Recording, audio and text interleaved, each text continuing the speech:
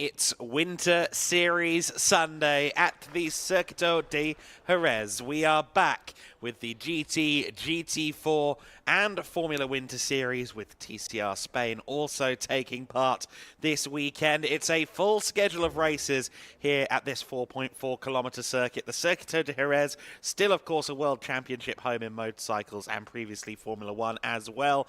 Myself, Adam Weller, alongside Chris McCarthy and Lucas Gajewski for the broadcast this weekend. We brought you all of the exciting action on Saturday, and we intend to do the exact same here today, along with our live stream partners, Alpha Live.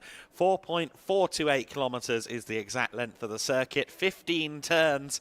Almost 40 years old, this circuit, now established in 1985, very soon after opening, hosting the Spanish Grand Prix. And still a world-class facility, of which there are many down here, of course, in southern Spain.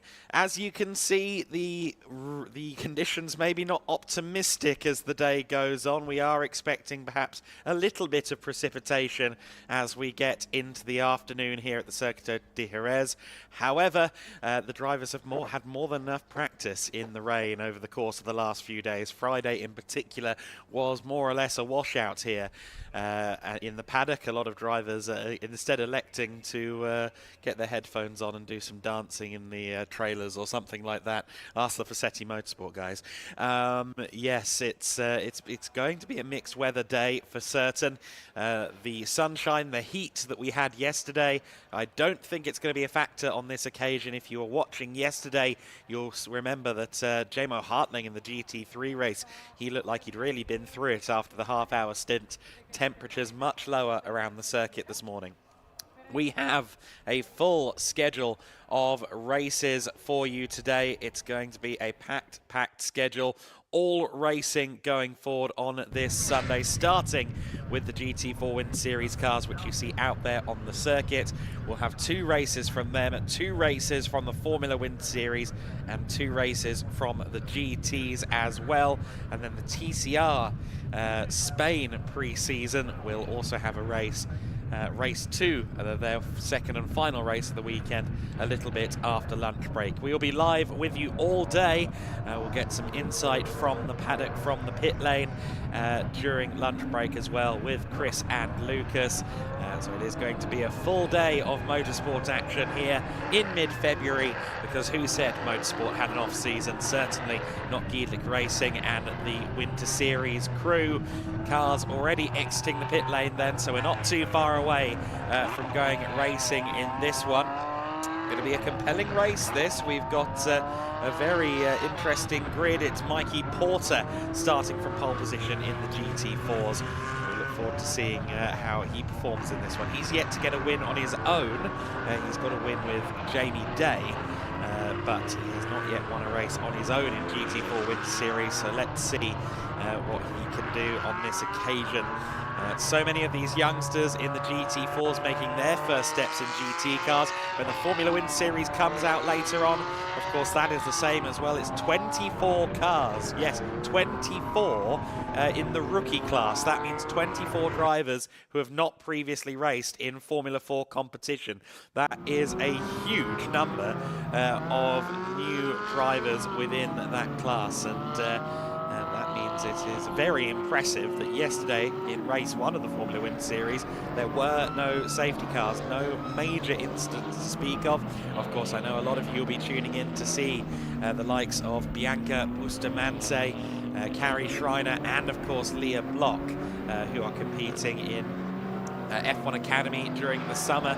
They are taking their first steps in racing this year in the Formula Winter Series. Of course, Leah Block taking her first ever steps in single-seater racing, not just her first of this season. And it's been great to see her competing. We've got massive names, or soon-to-be massive names, I think is probably the best way to put it, in that FWS grid. The likes of Griffin Peebles, yesterday's race winner Andres Cardenas, certainly someone to watch based on his performance yesterday. Juan Cota, Maciej Guadish, et al. A great grid there. The GT's always spectacular as well, of course, with the mix of GT3 and single make GT machinery. And the TCR Spain category, also very fun to watch yesterday. We've got the very interesting story there of motorcycling world champion Anna Carrasco making her four-wheeled racing debut. She's still very much in the process of getting to grips with the very different world of tin top motorsport. But great to see those first strides happening in real time, and we'll have to see where her career path goes from here. So a full schedule of racing to bring you. There will be no less than 7 races across this broadcast today. So do stay with us all day long, because we are going to bring you a lot of action. The first action is just a few minutes away. Let's zone in and focus on the GT4 Winter Series.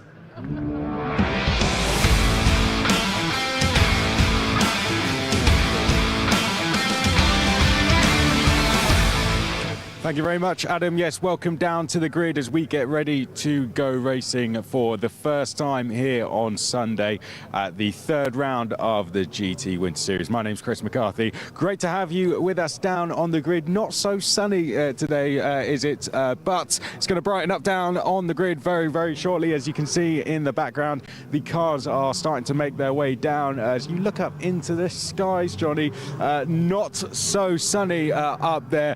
Looking at some weather forecasts with the teams, hearing that it might start raining at them from about 11 o'clock. Then the rain is due to stick around for on and off the rest of the day. So we could see some tricky conditions. I think the GT4s might get away with it, but after that, we could see some changeable conditions. We've got some drivers down here. We've got our race winner, Jamie Day, with us. His teammate, Mikey Porter, just pulling into position on pole position. They got their 4th win yesterday in that Aston Martin, leaving them in the championship lead. We will see if they can get that door open, and we'll dive in and have a word with Mikey Porter. Can we have a quick chat with him? Matt George is going to open the door for us. Right. Mikey, great to have you back on pole position with us. How's the track feeling out there this morning? Of course, very sunny yesterday, not so sunny out there today. Yeah, it's a bit chilly this morning. Obviously, one of the first cars out on track. The weather's looking a bit ropey. I think we might have a little drizzle in the race, but we'll see how it goes. I'm just going to push on and see what we can do. Always a challenge when you're the first car to take it on as well, I bet, isn't it? Yeah. Obviously, you've got that to deal with, but I'm just going to do my best and get my head down. Looking forward to the race ahead. Reckon we can make it 5? Yeah, hopefully. Stuff. We'll leave you to get your head settled. Thank you very much for that. Mikey Porter is going to be starting from pole position alongside the SR Motorsport car. These guys, a DNF for them yesterday, unfortunately. But other than that, we have seen them pretty much on the podium in every single race. It brought them down. It brought that podium run to an end. It looks like they're having a bit of a chat. So we'll leave them to it for now. Can we jump in and have a quick word with our driver? How long do we have? 3 minutes. Let's jump in and see. How's the track feeling out there so far? Feeling a little bit cold out there, a little bit green? All fine right now. So yeah, the weather will be a little bit tricky, like also in the last race. So it will be interesting, but for now it's dry, and I'm looking forward to a good race. Yeah. Reckon we can come back and get a win today? Sorry? Reckon we can get the win today? I think so, yeah.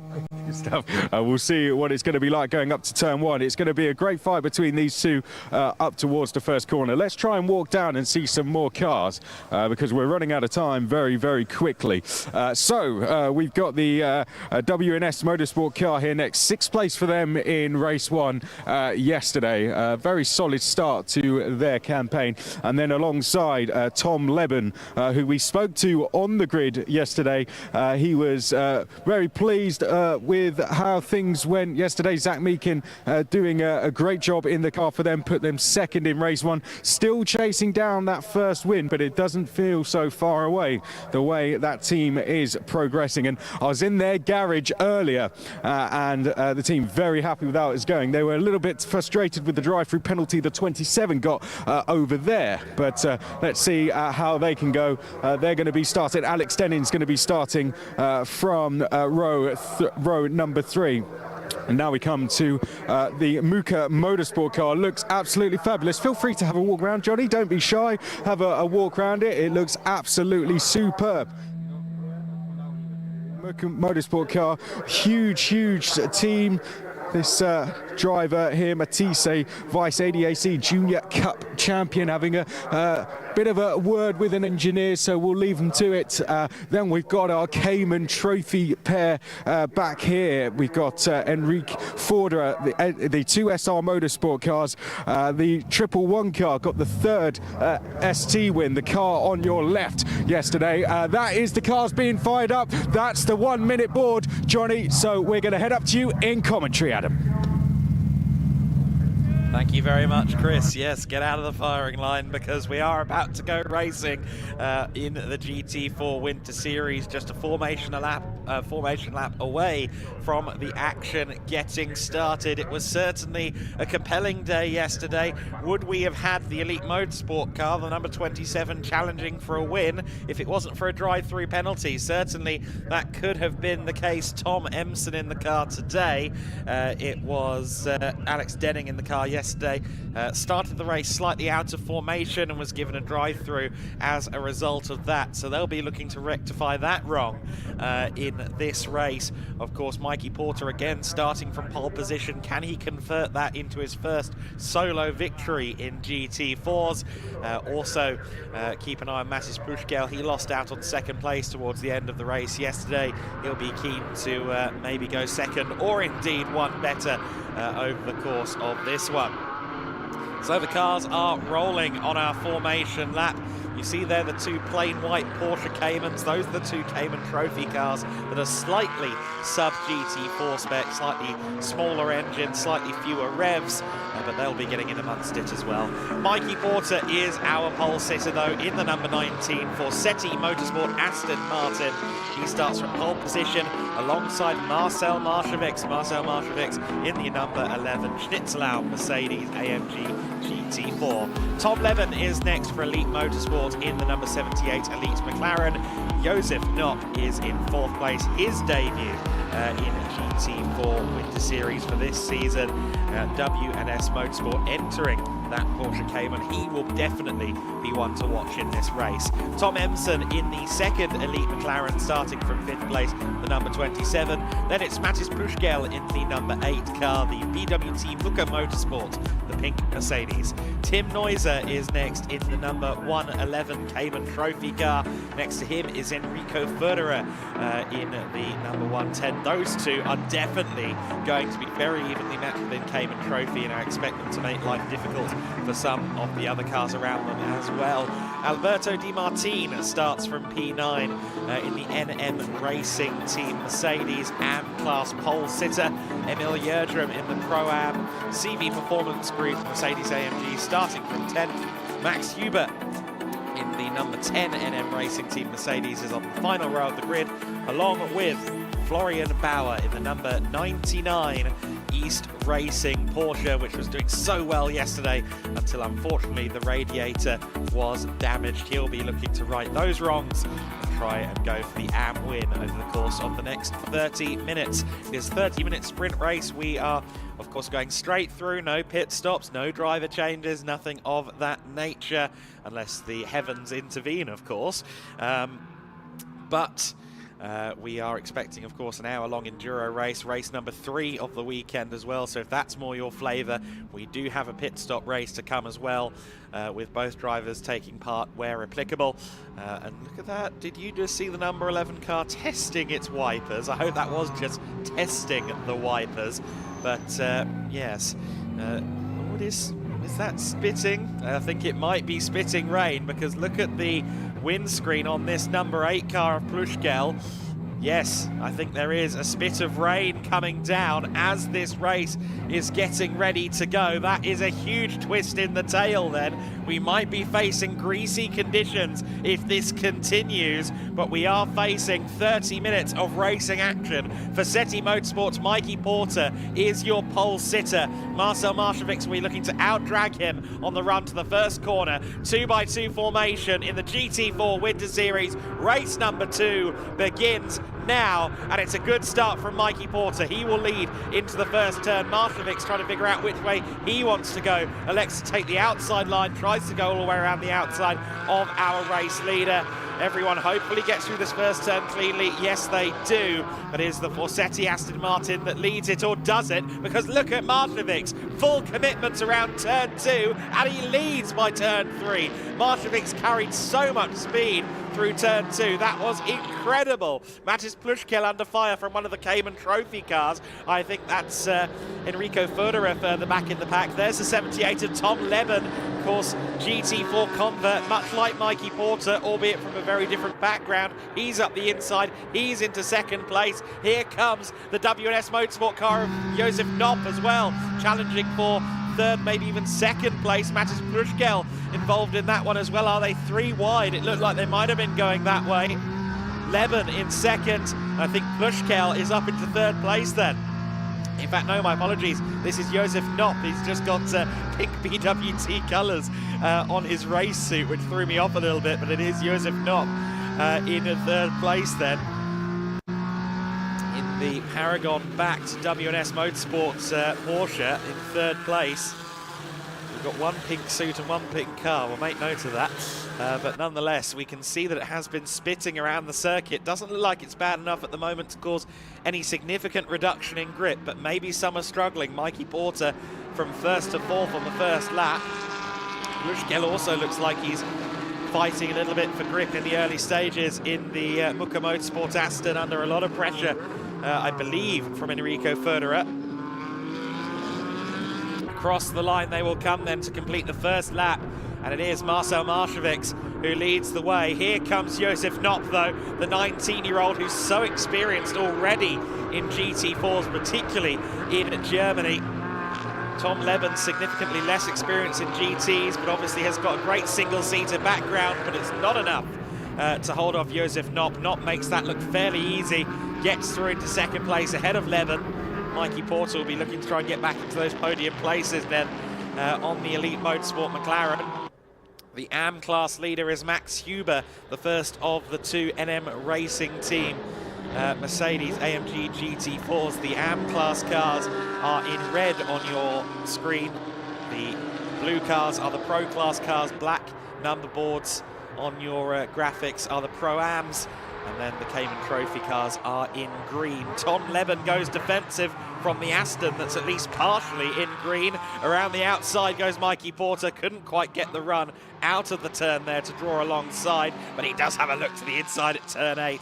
He'll be wanting to get back through and make those positions as quickly as possible. He'll also be noting that Marshavic's and Josef Knopp are driving off a little bit. He doesn't want to get stuck behind Tom Leben if Leben doesn't quite have the pace yet in the early stages of this race.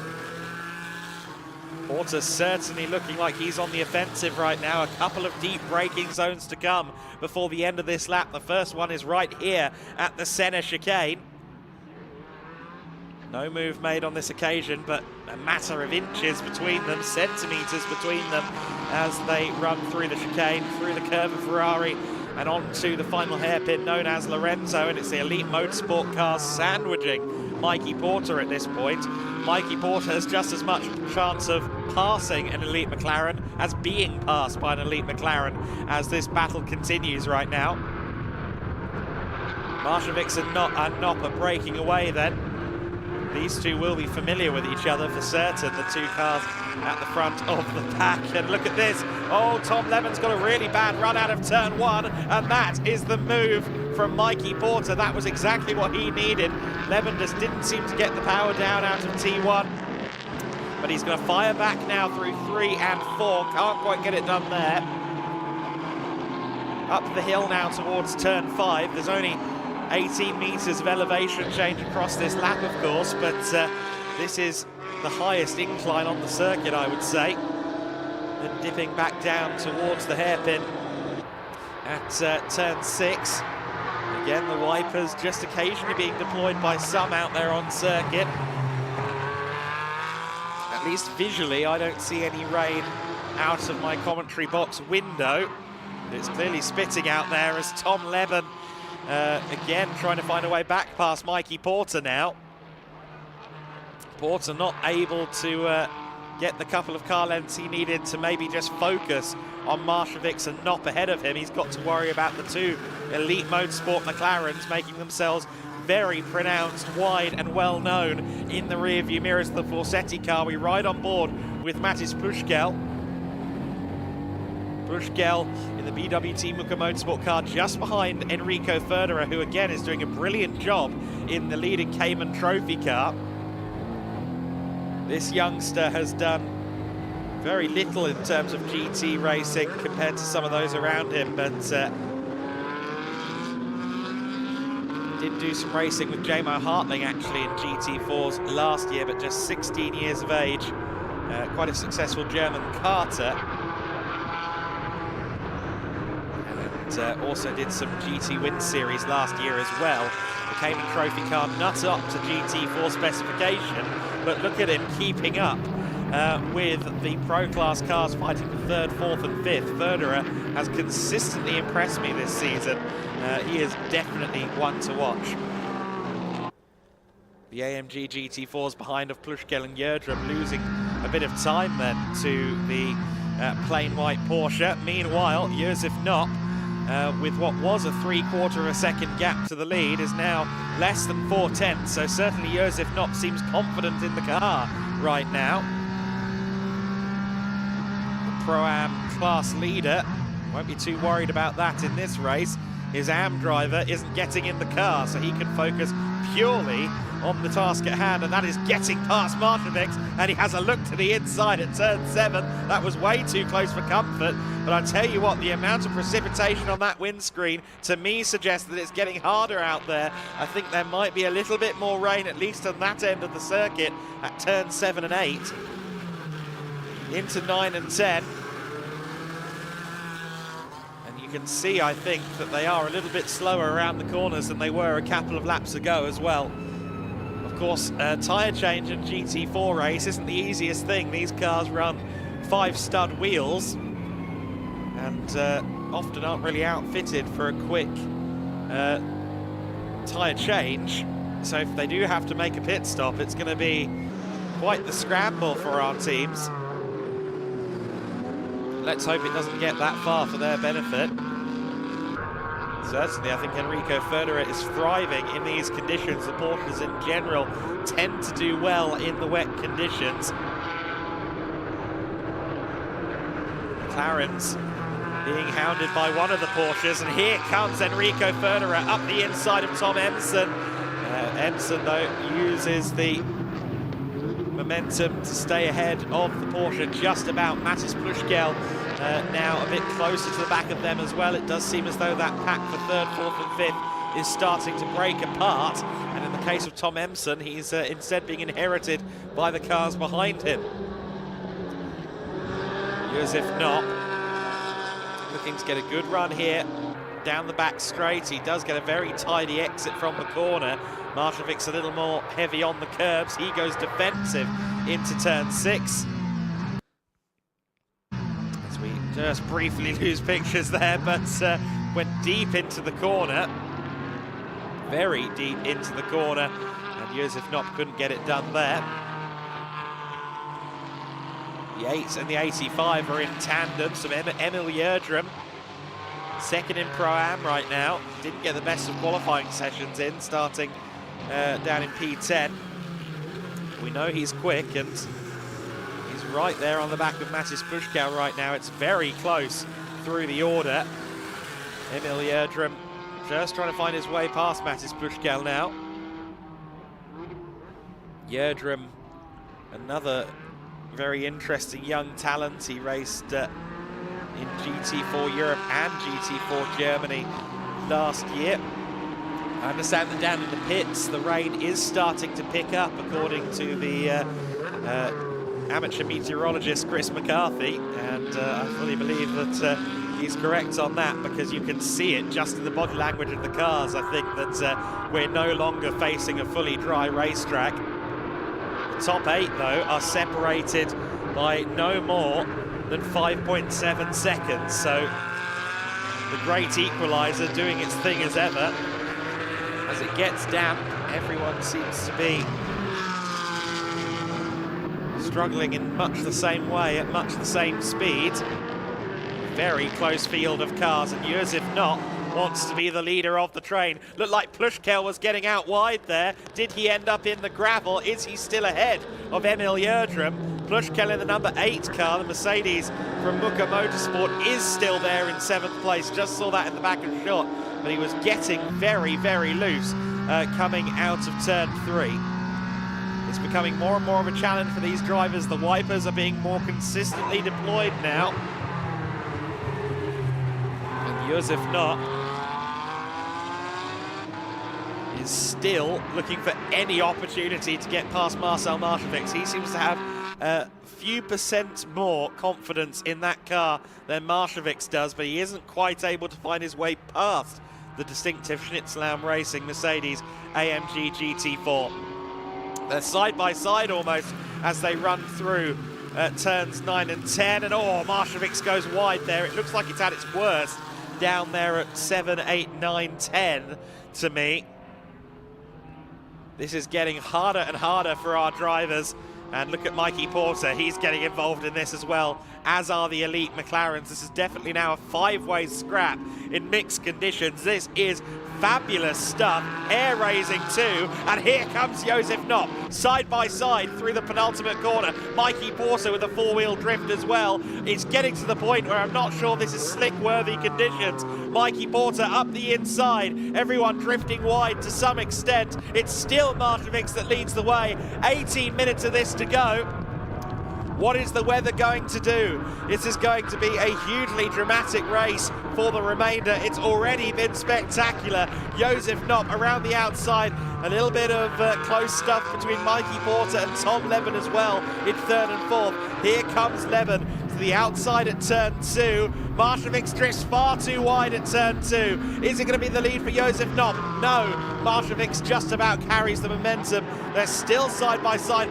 Leben and Porter, I think, just got into each other a little bit there. Emil Jerdrum past Mattis Plushkel there as well. They're still side by side for 7th and 8th, but Porter's up to 3rd, and Emson has followed him through. No, it's still Tom Leben there in 4th place. Leben, despite being on the gravel, is still there in 4th. Maybe make it 3rd because he's got a nose ahead, and the lead is going to change as well, because look at Josef Not.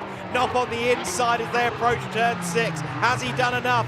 No, Marcevic still has it, but who gets the power down out of turn number 6? It is still Marcevic just about. You saw there as well on the picture-in-picture that Mattis Plushkel had a moment out there. It's Marcel Marcevic from Josef Not, from Mikey Porter, your top 3. Then it is, I think, still Tom Leben there, followed by Tom Emson, the Toms in the elite McLaren. And then it's Enrico Ferderer in 6th place. This is the biggest challenge of the season in the GT4 Winter Series for certain.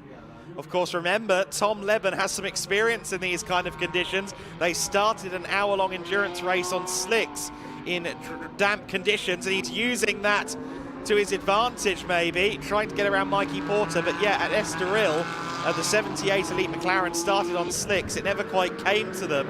It was wet weather conditions all throughout the race, but they kept it on the island for the entire race, and that experience could be useful now. Look at Enrico Ferderer trying to get up the inside of both elite McLarens. He has gotten past Emson by the looks of it. 15 minutes and 55 seconds, and I have no idea who in this top 6 will be on the track, much less leading by the end of this in these treacherous, slick conditions. I mean, slick as in slippery. Here comes Josef Not to the inside at turn 2. Surely this time he's got it done. The karting line can only do so much for Marcel Marcevic, but it does a lot for Marcel Marcevic. He does keep the lead, at least for one more corner, because it's through at turn 4 for Josef Not. Now, has he carried the momentum through the turn? Yes, he has. Josef Not is up into the lead. Plushkel in the pits then, as the leaders are side by side. Down the hill now out of turn 5. Marcevic with huge opposite lock. Here comes Tom Leben, who's got himself up into 3rd place. Could he make it P2? He's got a nose ahead. He's got the outside line. Marshevix tends to like that outside line, seemingly in the current conditions. He's given it to Leben. Oh, and a big sideways moment from Tom Leben, who somehow just about keeps it straight. Here comes Mikey Porter around the outside of Marshevix as well. Marshevix being swallowed up. Here comes Tom Emson as well in the other of the Elite Motorsport cars. Marshevix goes from the lead to 5th place. Mikey Porter going for 2nd. Off track there went Marshevix. Marshevix into the gravel. Marcel Marshevix, I think, ended up in the gravel there. But it is Leben up to 2nd, Porter in 3rd, Tom Emson in 4th, then it's Enrico Federer. Is Marcel Marshevix still there? We'll have to wait and see.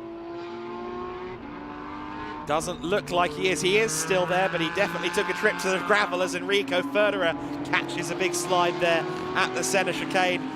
Those curbs are getting less and less hospitable for our competitors in these treacherous conditions. Emson around the outside now, and all of them going all the way off track onto the paint. They need to avoid that as it gets slipperier and slipperier. But look at Josef Knopp. Now that he's been released by Marcel Marshevix, he is disappearing up the road. He seems to have a lot more confidence in his car than those around him. And I think that the 2 cars in the pit lane might be going for wets. I think that's what's going on there. Emil Jerdrum back out onto the circuit, as will be Mattis Plushkel, hopefully. They're both a lap down. Plushkel, I think, is 2 laps down, but I think they're going for wet tyres. Let's see if it pays off. Tom Emson around the outside of Mikey Porter for 3rd place. Your order then at this stage is this man, Josef Knopp, leading the way with 13 minutes left to go. Then it's Leben. He's followed by his namesake Tom Emson, who goes way, way off track. WRC spec McLaren Artura, evidently. Then it's Mikey Porter, then it's Enrico Federer, then a big gap back to Tim Neuser in 6th place. Max Huber is your AM class leader. Marcel Marshevix is also in the pit lane in the number 11 Schnitzelau Mercedes. I wonder if he is also going for slicks. Sorry, for wets. Definitely not going for slicks if they are doing a tyre change. I don't know that it's wet enough for the drivers to find a lap's worth of time, but it's going to be interesting to see how quickly Emil Jerdrum gets past these guys. I'm sure he's going to unlap himself. Just getting confirmation from downstairs that Marcel Marshevix is indeed going on to wets. Again, hugely difficult pit stops in these GT4 cars. I think I just saw that one of the drivers, well, the other driver of that car, was actually doing some of the tyre changing there. So I think that was Joel Mesh with a wheel gun. And critically, Marshevix will come back out still just about on the lead lap. So that will be helpful for him. He won't have to pick his way past these cars, slipping and sliding around the circuit, as going very deep into the corner again is Mikey Porter. Knopp is now leading by, I think, somewhere in the region of 5 seconds. In fact, it's only 3.2 as they come across the line. Leben and Emson then leading the charge of the others. I wonder what Emil Jerdrum's pace is looking like. He's just behind Tim Neuser on the circuit right now, just behind these guys. And if he's notably quicker, then maybe he could make something special happen. Again, I don't know that the time or the conditions are in his favour, but the CV Performance Group Mercedes is the car on wet tyres right now, just coming up behind this leading pack, albeit a lap down. Then, of course, there's Marshevix, who isn't even a lap down. He is still just about on the lead lap, and he will be hopefully finding some pace for his sake, because he has made the gamble to move on to wet tyres. If you're just joining us, it started spitting on the formation lap in this GT4 Winter Series race, 30-minute race, and the conditions have progressively gotten more treacherous for our drivers. It looks to me like it may have somewhat stabilised over the course of these last few minutes. But it's certainly a very difficult game being played out here. Drifting way out wide goes Tom Emson, really fighting the car. Of course, every time they go on the paint, they would risk the car just looping around on them in these wet conditions. There you see, just trying to put the power down on the paint, on the painted curbs. It just spins up the wheels, even with the aid of traction control and the like. And Josef Knopp isn't really getting away from them anymore, it must be said. It seems as though Knopp is doing about the same pace as those behind him, albeit with a little bit of a cushion. Meanwhile, Florian Bauer, who you see in the picture-in-picture, has been massively closing in on Max Huber. His last lap was 3.3 seconds quicker than Huber, so I think the AM class lead might be at threat at the moment. There's Emil Jerdrum. Now that's important. Jerdrum just going through shot there in the CV Performance Group Mercedes AMG. Again, yes, he's a lap down, but he's a lap down and closing in rapidly on the second, third and fourth place cars. So clearly those wet tyres are doing him favours. I don't think they're favours good enough to win him back an entire lap. But clearly the wets are the way to go right now. Here is the AM class battle. Florian Bauer again in a Cayman. It seems as though these Caymans are liking these conditions. His last lap again several seconds faster than that of Max Huber. And Huber, I think, will come under fire here very quickly from Florian Bauer in the 99 East Racing car. There's Emil Jerdrum unlapping himself. So Jerdrum is on the move, on the wet tyres, albeit not for position. Marcel Maršović's lap times are a significant amount quicker than the leading drivers as well, about 4 to 5 seconds a lap faster, but again, that is not enough for him to close in before the end of the race. Florian Bauer has caught up to the back of Max Huber very quickly, but of course now he's got to find a way past the Mercedes AMG GT4 from the NM Racing Team stable. And in these wet conditions in particular, you never want to take that gamble excessively. Of course, yesterday Florian Bauer busted his radiator trying to make a move for the AM class lead, so he might be a little bit more treacherous than he was yesterday. Never mind, he's going up the inside, or is he? He goes almost straight on into the corner there. Just looking through my commentary box window, no changes in at the top four, so you're not missing anything on that front. The two elite motorsport McLarens are at very close proximity, but I'm sure the Toms, Leben and Emson have been told absolutely no contact, please. Though in these conditions, it's far easier said than done. Here comes Bauer then. You can hear how careful they're having to be on the throttle. Listen to the throttle input out of this final corner. He's going to have to be very gentle. Well, never mind, that's what happens when you're not gentle. Bad run out of the corner. He's going to get a couple of car lengths there on the NM Racing Mercedes, or lose a couple of car lengths in the NM Racing Mercedes. Bauer trying to go around the outside. Again, not quite making it work for himself. 6 minutes of this race left to go. He's got a little bit of time, but I don't think he's going to need it, because this time he gets a good run. He goes into turn 2 and he gets through into the AM class lead. And now that he's through, based on the lap times prior to Max Huber losing out, I somehow doubt Huber is going to have a response. Let's see though, maybe he can surprise, maybe he's found a little bit more pace, a little bit more confidence, but it looks to me as if the Florian Bauer driven East Racing Porsche is a little bit more poised, at least in these conditions. You can see him using that karting line, the outside line where the grip is usually found in the wet conditions, which is quite a surprise because of course, lest we forget, he's on slicks. Yes, clearly the AM class lead is now Florian Bauer's. He's already pulled a half dozen car lengths on Max Huber, so Huber demoted to second. Leben and Emson still very close together in the elite McLarens. As I mentioned, blue flags being waved down at the center chicane. I'm not sure who they're for, but it might be for the leaders getting vastly overtaken by the slick shod cars, or the wet shod cars, I should say. Indeed, actually, everyone who has changed into wets is now back on the lead lap. Second, third and fourth coming past my commentary position at the moment. 78 from 27 from 19. Mikey Porter still off the podium at this stage.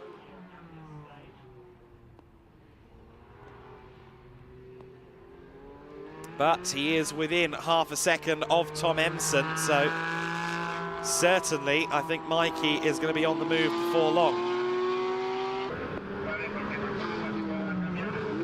Continue to watch Florian Bauer. He has already built a good 2, maybe 3 seconds in the AM class lead, really stamping his authority on the AM lead at the moment.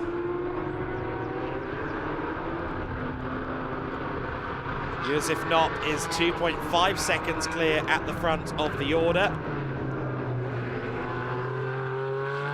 However, that gap is actually shrinking. He was slower by 1.5 seconds than Tom Leben on the previous lap. So Josef Knopp is losing a bit of time to these 3 drivers in second, third and fourth place.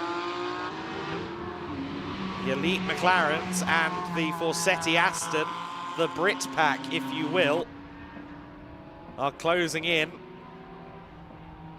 on Josef Knopp. Or was that just someone getting past him on the slicks? It could be the case. Marcel Maršovics has reached Alberto Di Martin out there as well. So Di Martin on the wets is about to get overtaken by the slick shod Marcel Maršovics. But again, with 3 minutes left of this race, those that have moved on to slicks are not going to close up on these drivers without a serious deluge any moment now. Through the center chicane they go then. 2 minutes and 52 seconds left on the clock. Can Porter do anything about the 2 elite McLarens? Can the elite McLarens do anything about Josef Knopp? We'll see what the gap is between them as they come across the line to complete lap 13 of the race. Knopp down the straight underneath the unidentified finish line object. It's 3 seconds, the gap between Knopp and Leben, so it's gone out again slightly on that lap. It seems that everyone in the top 4 is doing about the same pace right now. I think maybe all of them have gotten used to these conditions. I also don't think it's getting actively wetter at this stage of the race. If anything, I don't know if the rain has stopped, but certainly it doesn't seem to be getting any worse right now. Not enough to make the surface of the circuit any wetter. With 1 minute and 45 seconds of the race left to go, I believe we're just about on the penultimate lap of the race. We are doing slower times, of course. Most of these cars running in the mid to 13, 14 range, at least at the front, but I think we are just about on the penultimate lap rather than the final. There's Plushkel, one of 3 cars on the slicks, still in 12th place, ahead of these cars, funny enough, on the road, ahead of the leading machines, but of course not with enough time to really make use of these wets in the manner intended.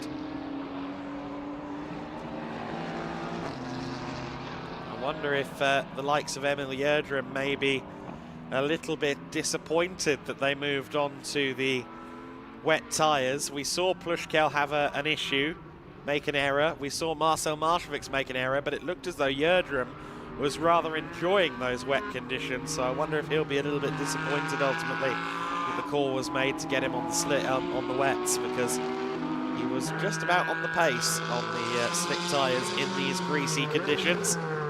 We are going to have one more lap of racing, 25 seconds left on the clock. And Josef Knopp looks like he's on his way to a very good result for himself and the WNS Motorsport team here. just 19 years of age, has already raced KTM Mercedes GT4 machinery extensively as Josef Knopp. Certainly a GT4 resume that almost outmatches his own age. Enrico Federer, we just saw there in 5th place as well. He'll be, I think, very happy with how the early stages of the race went for him. Again, in a sub-GT4 car, call it a GT 4.2 or something like that. It's just a little bit less of a race car than the full-on GT4 Caymans. But in the early stages of the race, he was in that lead train of cars. Enrico Federer is going to take a comfortable Cayman Trophy class win by the looks of it. There's Tim Neuser second in the class as well, running 6th overall. Florian Bauer behind him far down the track in 7th place. He looks set for the AM lead. There's Federer again in the 110. SR Motorsport will be happy with their efforts in this race. But it's the other Porsche team, W&S Motorsport, that will have the most to celebrate potentially, with Josef Knopp just a few corners away from race victory.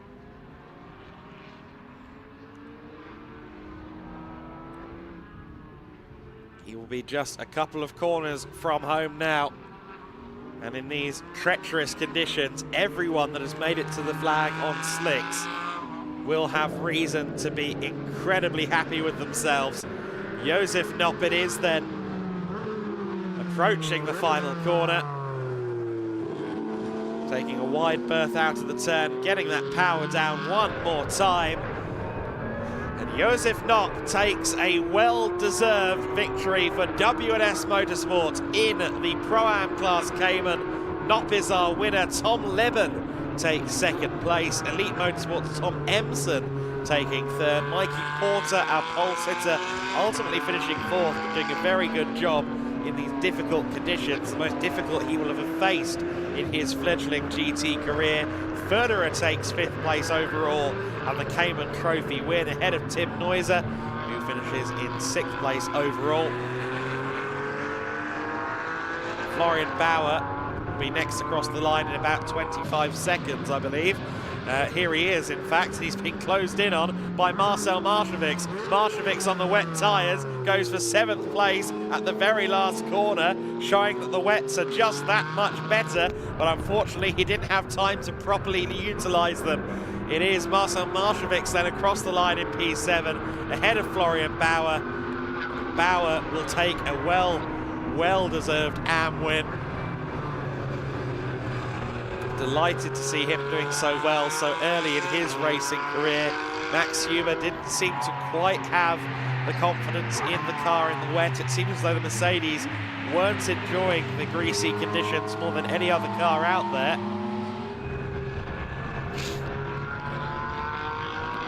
Emil Yerdrum also on the slicks, of course, as is Matis Pushkel. They finished 10th and 11th respectively. Alberto Di Martin should be the last car home in the AM class. Certainly tricky conditions, and all of these drivers doing very well to even make that checkered flag. There is Di Martin in the 15 car. You can hear just how careful he's having to be on the throttle. But he will make the flag, and he will return an undamaged car to his team boss and teammate Neil Montserrat. So that is probably the most important thing. Still scores points for 3rd in the AM class as well.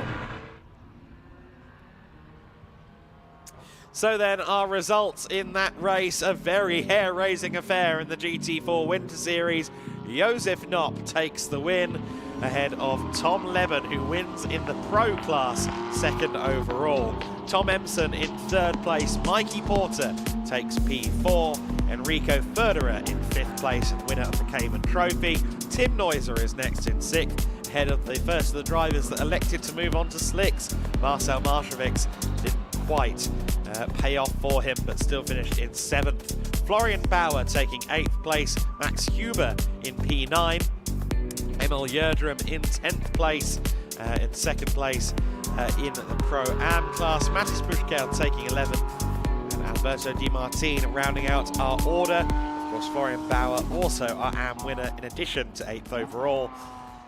So lots of trophies to be handed out, and of course we will be seeing that podium ceremony in a little while. In a few moments time as well, we will hear from Chris McCarthy with our winning driver. That's why I got confused at the start of the race. Look at that, that's more of a Muka Motorsport colour if I've ever seen one on his race suit. It is indeed a Muka Motorsport race suit. I thought we were on board with the number 8 initially, but the number 31 car of Josef Knopp, prepared by the WNS team, and I think he has a lot of reason to be optimistic about the combination of himself and the car. Zach Meek in there among those congratulating Tom Leben on his efforts. Leben did a very good job there. And Zach's dad there also among the elite crew congratulating co-driver Tom Leben. We'll see Zach Meekin back in the car later on, of course, along with Tom in the endurance race a little bit later. 60-minute enduro to come in the afternoon for the GT4 Winter Series. We can now, though, go to Chris McCarthy. He has Josef Knopp with him. Yeah, Josef Knopp just getting jacketed up, and then yeah, because it is still a little bit rainy down here, the WNS Motorsport driver. Let's get you around. So we got your car in the background, Josef. Fantastic drive. Well done. I mean, tricky conditions out there. Dry at first, but then the rain started to fall. Tell us how it was dealing with that. From the beginning was actually everything normal, but after half of the race was completely crazy. And then just was challenge who win.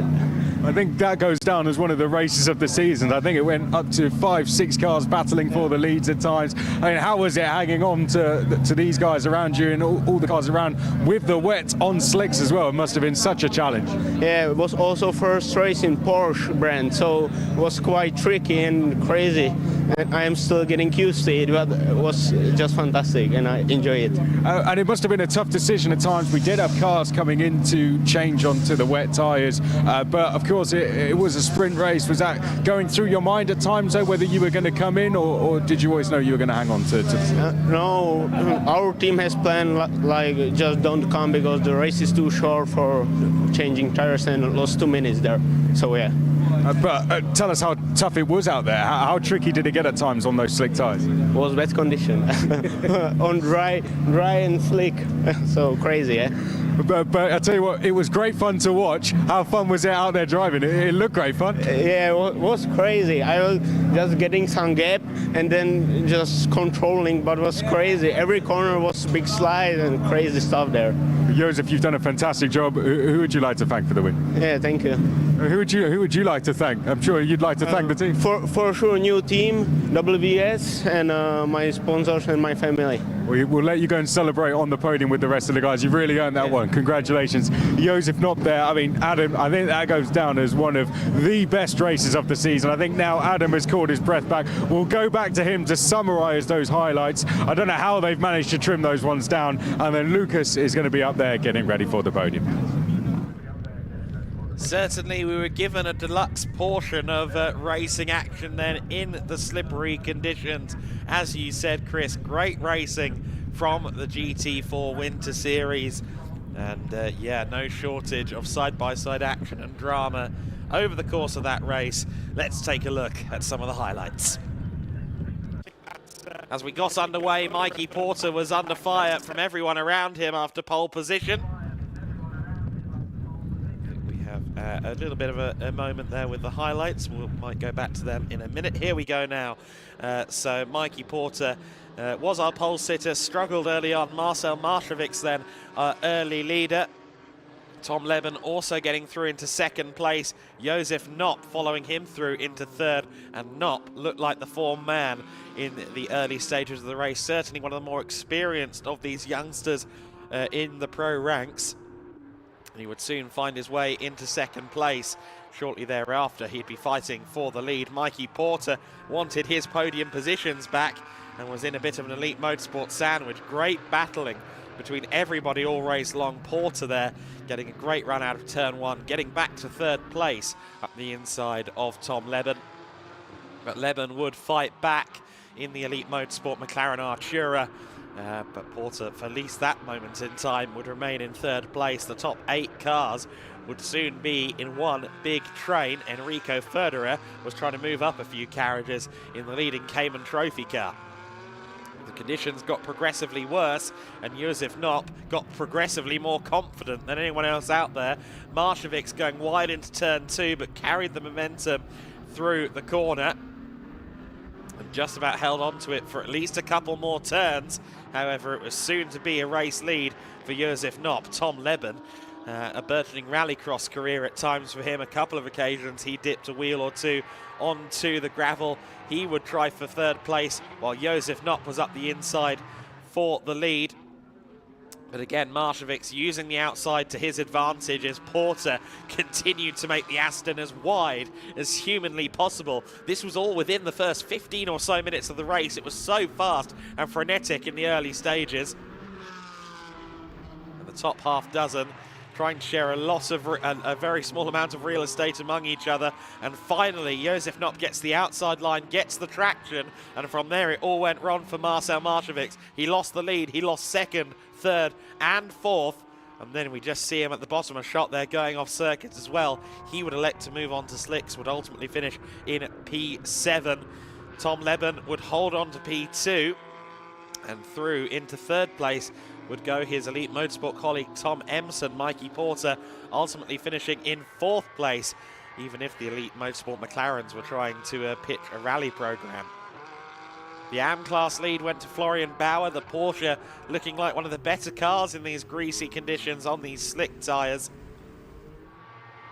But it would be WNS Motorsports' Josef Knopp who took a solid and commanding lead out to 3.5 seconds at one point, managed the gap from there, and it was a race victory for he and his new team, WNS Motorsport, his new car, the Porsche Cayman GT4 RS CS. And Josef Knopp takes his first ever win in the GT4 Winter Series. So the next question, of course, will be tyre strategy for the other races, but we don't have to worry about that in the media crew. We just have to worry about staying dry. Let's see if Lukas Gajewski can on the podium. Thank you very much, Adam. Well, I have to say that race, accompanied by a fabulous Italian morning coffee, was the best way to start our Sunday live here in Jerez. So welcome everybody to the first of many podiums to come for today, and for this first GT4 Winter Series of the day just as well, because we have various classes to be presented on the podium. So let's clear the stage and welcome our winners in Pro Class. And in third place in Pro Class for Forseti Motorsport is Mikey Porter. In second place for Elite Motorsports, Tom Emson. And your winner in Pro Class for Elite Motorsport just as well is Tom Leben. Well done, guys, for keeping it nice and tidy. Trophies are being presented by the Gietlich Racing and GT Winter Series crew to our top 3 Pro Class finishers. On the podium, Mikey Porter in third after Jamie Day won the first sprint race yesterday. Tom Emson in second place, and of course Tom Leben securing another podium finish there for the number 78 outfit for Elite Motorsport. Let me quickly grab a word with our race winner in Pro Class with Tom Leben. Tom? No worries. Just a quick chat. I mean, we know that McLaren racing cars are incredibly hard to drive. How was it under these conditions then? Yeah, it was pretty difficult, to be honest. Yeah, they're difficult to drive, especially in the wet on slicks, but managed to get it around, didn't fall off, and yeah, took the win. Well done, absolutely fascinating to follow. Thank you very much, and of course, best of luck for the race later on. Thank you very much, and a big round of applause once again for your top 3 finishers as the Elite Motorsport crew, of course, take just another picture for their archives. So that's our Pro Class podium done and dusted. Next up is Pro-Am, and after that very interesting race, let's remember Pro-Am is also the class fielding the overall race winner in this second race of the weekend. First of all though, it's congratulations to the second place in Pro-Am class for CV Performance, Emil Gerdrum. And here is your Pro-Am and overall race winner just as well for WNS Motorsport, Josef Knopp.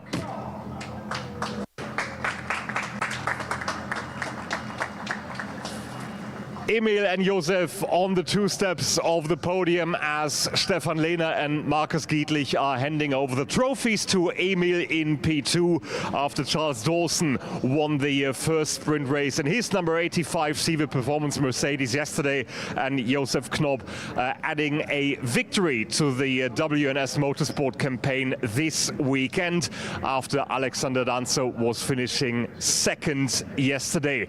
Thank you very much, guys. Well done. Very happy to see you on the circuit later on this afternoon for the third and last race of the day in GT4 Winter Series. Coming up next is the podium in AM class. So please welcome in third place on the podium for NM Racing, Alberto De Martin. Yesterday's race winner once again on the podium. In second place, his teammate for NM Racing, Max Huber. And your winner for East Racing Motorsport, Florian Bauer.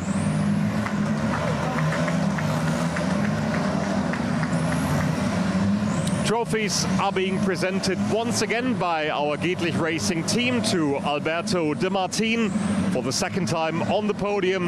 Max Huber, his Swiss teammate, in second place, and then it's Florian Bauer winning the second race of the weekend after finishing second yesterday. And in the background you might be able to hear the Formula Winter Series cars already heading out onto the circuit. That's going to be very, very exciting just as well. However, before we are ready to kick off the second Formula Winter Series race of the weekend, there is another podium to do, which is for the Cayman Trophy. So please welcome in second place for the Cayman Trophy drivers for SR Motorsport, Tim Neuser. And here is your Cayman Trophy winner after a fabulous race out there on the circuit for SR Motorsport just as well, Enrico Förderer. So 2 more trophies to be presented from Markus Giedlich and from Stefan Lehner to our Cayman Trophy winners.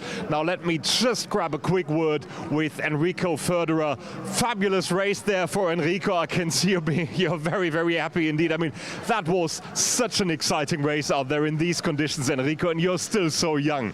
Yeah, it was a fantastic race. Tricky conditions with the dry and the wet, but we did a good job, and I think that's the result. And of course there is one more very, very important race coming up. So can we please have another big round of applause for our top 2 finishers in Cayman Trophy, Tim Neuser in second, and your winner, Enrico Förderer.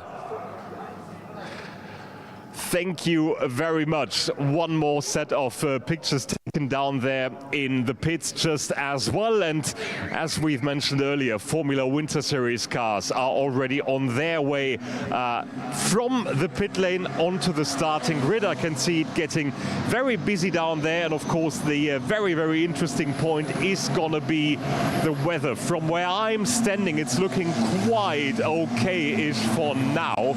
But let's head down to a person who is much, much closer to it. Chris McCarthy is down there on the grid to see what conditions are like for race number 2 of the Formula Winter Series, live from Jerez.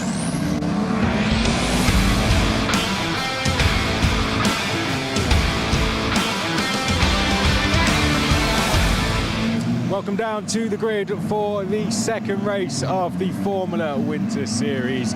Not so sunny today, is it? If you look down on the track, Johnny, you'll see we've just had the GT4 Winter Series out and it started to rain during that race. Spin round, Johnny, you can see just up, the cars are making their way out onto the circuit. They have done one installation lap. They're just going round for one more as well. Myself and your commentator, Adam Weller, were having a look at the tyres, and looks like most of the drivers have gone for wet tyres, but we'll have a little scan on the grid as far as we can get down and see what they're going for. But I think most of the cars in this one will go for the wet tyres. We did have qualifying 2 a little bit earlier. Juan Cota actually took pole position in that. He's going to be starting a little further down the order for this one. The grid of this, as I said, made up from the second best lap times from qualifying 1, which took place yesterday. Now, your race 1 result for yesterday, Andres Cardenas, who won here in Spanish F4 last year, took the win by 4.5 seconds ahead of Griffin Peebles. 2 familiar names to F4. Likewise, Mashesh Gladish, who finished 3rd. Mateus Ferreira from US Racing finishing in 4th. Akshay Bora, his teammate, just behind in 5th. And then Jean-Marco Pradel, who finished on the podium here in this championship last year, was 6th place. Mattia Kilnuggi was our second of our rookies, our rookie winner. Gladish, he was 7th. Mikkel Pedersen was 8th. Lucas Flusha, very happy with his performance. Adam Weller told me, who walked into the track with him this morning, he was 9th. Juan Cota 10th, but as I said, could be one to watch in this race after that confidence boost that must have gave him that pole position earlier. He's going to start 23rd.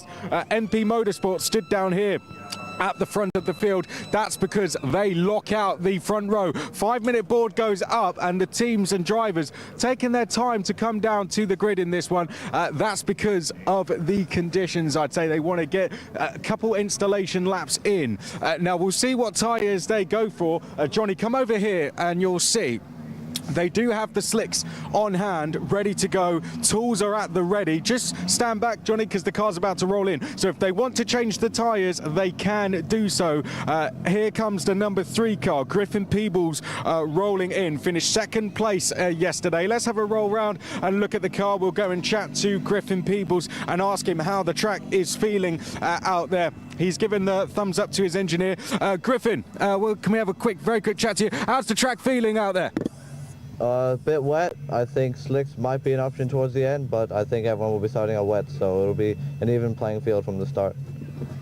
Great race for you yesterday. Great start to the season. Confident now going into today? Yeah, yesterday was a good race. We didn't use any new tires, so we had a little bit of a tire disadvantage. Pace was decent, and we kept up with Cardenas for a little bit, but we're on pole now, so I think we should be able to do very well from here. Thank you very much for your insight, Griffin. Okay, let's keep walking. Mashesh Gladish, as I said, is over here. Let's have a little chat to him and see how the track is feeling. Mashesh, rookie win yesterday. You must have been over the moon with that. Yeah, I mean, it's been a really good race yesterday, but today, looking forward to win. I mean, the pace we have in the weather is actually really good, so it was a good start. We'll try to overtake in the beginning, and then we'll try to make a big gap. So the goal is just to win and make not too many mistakes. Thank you very much. Okay, let's keep walking. Right, so good luck for the race. Andres Cardenas, our winner, is going to start from 3rd place over here. James Egozi come next as the 3-minute board goes up. The American, very exciting young talent. He starts there in the number 48.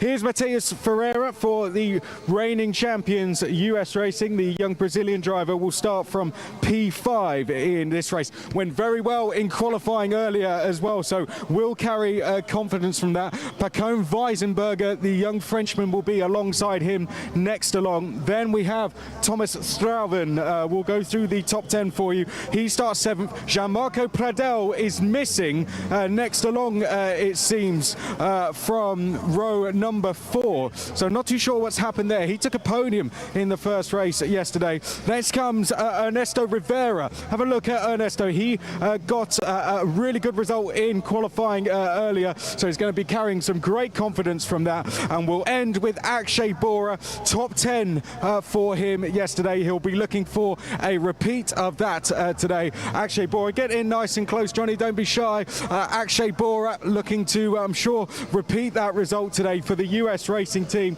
looking very, very strong in this one.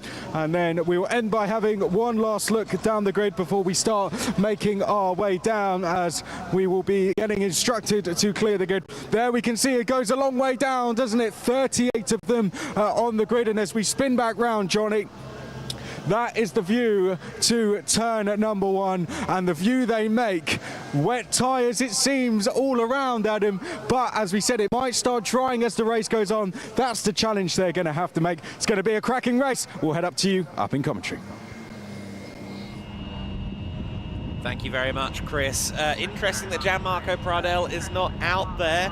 I wonder if maybe he's in the pit lane. I can't quite see from my commentary position, but maybe he's there. Maybe he's been the only one to pull the slick trigger. I don't know. Wet conditions out there on the circuit. Clearly, for now, pretty much everybody on wet tyres, and a more or less full grid of 38 cars almost ready to go. We've got a couple of cars out there on the grid, or rather on the pit apron. But let's run through the order. It is Griffin Peebles on pole position in the MP Motorsport car, and his teammate Maciej Guadish is there in second place. Andres Cardenas is next alongside James Igozi. He'll be looking to make an impression in this race. Matías Ferreira is next alongside Pacon Wiesenberger, who had an off in qualifying 2 this morning. That session determining the grid for race 3 later on. Row 4.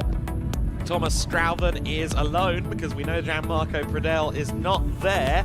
Ernesto Rivera is next alongside Akshay Bora. Tim Gerhardt is next in 11th place alongside Douwe de Decker. Kabir Anurag is in 13th place. Flavio Olivieri in 14th. Then it's Emmanuel Olivieri, not related. Mikael Pedersen in 16th. Finn Harrison in 17th position. And Adam Hideg in 18th place. P19, Enia Frey alongside Arthur Dorison. Juan Cota 21st. He was the fastest in Q2 earlier, so he'll have a much better race 3. Francisco Macedo is 22nd. Mattia Colnaghi in 23rd. Maxime Breen in 24th place. P25 is Peter Muzinolos. Lorenzo Castillo in 26th. Edouard Mornia in 27th, Bart Harrison in 28th, the 2 Rodin cars. Lucas Fuchsia in 29th place, he'll have a lot more work to do today. Leah Block starting from 30th place in her second ever junior single-seater race. Carrie Schreiner in P31, Filippo Fiorentino in 32nd, then it's Lenny Reed alongside Rennie Lammers, 2 sports car names there.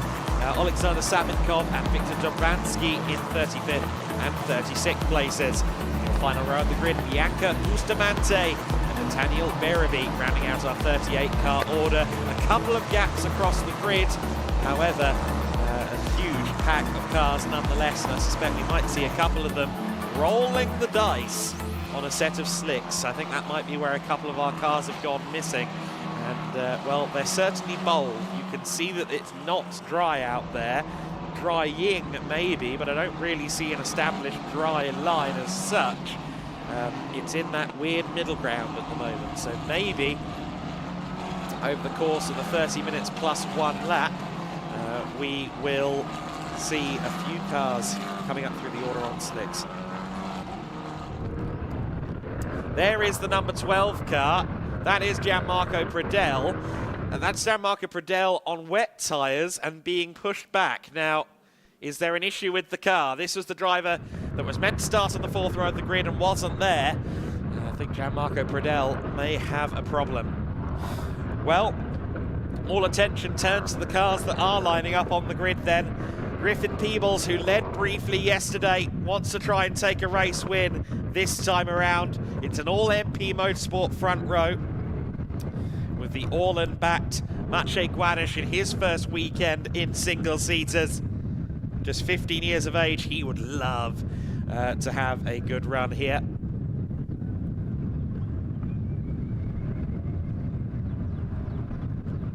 What about Andres Cardenas as well? Row 2 of the grid for yesterday's race winner. A circuit that he's now won at in 2 championships. We've got one car having a bit of an issue further back in the pack by the looks of it. That's Lorenzo Castillo, who has drifted towards the middle of the grid. Well, we're going to go racing by the looks of it, or is it an extra formation lap? No, an extra formation lap by the looks of it. And that's caused an amount of confusion, I think, for everybody. But an extra formation lap appears to be the case, although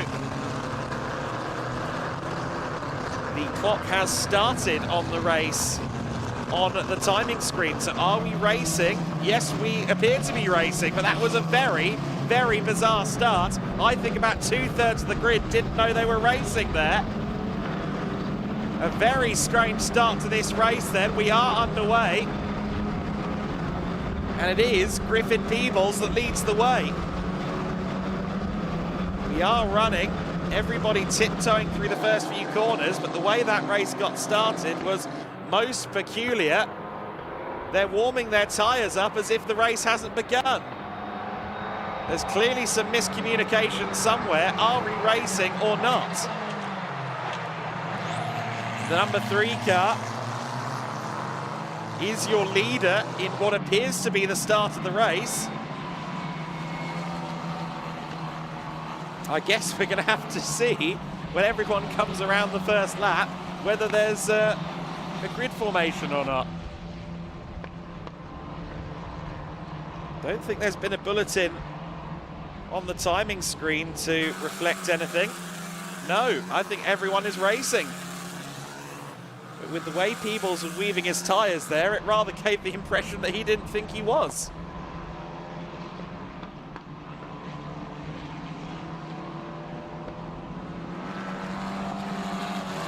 So then Peebles leads the field round Curva Ferrari towards turn 15. Double waved yellows out there on circuit. And it does look as though we are idling towards a second formation lap, but again the timing screen does not reflect that.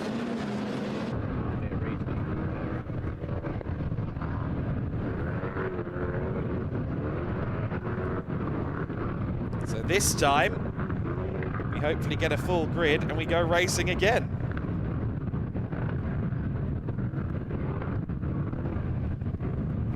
Well,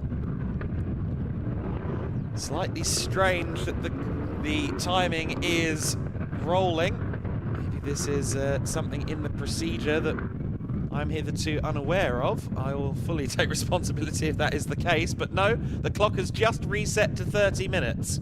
So evidently there was never a race actually on, and Lorenzo Castillo no longer has a grid slot. He was stranded in the middle previously and now he doesn't know where to go, by the looks of it. Oh dear. Okay, well, what happens now, question mark? Well, hopefully a race, hopefully a 30-minute race plus 1 lap. Hopefully all cars get underway. Oh, a lot of drivers creeping forward. The red light's on, but they never went off. Are we going on another formation lap? The clock didn't start, so I guess so. Another formation lap. Take 3. The clock has not started on my timing screen. But we are struggling here, aren't we, with getting everyone into the right grid slot. I think that some of the drivers' inexperience may be starting to show a little bit here. Of course, standing starts will be new to quite a lot of these drivers.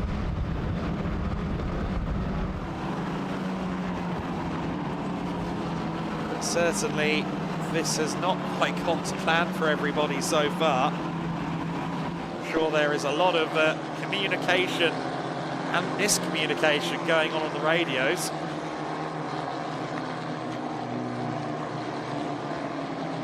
And of course this also, if you are bold enough to jump onto slick tyres, as it continues to, I believe, dry out there on the circuit,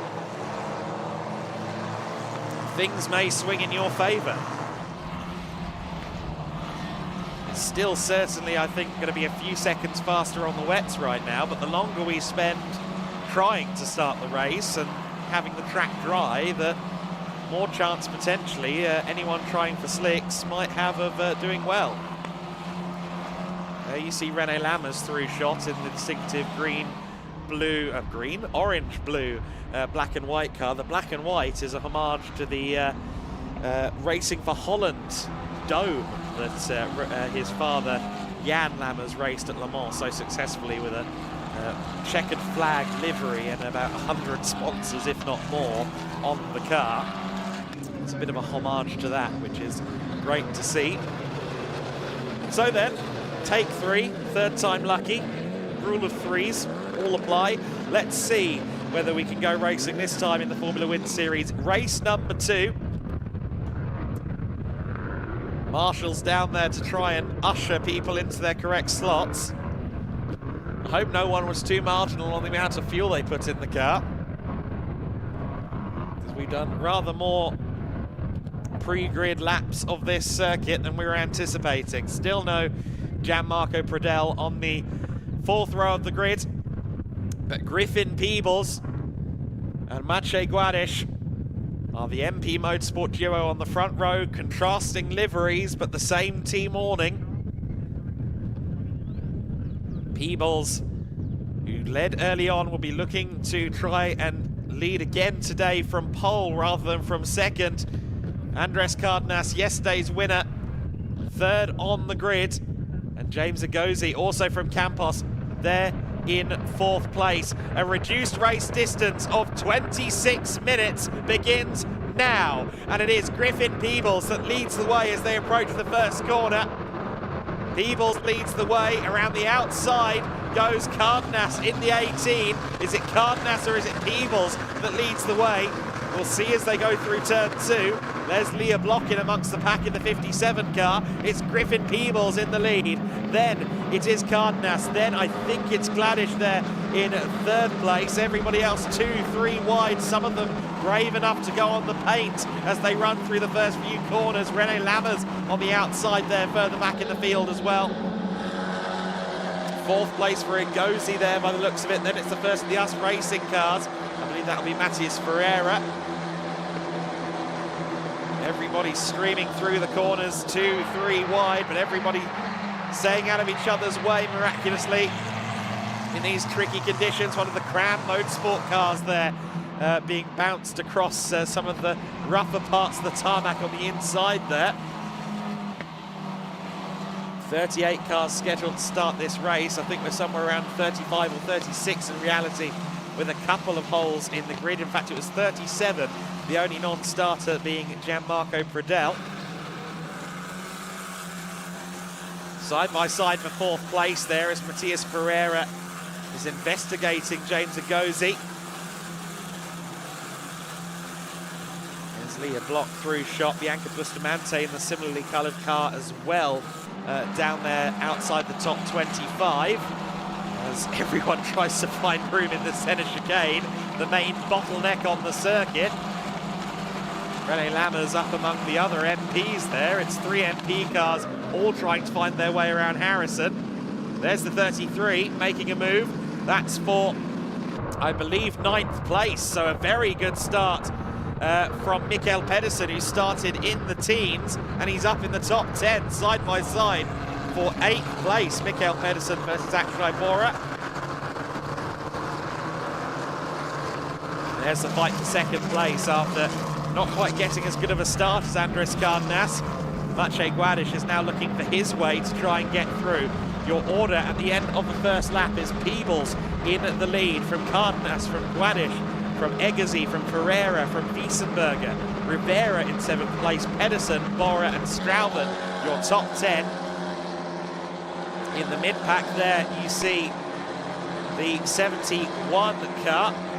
That is Maxime Riem running just ahead of both of the Cram Motorsport cars, actually, who've managed to find each other out there on the circuit by the looks of it. Flavio Olivieri among them. And there's Andres Cardenas just about holding off Guadish, or is he? Oh, goodness me, at the last possible moment, jinking to the inside there.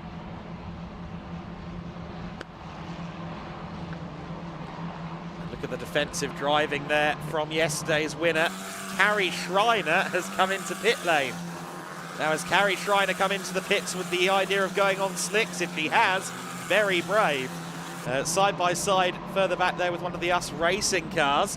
I think that was Akshay Bora and Strauthen side by side, so Rodin versus US Racing.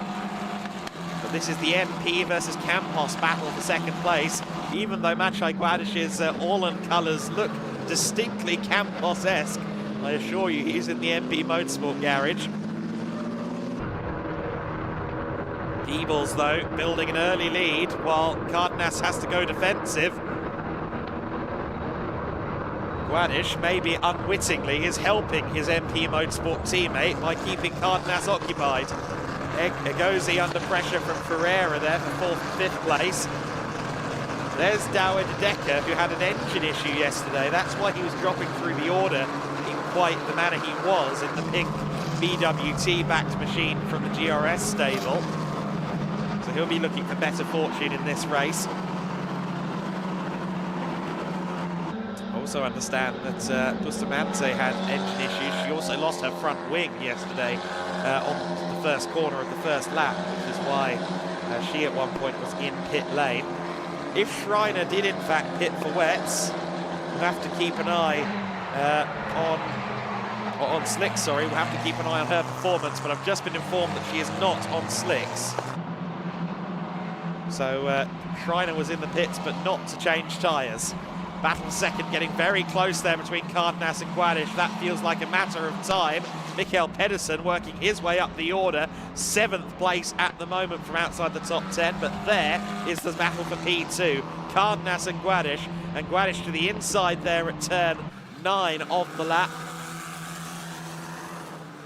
Egozi is wide. Here comes Ferreira on his inside line at turn 10. Everybody else streaming through. And Ferreira has gotten past Egozi. Pedersen up to P6. Pedersen is on the move. He's just gone past Pacom Wiesenberger. Here comes Guadish up the inside at the final corner. I think he may have got that done. Cardenas will have a better run out of the corner, so he may well try and fire back here. Top 3 have long since gotten away from the rest of the field. Yellow flags down at turn 10. Not sure what's happened there as this battle for second place continues. There is Ferreira now up to P4, but keep an eye on Pedersen in 6th place at the 33. He is on the move. Ernesto Rivera side by side there with Akshay Bora for 8th and 9th place. Kabir Anurag, who of course had a spin on lap 1 yesterday. He's well in the top 10 at the moment and trying to move further forward into 9th, maybe 8th place in that 3-car battle. Yellow flags are still being shown out there on circuit at turn 10, but I believe it's still a local yellow at this stage. No, safety car has been declared, so safety car is out on the circuit. Olivieri was in the pits there. That was Emanuele Olivieri of the AKM team, the Antonelli squad. There was that for slicks. I didn't quite see the entirety of that picture-in-picture, but if he's gone to slicks, then that's certainly a bold call. Again, whether it's damage or whether it's whether it is the tyre change or whether it's just damage picked up around the circuit for these pit stops, we'll have to keep an eye on it. I personally don't think slicks would work in the current conditions. I understand that the wind has changed significantly down in the pit lane. The wind direction has completely switched up, and that will be a factor to bear in mind as well. I see a couple of wing end plates as well around the circuit too, so clearly it's got a little bit physical with a couple. Just getting confirmation that the 73 car was a front wing change. We're also getting confirmation of the reason why the safety car is out, and that's the 37 car of Filippo Fiorentino. So unfortunately, one of the very handsome-looking Cram Motorsport cars is going to take no more part in this race. Very fetching blue livery on those Cram machines.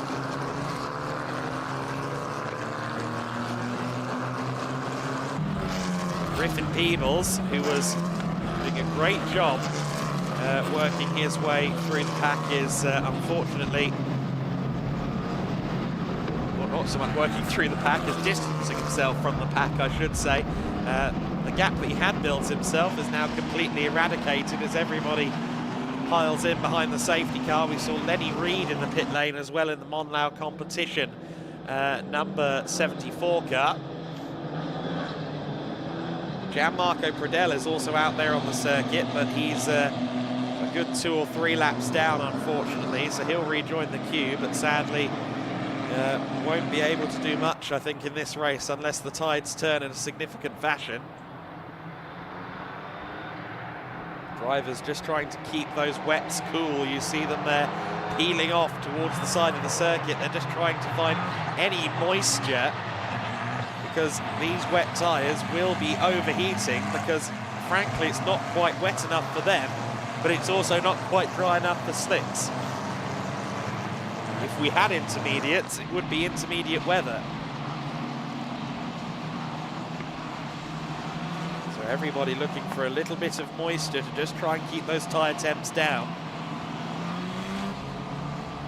Unlike the GT4 race we saw earlier on, these cars, of course, have centre-lock wheels, and that means that getting the tyres off is a far less laborious process than it is on a GT4. So in theory, a pit stop won't take quite as long. But of course, with so many cars on the circuit, track position is worth an awful lot in this race.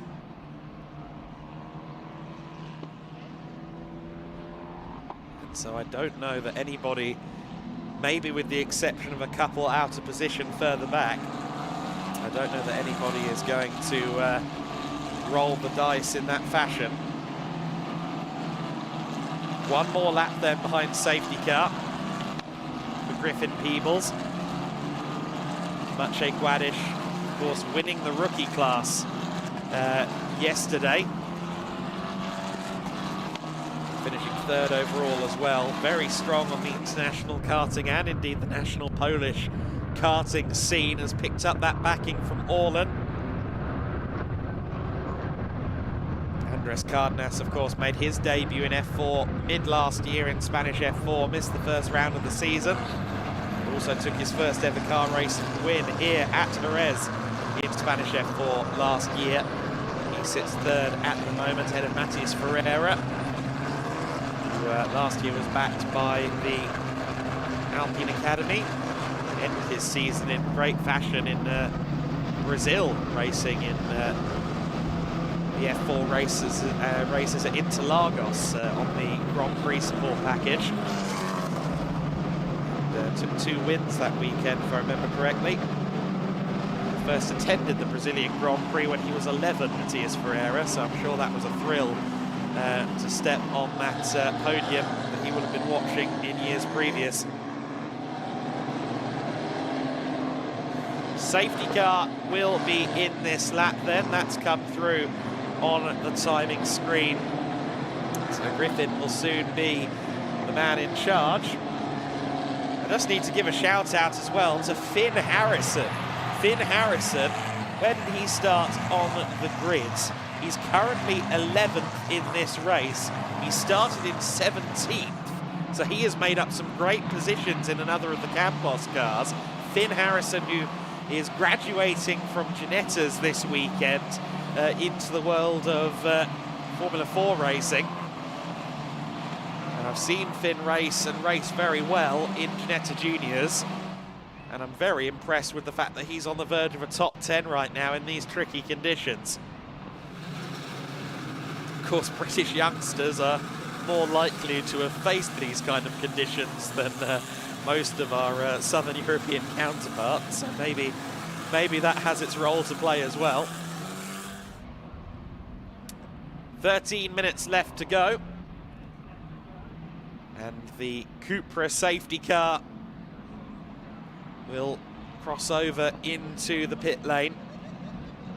And Griffin Peebles will more than likely pull the pin as he goes alongside pit exit. Typically they pull away before they get to the hairpin. Everyone clusters together and Griffin puts the throttle down now. We are back to speed then. No overtaking, of course, before the safety car line. So everyone's going to be wary of that until they start a new lap. They're still under safety car conditions, technically. Griffin Peebles heads down into turn one, then still as our race leader, but now with far less of a cushion between himself and his MP teammates. Everybody else firing through the first few corners once again. There's René Lammers down in 20th place. Again, struggled in Q1. Maybe not quite getting results he would have been hoping for. Gianmarco Pradell back in again, unfortunately, so his issues have only continued. We had one of the, I think, US racing cars looking at the inside of somebody there through turn 4. That was, I think, Akshay Mora trying to find a way around Ernesto Rivera. I understand that the rain is starting to fall and fall heavier in the pits while this is going on the circuit.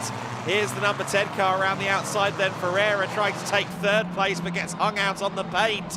Andres Cardenas holds on to third place then with authority. There's Mikkel Pedersen, who of course was carving his way through the order before the safety car. Last year's Danish F4 champion.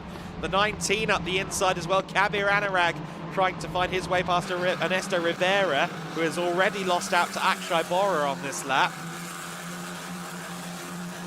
Garda Pedersen has seemingly had poor qualifying in Q1. However, his race pace in both races has been electric so far. The first of the Drivex cars in the field, going for 5th place at the moment. He's pressuring James Ngozi here for 5th place as they head down towards the hairpin.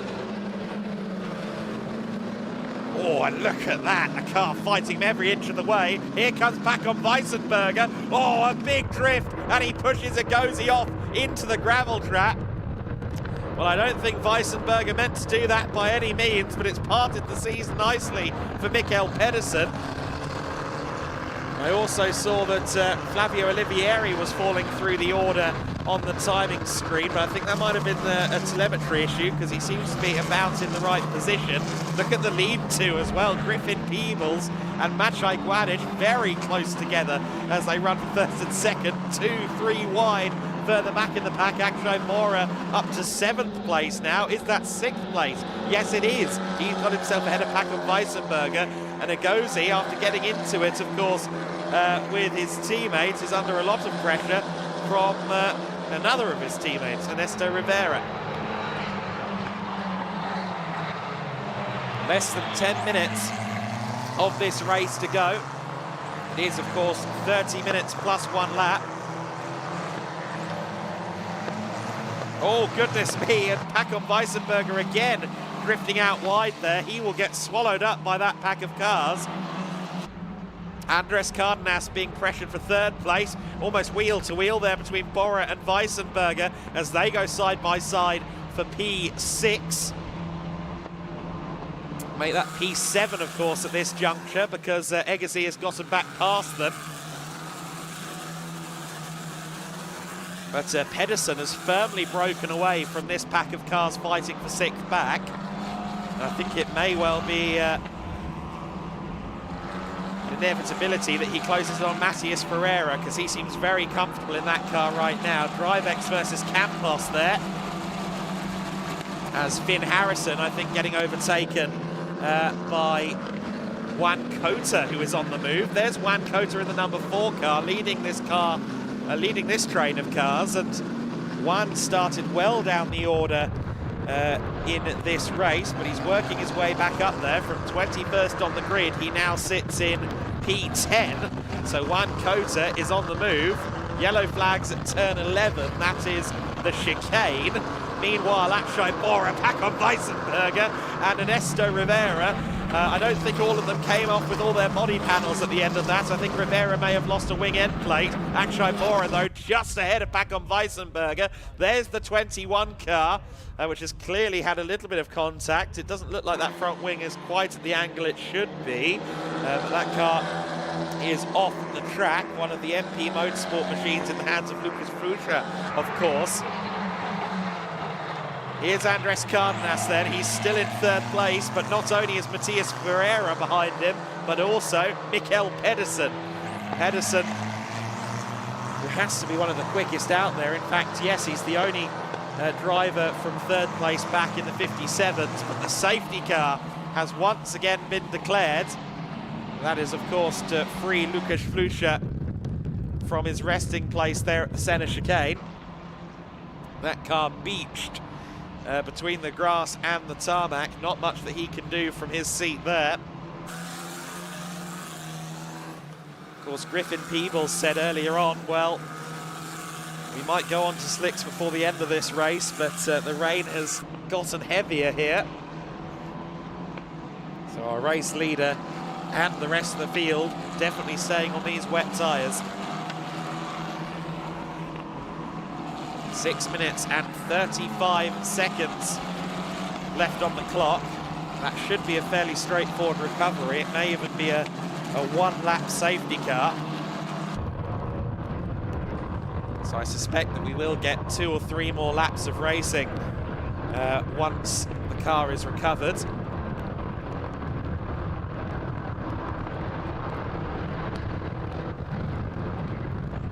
For those of you tuning in to see Leah Block's first steps in a single-seater, she currently sits 32nd in the order, just behind Lorenzo Castillo and Lenny Reed. The first of the female racers in the pack is currently Bianca Bustamante, I believe. Yes, Bianca in 28th position. And in fact, Carrie Schreiner, just before the safety car got past Leah Block out there on the circuit. Qualifying was very difficult for everybody on Friday when Q1 took place, because, rather on Saturday morning when Q1 took place, it was mixed conditions and vastly interrupted by red flags as well. So I think both of the qualifying session, both of the grids for the first 2 races may be slightly different than anticipated. The likes of René Lammers, for example, maybe would expect him to be further up the order. A few drivers not quite getting the laps that they would have liked to achieve, but obviously if you're 2 sectors into your fast lap and then the reds come out, there's not a lot you can do about it.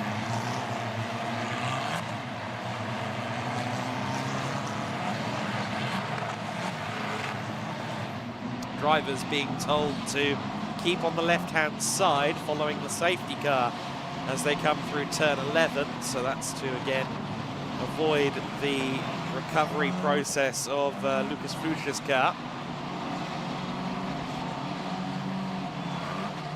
Reminder of your order then: Griffin Peebles the leader, Guadish in second, Cardenas, yesterday's winner, in third place, Ferreira and Pedersen rounding out your top 5.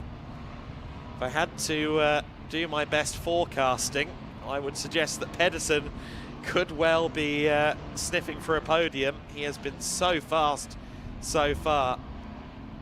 Not quite as quick as the 2 MP cars at the head of the order. They have been the quickest cars out there in these difficult conditions. 1 more lap under safety car by the looks of it then, because the lights are still on even though the scene of the accident has been cleared. I think we're going to have 1 more lap under SC.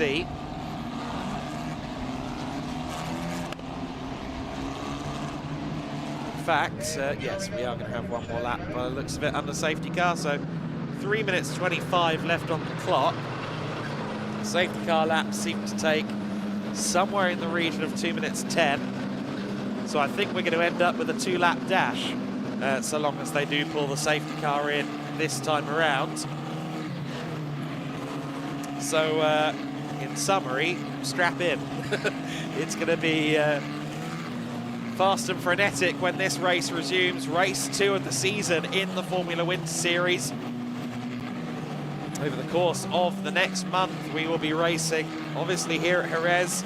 Next weekend, we are in Valencia. There's a weekend off, then Aragon and Barcelona play host to our final 2 weekends. Again, consecutive weekends for the events there. And of course, those are also the weekends, the first 2 Grand Prix of the Formula 1 season. However, they're being held on Saturday. So if you want some Sunday racing, bear in mind that the Winter Series will be running on Sunday at both Aragon and Barcelona.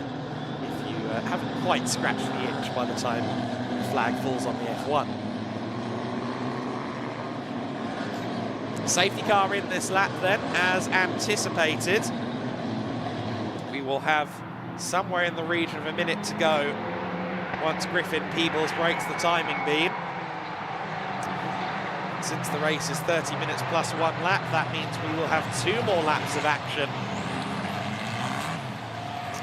Maciej Guadish has largely been playing nice there in 2nd place over the course of this race. And I just wonder if, now that he's there in 2nd, with 2 laps left to go, whether maybe the fun stops and Guadish, in just his 2nd ever car race, decides to go for broke.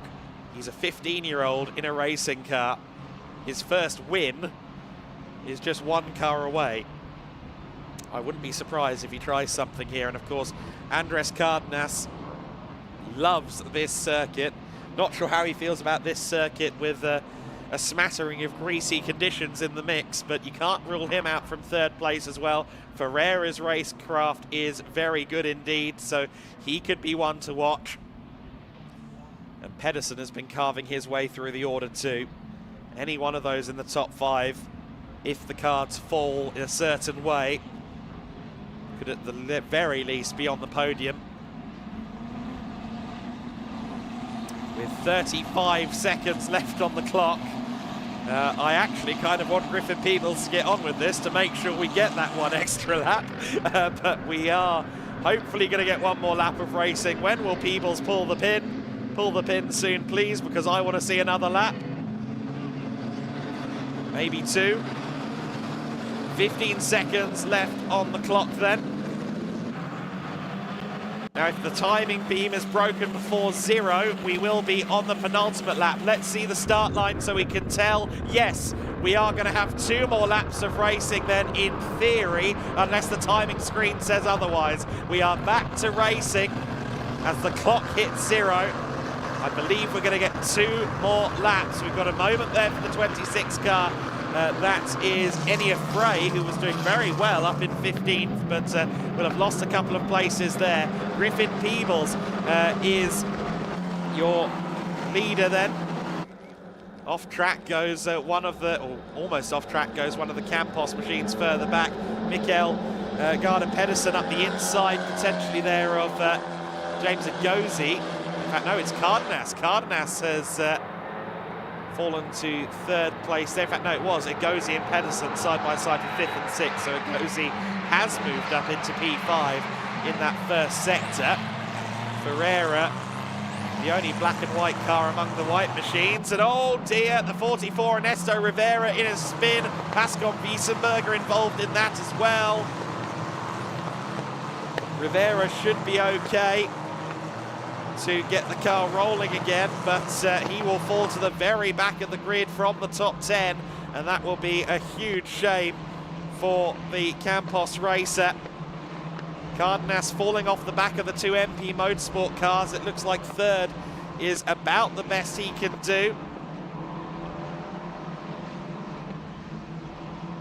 I believe we should, by the letter of the law, see 1 more lap of this race, but there's a chance they throw the checkered flag. We'll have to see. But Griffin Peebles is your race leader. Peebles will come out of the final corner now, and I suspect he will start the final lap. However, he only crossed the line a few seconds before the end, so Yeah, I think we've got one more lap, but it's a drag race for third place. The 66 in a spin, Francisco Machado, who was having a really good race. Unfortunately, in a spin at the final turn. Around the outside goes Ferreira for third place. Wheel to wheel with Cardenas. They just about avoid each other. Cardenas giving him all the space he needed and not an iota more. Oh, and very close between them out of turn 2. Ferreira with a nose ahead. They touch, and somehow Ferreira catches that. That was a big slide. Very well held young man, Ferreira. Now under pressure from another Campos car in the form of James Agozi. Certainly Cardenas wouldn't have wanted to defend by way of contact, but that has given him a little bit of a reprieve. But he's still having to try and break that slipstream on the way down into turn 6. Agozi to the inside line for P4. And Ferreira on the paint and on the wet stuff, and that drops him down behind Mikael Pedersen, so that puts him to 6th position, just ahead of one of his cohorts from Us Racing. Car in the wall there as well. I think that was Tim Herharts in the Monlau competition car, so Monlau having rotten luck with both of their vehicles in this race. Griffin Peebles, meanwhile, will be running through the final few corners.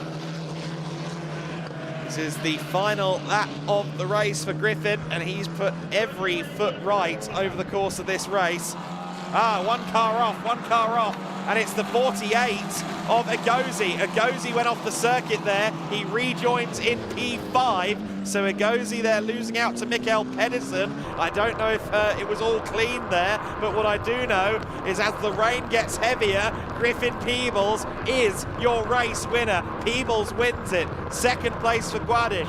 3rd place for Cardenas, 4th place for Agozi. Drag race to the line for 5th, and it's won by Mikael Pedersen. Ferreira takes 6th, Bora in 7th, and Juan Cota all the way up into 8th place, having started from 21st. Everybody else streaming across the line at the moment. There's Leah Block. She was wheel to wheel there with the recovering number 44 car. Ernesto Rivera just about ahead of Leah Block as they come across the line. And Leah tried to get back by there on the drag race, couldn't quite do it. She will finish 31st, just behind Ernesto Rivera. 34 cars taking the flag on the lead lap of Tim Herharts. Didn't finish. Everyone's across the line then. And your race winner is Griffin Peebles. Griffin Peebles has won this race. Everyone who is going to take the flag has done so. There is Tim Herharts. We did see him between turn 7 and turn 8. You can see what happened there. He backed it into the wall on the penultimate lap of the race, unfortunately. One to forget for the young Dutchman. Herharts will regroup along with the rest of the Monlau competition team. Let's go through the results of that very frenetic race. Griffin Peebles takes the race win then by 2.8 seconds over his MP Motorsport colleague, Maciej Guadish. 3rd place, Andres Cardenas, yesterday's winner, takes a 2nd podium. In fact, it is the entirety of yesterday's podium in a different order, of course. James Agozi in 4th place, ahead of Mikael Pedersen in P5. Good run from him. Matthias Ferreira losing out at the end there to finish 6th place, ahead of his Us Racing colleague Akshay Bora. 8th place for Juan Cota in the DriveX machine. 2 DriveXs in the top 10. They'll be happy with that. Pacom Wiesenberger in 9th place. Finn Harrison rounding out the overall top 10. Maxime Reen is next in 11th place, ahead of Kabir Anurag, Thomas Strauthen and Enya Frey. 15th place on the finishing order then is Arta Durizon. René Lammers in 16th, Douwe de Decker 17th, Olivieri 18th place ahead of Mattia Kolnagi and Peter Bazinalos. Bart Harrison for Rodin Motorsport in 21st. Then it's Emanuele Olivieri, Savinkov, Bornia, Hideg, Bustamante and Lenny Reed taking you down to 27th. 28th, Lorenzo Castillo, Schreiner in 29th, Ernesto Rivera recovering to 30th ahead of Leah Block. Victor Dobzhansky in 32nd, Bereby in 33rd, Macedo in 34th, Gerhardt's in the wall at the end, Fiorentino 36th and a couple of laps down. Pradel, of course, not taking the flag or the start, unfortunately, doing a few laps in the middle of the race. And Lucas Fluscher will be 37th in the record books after his issues. But there is Maciej Guadish. He'll be happy with 2 podiums in a row on his first weekend, certainly. That is a mighty looking trajectory for the youngster as he takes his first steps in car racing. See there the MP team, 2 on the podium for them. One, of course, from Campos, that being yesterday's winning car, the number 18 of Andres Cardenas. Be very close in the championship between these 3 as things stand, of course, because this is the same podium as yesterday with a wee shuffle on it, so it's going to be mighty close between them. I think Peebles with a second and a first will be our championship leader by fractional margins coming out of this second race. The second of the rookie class runners home after Maciej Guadish was Paco Wiesenberger in second place. Maxime Reen, who finished 11th overall, was the third of the rookie class runners. There are some 24 rookies on the grid, the rookies being those who have not raced Formula 4 cars previously. Most of them, of course, from a karting background. Some others also coming in from F4 testing work and the like. Anyway, let's go down to the podium where Chris McCarthy has some drivers. Thank you very much, Adam. Yes, down with Griffin Peebles, our race winner for race 2 in Formula Winter Series. Here in a very wet pit lane. Well, Griffin, we spoke to you down on the grid where you said it might be good for slicks at the end of the race. That certainly changed once the race got going, didn't it? Yeah, I had a very good start and I pulled quite a big gap as my teammate and Cardenas were fighting a bit, so I was happy with that gap. I calmed down a bit. I thought I needed to save the tires because it was going to dry. Safety car came and I did a good restart, pulled a small gap, and then another safety car with about 8 minutes to go. And I just kept cool and I did a good restart again, and they were fighting and I just did wet lines and stuff and I pulled away a big gap, and nice for my first win. 2 podiums in 2 races now for you. This race a lot more of a different challenge, as you said. You mentioned safety car there. There was a few of those, wasn't it? How was the challenge of trying to control those restarts? Well, you just need to change sort of when you go, because obviously the person behind you wants to go as soon as you go. So I tried to change up a bit, but luckily I just had that small gap at the start so he couldn't attack me and I didn't need to defend, so I could just do what I wanted to do and got a nice gap. And tell us about the conditions. Did it get more tricky to deal with as the race went on? It certainly looked from our perspectives as it did. After like half of the first safety car, it started to rain a bit more, and I thought it was just going to stay like that, but after the second safety car, it really started raining a lot, and everything was getting a little bit slower and a bit more slippery, but I held on to it, honestly. And it looked like it really meant a lot to you when you came in. Tell us how it felt to cross the line. You certainly gave it some out there on the track. How did it feel to cross the line as a winner in Formula Winter Series? Yeah, it feels really good. Good points at the championship. Obviously, I fell slightly short yesterday with a P2, but I'm very happy with this result. The car was great. The team really helped a lot. Now we focus on race 3. Who would you like to thank? Thank you very much. Good stuff. Very much. We'll hear more from Griffin and our top 3 on the podium with Lucas. But first, let's go back to Adam, who has some replays from race 2 in Formula Winter Series. This is the GT highlights, so we'll hopefully get the formulas up in just a few moments. But yes, we will take a look at the race that was momentarily. The Formula Winter Series race, of course, just completed, and they will be up on the podium in just a few seconds. We'll see highlights from FWS in just a couple of moments once everything is ready to go. The GTs are up next as well, so we're going to see how these wet conditions fare with the next set of cars too. But the Formula Winter Series drivers, all told, did wonderful stuff in those conditions. Yes, we had a couple of safety cars, but we got a lot of wheel-to-wheel racing out of that one, regardless of the conditions. And pretty much everybody made the flag. Only a few Tatters front wings were lost in the process. I would say that's a net positive. You can hear how heavy it is raining now just on the camera. It's certainly getting worse out there on the circuit.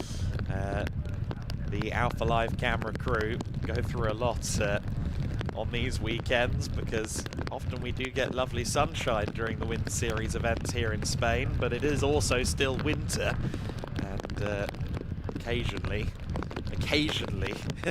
the climate reminds you that that is the case. There have been a lot of droughts in Spain and Portugal over the last few months, so I don't begrudge the fact that we're getting some much needed precipitation for the sake of growth and crops and plant life, etc., etc. However, I'm not a racing driver, so I obviously can think about that kind of thing. The racing drivers, though, will be most aggrieved that they've got wet conditions, but everyone, as I said, in FWS managed that absolutely fabulously. Griffin Peebles, the best of all, of course, in that race, and great to hear from him again. We can hear now from Lukas Gajewski, however, he has a podium. Absolutely, and what a big task that was for our young guns in only their second Formula Winter Series race of the season. It's great to see a crowded pit lane down there, although it's pouring down with rain. So let's get our victorious drivers and of course the winning team onto the stage just as well. And please welcome with a big round of applause the winning team in the second race from the Netherlands, MP Motorsport.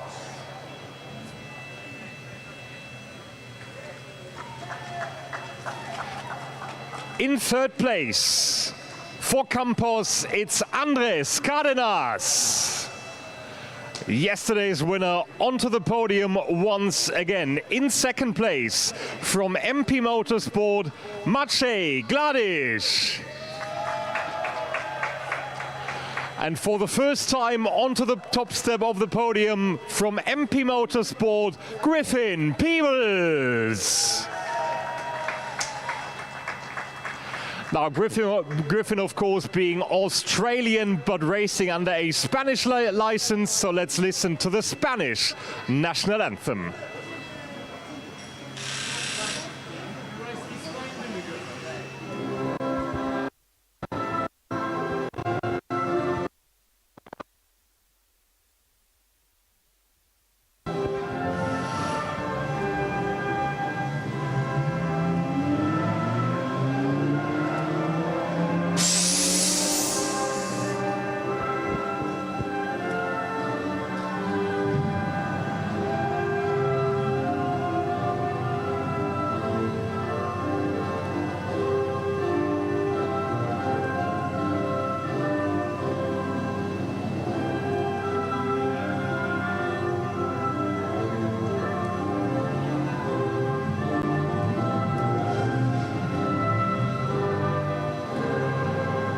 Well done and congratulations to Griffin Peebles, your winner in race number 2. Trophies are being presented by the Giedlich Racing team, joined by Marco from the Formula 4 Spanish Championship organization. Of course, there is a partnership in place to present the fabulous 38 car grid here in Jerez as we gather the MP Motorsport team and our top 3 finishers on the top step of the podium. And of course the MP Motorsport team is kindly invited to join the podium shot just as well. As a big round of applause is audible from the pit lane. Ladies and gentlemen, once again your top 3 finishers and the best team of the second race of the weekend in Formula Winter Series. And as we can see and hear the GT Winter Series cars heading out from the pits, let's continue our podium procedures with our rookie class podium. And in third place in rookie class from US Racing is Maxime Rehm.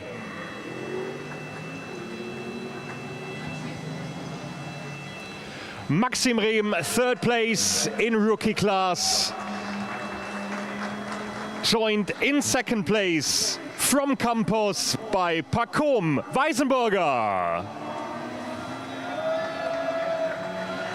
And here is your rookie winner for the second.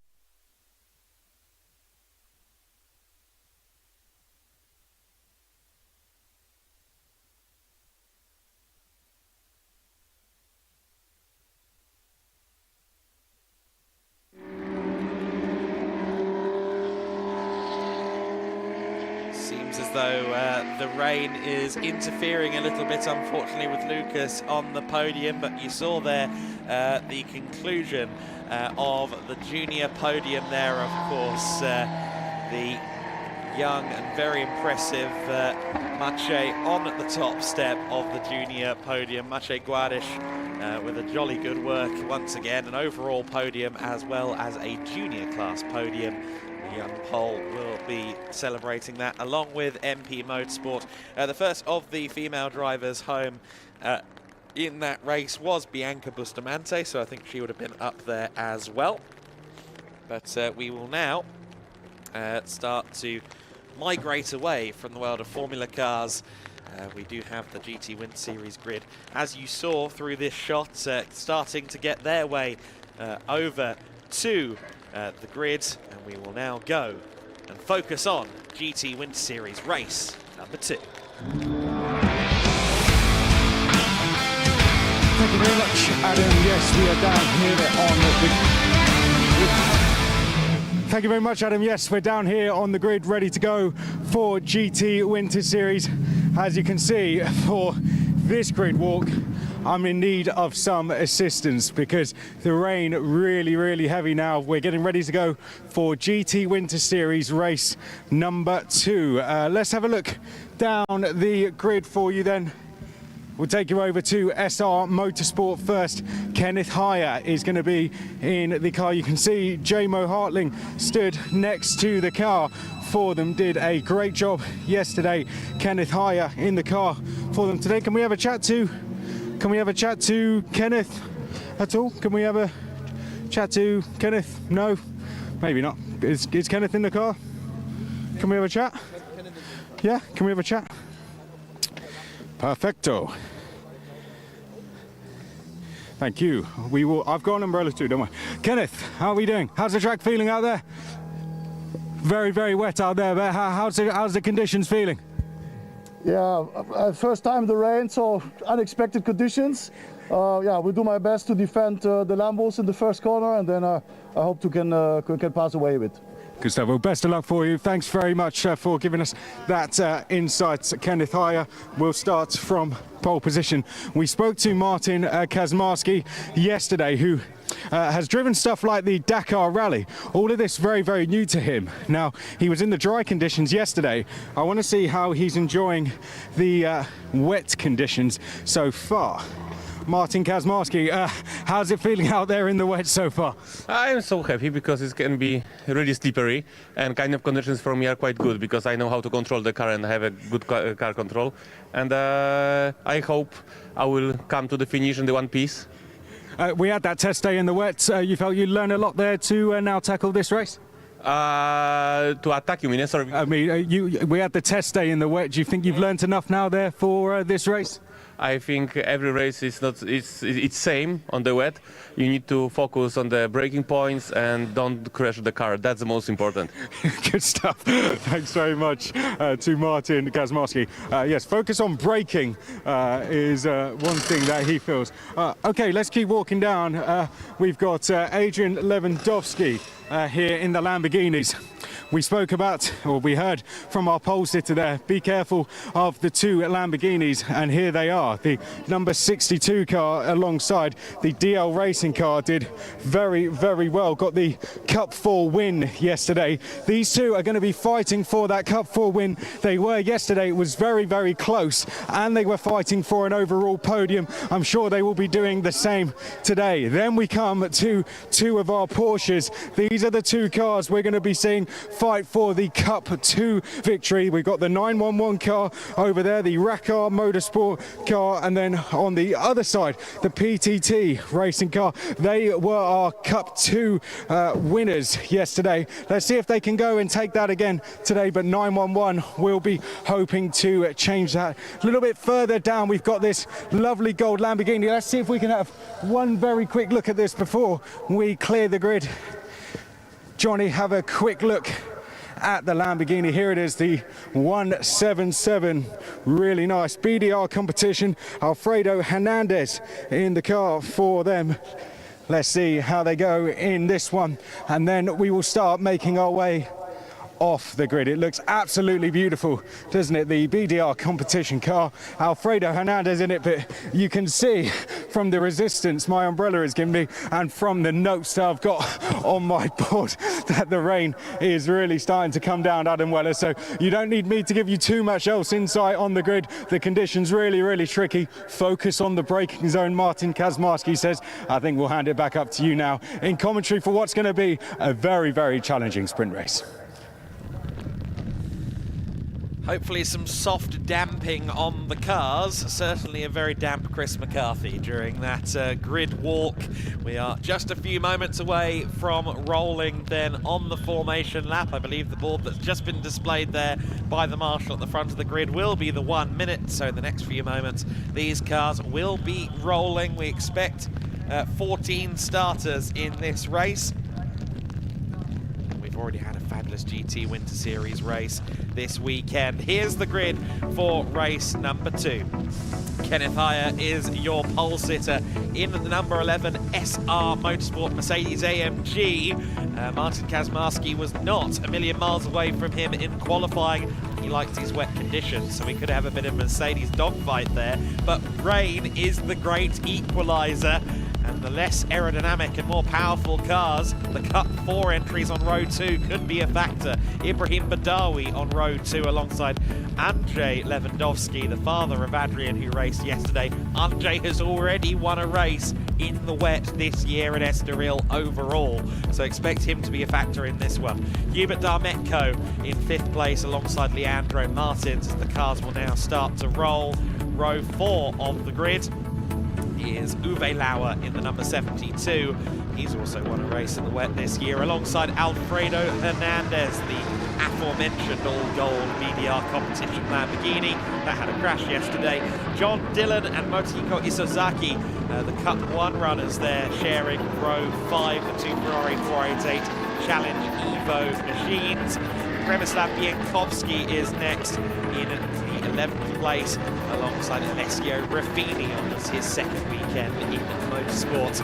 Our final couple of rows, or our final full row, is Igor Klaya in the 741 car, Petros Makris in the number 16 for Kessel Racing. Rounds out the 14 car order. Maciej Sazowski will not take the start. He'll be there in the endurance race later on though. So then, 15 cars or 14 cars expected for this race, but we saw yesterday just how good this GT Winter Series action can be. Regardless of the number of cars, we had numerous class-leading battles going on all at once yesterday. It was really a spoilt for choice situation for everybody watching around the circuit here at the Circuit of Jerez, and indeed for those of us on the live stream, maybe a director's nightmare, but otherwise very good fun. It was great stuff.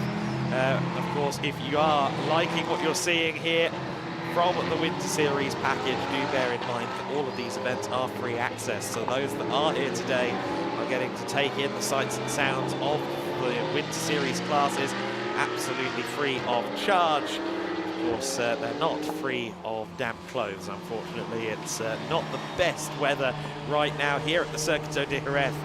However, Martin Kazmarski is certainly going to thrive in these conditions. At least that's what he's forecasting for himself. He seems confident. Of course, Kenneth Heyer ahead of him is a very quick driver in his own right. One would expect him to be very solid at the wheel of the Mercedes. He's got a lot of experience driving the Mercedes AMGs in GT3 form. So a gulf of experience and certainly two wildly different resumes on at the front row of the grid. However, we will now be 2x2 formation. In just a few moments, we will be racing. Kenneth Hire has great successes in ADAC GT Masters, FIA GT, the N24, a great measuring stick for someone like Martin Kazmarski taking part in his first GT3 weekend. He has raced GT cars elsewhere. This is a big step this weekend. Let's see if he can contest for the victory, or will it be one of those big Lamborghinis from Row 2? Andrzej Lewandowski has got proven form in the wet. We're about to find out who has the most in the pocket. The GT Winter Series goes racing, and it's a great start from the second row from Andrzej Lewandowski. He was a bit out of position, we'll see what's said about that, but he dives to second, he tries for the lead, but he ends up in second place, and it is Kazmarski that leads the way through the first corner. Exactly as he did yesterday, he leads the way early on, getting a good start around the outside. Kenneth Hire struggling in these wet conditions. He falls behind Ibrahim Badawi. Leandro Martins just behind in 5th place there. We ride on board with Hubert Darmetko in P6. Of course, he's running in the Cup 2 class for 992 GT3 Cup Porsches, as is Martins ahead of him. So the battle for 5th place, yes, but also the battle for class honours, and that's where the points are scored in this championship. Martins the inside of Hire. This is a move for P4. Oh, and I thought Leandro was going to drift wide there, but he manages to find room and get the car stopped. The Porsche's brakes usually very solid. Kenneth Hire continues on in P4 for now, so it is Mercedes from Lamborghini at the front of the pack. Then it's Lamborghini from Mercedes, and around the outside goes Kenneth Hire, potentially here for 3rd place. To the inside for turn 9, of course, with the outside at turn 8.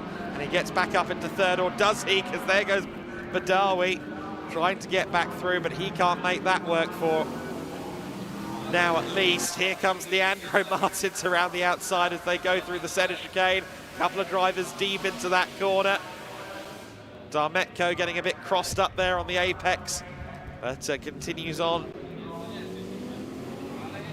Porsche is usually good in the rain. It's very close between the top two as they cross the line, and the rocket ship Lamborghini of Andrzej Lewandowski just a few tenths behind Martin Kazmarski as they run through the first couple of corners of the lap. Your race leaders certainly in a battle, Kazmarski versus Lewandowski, as Hubert Darmetko trying to find his way past Ibrahim Badawi, as Leandro Martins has now done.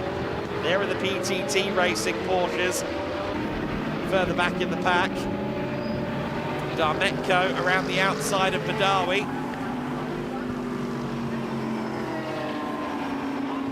Everybody tentatively through the first few corners of the lap on the second occasion. Where's Lewandowski in relation to Kazmarski, though? Because every time we go to a straight, that Lamborghini has the advantage over the Mercedes. Still Kazmarski in the lead, but only just. Lewandowski will struggle through this part of the lap because he has less aero in the Super Trofeo Lamborghini than Kazmarski, who we ride on board with.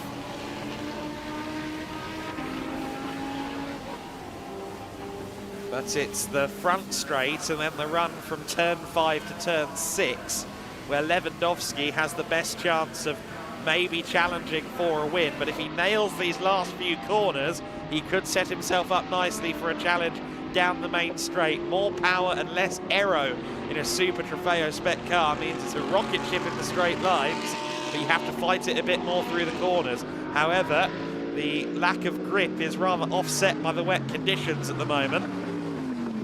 Kazmarski leads Lewandowski into the final corner. You see Lewandowski there trying to set himself up for a straight line run, And while he's close to the back of the Mercedes, he won't be close enough into the first corner. Has a little look to the inside, gains a couple of car lengths by the time they get to the braking zone. And oh, a bit too late on the brakes there from Lewandowski.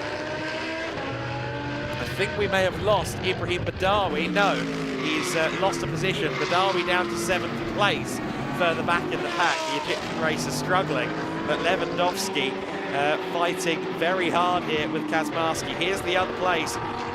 Here's the other fight further back in the pack. Uwe Lauer just getting past John Dillon. Igor Klaya also involved in this scrap for 9th overall, 8th overall, my apologies. Uwe Lauer up into 8th place. His next target is Ibrahim Badawi. Uwe seems to like the wet, so I expect him to maybe make up a couple more positions.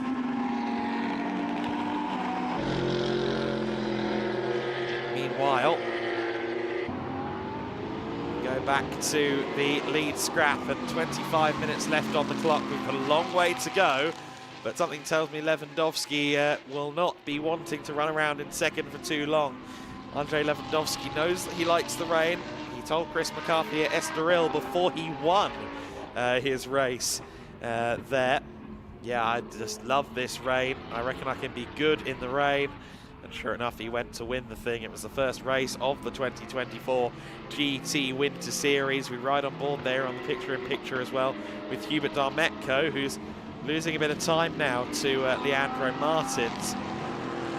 So it looks like Cup 2 is with Leandro for now, although actually Leandro's maybe lost a few tenths on this lap now, realising he's a lot closer than I thought in that picture-in-picture. So maybe Darmetko can get close enough. Of course, he doesn't have the obvious advantage that these two cars have. In certain areas, the Mercedes is quicker. In certain areas, the Lambo is quicker. Those two Porsches are identical. Uwe Lauer is past Ibrahim Badawi, the Egyptian 17-year-old racer. Just about a year into his career as a car racing driver, still not a driving licence holder for the road. There goes Igor Klaya. He launches it up the inside of John Dillon. Przemysław Biankowski, the next man to try and get past Dillon, who's losing a couple of places in these wet conditions. Kessel Racing's Petros Makris is in 14th place at the back of the pack. He and Alessio Ruffini are both pretty new to racing, I think, so those two at the rear of the field are perhaps understandably taking it carefully. This looks to have settled down a little bit now that Igor Klaya is past John Dillon. However, Ibrahim Badawi, his next target, I get the feeling it won't be long before he's challenging him. There is the Cup 2 scrap once again. Hubert Darmetko, 5th overall for now, just behind Leandro Martins. Both of them keeping pace as well, with Kenneth Heyer, who is definitely not quite hooking up the Mercedes right now. I know that at Estoril, the SR Motorsport team got caught up with a dry setup on the car in wet conditions, and I just wonder if again they've maybe not got the optimal setup on the car. I was alluding at the very start of the race to the fact that Lewandowski wasn't quite in the right formation, and the start procedure for the race is under investigation. We saw yesterday in the GT4s one of the elite McLarens starting out of line on the 2x2 rolling starts, and well, there's a start procedure investigation in play, so quite who it affects we don't know, but it's quite possible that we might see some slaps on the wrist coming down from race control soon. Leandro Martins, his second car of the year, of course, after a massive shunt at the Estoril season opener, contact with Adrian Lewandowski in the GT3 Poland number 6 Lambo. He ended up buying the car from Johannes Kapfinger, last year's GT Winter Series champion. Still wearing the Kapfinger colours is the number 911 machine. Of course, Johannes moving into GT Masters next year, along with brother Mikael Kapfinger. We're going to see both of them in a GT3 car in GT Winter Series before this season concludes. We'll see our defending champion out there for at least an event this year. Johannes Kapfinger currently in the process of recovering from an injury, so we wish him well as he continues to recover. Darmetko has already taken, of course, class honours once this year, if memory serves correctly. Estoril, second overall, and first in class on what was, I understand, his first race weekend. And he's now fighting for first in class once again, as Martins gets a bit clumsy there through the centre chicane, wide into the first element, and had to take a suboptimal line from there. Hubert Darmetko senses opportunity. At the front of the order, Andrzej Lewandowski is losing time to Martin Kazmarski. Kazmarski, who previously drove with Maciej Lizowski in PTT Racing Porsche, a cup car, in Central European and Polish Endurance GT Racing. Also a former rallycross driver, also a former Dakar Rally driver in a car. Came 9th overall in the Dakar in 2014 while it was still an event in South America. Of course, now held in the Saudi empty quarter. Before that, of course, was held throughout Africa, including the eponymous Dakar and wider Senegal. Kazmarski certainly a thrill seeker, a petrol head, and currently our race leader, Lewandowski, there in second place, but just gradually losing time to Kazmarski, who is the fastest driver out there on circuit. Very impressive stuff. Igor Klaya has just gotten past Ibrahim Badawi for 8th overall, so Klaya continues his forward surge, but his next target will be Uwe Lauer in another of the GT3 cars. Mercedes AMG GT3 car is the leader in the hands of that man, Kazmarski. Still very close in Cup 2 honours, as you can see. Once again, Darmetko closes up through the chicane. I note that Przemysław Bienkowski has dropped a couple of positions on this lap. I don't think he ever got through sector split 2, or if he did so very late. So I just wonder if he had an issue. In fact, I think he may have made an error in sector 1, and that is why he has dropped down to 12th overall. The orange graphics you see on the side of your screen are the Cup 2 cars. This is the Cup 2 class that we're seeing being contested here, the race lead within class. Leandro Martins goes defensive into turn 2, and while that's happening, confirmation that a drive-through penalty has been handed down to second place car Andrzej Lewandowski for a wrong starting position. So rather as anticipated, Lewandowski is going to have to serve a drive-through penalty. Darmetko trying to find any way past the other Porsche 992 GT3 Cup car. Looks to the outside line as they approach turn 6. This can be an overtaking opportunity in these conditions, certainly. He's just going to get the power down. He gets the power down very nicely. Cuts to the inside, gets the whole car ahead before turn 7. Very nicely done by Darmetko. Carries the speed wonderfully through T7 as well. Hubert Darmetko is up to 4th overall. He leads Cup 2. I've no doubt that even though he now leads his race, his next target is the GT3 car ahead of him. That, of course, being Kenneth Hyatt.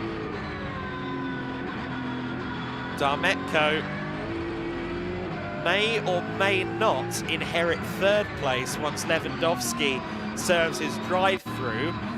This pack of cars fighting for 3rd, 4th and 5th overall is just under 30 seconds back from Lewandowski. I think the pit delta means he'll probably come out right into this battle, actually. So once Lewandowski serves his drive-through, strap in. It's going to get very interesting. Once Lewandowski has to serve that drive-through, he might come out just ahead of them, actually. It's already 31.4 seconds from the leader to this battle, which means about 30 seconds between Lewandowski and Kenneth Heyer in 3rd. Here comes Darmetko then. As anticipated, Kenneth Heyer is the next target. Goes to the inside at turn 4. Can't get it done there. Turn 5 is next, and the 11 car with the aero advantage, the Mercedes AMG GT3.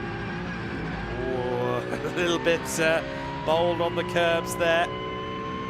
Slippery curbing, always a risk. In these wet conditions, you want to keep it on the black stuff where you can. Can't rule out Leandro Martins as well.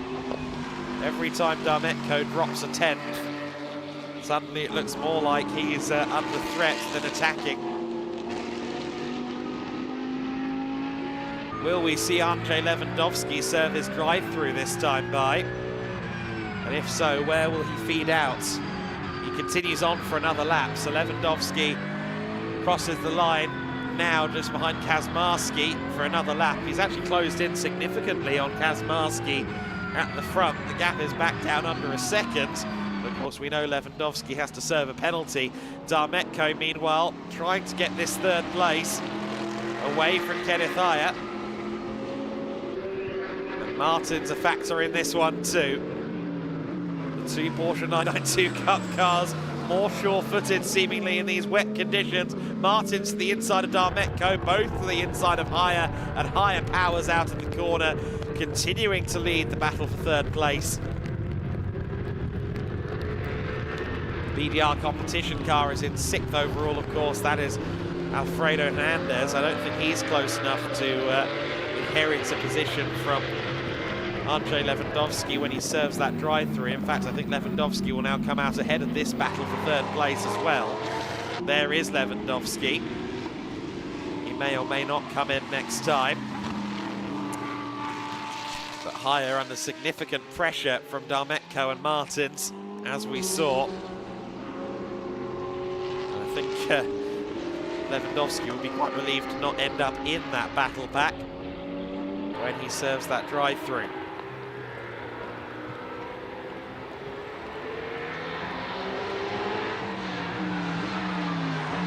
Heyer from Darmetko from Martins is still the order, but it's only going to take 1 foot wrong from one combatant for things to alter significantly. I think the gap will be somewhere in the region of 38 seconds this time by, as now Lewandowski serves that drive-through.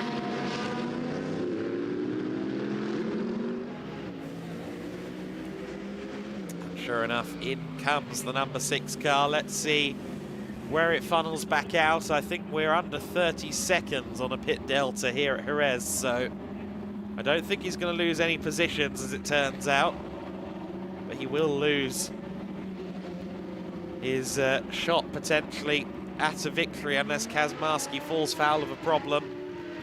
Back out onto the circuit goes Andrzej Lewandowski, and as he heads through turn 1, 3rd place isn't even around the final corner. So the battle between Heyer and Darmetko holding them up significantly. They've lost 10 seconds over the last 2 laps, pretty much. Darmetko around the outside of Heyer, carries the speed, gets the power down. Very nicely done by Hubert Darmetko. Will Heyer try and fire back? Well, maybe so, but the favoured outside line falling to Darmetko. He moves up then to 3rd overall. And now, of course, he's going to hope that Kenneth Heyer can hold off Leandro Martins for a while.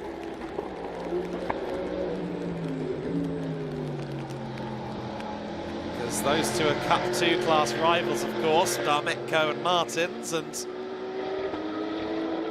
with Haya now in the middle, gives the number 7 PTT Racing driver the opportunity to maybe break clear.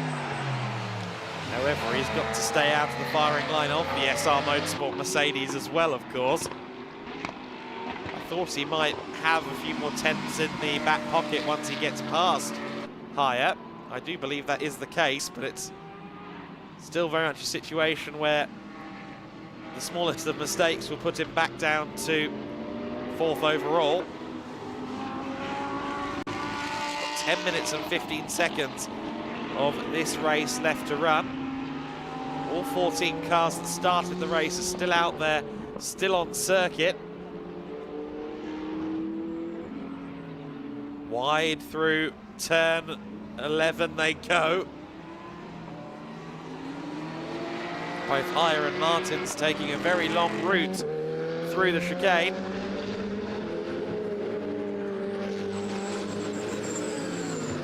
Martins looks to the inside at the final corner. Haya should have the traction on the outside, and yes, he does. The 11 still ahead of the 911, but they are very, very close as they come down the main straight. Can Leandro Martins replicate what Hubert Darmetko did 1 lap ago? Well, Haya does everything he can to cover off the opportunity, but Martins cuts to the inside. Haya now has the outside line for turn 2. That's where most of the grip seems to be. But Leandro Martins does it. Martins is up into P4 then.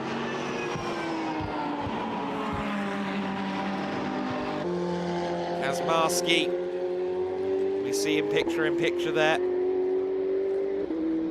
Running well ahead. Already through turn 10, as a matter of fact. He's pretty much a third of a lap, if not a little bit more, clear of that battle. You see through the centre chicane, taking a much less tight line through the chicane, opening up more than we saw from Martins and Haya earlier on. Now heading towards that last corner. You see them going wide at this turn, but you don't want to go wide enough to end up on the blue stuff if you can possibly avoid it. See him just fighting the car under power there. Now running down the main straight under the UFO building here at Jerez and down towards turn 1. Again, battling it under braking, battling under power, but you heard him talk about his car control prowess. He had some confidence in that aspect of his game, and he's using it to very good effect here with 8 minutes left on the clock through turn 3, through the sweeping fast turn 4, which is bordering on the verge of being flat. I don't think you have to brake for it in a GT3 car. Kazmarski doing a fabulous job at the front of the order. PTT Racing will be absolutely delighted with their man here. Of course, Kazmarski is set to drive solo in the endurance race later as well. So that's going to be something to consider, because of course we saw yesterday that J-Mo Hartling has the pace advantage over Kazmarski, at least in the dry conditions. However, he will be consistent across the race distance, more so than the Haya Hartling driver pairing. Haya is now down to 5th place, as we saw a couple of laps ago. And he did, however, kind of do his job, in inverted terms, for Hubert Darmetko, and that's give Hubert about 3 seconds between himself and Leandro Martins. Martins some 3.3 seconds off, and oh goodness, clearly trying hard. Came out of turn 7 fully sideways, but managed to hold it.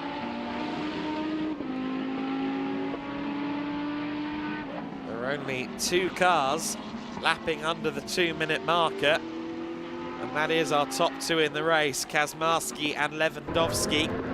There is Lewandowski coming across the line now. The Polish racer who won the International GT Open and class title in 2018.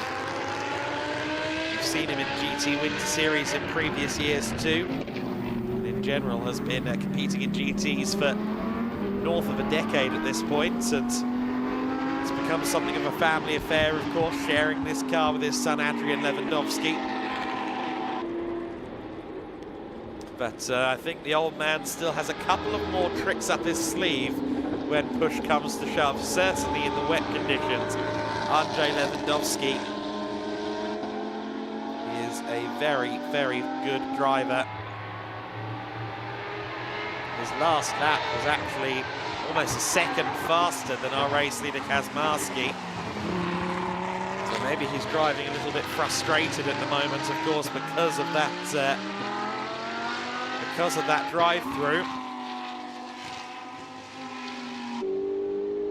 Showing the pace that he has, unfortunately, won't do much for him. Started the race out of formation, was basically in the middle of the road on row 2 of the grid in the 2x2 formation start, and unfortunately the steward's not taking a conservative approach towards that, saying no, penalty. That's consistent with what they did yesterday in the GT4 race as well. There's Alessio Ruffini. He's running in 13th position right now. But I'm interested to check in on that combination in the endurance race. Ruffini will hand over to Milos Pavlovic, and Pavlovic, of course, a gold-rated driver, a former Lamborghini Super Trofeo champion in Europe. One of the real handy drivers in terms of pros in Super Trofeo, so Ruffini has a great teammate there.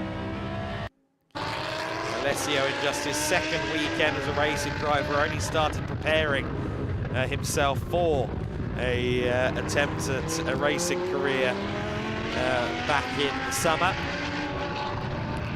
He's made his first racing home, the GT Winter Series. It is a very good place to make those early steps as a gentleman driver. Gentleman drivers in the series, I think at this point, focus on GT Winter Series more so than anything else. For some of the gentlemen who, of course, sometimes have to put business first and racing second, the first quarter of 2024, or the first quarter of the year in general, is an easier time to go racing than all across the summer months in a wider part of Europe. Przemysław Bienkowski just ahead of Motohiko Isozaki here. They've just been lapped by leader Kaczmarski. Of course, another PTT car. We've got plenty of PTT representation on the grid, the Polish team. There is John Dillon running 10th overall. Huge amounts of experience in Ferrari racing cars, leading the Cup 1 class at the moment, and has raced GT3 cars. It's been almost exclusively affiliated with the Prancing Horse for the better part of 15 years at this point. John, always a good guy to talk to, and he, of course, will be sharing the car with his coach, Matt Griffin, coming into race 3 as well, so that will be one to watch.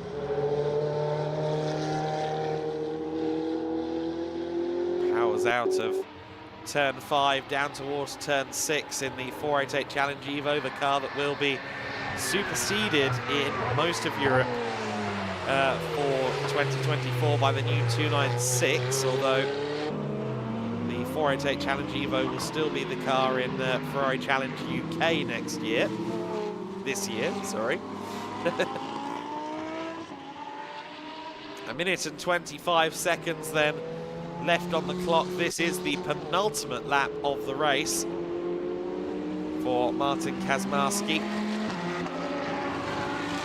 He will be hunting down this man, John Dillon, at the moment, actually, to put him a lap down.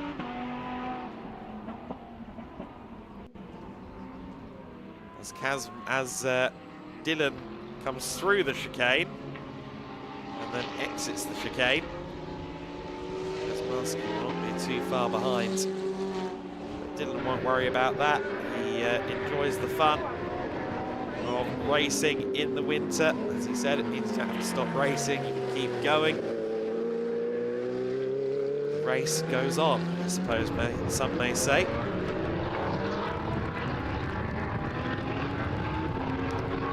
There is Kazmarski's on board once again, 30 seconds left on the clock. Kazmarski, very good guy. Haven't met him before this weekend, but we had some good chats in the hospitality area. And obviously we had an extensive chat with him in yesterday's broadcast as well. There is Mercedes-AMG GT3. We spoke to him yesterday with Chris McCarthy, and he was rather denigrating of his own performance versus JMO Hartling. But there's not a bad word that can be said about his drive in this race. Double yellow flags are out at turn 10, so someone may have had a drama on the very final lap.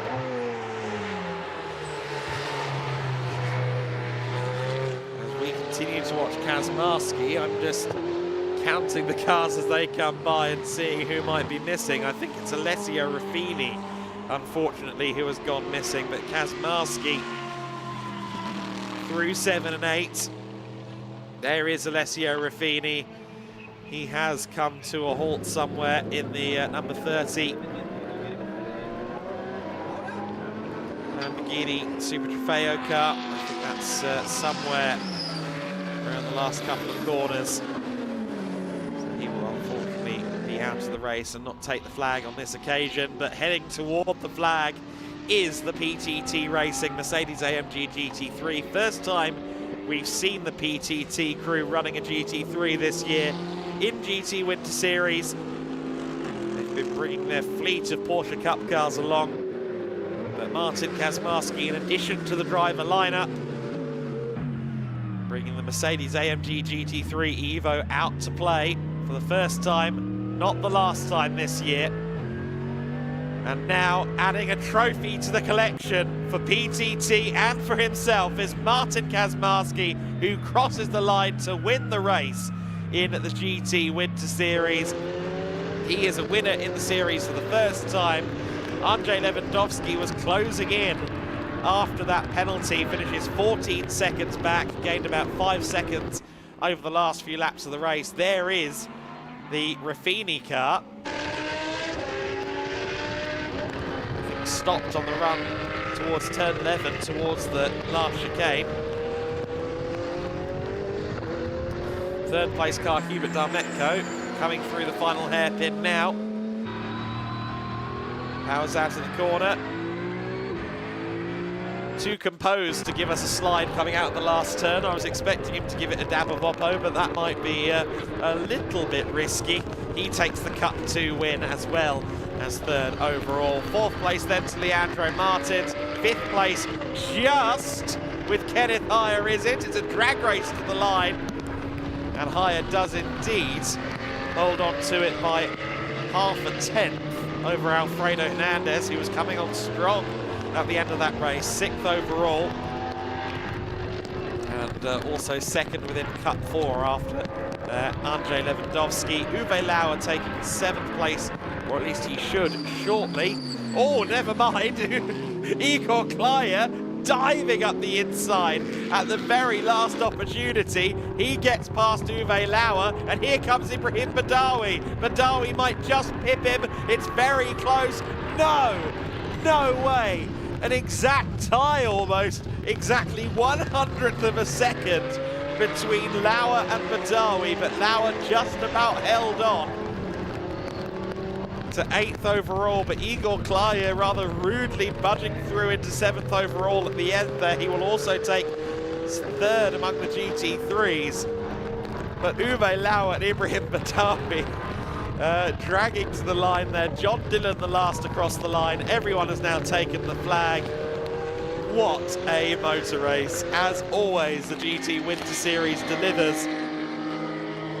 even if the climate delivers the rain, racing is still brilliant to watch. It's Martin Kazmarski that takes the win in the GT Winter Series race number 2. Lewandowski wins Cup 4 and takes second overall, ahead of Cup 2 winner Hubert Darmetko in third. Martins takes 4th place ahead of Kenneth Heyer. Alfredo Hernandez is next in 6th place overall. Igor Klaya taking 7th place. Uwe Lauer just beating Ibrahim Badawi to the line after Klaya budged through into P7. John Dillon wins Cup 1 and takes 10th overall. Przemysław Bienkowski in 11th place. Isosaki taking 12th. Matt Chris in 13th. And of course, Lettia Raffini not finishing the race after that moment towards the end. Respect there between the countrymen, Kazmarski and Lewandowski. Both of them searing in the rain, quicker than anybody else out there. I'm looking forward to this interview with Martin Kazmarski. I think he's going to be pretty upbeat when he speaks to Chris McCarthy in a couple of minutes' time. He certainly seems upbeat as he speaks to Andrzej Lewandowski. PTT Racing waiting with open arms to congratulate him. And I think he was saying there, may have calmed down a little bit in the race once Lewandowski had his penalty. Chris McCarthy and his well-serviced umbrella are standing by. So once Martin Kazmarski has done his hand shaking, I'm sure we'll hear from him. Chris, dive in there, see what you can get.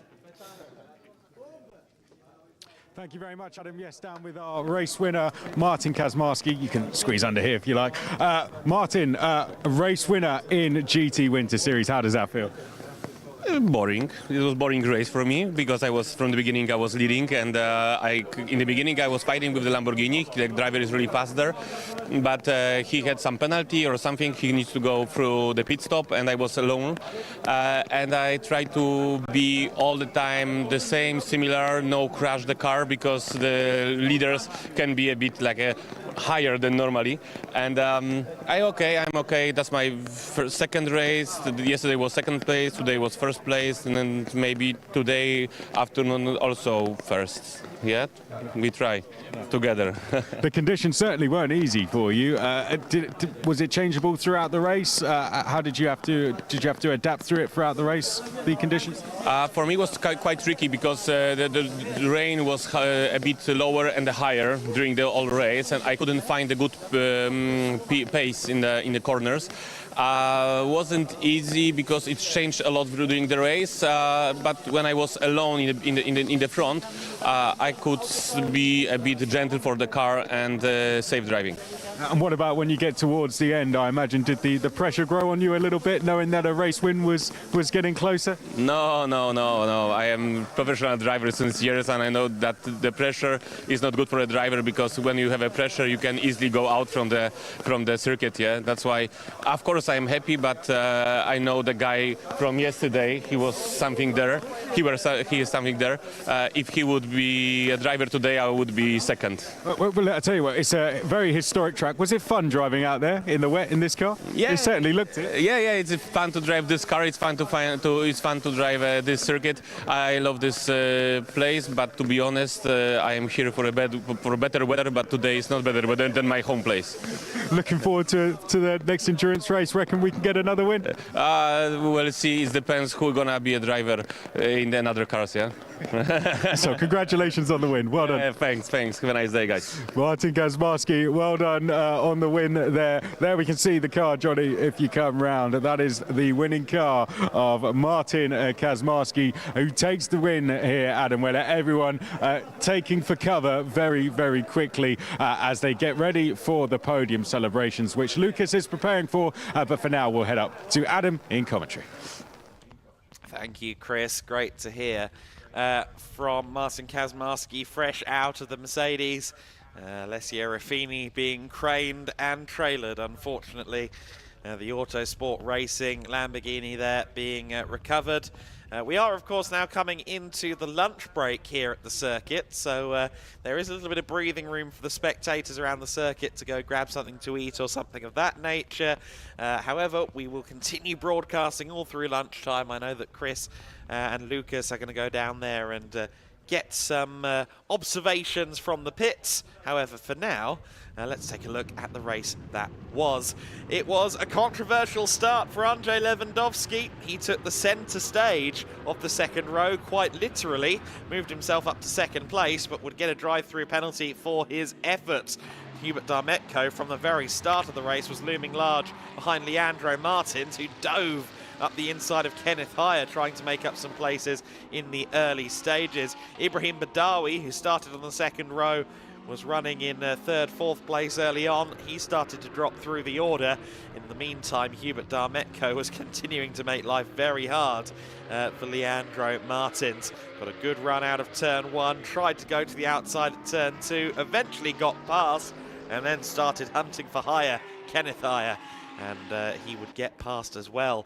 The Mercedes AMG GT3 Heyer once again struggling in the wet conditions, much as we saw in Estoril as well. And Darmetko around the outside at the first corner. Very nice textbook wet weather driving. Gets through into third place overall, where he would stay.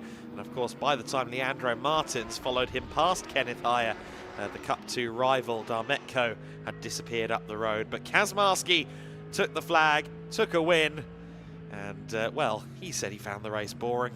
I very much enjoyed watching it. He will be on the podium along with quite a few of his country folk, actually, because Andrzej Lewandowski is Polish, of course. He'll be on the Cup 4 podium. Hubert Darmetko is a Polish racer with the PTT racing team. Of course, the PTT crew is very, very Polish in nature. And Andrzej Lewandowski racing for GT3 Poland, of course, the team that he and his son Adrian run under the Polish banner. GT3 Poland, a great team that have long come to GT Winter Series events. I had a good time. I had some great runs as well last year at Valencia. I remember that being a very entertaining time, watching that Lamborghini once again jet off the line. Always gets a good start, does Andrzej Lewandowski. And this time the start was good, but the way he achieved it was less good. And so he will be still on top of Cup 4, but maybe he could have fought for that overall victory had the penalty not come. See the standing water increasing around the circuit, which won't be good news for the next grid out there on track, which will be the TCR Winter Series, which is set to begin its procedures in a little over 50 minutes time. So we'll see what the weather does in that intervening period. But certainly I'm not so certain we're going to see slick tyres again today, unfortunately. I think the weather has made its choice for the afternoon when it comes to the conditions here. That's going to make the afternoon's racing very compelling indeed across our 4 categories that we'll see this afternoon. Got touring cars, GT4s, GTs, and of course the Formula Winter Series to bring you over the course of the next several hours, as well as insight from the pit lane. And the odd podium celebration as well.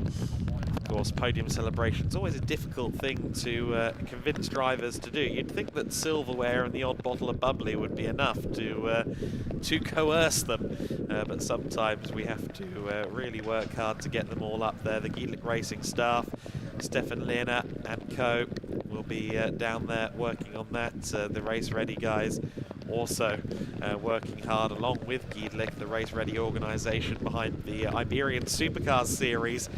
They are also part of the Giedlick team on these events, and all of them will be all hands on deck, along with Lukas Gajewski, trying to get the drivers where they need to go. And Lucas will hopefully have a full quota. I think we have one driver who's currently playing delinquent on the podiums, from what I understand. But we will go to the podium celebrations just as soon as we can, and I expect a lot of noise from PTT Racing. Every time you've heard an air horn on the podium, that has been the direct result of one of the PTT Racing crew members. So I expect a lot of noise as Kaczmarski comes up to the top step of the GT3 class. And I believe we are now heading to the podium, so let's go to Lukas Gajewski and see what's going on. Thank you very much, Adam Weller. You are exactly right. We are ready for the podium after the second wet race for the GT Winter Series this weekend. And we are very happy to welcome the drivers on the podium. And we will start with the procedures in GT3 class. So let me clear the stage and welcome to the third step of the podium from Die Biermacher Racing, Uwe Lauer. In second place for SR Motorsports, Kenneth Heyer. And your winner for the second time this weekend for PTT Racing, Martin Kaczmarski. Well done. And as Adam Weller said in commentary, massive round of applause from the pits as Stefan Lehner, Mart Hilgenberg and Jan Jürge kindly present the trophies to our top three finishers. Uwe Lauer, like yesterday, in third. It's Kenneth Heyer in second after J-Mo Hartling took the win earlier on this weekend yesterday. And Martin Kaczmarski with another victory for the PTT Mercedes AMG GT3 outfit, as pictures are being taken, and as we are heading into the lunch break, I think there's plenty of time to have a bit of a chat with the drivers, as we've got some more photographers upstairs. Uwe, P3 yesterday in dry conditions, P3 again today in wet conditions. What do you prefer? What do you like more? I like more the wet conditions. It's slippery. It's more feeling with more traction feeling, more sliding in the corners. It was very nice race. Yes. All right, thank you very much, Uwe. Kenneth, a word from you as well. How did you like conditions out there today? We struggled a lot with the Pirelli tires compared to the Michelin. I had no chance at all. Lack of aqua planning. I just want to keep the car on the track for the endurance race later, because I had two really big moments on the straight. So yeah, it's like it is. P2, we take it and it's good. And as you said, the big endurance race coming up later, you have to share the car. You always want to keep it in one piece. Yeah, for sure. We have to go later for the third race, and we have to save the car a bit, and no crash at all. Yeah, and that's it. Kenneth, thank you very much to you as well. I think Martin is already gone, but that's not the biggest issue, because of course we heard from him down in the pits already. All right, second podium then coming up, and this is for the Cup 1 class, the Ferrari 488 Challenge cars, and their respective drivers are next. And as yesterday, in third place from Kessel Racing, it's Petros Makris. Third place on his series yesterday as well. In second place in Cup 1 for AF Corse is Motohiko Isozaki. And your winner for the second time this weekend in Cup 1 class from AF Corse is John Dillon. Congratulations to John once again, as Jan, Mart and Stefan are ready to hand out the trophies to our top three Cup 1 finishers. Same order on the podium as yesterday, however, very, very different conditions indeed for our Ferrari 488 Challenge drivers. They kept it all in one piece, and this is most important, of course, in order to enjoy the last competition later on today. So let's have a quick word with our top three finishers on the podium. Petros, P3 yesterday in dry conditions, P3 today in wet conditions. What did you like more in your Ferrari? The dry conditions, not the wet ones, but it was very tricky, very hard. The weather was changing all the time. But that's it, that's motor racing. But anyway, I would like to thank my team, Kessel. It's because of Kessel, for the help, the support, everything we do, and I dedicate everything to them. They deserve it.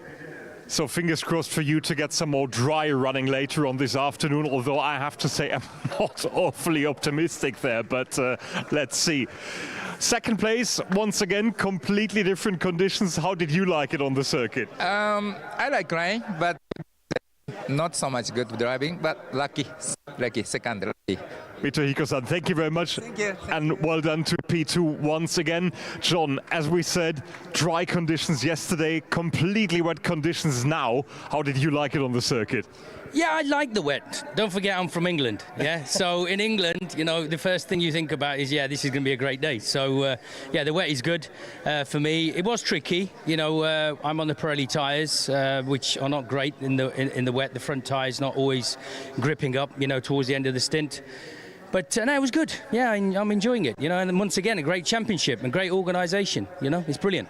Great stuff. Thank you very much, guys. Your Cup 1 podium finishers after race 2 here in Jerez, and of course for these guys, the third competition coming up later on just as well.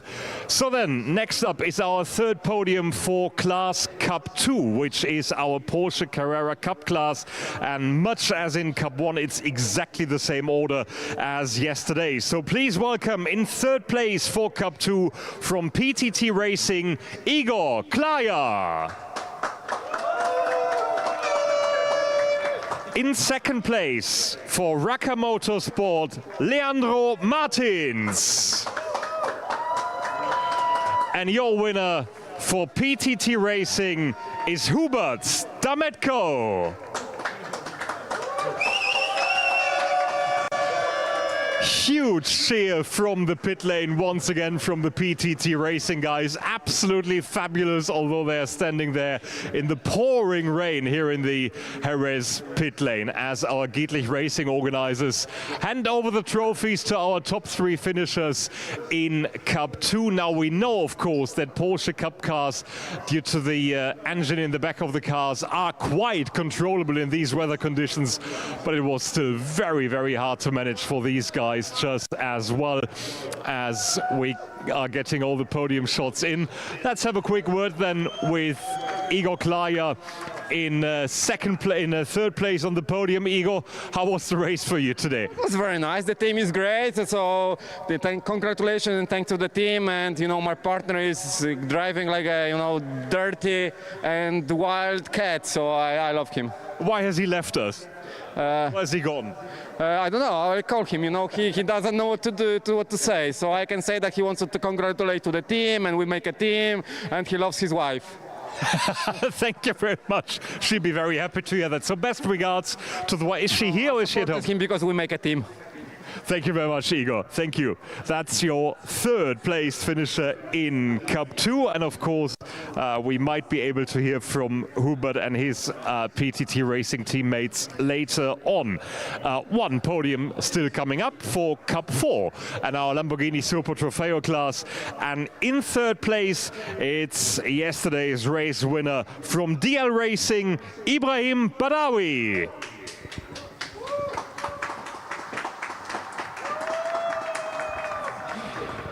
In second place, first podium of the weekend for BDR competition, Alfredo Hernandez.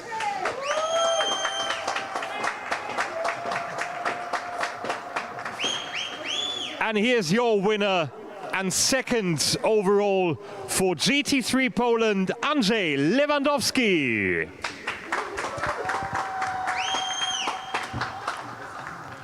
And it's once again up to the Gietlich Racing crew to hand out the trophies to our top 3 finishers in Cup 4. The Lamborghini Trofeo cars delivering a great show out there, and it was absolutely fantastic to follow just as well. Pictures being taken, and afterwards, of course, let's hear from our podium finishers as well. We're just going to wait a couple of seconds. Guys, please bear with me as we would like to speak to everybody of you. Bit of a difficult competition today, wasn't it, in these conditions? Yes, indeed. It's my first time in the rain ever, so I went in with the mentality that I need to finish the race and gain as much experience because I'm doing Super Trofeo Europe. So this was the main purpose of this race, was just to get experience under the rain and learn everything. Right, and you kept the car in one piece. That's the most important for the third race of the weekend later on. Stay with us for a couple of seconds. Going to speak to you first of all. First podium of the weekend in these incredibly difficult conditions. How was it for you? Well, it was good. Just the best thing is my car started competing because yesterday with a big crash. But today my team works very good and my car is perfect and just enjoying.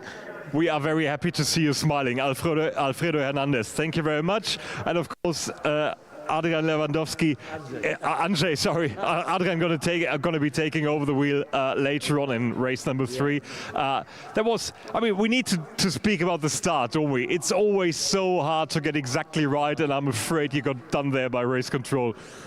No, maybe I make some small mistake and go too much in the inside, but it's a little, I want to be front, and that's why maybe I do some mistake and I got the drive-through, yes.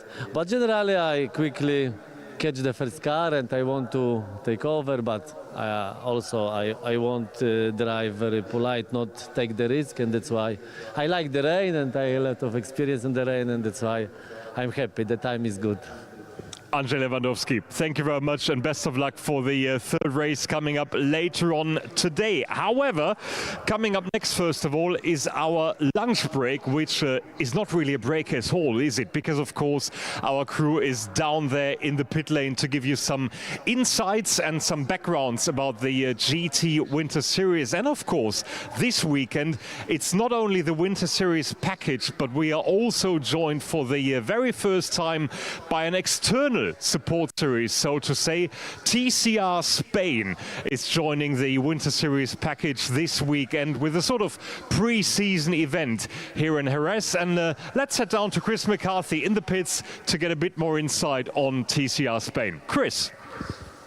Thank you very much, Lucas. Yes, we're down here in the pit lane. We're building up to TCR Spain, and with that I've been joined by some drivers. A driver, first of all, from Monolau, who was on the podium yesterday, Eric Genet, a familiar name, of course, to TCR Racing, the Genet name. Thank you very much, Eric.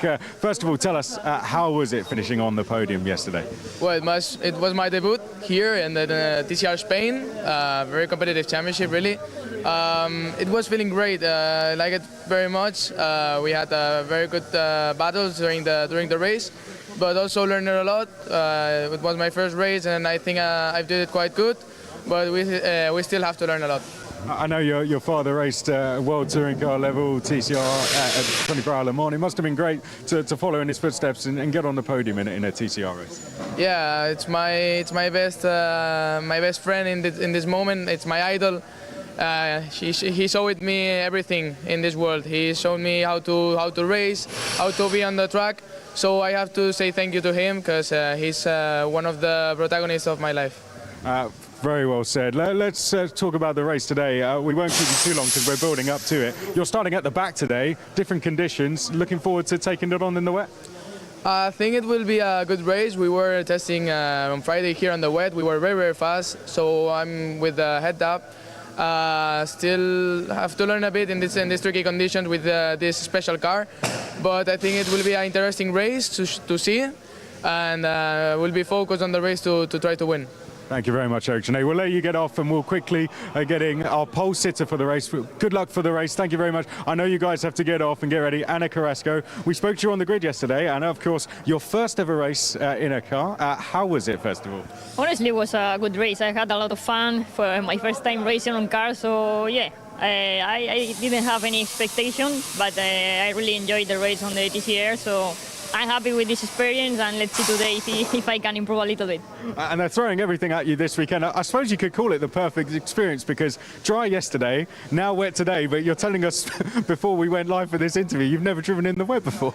No, it's the first time also. Honestly, it's a challenging weekend because everything is really new for me. But yeah, having my first weekend on racing wet, dry, so I will have a lot of experience during the weekend. So let's see if I can keep it for the future. And I know the plan yesterday would have been to just get home in one piece. How was it when you crossed the line and saw the VRT team crossed them and got across the line? How did that feel to make that achievement? Yeah, it was good. Honestly, I was happy for the team because they work a lot to be here. Finish my first race was good. Then we will also jump on the podium, and that was a little bit unexpected, so it was good for them. And let's see today. I would like to keep improving, see my feelings on wet because I think will be a lot of different from dry. And yeah, I hope to make a good race, make them happy, and finish the weekend in a good way. Well, thank you for taking the time to speak to us. Pole position later. Best of luck for it. The rain stopped for now, but we'll see how it goes. Good luck later. Anna Carrasco, thank you very much to Eric and to Anna as well. Good luck for the race later. We will see them both in action. Anna racing for VRT and Eric for Monalao. We appreciate their time. There we go. Welcome down to the pit lane. We started, well, I have to say a big thanks to Lucas on the podium for arranging those interviews. That, of course, the TCR Spain pre-season event 1. We had their first race yesterday, their second race today. Now we're going to go and find a Formula Winter Series driver. I believe we've had their second race a little bit earlier. First race was yesterday. The grid made for the third race later from the second qualifying session that we had yesterday, and I believe Nathaniel Bereby is waiting for us down here, and we'll see if he's able to jump up. Nathaniel, great to have you with us. First of all, how were the conditions out there earlier? It was pretty hard. There was not that much grip, but I tried to find the pace with those hand hooks. They're pretty difficult, to be honest. But yeah, I found the pace, and I managed to bring back the car home. And yeah, that's pretty important, since yeah, it's only my second race now here in Jerez, and yeah, pretty proud of it. It's a fast track, isn't it? How is it when it rains around here? It must get very, very tricky. You've got to be brave through some of the corners, I bet, when the rain starts falling. Yeah, there's some. You have to be pretty confident about your car. You have to trust the car. But I mean, yeah, you have to know the car. Yeah. Any sections in particular that you'd pick out as some of the most tricky sections? Well, I think Sector 3 is pretty complicated with the curbs. When they get wet, it's pretty complicated to keep the car straight. But like, yeah, how I say, you trust the car, trust the process, and it should be okay. Good stuff. Well, it's great to speak to you. Looking forward to the third race later? Yeah, third race, yeah, pretty confident about it.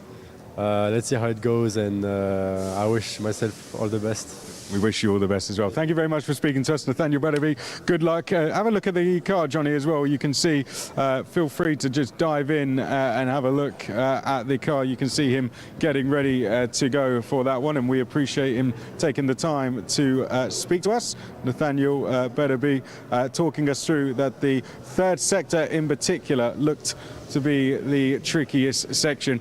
Here we come next then to US Racing, who had problems unfortunately with Jean-Marco Pradel's car a little earlier, but they did get back out for a little while. But overall, this team running very, very well so far. As down a little bit further here, I believe we've got another driver. We got Lorenzo Castillo here, I believe, from Technical. Who do we have here then? Introduce yourself for the stream, sir. Yeah. So we're here in Jerez, and now we have the last race of the weekend, and we will see next week in Valencia. So we're in this car here. You're driving number 5. Yeah, I drive the number 5, and yeah, we will hope the best for the next race. How was it out there earlier, the condition-wise?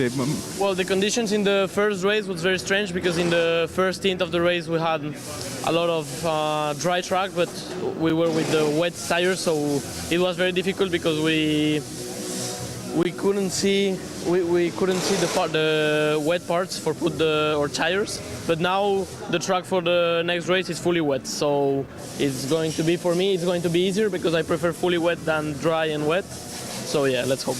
I guess mentally going into that race earlier, it was a bit up and down, wasn't it? Not really knowing what the conditions were going to do. Is it easier to mentally prepare for a race, and both for the team as well, when you know now looks like it's going to stay wet? Yeah, well, yeah, it's hard because we didn't know how to manage the tires and like this, but after the rain come in, so at the end it's the same for everyone.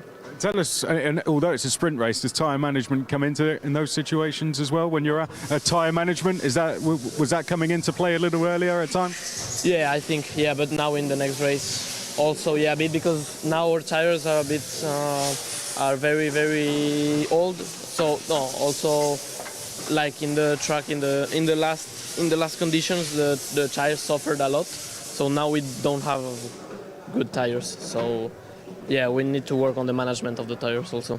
Thank you very much for your time. Best of luck for the race, Lorenzo Castillo there in the number 5. Okay, let's keep moving. Here are the guys from Rodin Motorsport, Thomas Straven and Bart Harrison in the car for them.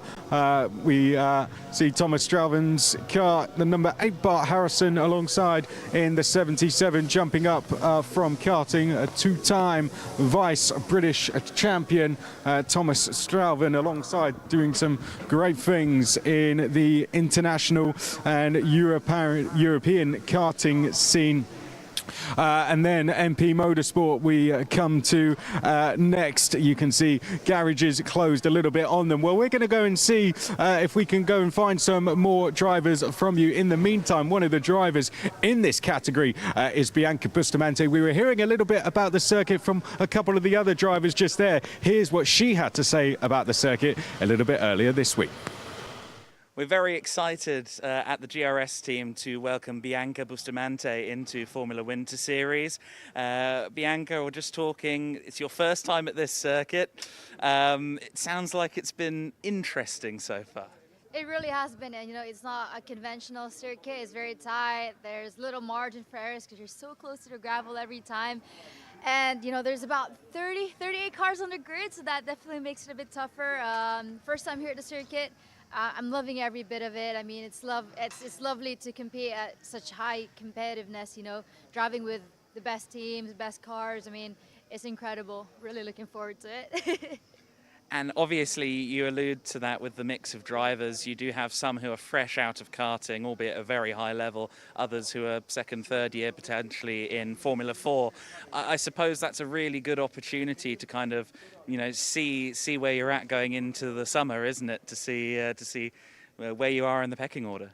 Yeah, it really is. I mean, you've got a grid full of different drivers with different level of experiences, and for me, I'm here to learn. Like every day at the track, every corner, every lap, it really is such a learning experience. I mean, I'm driving these tires for the first time as well, the Hankook, so that's a tough one to learn, but it teaches you to be adaptable, to learn how to adapt your driving depending on the tire compounds, which varies a lot because it's the only thing that touches the ground or the track. So, but yeah, I mean, all gone so far, pretty good. I loved my first experience in the Hankooks. Very different from the Pirellis that I'm used to, but yeah, learning. And have you ever driven Aragon before? Aragon, yeah, I've driven Aragon. I tested there before in the F1 Academy. Love the track, very high speed. I love the little corkscrew. Little bit known for track limits, so there's a big topic about that. But all in all, it's a fun one. And so how do you feel about Jerez then? You get proper track limits here, gravel.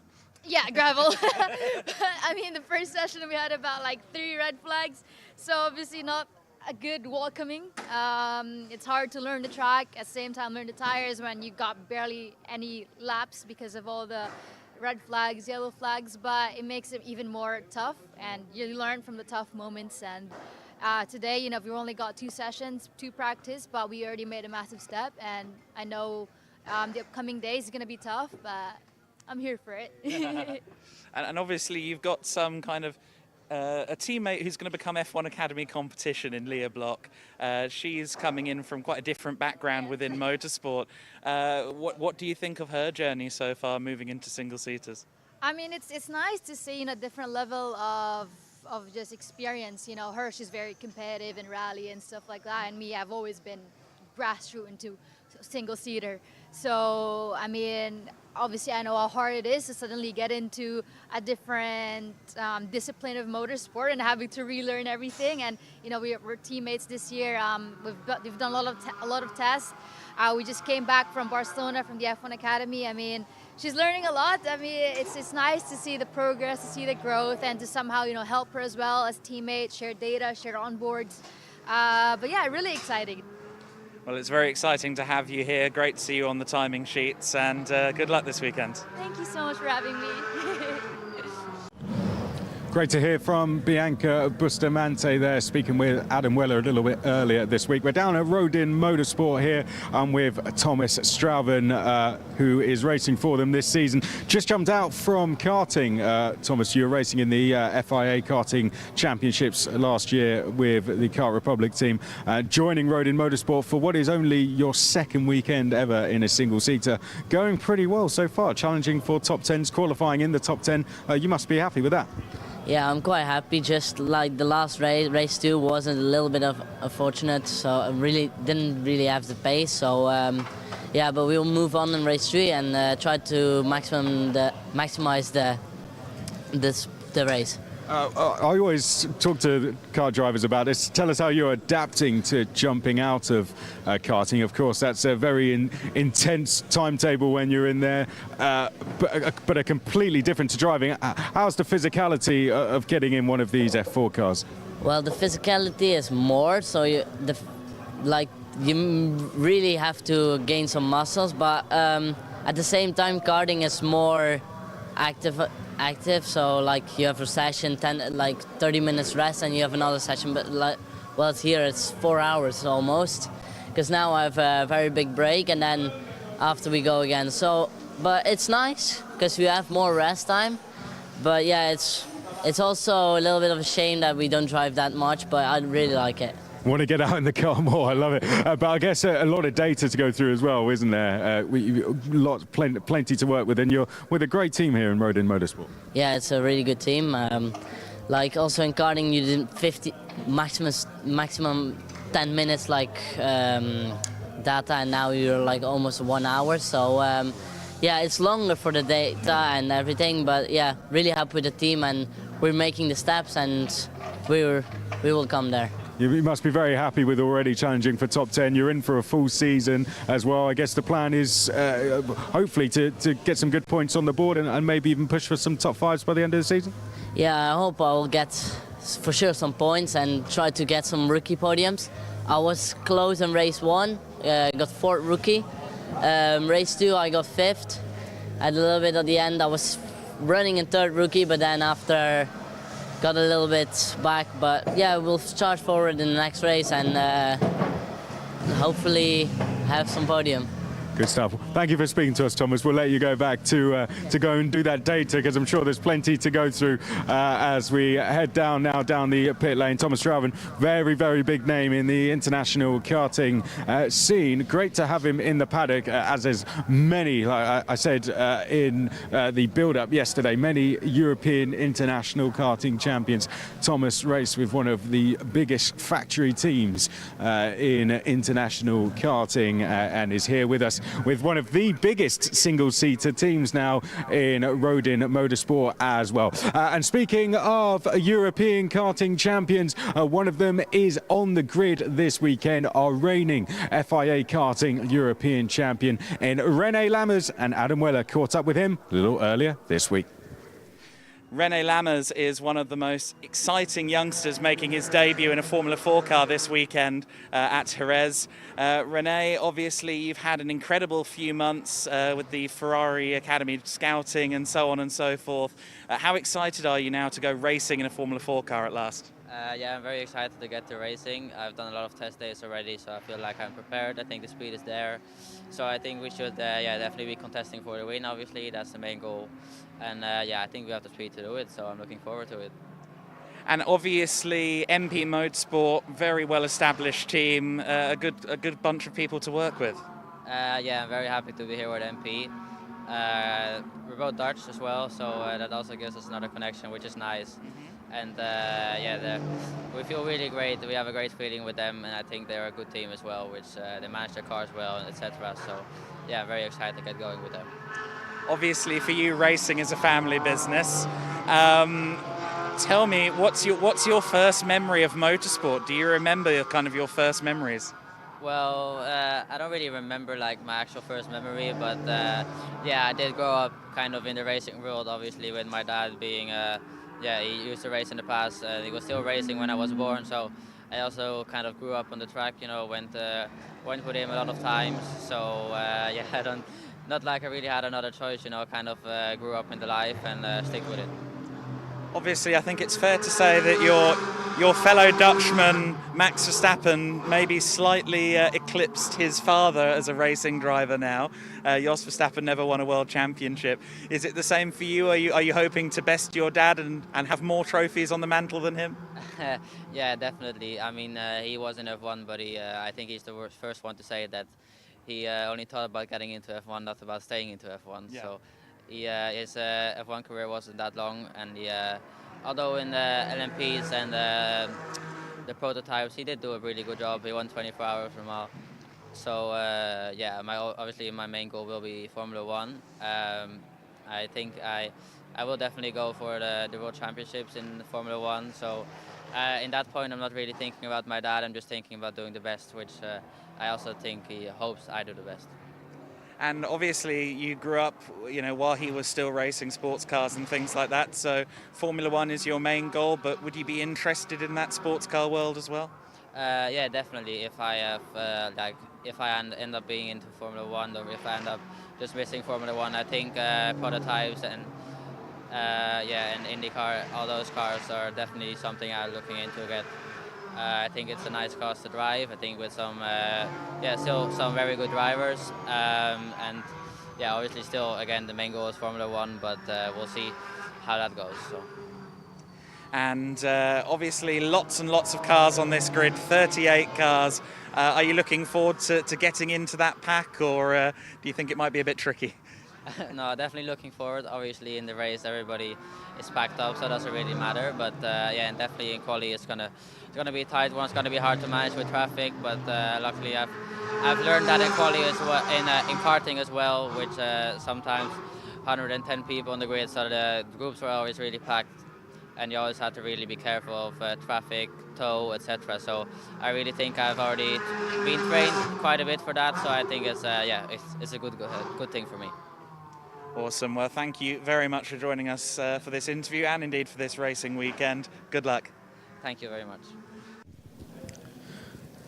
Thanks to Adam. Great to catch up with our reigning FIA karting European champion, now Formula Winter Series driver, René Lamazère. We've come a little bit further up the pit lane to some GT Winter Series drivers. We've got Joel Mesh from SR Motorsport here, and also a Cayman Trophy driver as well, Enrico Federer. Great to have you both with us. First of all, Joel, we've spoke to you quite often on the podium. I know you're going to talk us around the car in a little second. Enrico, I just want to catch up with you very quickly, because you guys at times have been stealing the show out there. It's been fantastic to watch. How fun's it been out there driving? It was until now it was a fantastic season. We won the last 3 races, and we want to win another few races, and we're working very hard to have good results, but until now it was very good. Tough conditions out there though this weekend. How's it been adapting to that? Yeah, this weekend there are very tough conditions. Also in the last sprint race there was dry and wet, but I think we managed good, and you can also see it in the results. So yeah. Well, look, we could talk about the racing. We've got plenty of time to do that. One thing we don't get to do very often is get inside the cars. You guys are both going to be driving this in the main season, aren't you? So you're going to talk us around the car, aren't we? So let's go in and have a look at the car. Right, let's dive in and have a look. You can actually feel free to hold the microphone for this if you want, Joel. You can talk us. Come in, Johnny.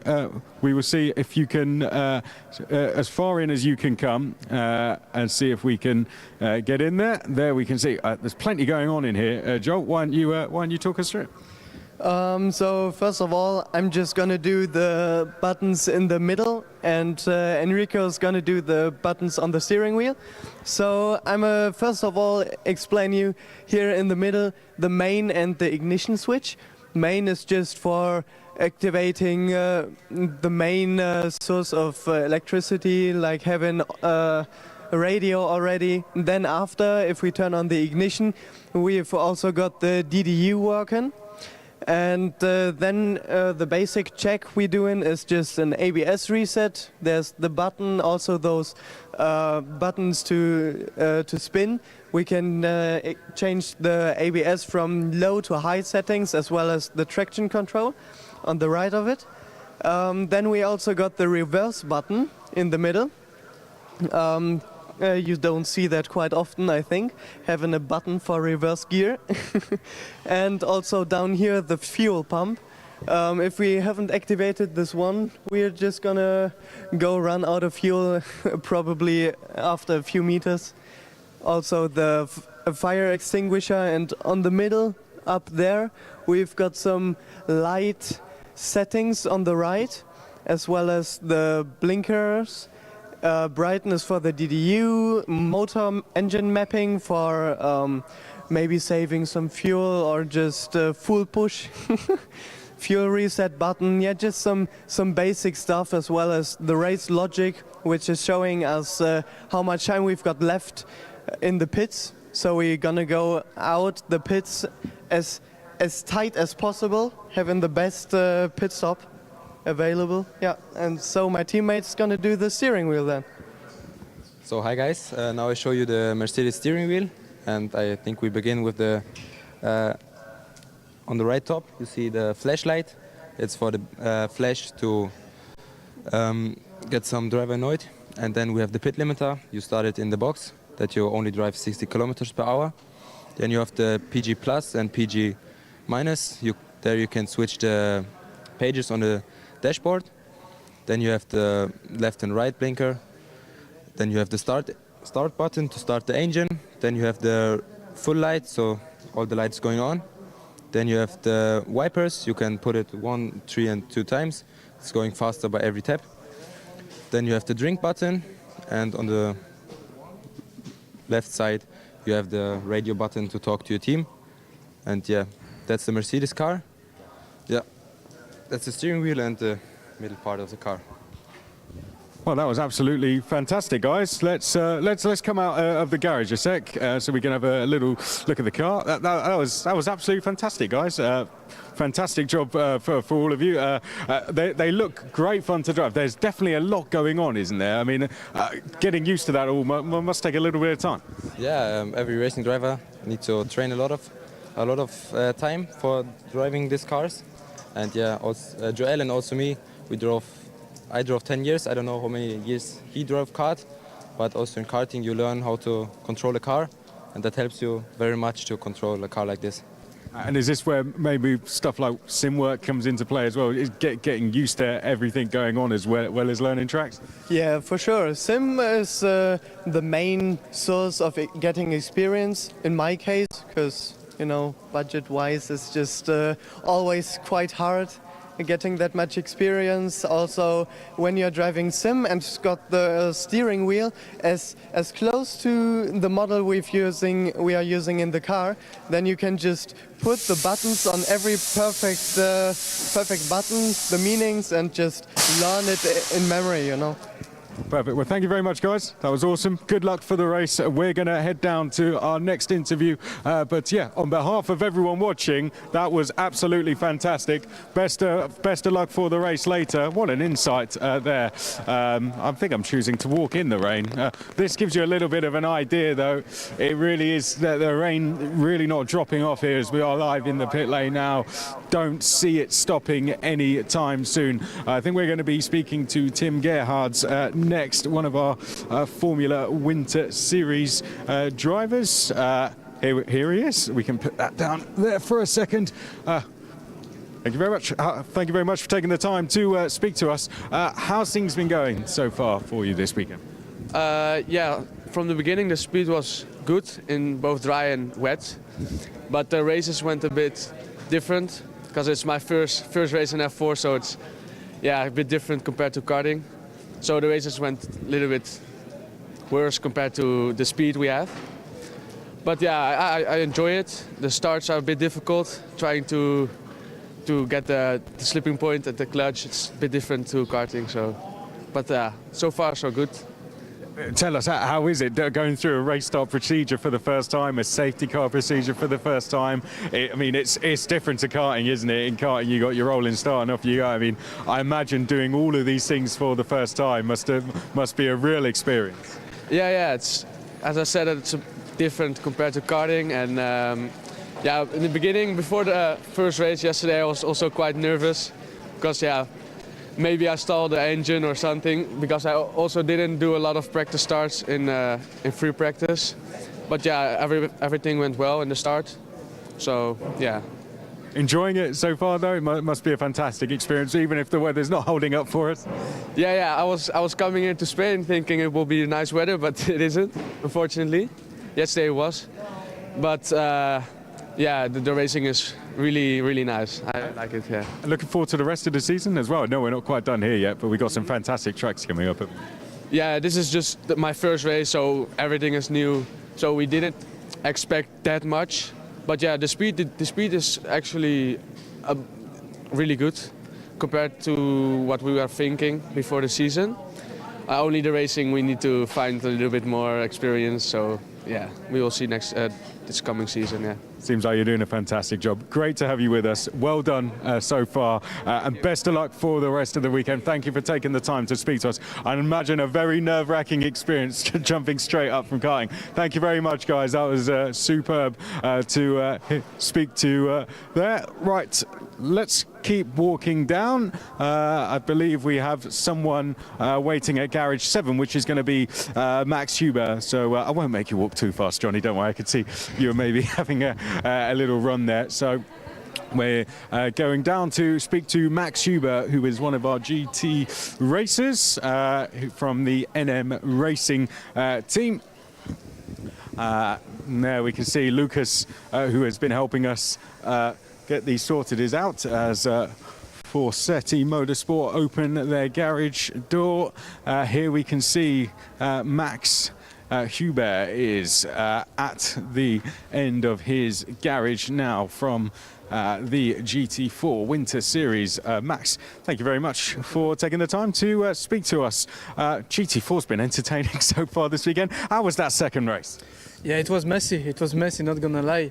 I mean, the first 6-7 minutes were great because it was changing conditions, and with the tire, not degrading as much, but that as soon as you lost temperature in the tires, it was really tricky. But yeah, it's great learning.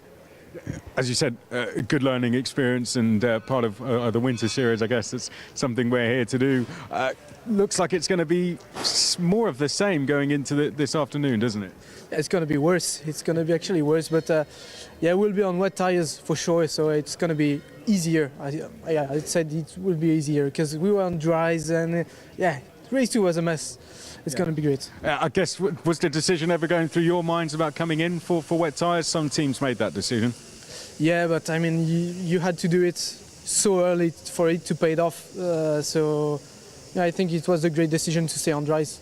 Nice to have the decision made before the race starts this time, I guess.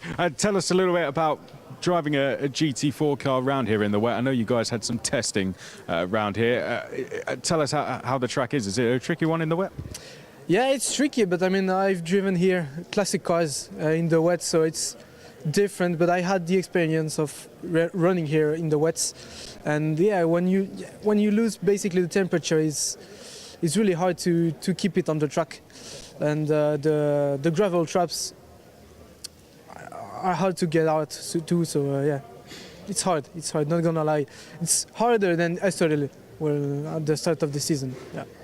And your season so far, your thoughts on it? Happy with how it's going? Yeah, it's been awesome. I'm learning a lot, and the car is awesome, the team is awesome, the coach is awesome, so yeah, it's great. It's great for the moment, and great results too, so yeah, it's good. I think that's a nice way to end this. Thank you very much, Max. Good luck for the race later. Let's go then next to Stefan is here. Great to see you from Giedelig Racing. Wow, it's been entertaining days so far. Great to welcome Formula Winter Series with us this time, isn't it? What a start to the season for them. 38 cars, given we were around sort of 10 each round last year. Tell us about the work that's been put in by Giedelig Racing to make that happen. Yeah, for us, absolutely amazing to have this amount of car and this interest in the championship after the first season last year. For us, it's been a hard summer, definitely. We've been on a lot of effort, spoke to a lot of persons to make it happen, and so far I'm quite happy, yes. And some brilliant races so far today. I mean, we had that, not only the Formula cars, I think it was a really entertaining race, but GT4s as well.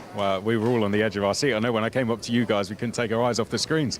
Yeah, I mean, it's really amazing. Here in Jerez, the races are so entertaining. As you say, I have to prepare the podium, and afterwards there's always a lot of stuff that I have to do, but I'm always with one eye still on the screen to watch what's going on in the circuit, yes. And then we had GT Winter Series as well, which I think always delivers new faces here as well, straight onto the podium. I guess that's another thing that the organisation must be happy with, always new faces coming into the championship every round. Yeah, of course. Here, especially at GT4, there are some season entries, but of course we are also happy for single event entries. Some are doing 3 events. We are happy about everybody that joins us on the grid. Let's talk TCR Spain, because we started this with Eric Genet. I mean, of course, son of legend, Jordi Genet. He said he's my best friend, you know, Jordi, who have won the 24 Hours of Le Mans, who raced in International Formula 3000, raced in touring cars as well. And Eric Genet had that quite emotional podium yesterday, and I'm sure a moment with his father as well. Great to have TCR Spain with us, and some big names in there, of course, Eric being one of them, and Ana Carrasco as well. How fantastic is it to welcome them as a support series for what is their first pre-season event? Absolutely fantastic. We're happy they are here. To be honest, it was, well, not last minute, but it was quite late in the summer that we got in the first contact, discussed everything, and in the end it was well, on point timing-wise that they are here. In Valencia, we are expecting even more cars from the TCR grid. Right now, the pit lane opens for the TCR, so the next race is already coming up. I know Eurocup 3 joins us a little bit later in the season, I believe, at Aragon as well. Is this something we're looking to do more of, welcome more support series into the championship as we continue to grow this? Yes, definitely. This season we are joined by TCR here in Jerez, next week in Valencia, and then, as you said, at the end of the season in Aragon, Eurocup 3 will also be there. We are, compared to last season, we are having more available track time, because now we are doing 2 race days instead of 1, so that of course also makes room for more series. So for the future, I'm interested to see who's joining us as well, on the grid, yes. Good stuff. Well, thank you very much, Stefan, for joining us. We are getting ready to go now, as you can see the cars in the background, for TCR Spain pre-season event 1, race number 2. That's where we are going next. Make sure you stay tuned just for that.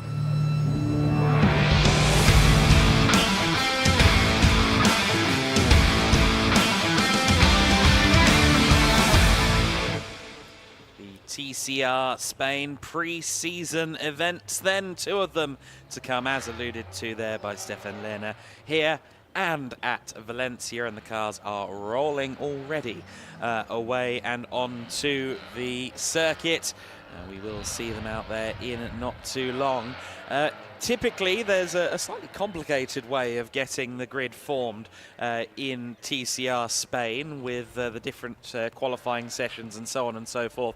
I won't explain that in vast detail, though, because effectively, since we have 9 cars, it's a full reverse grid for this race. Usually they reverse the top 10 based on the qualifying 2 order. However, since there are only 9 cars, that's the only bit we have to worry about. So it's a full reverse grid for this race, which is going to be immensely entertaining. That could create a little bit of drama out there. That also creates Ana Carrasco on pole position. Obviously, we saw her during that lunch break. She has been riding bikes over the course of the last couple of months, despite breaking her leg last year in Moto3, so one would expect that she will be back into the two-wheeled world in the season as well, but I don't know if she's intending to ride competitively again. I assume that is the case. But we know that she is making her first strides here in the TCR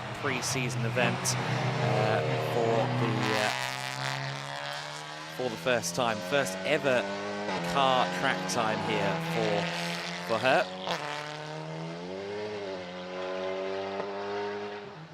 So then Mariano Alonso will also be a beneficiary up there at the top of the order as well, potentially. Mariano Alonso, who didn't take the finish yesterday in one of the older spec TCR machines. That's worth talking about as well.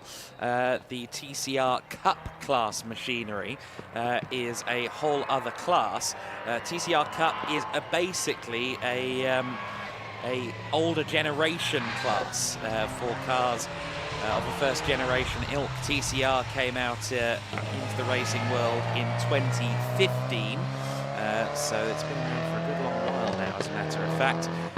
But some of those early generation cars, the first generation Cupras, the Peugeot 308s, the cars that we've got here. Also, I think the Volkswagen Golf is also in that factor as well. That was a car that was brought on song very early by the likes of Liqui Team Engstler. We'll see cars like that potentially re-emerging on the TCR scene as a result of the decision to run a Cup class. Of course, the main TCR class is for the current cars, the Hyundais, the Audis, the Hondas, the Cupras, et al.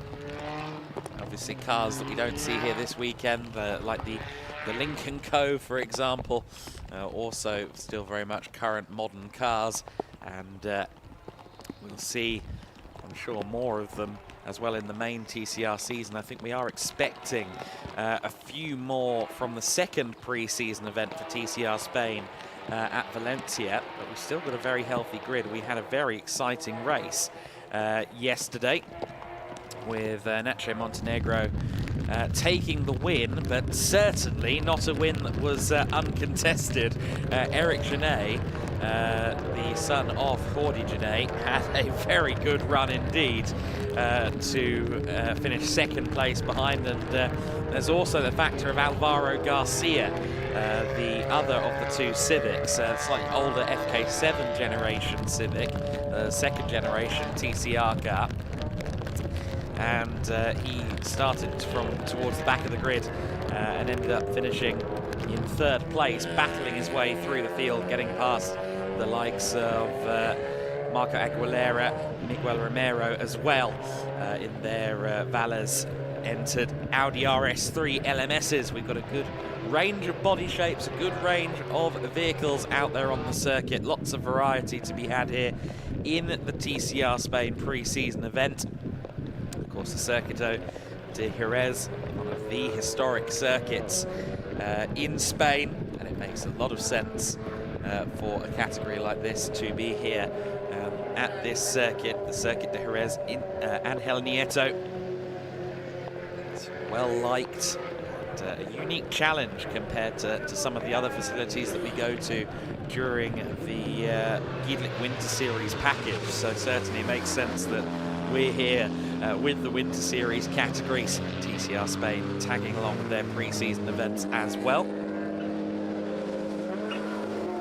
Aguilera and Garcia coming up onto the grid now. Ana Carrasco is set to join from pole position. I think she took a couple of sighting laps on her way around the circuit, so she is going to be with the rest of the grid very shortly. She's going to take it nice and steady in this race. It will be her and Mariano Alonso at the front of the pack. Santiago Castilla will be third. It'll be all Cup cars towards the sharp end of the grid then. Reverse grid, Chris McCarthy. That means a very different one from yesterday. Thank you very much, Adam. Yeah, I believe you've got the better position up there. It is currently raining sideways down here.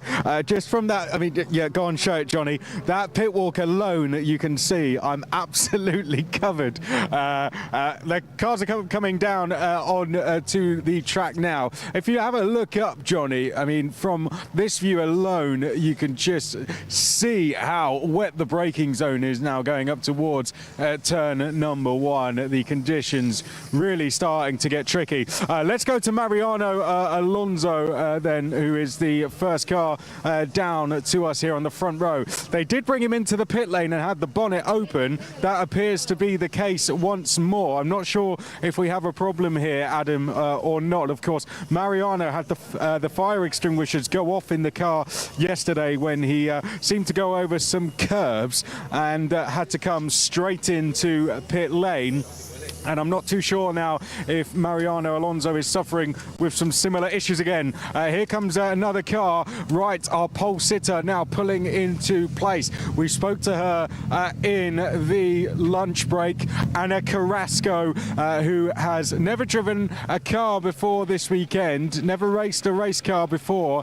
Anna Carrasco now starts on pole position, and she has never driven a race car in the wet conditions before.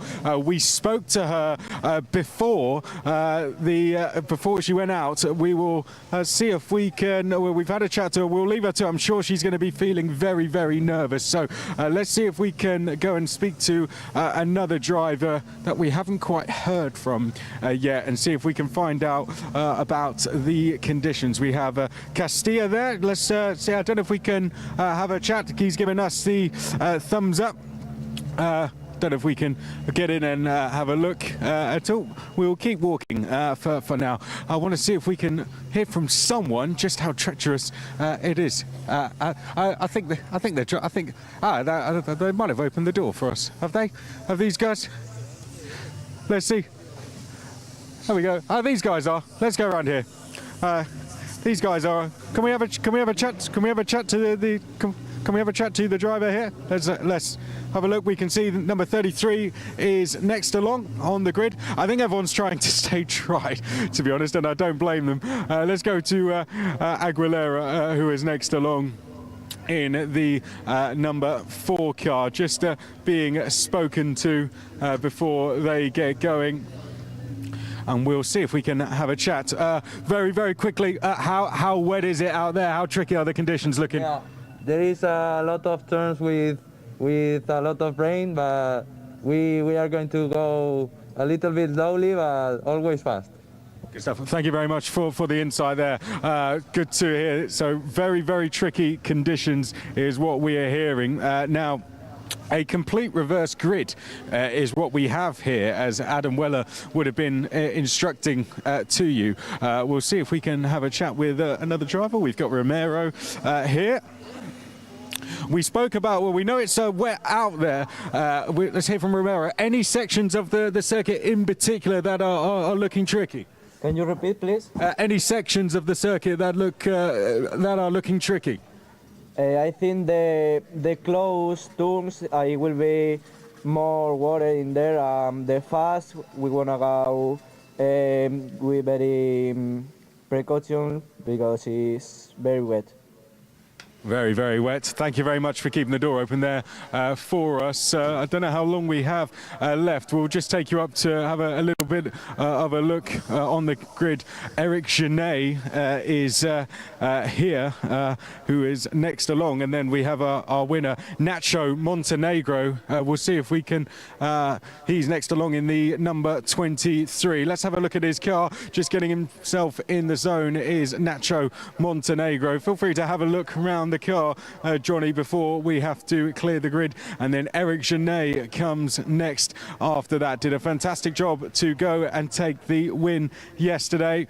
Nacho Montenegro driving very, very well. So we're essentially, if you spin round, Johnny, we're going to see the drivers starting from the back here, trying to fire their way through the grid as quickly as they can, but they're going to have to be dealing with these conditions as well. The rain is starting to come down very, very heavily now.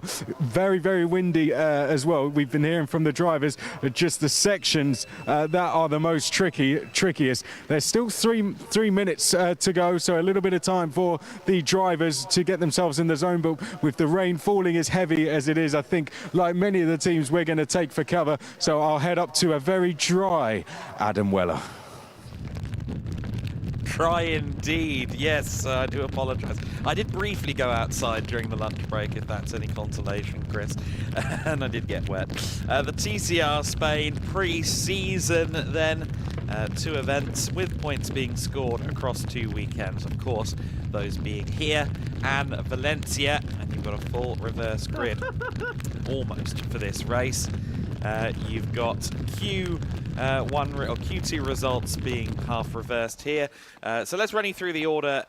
For now, it is Ana Carrasco on the pole position, as we saw for this one. Mariana Alonso is next. Santiago Castilla in 3rd position. Jose Antonio Chico in 4th place ahead of Marco Aguilera. Miguel Romero starting from 6th position in the all Audi row there. 7th place is Nacho Montenegro, who qualified 2nd in the session, which is why he's there in 7th place. Our pole sitter, of course, as you'll remember, was Eric Genet. That's why he's in 8th place. The reason there are cars behind them, Alvaro Garcia had to change his car to the slightly older FK7 spec Civic. And Sandra Gomez, unfortunately, she didn't take the start yesterday. I don't think she qualified either yesterday, and that is why she starts at the back. So that's the logic there. So the top 8 basically are reversed, really, although the only reason the back row is what it is because those 2 cars didn't qualify. Nonetheless, Ana Carrasco starts a new adventure within a new adventure. Her first 4-wheeled race weekend. Her first time starting a car from pole position. Looks like Sandra Gomez has struggled to get the car off the line. It is now creeping forward and does finally get underway. So thankfully the second of the 2 Peugeot 308s does indeed get started. 2 cars from Motor Club Sabadell. The 308 Cup was used in TCR competition in the early years. TCR, of course, a POP category, much like GT3 racing and GT4 racing, so all of these cars balanced together. A few cars that we used for single make series at the time GT3 was established, like the 308, like the Seat Leon Euro Cup car, were the basis for the first generation TCR machines in some cases. But a great field of drivers here. Obviously, Ana Carrasco is the only world champion on the grid, courtesy of her incredible career in motorcycle racing. Really special for her to be a part of this TCR pre-season event in the Spanish Championship. But also got champions within touring car world. Marco Aguilera is a champion in TCR, or rather in the Spanish Touring Car Championship. In the same vein, TCR South America champion of 2023 was, of course, Nacho Montenegro, who is back in Europe. He was racing F4 cars in Europe several years ago, but has made his return and is now laser focused on getting into the upper echelons of saloon and perhaps GT racing in the future. These are conditions that even the most experienced of drivers would struggle with. So those with less experience, like Eric Genet, who is moving into touring cars, like Ana Carrasco, who's moving into cars point blank, Sandra Gomez as well, fairly new to this racing world.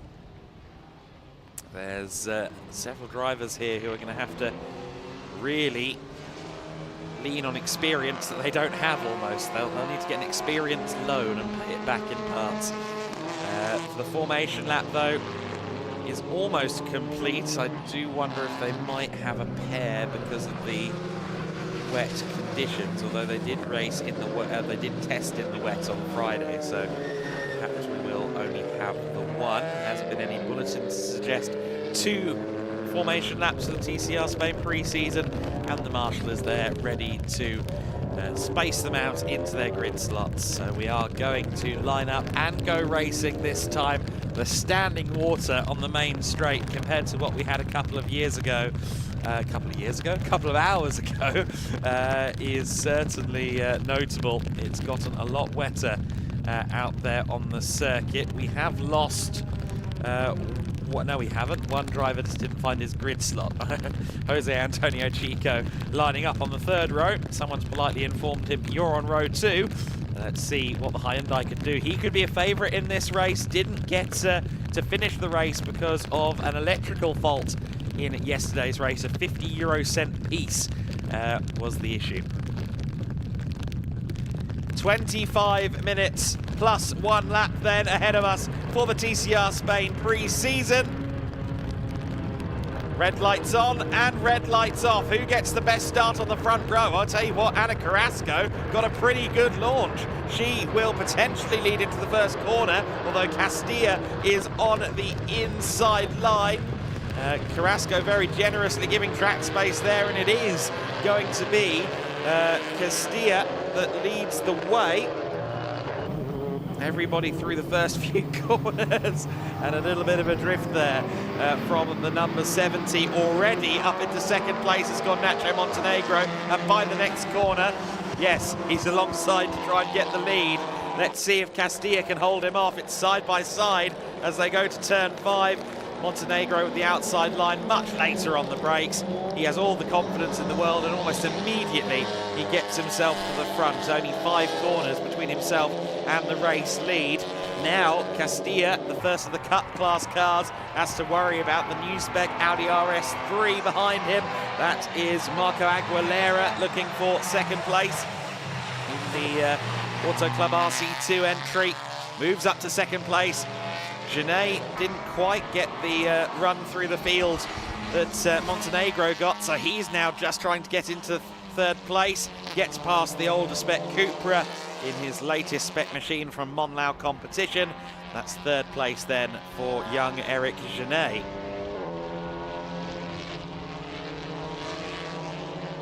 So now we get to see a slightly more true picture of the race already. However, we have not had Alvaro Garcia go through the field in quite the order that he did yesterday. So Garcia still has some work to do. He's just behind the 2 white cars there in the slightly older spec Civic, the FK7. Just behind the 63 car there of Miguel Romero. Miguel Angel Moreno, the 2023 Spanish Endurance Champion, there in 5th place for the time being.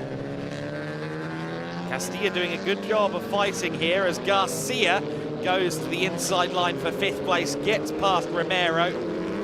The ALM Motorsports Honda Civic is your race leader in the hands of Nacho Montenegro. It's also the car in 4th place. Have a look at Eric Genet trying to get past here. Marco Aguilera. Aguilera in 2nd, but I don't think it's going to last for long. Here comes Genet. Contact between the 2 of them. With the outside line, Aguilera just about holds on to it, but of course, that is often the case in these wet conditions. You find more grip away from the racing line in most cases. Side by side further back for 5th, that was Alvaro Garcia getting past the 70. So Santiago Castilla, rather as expected, falling through the order as this battle for 3rd place continues on, or 2nd place I should say, continues on. Here comes the 21, here comes Eric Genet. Textbook move, and Aguilera locks up, he's in the gravel, keep it going. Don't use too much throttle, the front axle could dig you in. Careful, never mind. The splitter digs in, and that car will need some rescuing. Meanwhile, Alvaro Garcia has moved up and passed the number 70 car. That will then put him into 3rd place, courtesy of the off we just saw for Marco Aguilera. So 2 Civics in the top 3 once again. In fact, the top 3 is now in the exact order they were in yesterday's race. Yellow flags at turn 6 have been declared on the timing screen, as one would expect. see the standing water there at the centre chicane pooling quite severely. There are certain sections of this circuit that can't afford much more heavy rainfall before they become somewhere close to impassable. Alonso in 7th place here. Castilla here in 4th position. Now under some pressure from the Audi RS3 of Romero. So Romero again in a newer spec car, you'd expect him to be quicker. Castilla though does have his car very softly set up. We saw that yesterday in the TCR Spain race, and in these conditions a softly sprung car is exactly what you need. The more give, the more sway, the more travel in your suspension, the less treacherous it is out there in these wet conditions. So Castilla, I think, already pretty much running his wet setup yesterday. And that might be doing him some favours now, certainly running fairly strongly as Romero continues to challenge.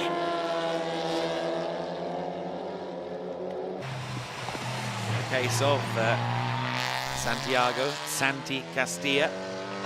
He is a regular all throughout Spanish circuit racing, so he certainly knows Jerez, I'm sure of that. He picks the inside line as yellow flags, of course, down there at turn 6. So as the 63 car goes around Castilla, I have to think that the stewards have their eyebrows raised, because that move was made around the outside under yellows. And I think Romero has realised that and drops back behind Castilla.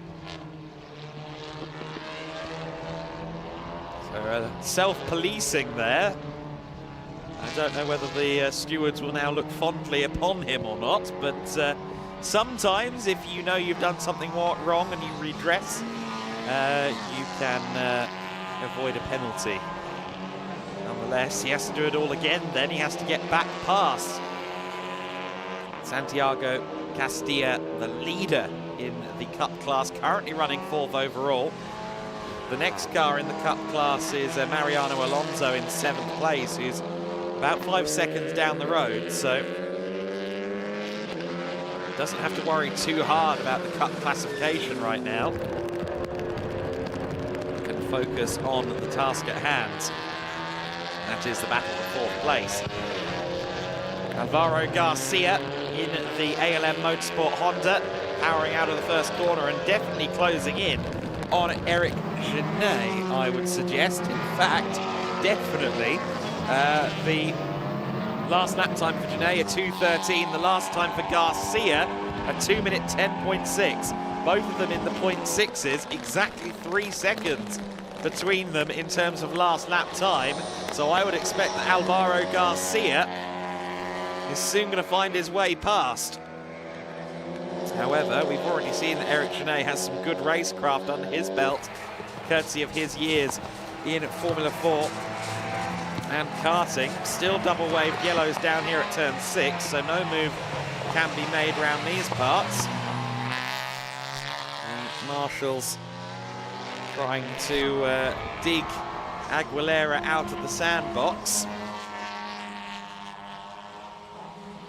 Oh, and Genet steps out there, into the gravel he goes, and that was the slip-up that Alvaro Garcia needed. He'll be happy with that, because that means he doesn't have to battle the Cupra driver. He can just now move on and try and catch Nacho Montenegro.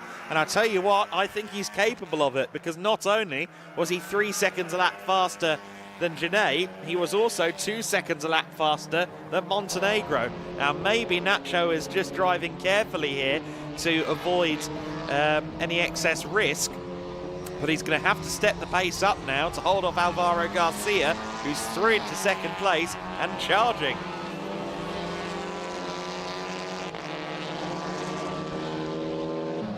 Garcia joined the TCR Spain ranks last year with the Com2U team. As I mentioned yesterday, runner-up in last year's championship, so we know Garcia is quick within the TCR Spain realm. No reason to expect him to have gotten any slower before the Spain pre-season. He would love to make a bit of a statement by being quicker than Nacho Montenegro. Conditions definitely still worsening here. Everyone doing a magnificent job just to keep the cars under control. Castilla and Romero running 4th and 5th respectively. Miguel Angel Romero is the youngest driver in the category in that Audi RS3 LMS. I think Santi Castilla wouldn't mind me saying he's a little bit older and a bit more experienced than the Audi driver behind him.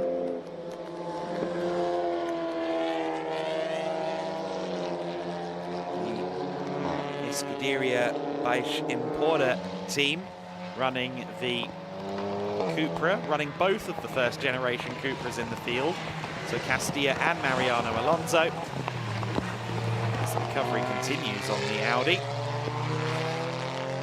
Of course, the 63 car being actually run by the Andalusian Automobile Federation for Miguel Angel Romero, although I do believe that the Baix Importer team are also involved in preparing that car, so it is effectively a teammate scrap for 4th and 5th place as well. How's the gap going between our leaders? The answer is it's down 1.5 seconds on this lap alone. So Alvaro Garcia was 4.1 seconds back from Nacho Montenegro almost a lap ago. I suspect when they cross the line this time, it's going to look more like 2.5 seconds, perhaps. It's certainly going to have gone down significantly. And see the gap as they come across the line. It's 2.8 seconds, so it's a little bit generous towards Alvaro Garcia's prospects in the final sector, but nonetheless that gap is coming down. And look at how Eric Genet is aquaplaning there, under braking into turn 3. You can see the water almost bouncing back off the tarmac. It is so wet out there right now. Right conditions for aquaplaning at this stage. Castilla and Romero closer together. Romero loses the car. Oh, and he has no choice in the matter once he loses the rear end. Into Castilla, he digs himself into the gravel. I think Castilla might just be able to put through, but damage to both cars.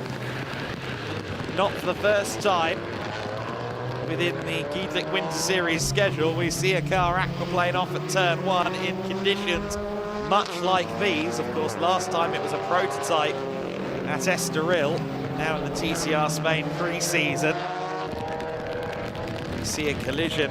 Miguel Angel Romero, unfortunately, the youngster putting a foot wrong and collecting the number 70, and that will push Castilla down a few places as well. That will hand, I think, the Cup class lead to Mariano Alonso potentially as well. In fact, yes, there is Mariano Alonso. So that's our new Cup class leader, the number 42 car. A very handsomely prepared car, I must say, from Escuderia Baix. There's the recovering Sergio Castilla with the damage to his car. Double yellow flags out at turn 1. So they will have to be very careful this time through. Incidentally, an update on Ana Carrasco. We haven't seen her for a while, but she is running in P7 now, just ahead of her teammate and fellow female racer Sandra Gomez. It's an all-female lineup at the Motor Club Sabadell for this weekend. Sandra Gomez winning a contest organised by the Auto Hebdo Sports publication to become a racing driver in the hill climbing ranks, and now climbing further up the ladder still in the TCR Spain pre-season. Gap has gone out significantly between our top two. So Alvaro Garcia has lost a good couple of seconds on this lap. So the gap that was shrinking has now grown again as the recovery process gets underway for Romero's stricken car. He's certainly a big hazard there, that tractor in the firing line, but hopefully the drivers will abide by these double-waved yellows. Certainly excess caution is the bare minimum in these conditions, come what may. Simply too wet to push the envelope too far.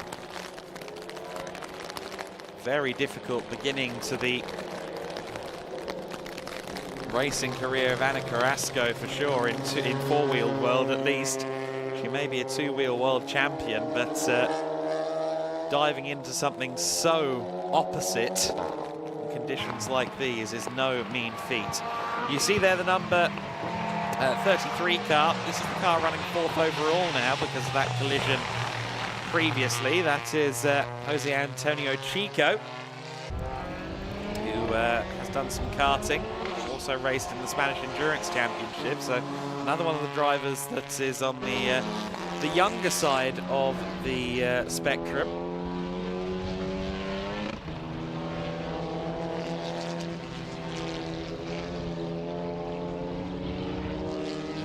Doing a very good job of holding off Mariano Alonso, who has probably got as many years in racing as most people have in their lifetimes. He's more than 20 years deep into his racing career. Spanish endurance again a factor there. The Peugeot Championships in France, Clio Cup Europe as well. Always a solid pair of hands in a saloon car. Now leading the way, of course, in the Cup class for the older generation cars. The Hyundai that we see on screen from Chico, I believe that car was liveried up in the paddock. I seem to remember that on Thursday morning it was completely bare and white, much like this car from Castilla. And then suddenly it gained some colours by the time we went home on Thursday. Certainly Castilla, it's good to see him still running at least after the collision with Romero. He's some 14.3 seconds off the Cup class lead now.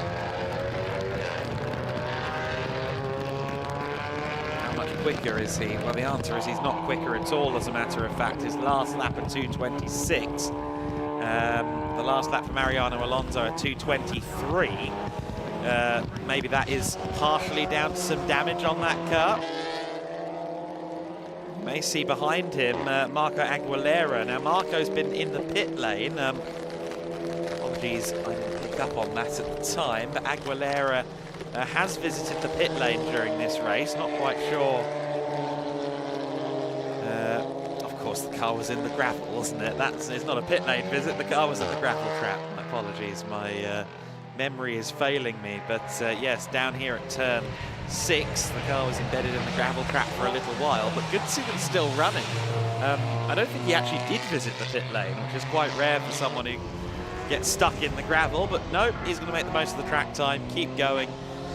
4 laps off the lead, or 3.5 laps off the lead, but continues to run there in what is 9th position, or will be 9th position once he's registered ahead of Miguel Romero. Incidentally, I don't think Romero is running again. I don't think we'll see that car back out there. See, though, just how much worse it's getting out there on the circuit.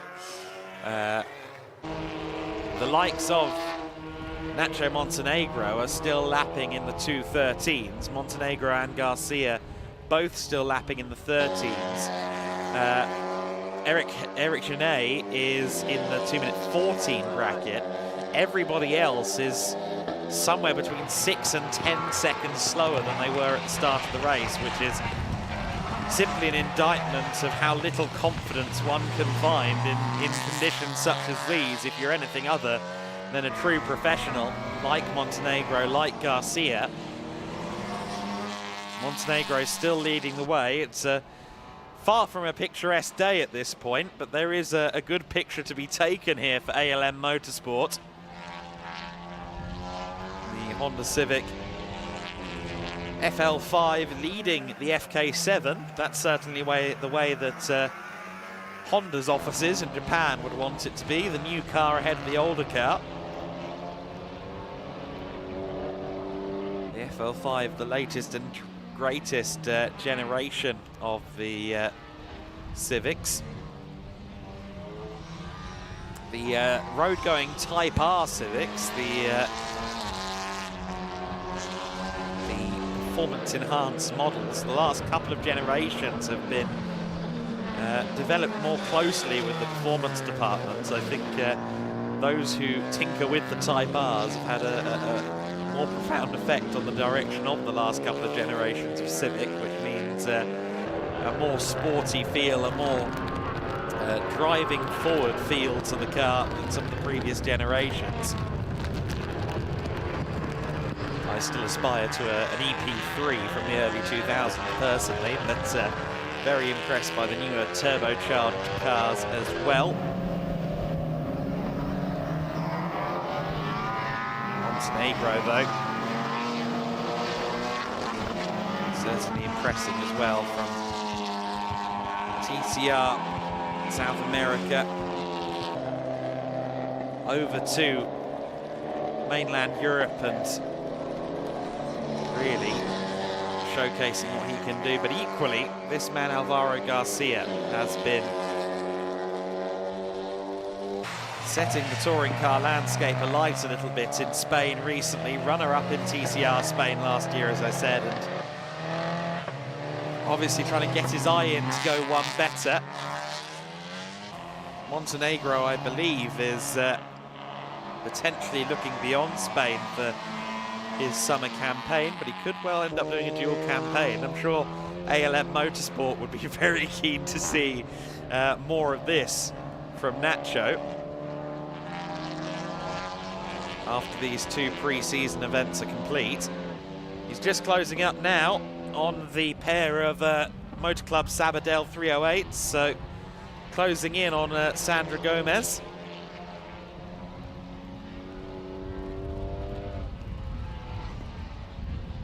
Through the centre chicane goes the ALM car. There are the pair of Peugeots in the hands of Gomez and Carrasco.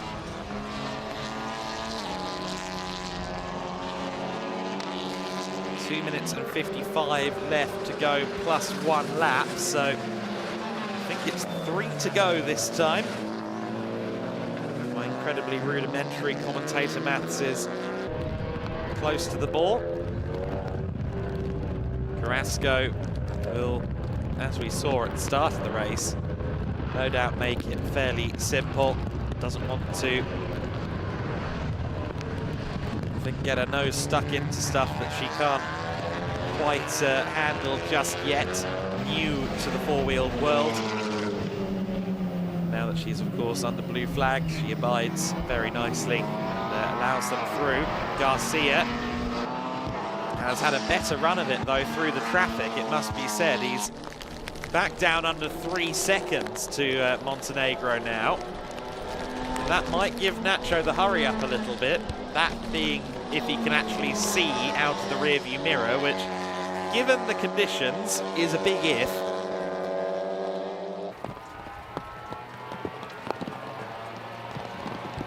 Certainly some of the worst conditions I've ever seen TCR cars running, actually.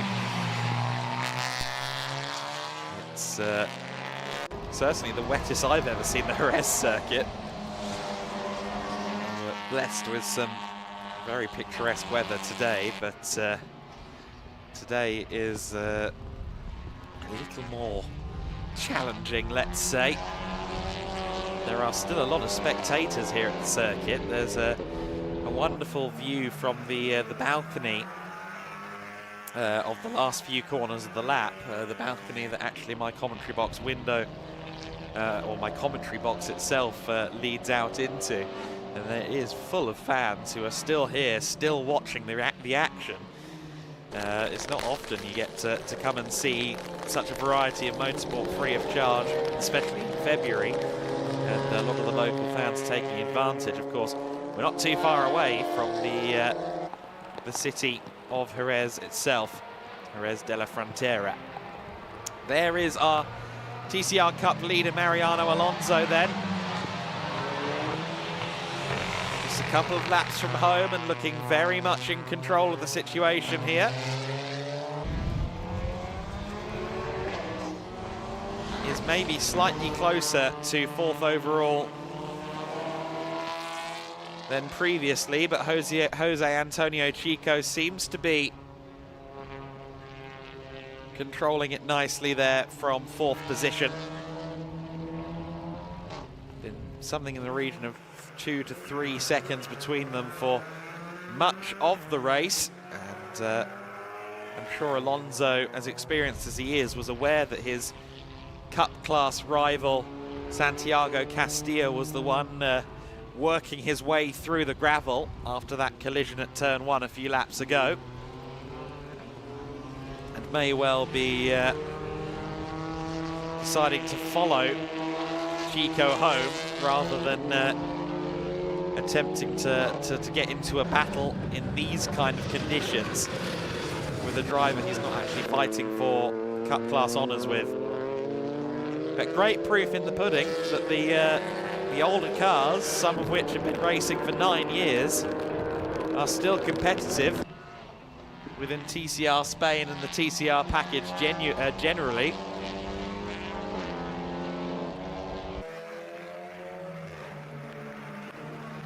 Certainly we've seen cars like the Opel Astra, which was another early doors TCR machine, still in use variously in the UK and also in TCR Germany as well, back in 2022 actually. Vincent Rademacher, ex-BTCC factory driver for Volvo and Vauxhall.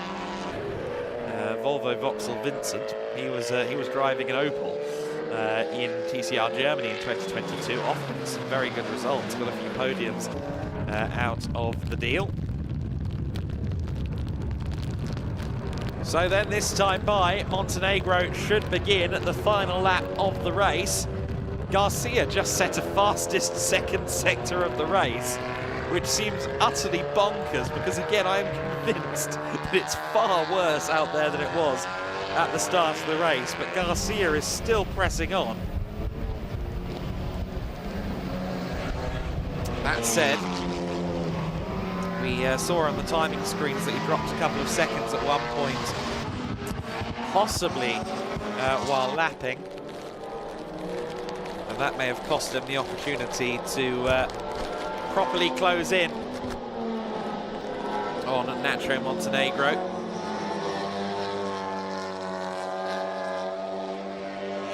Nacho powers out of turn 5, downhill towards turn 6 for what will be the final time.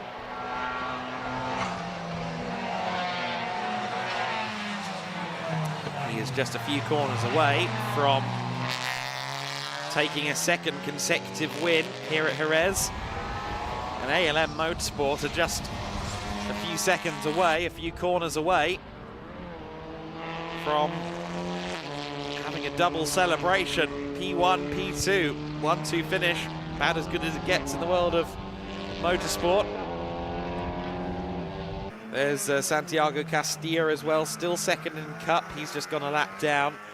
I think that car very much walking wounded after the collision that we saw early on in the race. Carrasco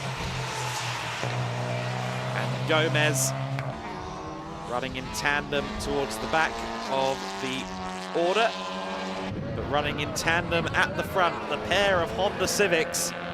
Nacho Montenegro jumped into the lead within the first few corners and has never looked back since.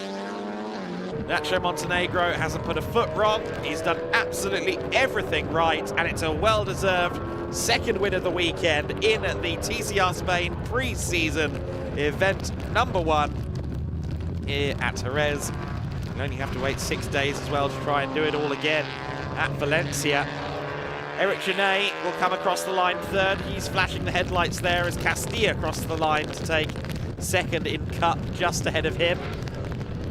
So Eric Genet taking third position. Next up, quite a way around the circuit, it must be said, is Jose Antonio Chico. He will cross the line in a little while. And he'll be followed by the Cup winner, Mariano Alonso. Ana Carrasco in the 22 car will conclude her first weekend on four wheels by beating her teammates, Sandra Gomez. 7th and 8th place for the Auto Club Sabadell cars, also 3rd in the Cup class for Carrasco, so she'll get to stand on the podium, something she's done here previously, I'm sure. Mariano Alonso on his way to Cup honours then, still pursuing the Hyundai of Jose Antonio Chico, but Chico has gotten away over the last few laps. Nonetheless, Mariano Alonso will be taking the Cup win. There goes the Hyundai, and here comes Mariano Alonso to take the win in the Cup class. Others faltered, he capitalised, and it's a win in the Cup class for Alonso and for Scuderia Beige Importer.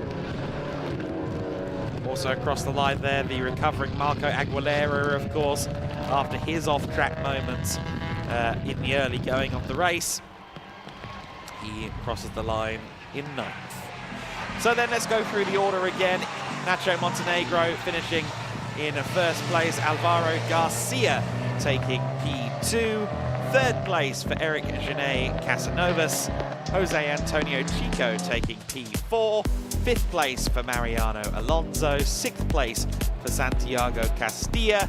7th place Ana Carrasco. Sandra Gomez in 8th. Marco Aguilera in 9th. And of course, Miguel Romero not taking the flag. Mariano Alonso in that order, 5th place, and the first, of course, of the Cup class runs. Well, congratulations to all parties. Everyone who took the flag is a winner in conditions such as these. But Nacho Montenegro makes it 2 from 2. Certainly the smart money going into this weekend was on Nacho. But Alvaro Garcia and Eric Genet at various points proved to be worthy adversaries to the well-seasoned touring car driver. And I suspect that they will meet again on a track somewhere over years to come, beyond the TCR Spain pre-season. Eric Genet, of course, good to see him making that move into touring cars. He was going through the karting F4 route previously, but he has now set his sights seemingly on touring car competition, though you can never rule out a return to single-seater world either. Young drivers will take the opportunities they can get, and certainly Montenegro took this opportunity with both hands. ALM Motorsport celebrating a 1-2 here at the Circuito de Jerez. A great day for them.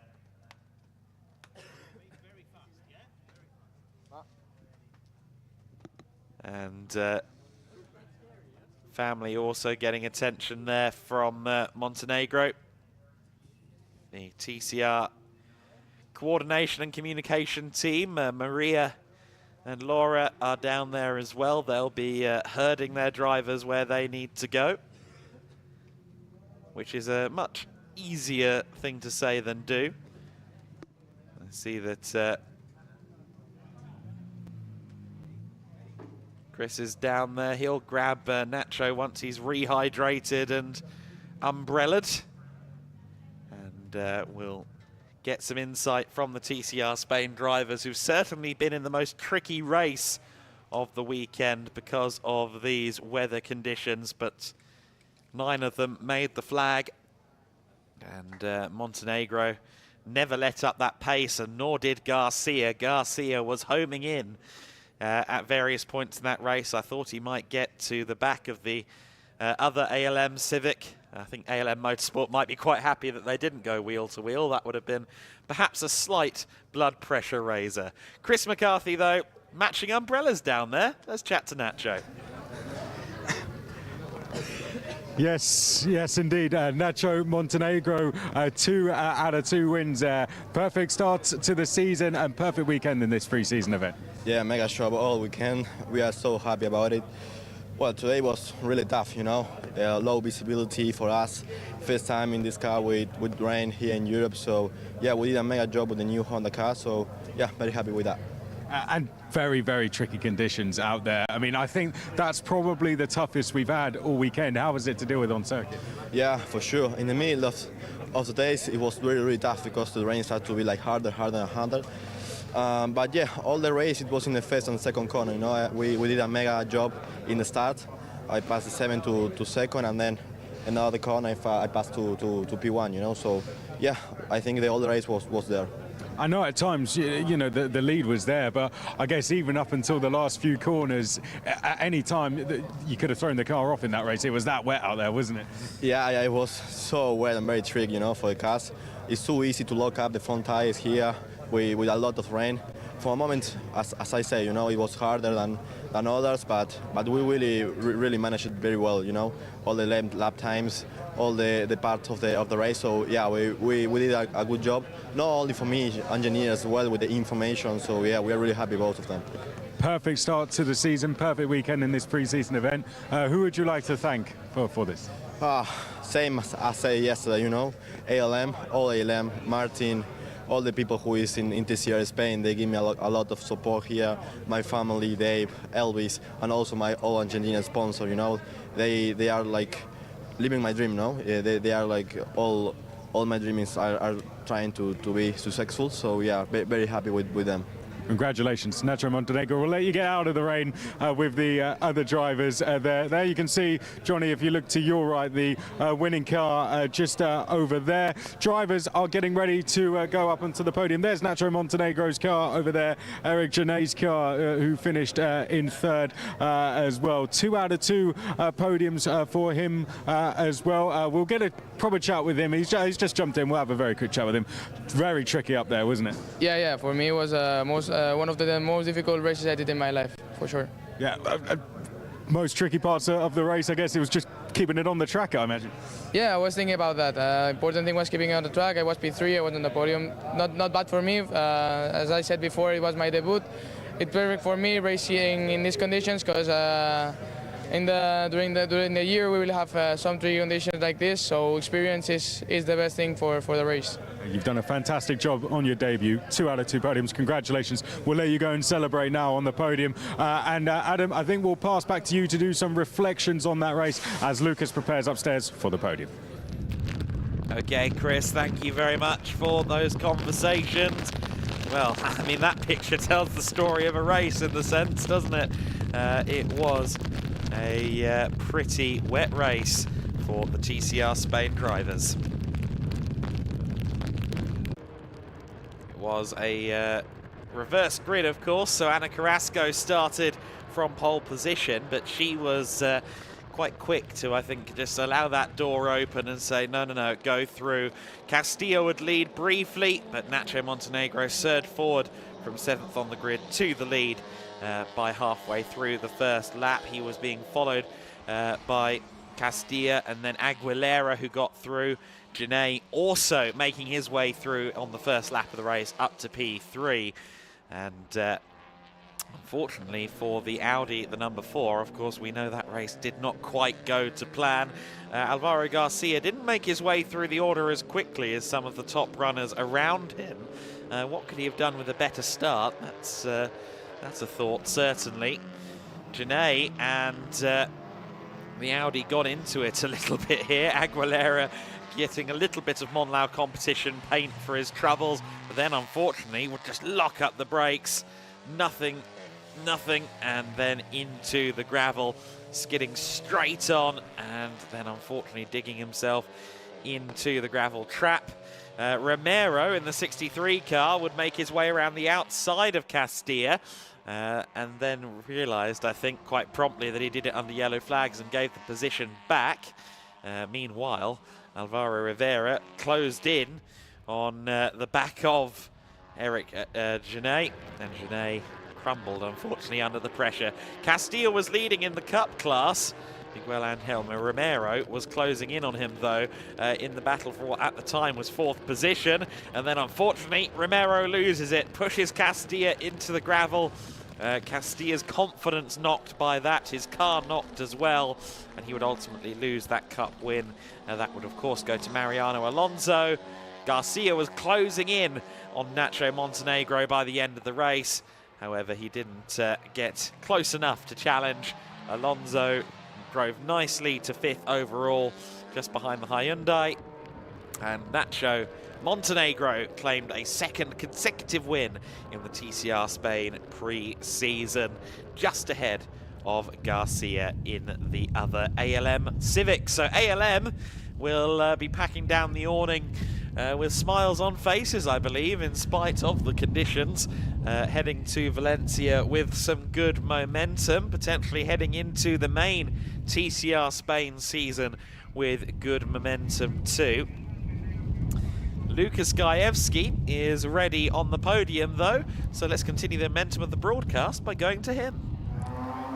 Thank you very much, Adam, and I can tell you even the podium is getting wetter and wetter over the course of the day. So let's please continue with our ceremony for the TCR Spain race number 2 here in Jerez. And onto the podium comes, in 3rd place from Monlau Motorsport, Eric Genet. In 2nd place for ALM Motorsport, Alvaro Garcia. And your winner, your double winner this weekend for ALM Motorsport is Ignacio Nacho Montenegro. And of course, congratulations to the winning team as well, which is ALM Motorsport and Elvis Veskis. Congratulations. Technical manager there to be presented with the trophy. But first of all, of course, it's time for the Argentinian national anthem.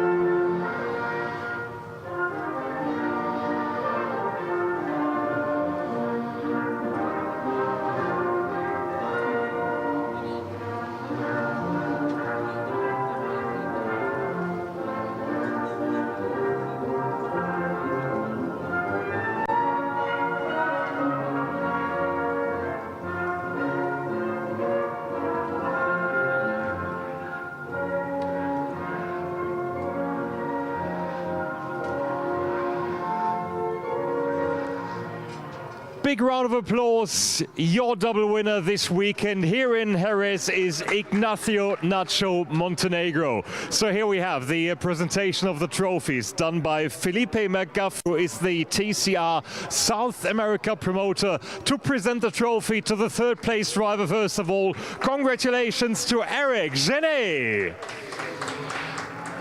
And Felipe presenting the trophy to the 2nd place driver just as well. Congratulations again to Alvaro Garcia. And next up is the trophy for our winner, presented by Gabriel Alonso, the TCR Spain promoter, with the trophy to the winning driver. Congratulations, Nacho Montenegro. And Felipe handing out the junior trophy to him just as well. And then it's Felipe McGuff to present the trophy to the winning team, which is ALM Motorsport in Elvis Veskis. Well done to all our competitors on the podium. All smiles and one final big round of applause. And thank you very much. Thank you, guys.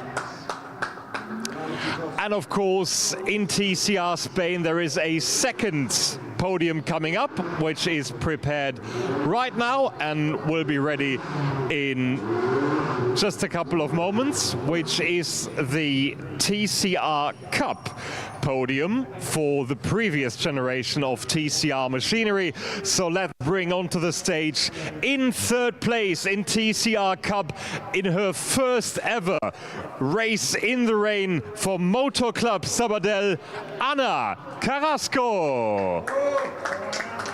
Well done to Ana. in third place. In second place for Escuderia Bikes Importer is Santiago Castilla. And your winner from Escuderia Bikes Importer just as well is Mariano Alonso.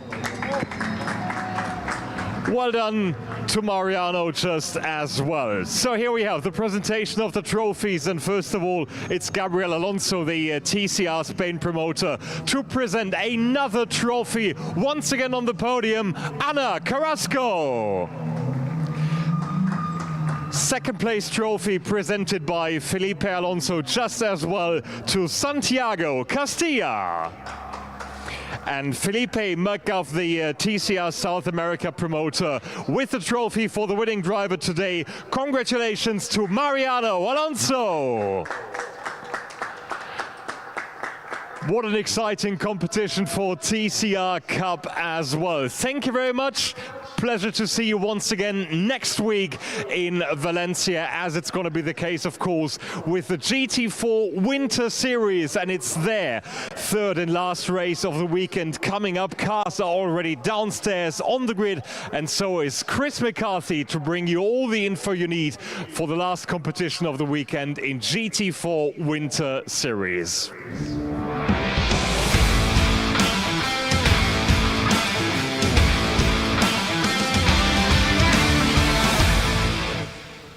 Thank you, Lucas. Yes, welcome down to the grid where we're getting ready to go for the endurance race of the GT4 Winter Series. It's that windy, my umbrella just completely gave up on me. So we're completely taken in the atmosphere here down on the grid, Adam. Very, very wet on here. We're going to have a quick chat with Matt George, actually, GT racer. Matt, I'm sure you've dealt with these conditions several times going into endurance race. You were just speaking to Mikey, I think, there. What instructions are you giving at this point? Send it and hope for the best.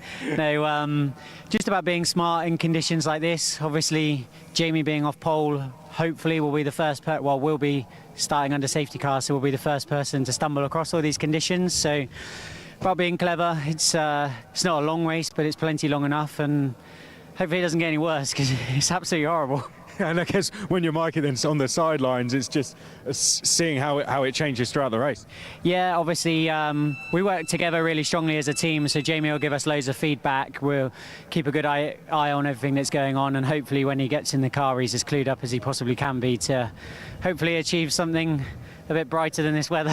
You're right, it's horrible, isn't it? Look at that for a grid sheet. Okay, Joel Mesh and Marcel Marshevich are next. Joel is going to be going off pole position, and we come to the elite motorsport pair next as well, 78 and 27. I don't think anyone, Adam, is going to want to open their car doors for me, but best of luck to the lads in there. They're giving us a wave in the cars. They've been doing a fantastic job this weekend. Alex Standing and Zach Meakin are going to start the race for them.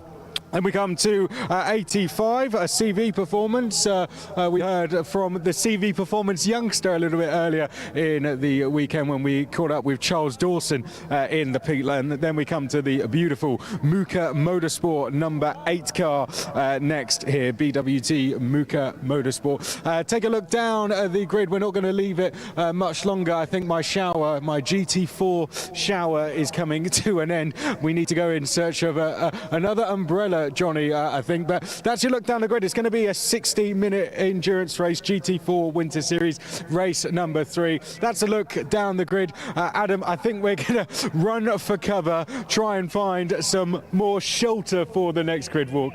For now, we're going to head back up to you in commentary as we get ready to go racing for the GT4 Winter Series, race 3, 60 minutes ahead of us. 60 minutes ahead of us, 60 minutes that will start behind the safety car because of the conditions around the circuit. Probably a wise decision. That will mean that, as to my understanding at least, we won't have anything like a formation lap. As soon as these cars are rolling, we will be technically within the 1 hour race, although we are expecting a minimum of 2 laps behind the safety car, so drivers can acclimatise before they are put up to racing speeds and racing conditions. So it will be Jamie Day on the pole position for this race. But we will be starting the race single file as well, so that's going to be even more of a benefit than usual for him. He's going to be the only driver heading into turn 1 without that much spray in front of him.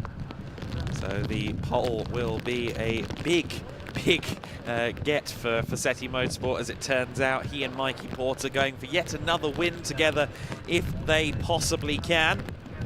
Joel Mesh in second place.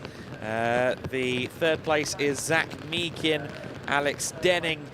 Fourth place, of course. That means 2 elite McLarens there as well. The hour-long race has begun, so we are getting started.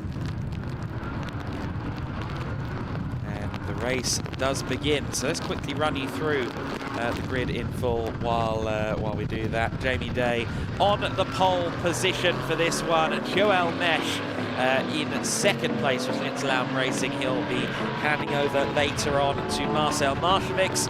In third place, Zach Meekin, who will be starting the number 78 McLaren Artura alongside Tom Leben. Alex Denning is next. He's joined by Tom Empson in the other elite McLaren. BWT Muka Motorsport, Mattis Prushkel driving solo in 5th place. He could definitely be one to watch here, and so could Jan Emil Gjerdrum. He's Norwegian. They come with car control. Keep an eye on him. Alexander Danza is next in 7th place. The GT4 debutant in very tricky conditions. Alberto Di Martin, the first of the AM class runners, joined by Nil Montserrat in that car. Max Huber is solo, as is Florian Bauer. Expect them to be at lockheads throughout the race. Mikael Sander in the 111 car, the first of the Cayman Trophy machines. He will hand over to Willy Kuhner. He should be handing over to Tim Neuser. Then Willy Kuhner will hand over to Enrico Förderer come at the end of the race.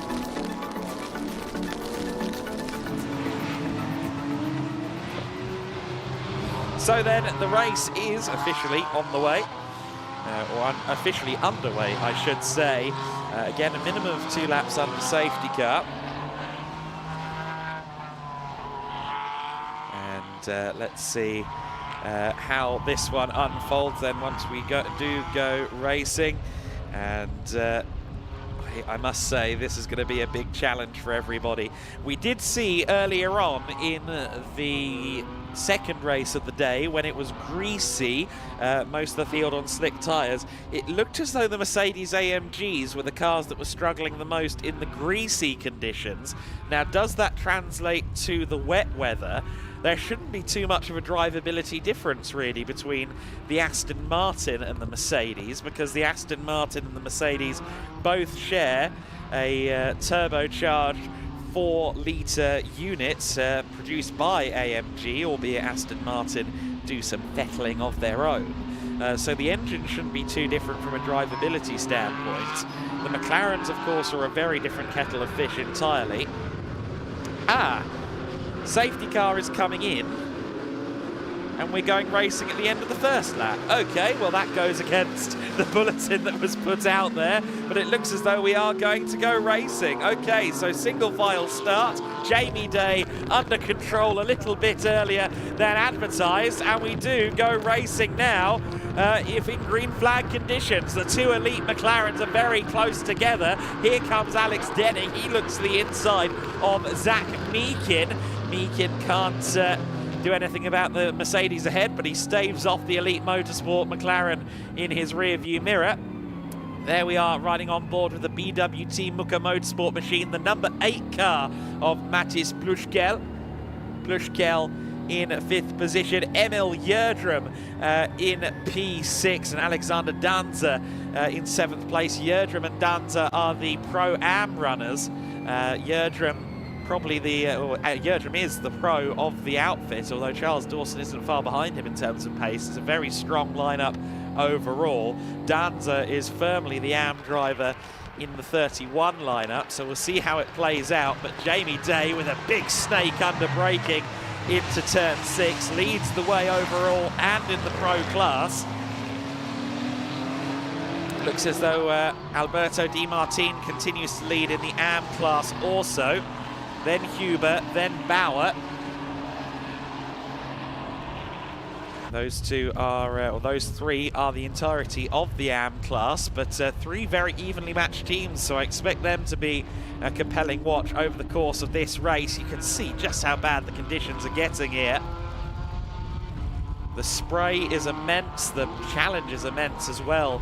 For the camera ops to, I think, even stay on some of their towers in these conditions because the wind has been picking up. The weather is horrible.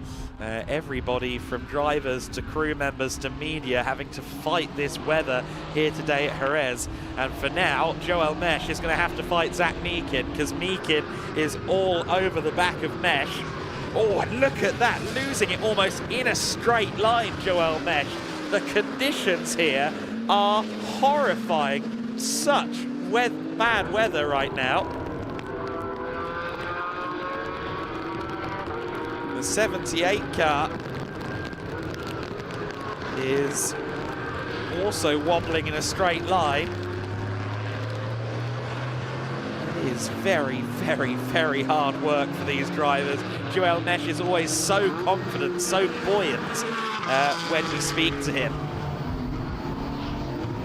But right now, he is driving on the edge of his seat.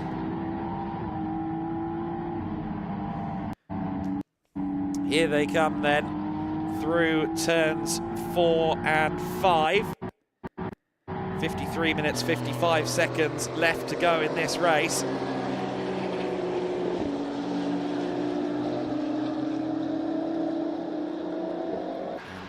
See there, just going on to the wet curbing there was Emil Jerdrum as well.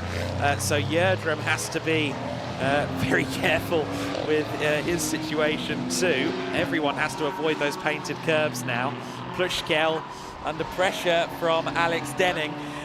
Denning is just holding on to this. I thought for a while that Denning would be the quicker of the two, frankly, because he's an Irishman. If there's one thing that Irishmen have, it's ability of in the wet conditions, because they are constantly, consistently exposed to the wet. This is a great circuit for drivers like him in these conditions at least, but Mattis Plushkel is holding on to him every inch of the way in the BWT Muka Motorsport machine, but it's going to be close running for the next little while. The number 8 Muka car and Emil Jerdrum in the 85 are both right there with the elite McLaren. Jamie Day seems to be a step quicker than everybody though. His last lap across the line, a 2:09.014. That's, well, getting on for 2 seconds quicker than anybody. He crosses the line again, a 2:06. Everybody else again, well over a second slower. So Jamie Day in the Fassetti Motorsport Aston Martin is a step and a half clear of just about everyone right now. Joel Mesh 4.1 seconds away in second place. Then it's Zach Meakin, Alex Denning, Mattis Plushkel in 5th place. Emil Jerdrum still holding on to the Pro-Am lead. Of course, he'll be hoping that this race stays green, because then later on he can hand over to Charles Dawson and put the car in a good position.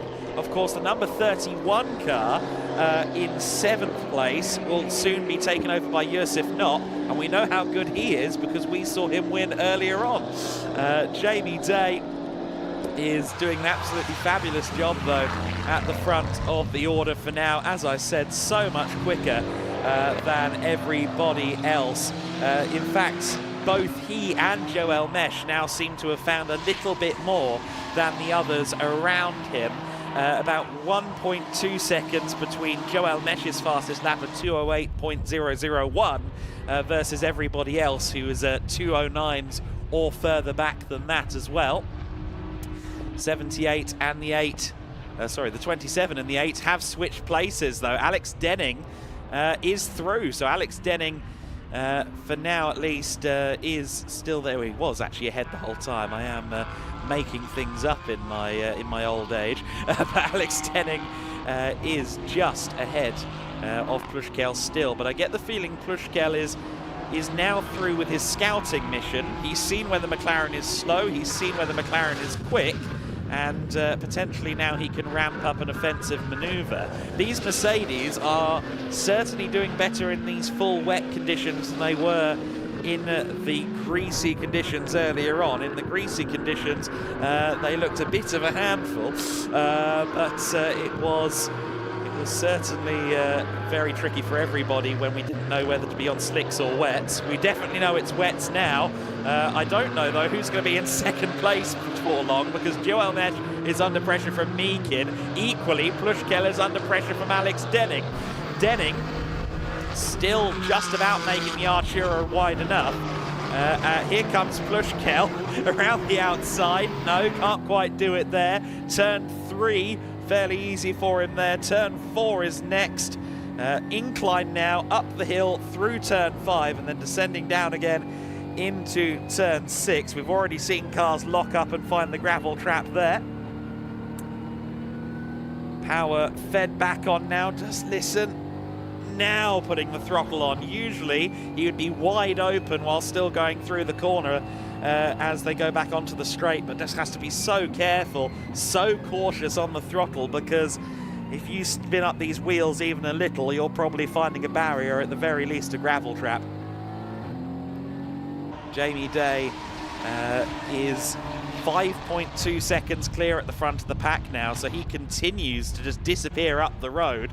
Alex Denning could only dream of having a clear rear view mirror right now, although that said, with the spray as bad as it is, I don't actually know whether he can see the pink Mercedes, as distinctive as it is. There's so much spray going on there, who knows. But great to see them, even in conditions this hard. Look at how close they're fighting. Look at how much respect there is between them as well. Side by side, around the outside, Plushkel tries it. The runner-up in Tourenwagen Junior Cup, last year. Alex Denning, a junior saloon car champion in the Fiestas in Ireland also. So both of these guys have come from a saloon car background, a hot hatch background, and maybe that was a bit of a hot hatch move. A little tap to the side of the McLaren, never mind. Mattis Plushkel gets through. Plushkel up into 4th position, then the BWT Muka Motorsport car is up into 4th place. Now will Denning fight back, or is Plushkel going to go podium hunting in the remaining 48 minutes of the race? Of course, Plushkel has the luxury of staying in the car the entirety of this race. All of the other Pro Class cars, Jamie Day, Mikey Porter, Joel Mesh, and Marcel Markovics, Meekin and Levin, Denning and Emson, they all have to do a driver change. And when you come into a car fresh in conditions like these, it does take a few laps to speed up normally. And, well, for now at least, it is Plushkel there ahead, and I think he might be working on driving away from the McLaren. He was already a couple of tenths faster through the first sector split. In fact, yes, he was about 3 tenths quicker than he's been all race through the first sector alone. So Plushkel's disappeared up the road.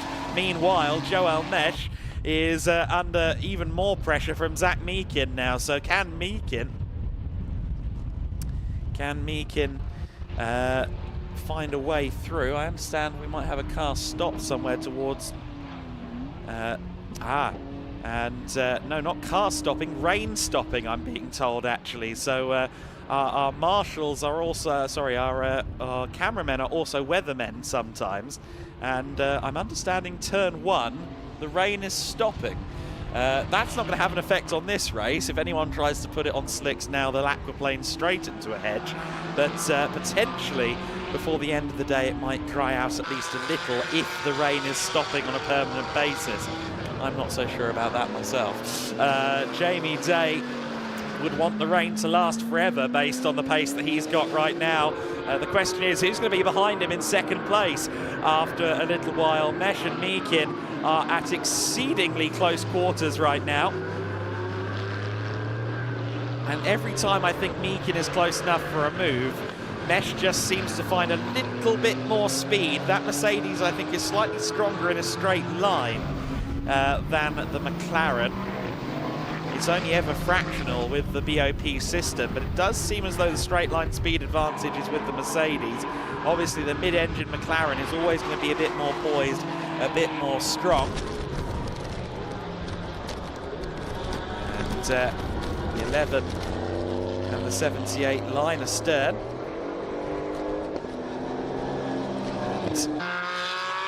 Also, an AM battle going on further back. This is for second in class. So Max Huber is in the lead of the AM class. Here comes Florian Bauer. He's through into 9th overall. Alberto Di Martin then drops a position to 3rd in the AM class. Just behind him is Mikael Sander as well. So Mikael Sander is right there behind him.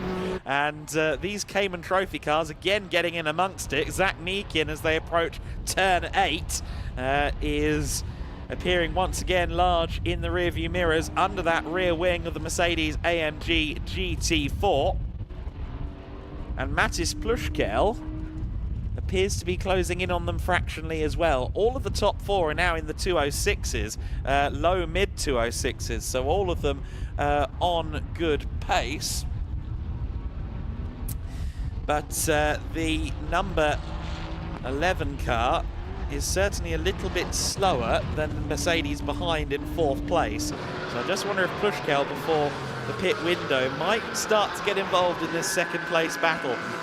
It would be a very intriguing scrap if it became a 3-way fight. That much would be for certain. Under the unidentified finish line object, they go across the line once again. The gap between the leader and 2nd place has gone down massively. Jamie Day's last lap was a 2:09.2, some 3 seconds off his personal best. So I think Jamie Day may have had a slight error somewhere out there on the circuit. He built himself a lovely cushion so he can afford that kind of thing. Mesh and Meekin, meanwhile, pretty much line astern once again. And is it drying around 3 and 4? It might just be. We'll see if we do see a drying line at some point today. Certainly, I think some of our photographers and marshals around the circuit, and videographers for that matter, would all be relieved if we did get a bit less rain. Meekin in the elite McLaren Artura. Of course, Meekin with experience in British GT previously, has been well seasoned in the world of GT4 at this point. Arguably the more experienced of the two. Tom Levin, of course, his co-driver, is more of a single-seater driver, at least historically speaking. So I think Zach Meekin has kind of been the voice of reason at times in that garage so far. Meanwhile, Emson and Denning are right there with them in terms of GT4 experience, certainly. Both of those two have some prior experience in GT4 world, and that was a big slide there again. You can't touch the paint, guys, but you kind of have to at the centre chicane to get a good line, but it can go against you very quickly. Of course, there is paint on the entry and exit of the chicane, the kind of painted curbing there for the motorcycle layout. I'm sure that provides a slip slide all of its own. We had some very fast cars testing here earlier in the week, and they certainly had better conditions than this.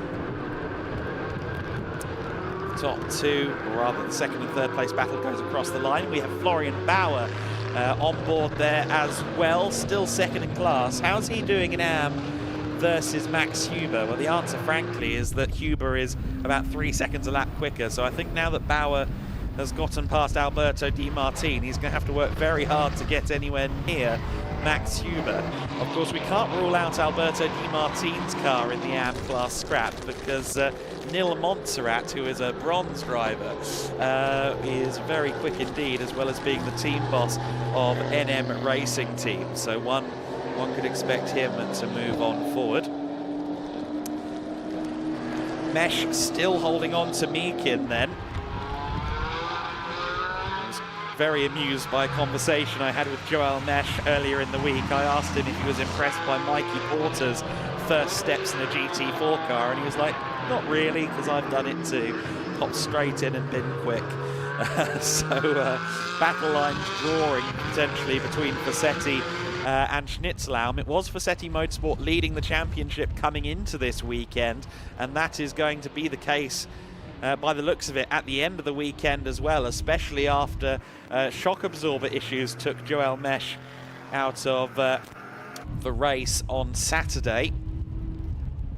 The 78 car of Meekin once again looking threatening in the twistier sections. The mid-engine McLaren more sure-footed through this part of the circuit, but then when they get to the main straight, it just seems as though that Mercedes gains another car length or two, much to Meekin's frustration, I'm sure. Meekin has been on his fastest lap of the race to this point, a personal best in each sector. So even though he's attached to the rear of the number 11, he is only getting quicker, and in fact there are a lot of personal best times coming in around the circuit. So I do suggest that the cameraman reports of rain stopping are becoming more and more vindicated. It does seem as though these conditions are fractionally improving. But we've got a long way before they're anything like good, that much is for sure. Jamie Day still falling further into the clutches of Joel Mesh. That gap is back under 3 seconds now as well. The Muka Motorsport car in 4th place of Mattis Pushkel is actually a little bit slower currently than the 2nd and 3rd place battle. I think that Joel Mesh and Zach Meekin, to an extent, are just kind of egging each other on. Meekin keeps showing that he's got a little more pace than Mesh, so Mesh goes a little bit faster. Meekin finds some more pace, so Mesh goes faster still. It's one of those situations, I suppose. Anything you can do, I can do better. Let's hope it doesn't end in a crash. Jamie Day has been driving magnificently so far this season in general, not just in the GT4 Win Series, but also at the Dubai 24-hour between Portimao and this weekend. So he's firmly got his eye in. He's probably been in the car for about 24 hours already this year across the 4 weekends. So he has been very busy so far. And that's how racing drivers like it. So there's a lot of talk in F1 paddock circles these days that there are too many events. So there's a lot of GT drivers that do something like 40 events a year, albeit sometimes on a more localized basis, at least within the same continent. But yeah, Jamie, one of those drivers who just seems to show up somewhere every weekend, often in a completely different car, but pedals it along to a solid result regardless. Listen to them as they put the power down out of this corner. Are they a bit more confident on the throttle?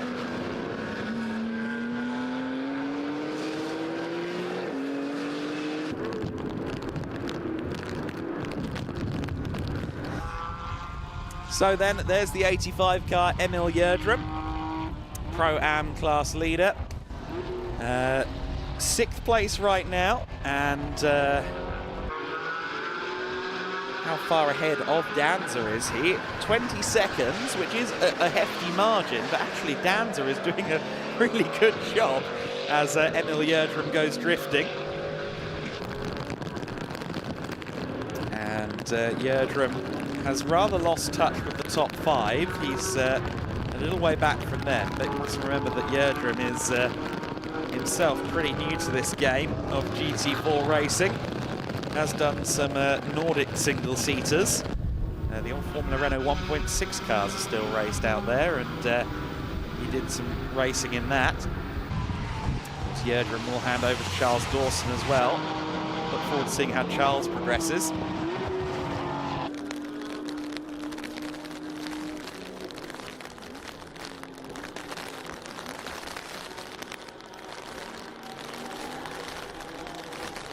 Absolutely love the livery as well on that CV Performance Group car. The gold and the grey. Very well turned out machines, always at CV Performance Group. They have dabbled in running some GT3 cars, at least for track day personnel. I think also in some of the lower tier German series, but they've always put competitive cars out there in the ADAC GT4 Germany Championship. We've seen Yerdrum, or we're going to be seeing Yerdrum in CV Performance Group Mercedes more. as time goes on. There's Mesh and Meakin still working together, whether intentionally or not, closing in on Jamie. Day, Mesh, Meakin, 2.5 seconds between them as Joel Mesh really has to wrestle that car. Getting harder under braking again. I think the rain has firmly returned to turn 1 by the looks of it. This is no longer a drying track. We're back to the Lago del Jerez, I'm afraid. We'll have to see quite who thrives, who survives, and who ends up in the gravel over the course of the next few minutes. The pit window has snuck up on me from out of nowhere. What? It's already open, the pit window. 25 minutes into the race, it'll be open for 10 minutes, so they have to make a pit stop before the clock hits 25:00. And that will, for many of the teams, mean a driver change. We've already got one car into the pits. That's Alexander Danza making his way in.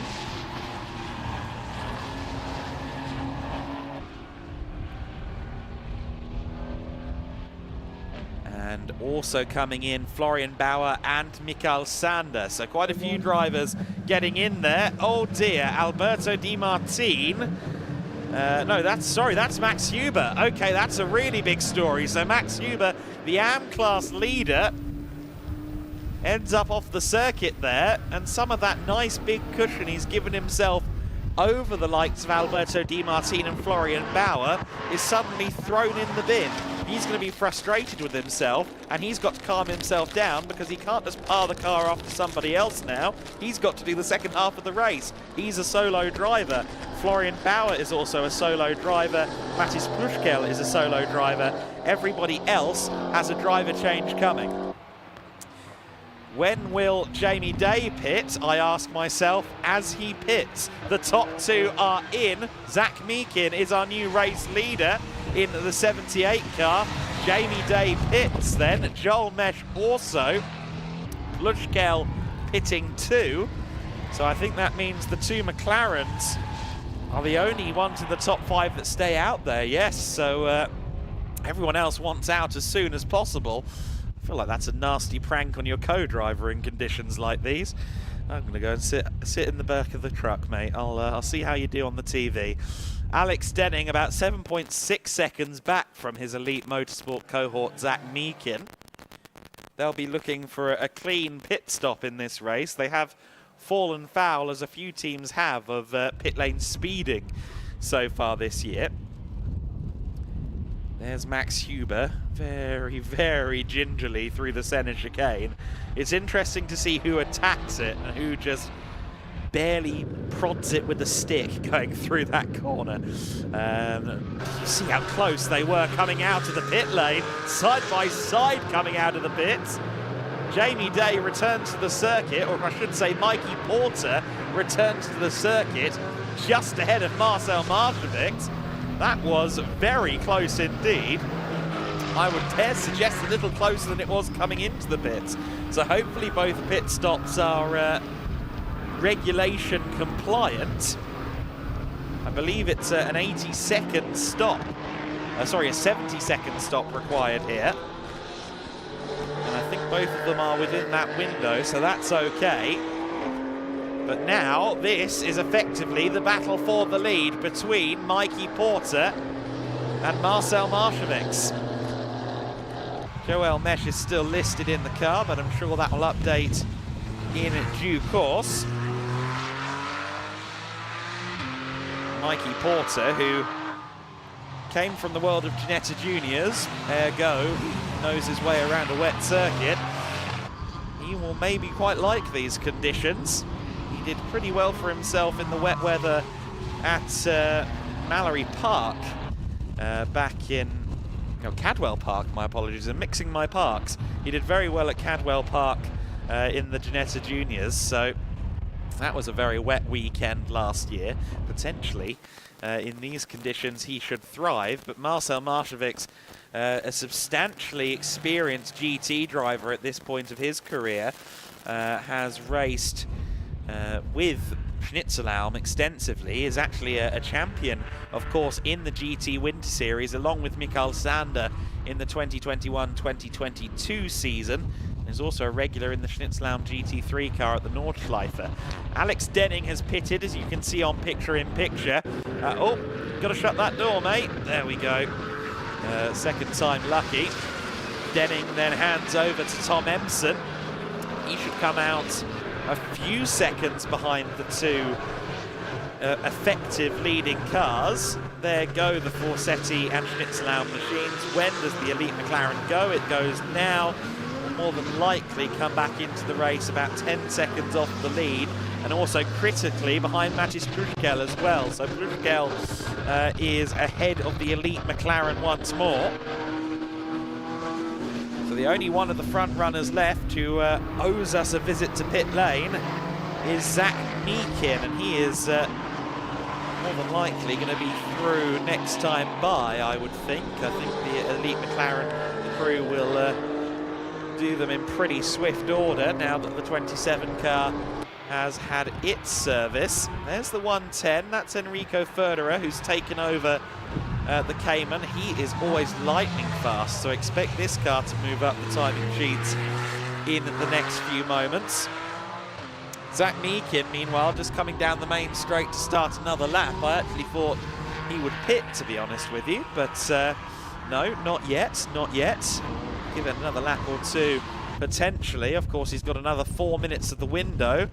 As, oh goodness me, Mikey Porter testing the limits of grip on the painted stuff, coming out of 3 and 4, or coming through 3 and 4.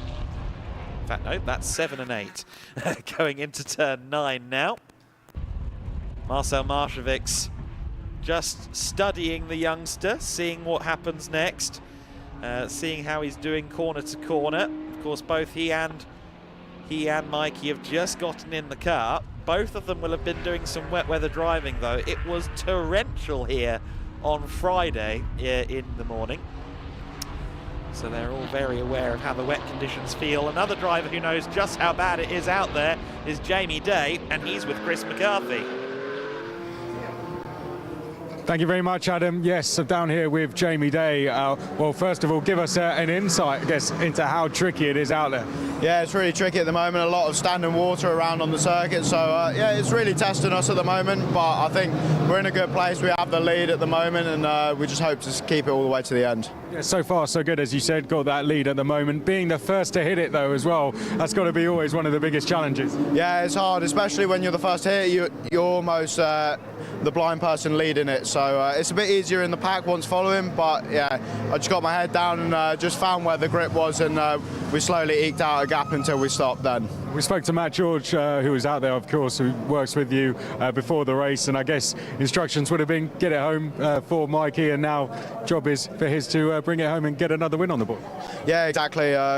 We just kept it nice and clean at the start, just getting a nice gap, give it over to Mikey, and now just the same thing for him. Just keep it nice and safe and just bring it home from there. Well, great driving, Jamie. Well done. Best of luck for the rest of the race. So then Zach Meakin is in the pit lane. Meakin in the pits as we have that interview with the former driver of the number 19, Jamie Day. Meakin in. Oh my goodness, he folded himself out of that car. I couldn't do that with my knees.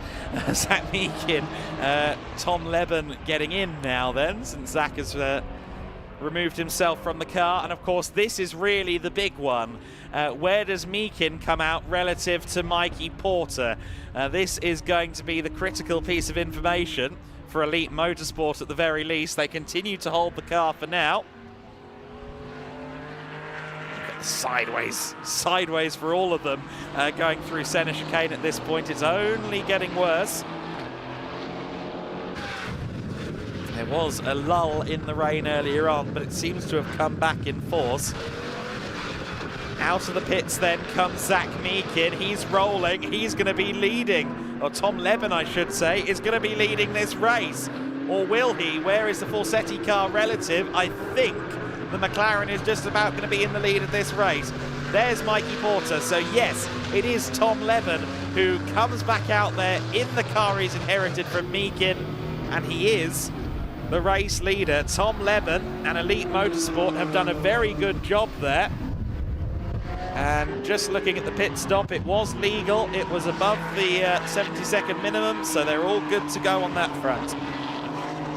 25 minutes and 20 seconds to go. One last pit stop being performed. That's Emil Jerdrum's car being now taken over by Charles Dawson. That was our last pit stop for the race. So now we can focus on what comes next. And what comes next is potentially quite the dogfight, because there's McLaren, Aston Martin and a pair of Mercedes running within about 4 seconds of each other at the front of the order. They've come out together in the lead scrap. The Pro class of the GT4 Winter Series is fiercely competitive. Young silver drivers looking to make their mark and maybe prove some points in their team before going into the summer racing season. Mikey Porter in second place, being followed by the Schnitzelhelm racing car.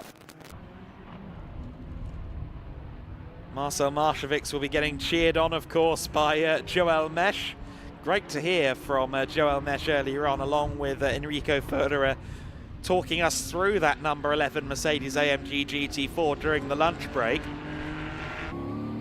Now is the time not for talking, but for driving, and hopefully not that big reverse button that Joel Mesch showed us. Matis Plushkel, though, looks like the form driver right now. And of course, don't forget, he's the only one of this top four that hasn't just gotten in the car. He's been in the car for the last 35 minutes, so he knows exactly where the grip is not, and he's right on the back of Marcel Marcevics. Equally, Mikey Porter seems very much more confident in this race in the wet conditions than he did in Estoril in the wet conditions. With experience comes confidence, and he's scrapping for the lead. Plushkel up the inside for third place. A bad run out of turn one for Marcevics, and Plushkel is through up the inside at turn two. Very nicely done there. Marcevics and Plushkel were both sideways. Charles Dawson is taking the motorcycle layout down at the chicane, but he continues on unabated. He will have to try and avoid too many mistakes if he wants that Pro-Am win, though, because of course Josef Knopp has taken over the other Pro-Am class entry, the WNS Motorsport car from the Porsche Cayman. And side by side for the lead, Mikey Porter on the outside line. He surely has the traction advantage. He's got the inside for the next corner. No, Tom Leben gets the power down very well there. Leben continues to lead the way then. Tom Emson is going to feel left out now, 16 seconds down the road. He has not quite got the same pace as these leading cars right now. Plushkel looking through the spray to the top two. The car ahead is, I believe, Enrico Ferderer. So Ferderer about to be lapped in the Cayman Trophy car. The Cayman Trophy cars are a little more tame, a little less of a race car than the GT4s, of course, so it's understandable. But Enrico is a jolly quick driver. It's just that he hasn't had it handed to him in the best of positions. And oh, he's going to maybe get in the way of Mikey Porter a bit here. Maybe just fractionally holding up the youngster. Mikey, in return, squeezes him right out wide. Shades of Rossi Gibernau there a little bit. Well, a bit less extreme, no gravel taken. Top three across the line. How much are they covered by? 0.9 of a second. Okay, this is going to be one of those races. Marcel Marcevics is in the pit lane. Has he had a drive-through? Yes, he has. Okay, drive-through penalty for Marcel Marcevics and for Tim Neuser for wrong pit stop duration. Now, I thought they were both within the parameters of the pit stop, but apparently not. Okay. Oh yes, I can see Tim Neuser's was short, 67-second stop. Unfortunately, the data for Marcevics' pit stop is now gone from my screen. but apparently both of them were just fractionally under the pit time. That is unfortunate then for the SR Motorsport / Schnitzlaum team. Both of those cars run by the same outfit. Meanwhile, Mikey Porter is once again right on the back of the McLaren as they run through 6 and 7. Thankfully, looking at the timing screen, these cars are all within the pit stop parameters. In fact, it's 71 seconds for a stop. So I think that's why the 11 car has been slapped on the wrist, and unfortunately taken out of this lead battle. But for Mattis Pluschkel, he will be very relieved. He no longer has to worry about the other Mercedes. He can focus on the Aston and the McLaren, and Mikey Porter has a nose ahead. Porter leads, and he gets the car just stopped for the center chicane. Mikey Porter gets ahead of Tom Leben. Very good driving from the Fassetti Motorsport youngster. Oh, goodness me, and then immediately follows it up by giving everyone some spiked blood pressure on the paint at the penultimate corner. Out of the last hairpin they go. Just really fighting the power now is Porter. That tells me that he might be running minimal traction control on that car, which in usual circumstances is quicker. It's only quicker in wet conditions if you know what you're doing, and clearly Mikey at the moment is very much aware of what he's doing. Great scrap as ever in the GT4 Winter Series. We always have some of the best racing we see all weekend from these GT4 cars. And it's Aston Martin from McLaren, from Mercedes, your top three. 3 different teams, 3 different manufacturers, but Mikey Porter loses it. Oh no, Mikey Porter just got a wheel on that white line, the painted white line. And Porter in the gravel. Lead is back with the yellow McLaren. Tom Leben takes over then. But Mikey Porter is unfortunately going to be having to stew on that one for a little while. He now needs to focus on securing that 3rd place. It's unlikely that he's going to be able to close in on these 2 again. And the doors have swung open ever further now for Mattis Pluschkel. Didn't even have to pass to get that 2nd place. That's not too bad, is it? He's now following Tom Leben. Tom Leben and Zach Meekin have had a pretty mixed year so far in general. Had a couple of misfortunes. They ran a wet race effectively in dry conditions back at Estoril. Sorry, a wet race on dry tyres at Estoril is what I'm trying to say. The 78 car has had a best finish so far this year of 2nd place at Estoril in the 2nd race. That's the only time they've made the podium so far this season. So this is potentially a very big deal. Coming into this weekend, they've only been on the podium once between Estoril and Portimao. A good result here would certainly do a lot for Meekin and Leben.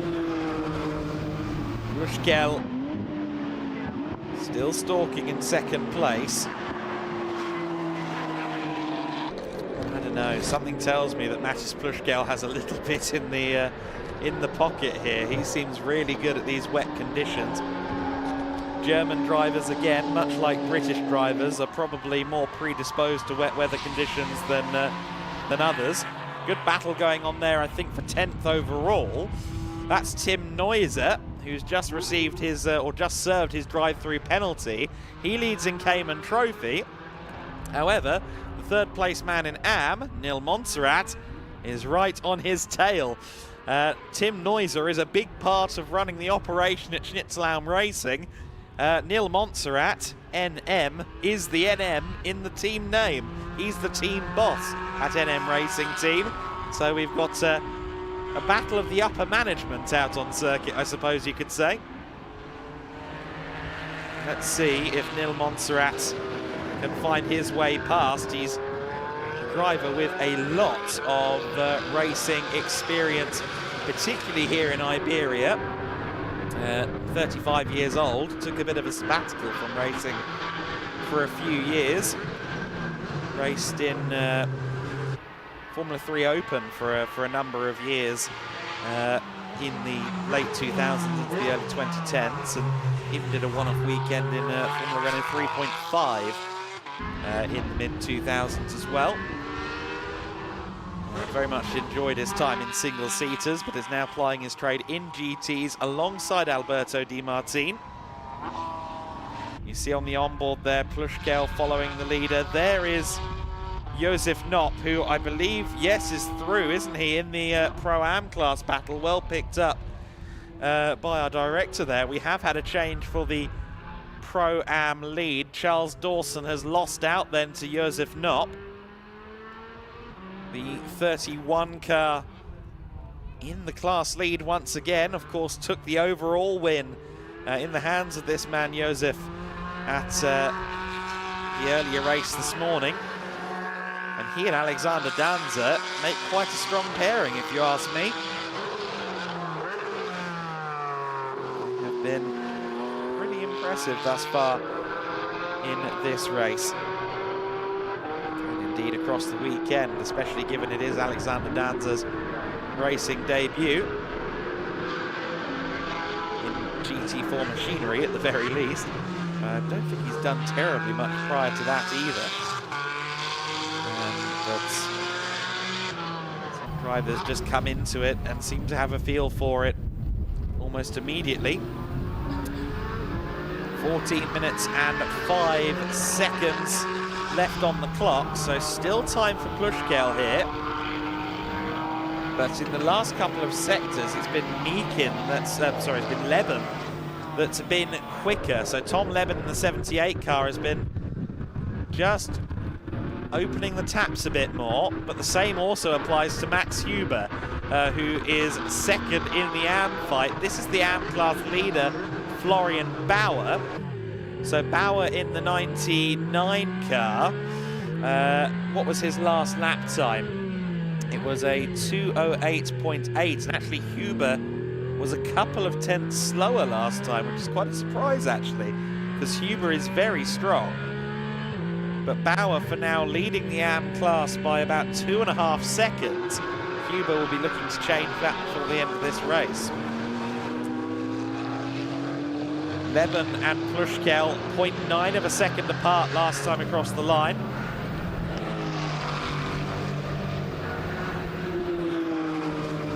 So Plushkel again, the balance swinging in favour of the elite McLaren driver on the previous lap. This first 45 minutes of the race really has flown by, and for Plushkel it's now a clock that's ticking down against him, because as I've alluded to, he's been in the car the whole race, unlike the others in the top 5. So he's been fighting this good fight since the race began. And is now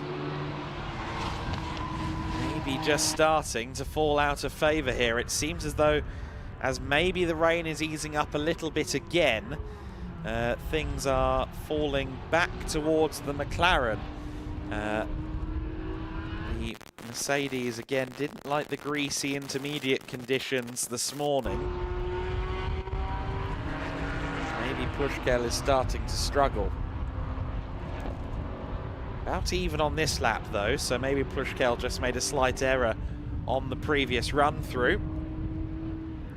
Of course, unlike the GT Winter Series, where you can kind of run whatever tyres you feel like, it is Pirelli's in the GT4 Winter Series. So everybody's on the same rubber, everybody's facing the same challenges in terms of the tyres. Oftentimes the tyre disparity goes a long way in the GT Winter Series class. Of course, the GT4 Winter Series, an SRO licensed event.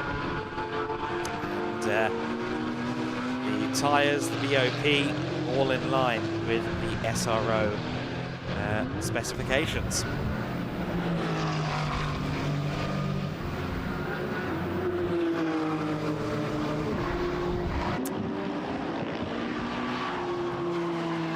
We are rapidly approaching then the final 10 minutes of this race.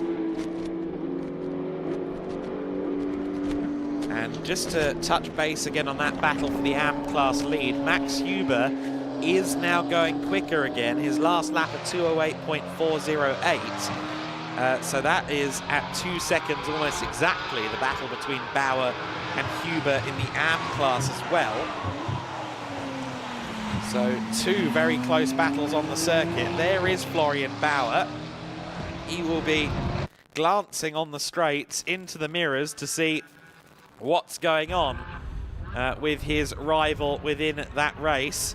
And actually, it's soon going to become a four-way fight, because Tim Neuser and Nil Montserrat are joining the fray.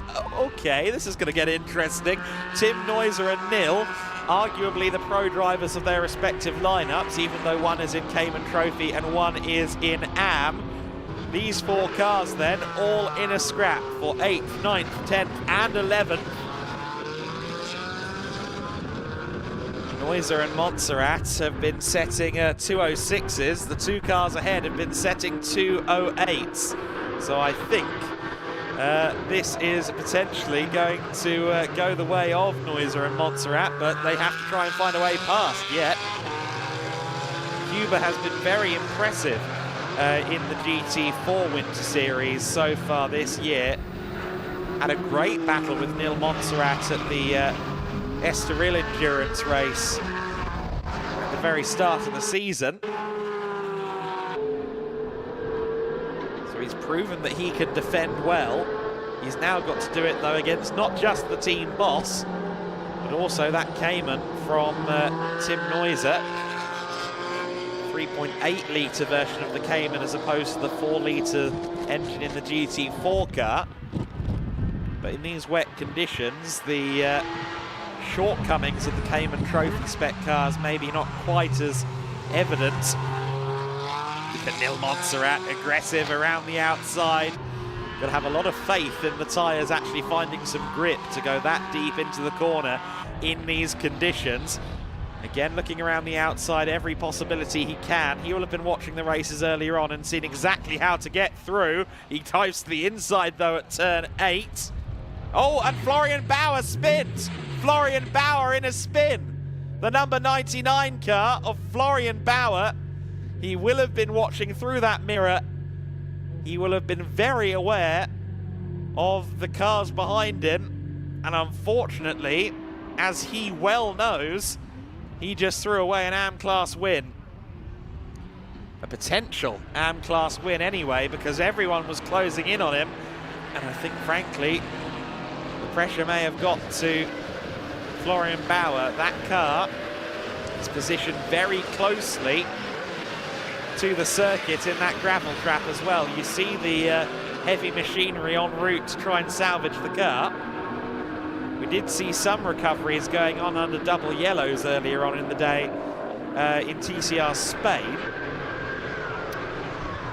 We'll see what the call is here, but certainly yellow flags waved down at turn 8, and a new AM class leader, Max Huber, is once again at the head of the AM category. He's got Tim Neuser closing in on him, and then the team boss, Nil Montserrat, is now thinking, as a team boss, you know, I'd like Max to win a race. As a racing driver, I want to win a race.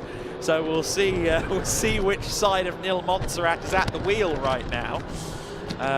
He was delighted to have such a good scrap with Max Huber at Estoril. But now he's got to try and do the same thing, albeit with a pesky Cayman also in the mix. We're still yet to see anything beyond a yellow flag out on the circuit as they come through turn 6 and 7. Out front at the sharp end of the order, the gap is extended between Leben and Plushkel. It's out to 2 seconds So rest assured you haven't missed anything there. Tom Leben actually building his lead now over Plushkel, as it has been for the last few minutes. So this AM/Cayman Trophy battle is very much the closest thing out there on the circuit.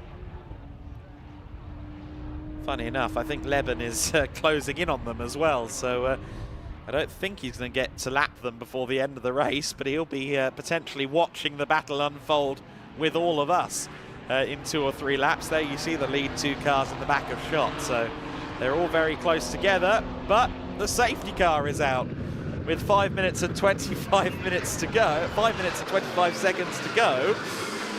Now, depending on how nimble that tractor is, we might get to go racing again, and if we do go racing again, it's going to be a 1-lap dash for the cash. Okay, we'll see how that goes. Let's hope that we do get this race back underway.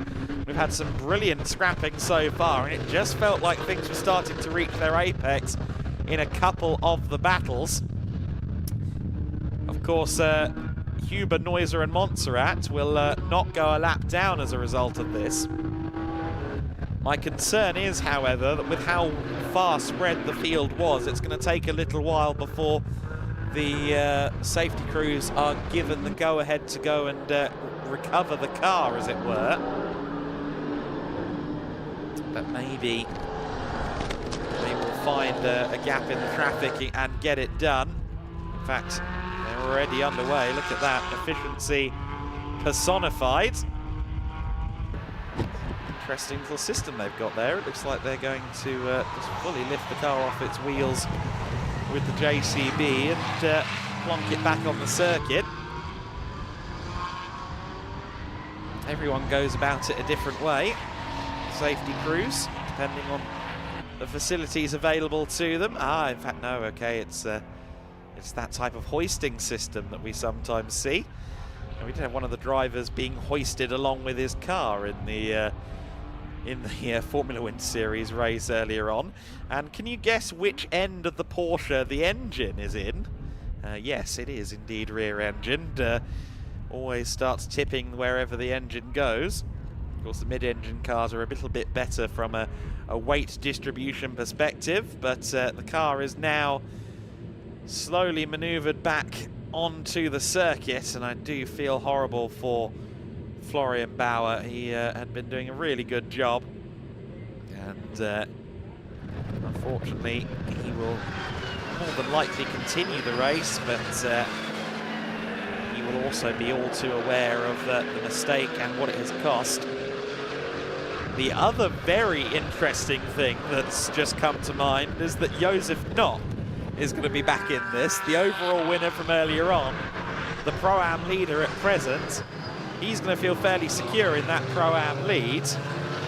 However, he can now try and get into the overall top 5, maybe even the overall podium, as long as this race goes back to green.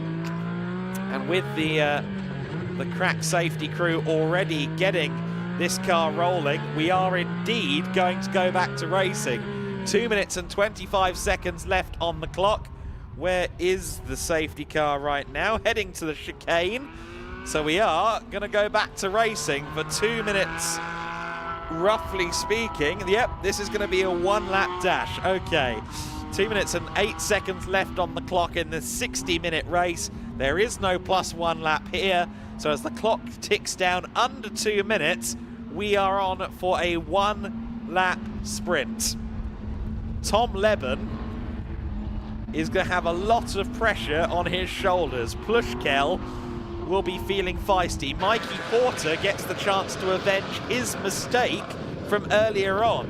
This is going to be quite the final lap. We have 1 minute and 35 seconds of racing to go. When will Tom Leben make the call to pull the pin? Still coasting through the hairpin. Still coasting onto the main straight. He finally lets go of the throttle and gets underway. And the pack is pretty much all as one. Josef Knopp is there. Charles Dawson caught up as well. Everyone else is further around the circuit. Here comes Mikey Porter. He's trying to go around the outside of Plushkel. The 110 car of Federer doesn't need to be getting involved in this because he's a lap down. He should really just let everyone go through in this situation. Certainly Marshevix will think so. He's flashing the lights. Tom Emson is just behind him. Here, Mikey Porter! Mikey Porter loses it. And it was contact, I think, between Enrico Federer and Mikey Porter. It looked like they got into each other. Oh no, that is not going to go down well. Unfortunately, Mikey Porter is in the gravel. And that hands third place over to Marcel Marshevix. It hands fourth place over to Tom Emson. And Josef Knopp is into the top 5. Goodness me, the drama keeps on going in the GT4 Winter Series. Well, there was misfortune for Schnitzelalm Racing in race 1 of the weekend, and now the other half of the championship battle has been bitten by the same bug. Mikey Porter in the gravel trap. He and Jamie Day's hopes of a good points haul have gone up in kitty litter, unfortunately. The clock has hit 0. The final few corners await, and Mattis Plushkel is still right there with the elite McLaren. But I think Leben has done enough. He's masterfully restarted this race. He's kept himself under control despite the pressure. And it will be Mattis Plushkel behind Tom Leben as they come out onto the main straight. Josef Knopp gets ahead of Tom Emson, so a change for 4th overall, but the other elite car is victorious. Tom Leben takes the win, Mattis Plushkel gets 2nd place, Marshevix 3rd, Josef Knopp 4th place, and the winner in Pro-Am. Tom Emson takes 5th, Charles Dawson in 6th. What about that AM class battle? There's Mikey Porter, he's going to get to the flag in 7th. That's good news for him. Here is the AM class battle. Max Huber is going to hold on to the AM win. He's also going to hold on to 8th overall ahead of Cayman winner Tim Neuser. Neil Montserrat takes 10th place. Enrico Federer in P11. And the only car that hasn't crossed the line yet is, of course, Florian Bauer, who triggered that late race safety car. He will be disappointed. I don't know if anyone is going to be more disappointed / aggrieved than Mikey Porter, because that did look like there was contact there rather than just him losing the rear end on his own. I was halfway between the timing screen and the main screen when that happened, but it did look as if there was contact, and that is, particularly with a car that's a lap down, a very questionable moment. Here is Florian Bauer then, approaching the final corner. Again, commiserations to Florian, who was fighting for that AM class win. You could see the body language in the onboard. He was not at all happy. He knew exactly what he threw away, but still he collects points for 3rd place in AM, and he will take the finish in the race. But Tom Leben and Zach Meekin are going to be over the moon. Came into this weekend with their fair share of misfortunes, but now Leben and Meekin get their moment on the top step. Mattis Plushkel finishes his first weekend with us in GT4 Winter Series on the 2nd step of the podium ahead of Marcel Marshevix and Joel Mesh, who will bring themselves back into that title fight with Fazetti Motorsport after that moment for Mikey Porter. Josef Knopp in the W&S Motorsport car, finishing in 4th place and winning Pro-Am ahead of Tom Emson in the 27 Elite Motorsport McLaren that he shares with Alex Denning. Charles Dawson and Emil Jerdrum take 6th overall and 2nd in Pro-Am. 7th place to Porter and Day after that collision. Max Huber, solo driver, in 8th place. Neuser and Mikael Sander taking 9th place, Nil Montserrat and Alberto Di Martin in 10th, Förderer and Willi Kuna in 11th place, Florian Bauer 12th place and dejected after the conclusion of that race. Cars have already pulled up then down underneath the podium, and Leben and Meekin will surely be delighted with the result in that race.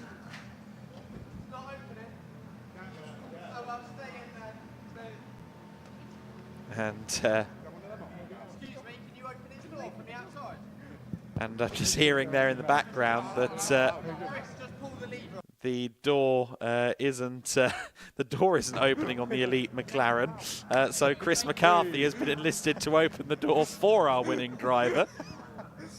Chris is a man of many talents, and now he knows how to open that door on the grid for future reference as well. So there you go. Zach Meekin and Tom Leben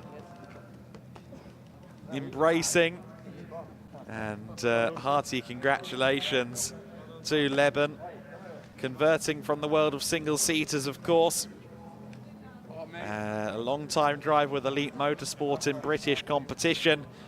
It's interesting that he's now going into the European stage with this team that he's so familiar with in GT racing. And some insights shared there between Meekin and Leben. And I'm sure both of them are going to be in a particularly jovial mood after this. I know that Chris McCarthy has long known Tom Leben as well, so I doubt this is the first time he'll have talked to Tom in a victory lane. And we will hear from our winning driver in just a couple of moments. And Zach and Tom debriefing on where their teammate finished as well. Chris McCarthy, though, is ready, so let's get him to intervene and have a chat with our winning drivers. Yes, I am just joining our winning drivers now, Tom Leben and Zach Meekin. First win of the season in the GT4 Winter Series. Congratulations, guys. Tom, you had to deal with a late safety car at the end there. How was that? Yeah, it was a bit annoying, really. I started to pull away, and then I saw the car on the gravel, and I was guessing a safety car, but with 1 lap to go, I just had to hold on, and yeah, good result in the end. Fantastic drive all the way through, a great pit stop as well, and then at the end, I guess, just controlling the race. You had some pressure throughout there. Yeah, Mikey actually overtook me, I think, but then he went off, whatever, I overtook him, so yeah, good result. I've got to say thanks to Zach for putting a mega stint in in the wetter parts of the race, giving me the position to sort of hold it, really. GT4 never fails to disappoint, does it? It was fantastic racing and really tricky conditions out there. Yeah, it was difficult. The conditions changing, a bit of rain here and there, but yeah, held off, and yeah, it was good. Let's speak to yourself now, Zach, because you were out there at first when the rain was really coming down hard. How was it out on the circuit? It was quite difficult. It's something I haven't experienced before, going behind cars, not being able to see anything.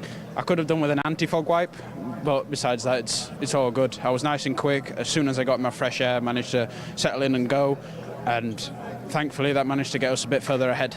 You said I think you were struggling to see at some points even as well. It was that bad out there? At one point, yeah. When I was behind the Merc, who put up a very good fight, to be honest. I tried everything to get near him, but just on the straights he pulled away. I just couldn't see, started second guessing where corners were, but besides that, it's all good. And we can see your team around you here, of course, everyone celebrating. They put in a lot of hard work here to make this happen. This is your first win, but this has come after a lot of hard work, isn't it? I've definitely got to say thanks to the boys. They've done everything with the car. We've had a few problems with it. It's all sorted now, and it's put us where we are now.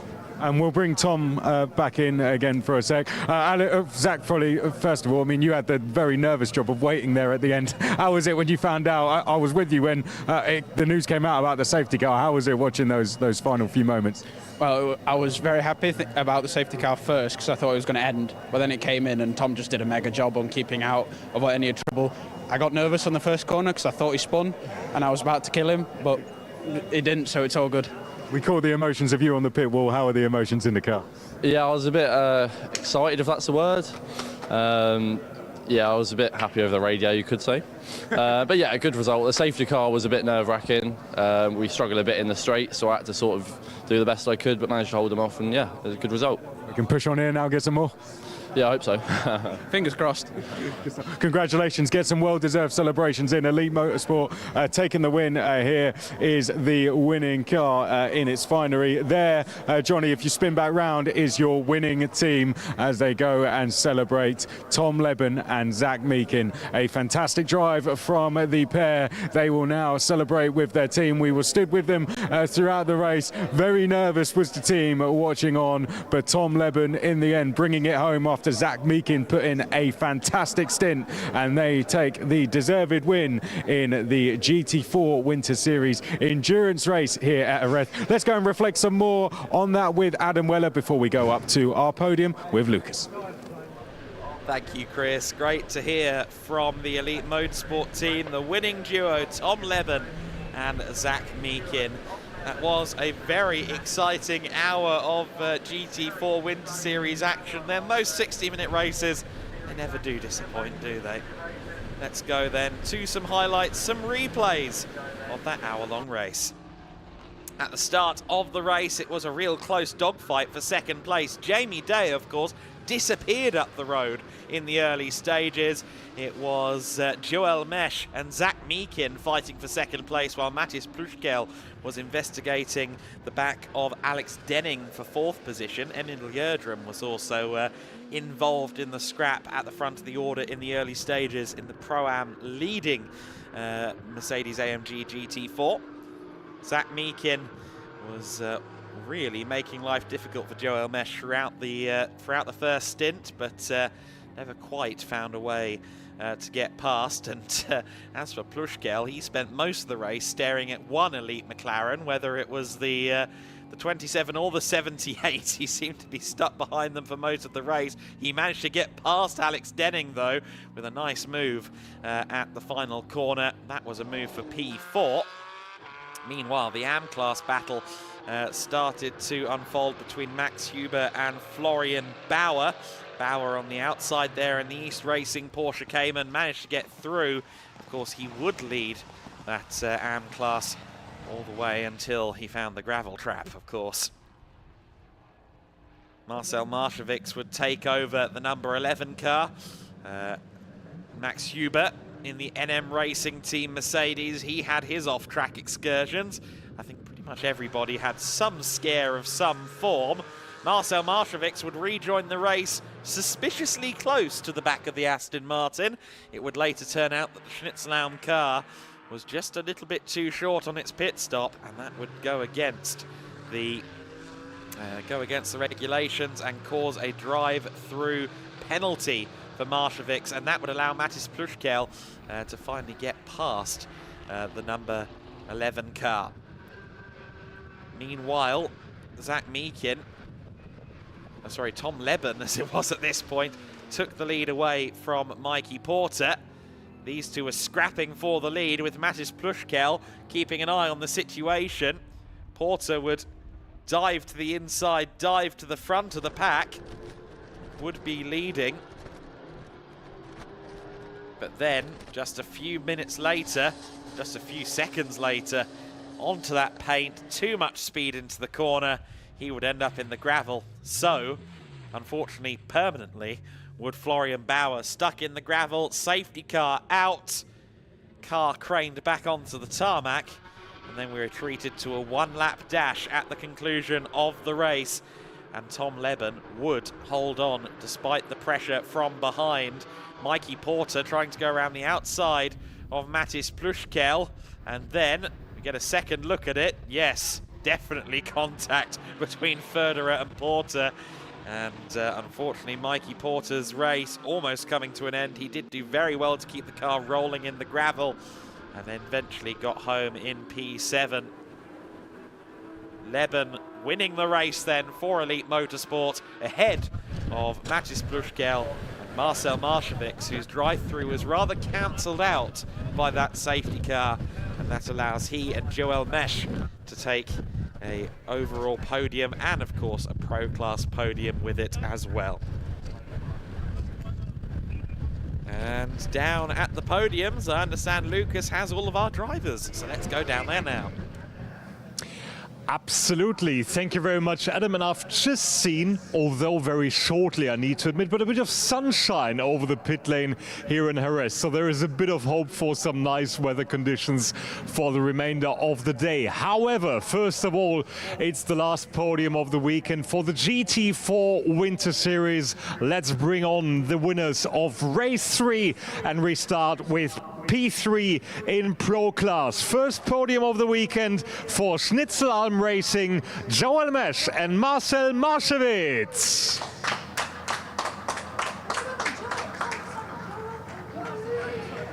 In second place, for the second time on the podium this weekend, for BWT Mücke Motorsport, Mattis Pluschkel.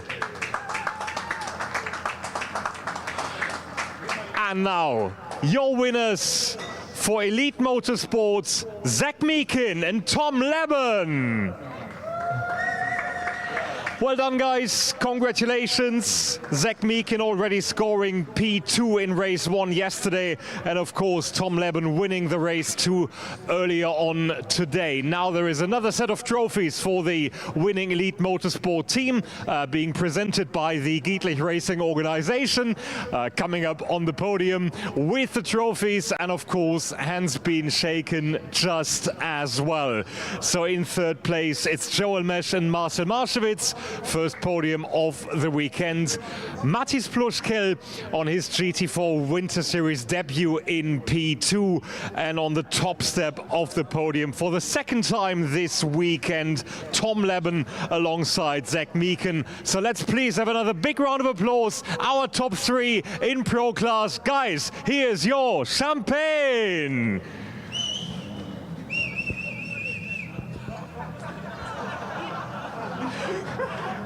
Well, that didn't work, did it? Guys. You would have deserved it. You definitely would have deserved it. But they're all needing their suits, I understand. Well, it's not really a race coming up anymore for them, but you never know. Okay, that's a couple of bottles saved for us then. Very good news indeed, as the second run of podium procedures is being prepared. And this is going to be our Pro-Am classification. So let's welcome onto the second step of the podium in Pro-Am for CV Performance, Emil Gjerdrum and Charles Dawson.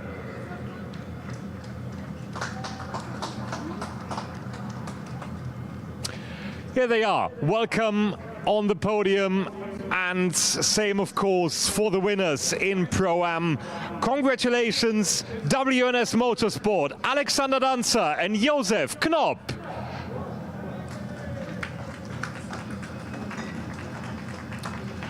Trophies being handed out by Sergio and by Stefan from the Gietlich Racing organization to our 2 winning duros in Pro-Am, with Emil Gjerdrum second early on in race 2, and of course yesterday's race 1 winner Charles Dawson in second place, and then we've got Alexander Danzer scoring second place yesterday in race 1, joined by Josef Knopp, his victorious teammate earlier on today in race number 2. And before we send you on our way, thank you very much, guys. Let's grab a quick word with our winners. How was your day today? All good? Everything was fine. for you as well, hopefully? Oh, was too slow. Too slow? Well, you won. But could be better always. Right. I'm afraid the other ones have already gone with their bottles of champagne, so you need to keep yours as well. That's P1 and P2 in Pro-Am class. Next up is the AM classification in GT4 Winter Series. That's the next set of podium positions, as the champagne bottles potentially pointlessly are prepared by the Gietlich Racing organization. Let's see how our AM classification will fare with these, as there is a massive run down there in the pits from the former. We've just had a collision in the pit lane.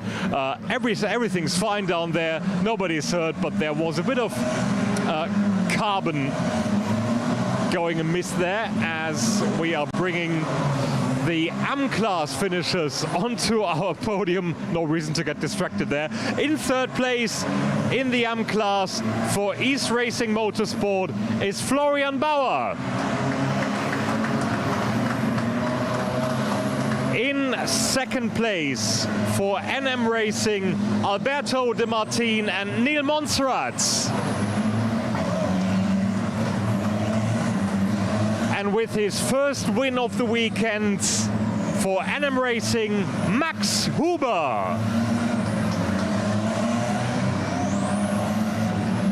Sergio, Jan and Stefan handing out the trophies to our top 3 finishers. In the AM class, Florian Bauer in P3 after winning the race number 2 earlier on.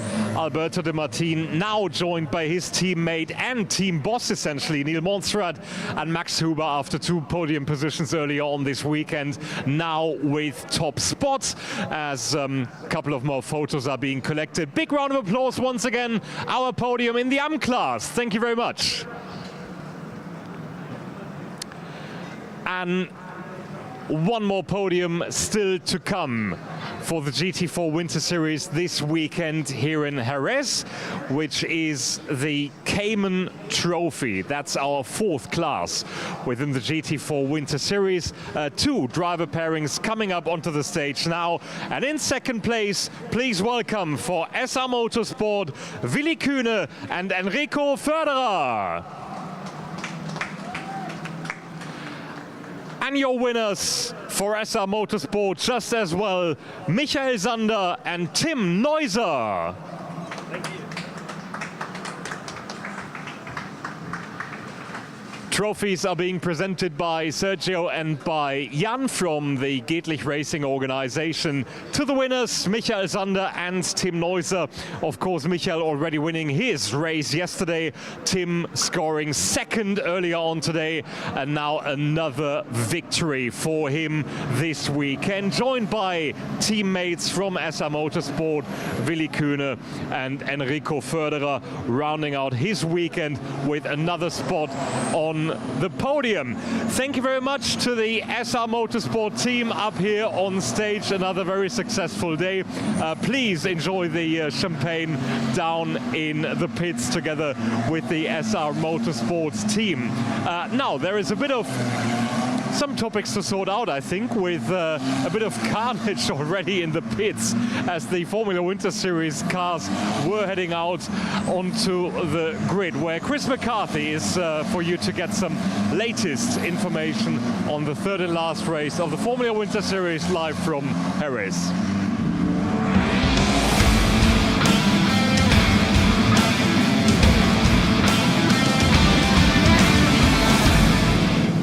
And welcome down to the grid for the final time this weekend for the Formula Winter Series. This race number 3 of round 1 here at Jerez. And as our cameraman down here on the ground, Johnny, just said to me, rain has been replaced by wind. It is very, very windy and very, very noisy because to my left, the cars are just heading out on to the circuit. Some installation laps being done as the cars get out there to navigate the circuit and then head down to the grid. What we're going to do and try and do this time is take you a little bit further down into the grid. There's so many cars here. We want to show you a little bit, few more of them further down. New phase 2 pole position this time will be Juan Cota, who put in a superb performance. The grid this time formed by qualifying 2, which took place this morning. So let's head that down a little bit further. Alongside him will be Matias Ferreira and then Ernesto Rivera, who we did cross paths with on our grid walk earlier. Did a superb job in qualifying, got his timing quite late in the session. Andres Cardenas has been on fire all weekend. He's going to be on row 2 as well. As you can see, the grid fairly empty at the moment, but that will start changing as we get going. So let's get a little bit further up and then we'll walk back on ourselves as cars start filling up. Here you can see the GRS team. They are taking care of the likes of Bianca Bustamante Rene and Leo Block. That gentleman there tells us we have 5 minutes to do this. We have to be a little bit careful here, Johnny, because cars are going to be making their way down the middle before they then come into their grid slots. Okay, let's get down into the middle of the grid. We're currently on row number 7. Let's get over to the side. Johnny here. There goes number 10 past us, heading down into the grid. And here, Akshay Bora heads into his grid slot. Did a nice job earlier. We're going to be staying right on the grass here, Johnny. Here we can see the number 71 coming in, the number 19 coming down. There's the number 3, Griffin Peebles, heading down. And now the number 99 here pulling into slot, Thomas Straubing, who we spoke to earlier. Right, still walking down. There's Dow de Decker, Johnny, heading down into his slot. Adam Hideg over there as well, the Vice European Champion. There are pole sitter going by, Juan Cota heads down, and there Andres Cardenas heads down towards his grid slot. Okay, let's head a little bit further up. Maxime Rem comes next. We're down on row number 8 here. We won't go too much further up because we do need to get down. Then we can see, here we can see on this grid slot here, Johnny, just make sure, just come over to your left, please, Johnny. There we go. Here is Gianmarco Pradel, who appeared to have some problems earlier. Looks like those problems have been resolved now. Over there, we've got Pacome Weisenberger. Let's go a little bit further up, and then we will call it a day and make our way down. Here we can see the number 46, and over here we have the number 35. Over there we will end with Rene Lammers, our European karting champion. Not too far behind him we have the likes of Lucas Fluscher, Bart Harrison, not too far back from there either in the number 77. That is your lot. Carrie Schreiner in the all-white livery, the number 8 Campos, and we'll spin round and start heading back, please, Johnny. We will start making our way back down the grid now, because we will be being instructed to clear very, very shortly. That is our 3-minute board. So let's start making our way down and get ourselves off the grid as the drivers get themselves zoned in. Here we can see Maxime Ren, Adam Hideg, as we spoke about here. Thomas Straubing, who we spoke to earlier. Very, very talented European karting racer, raced with the Kart Republic team.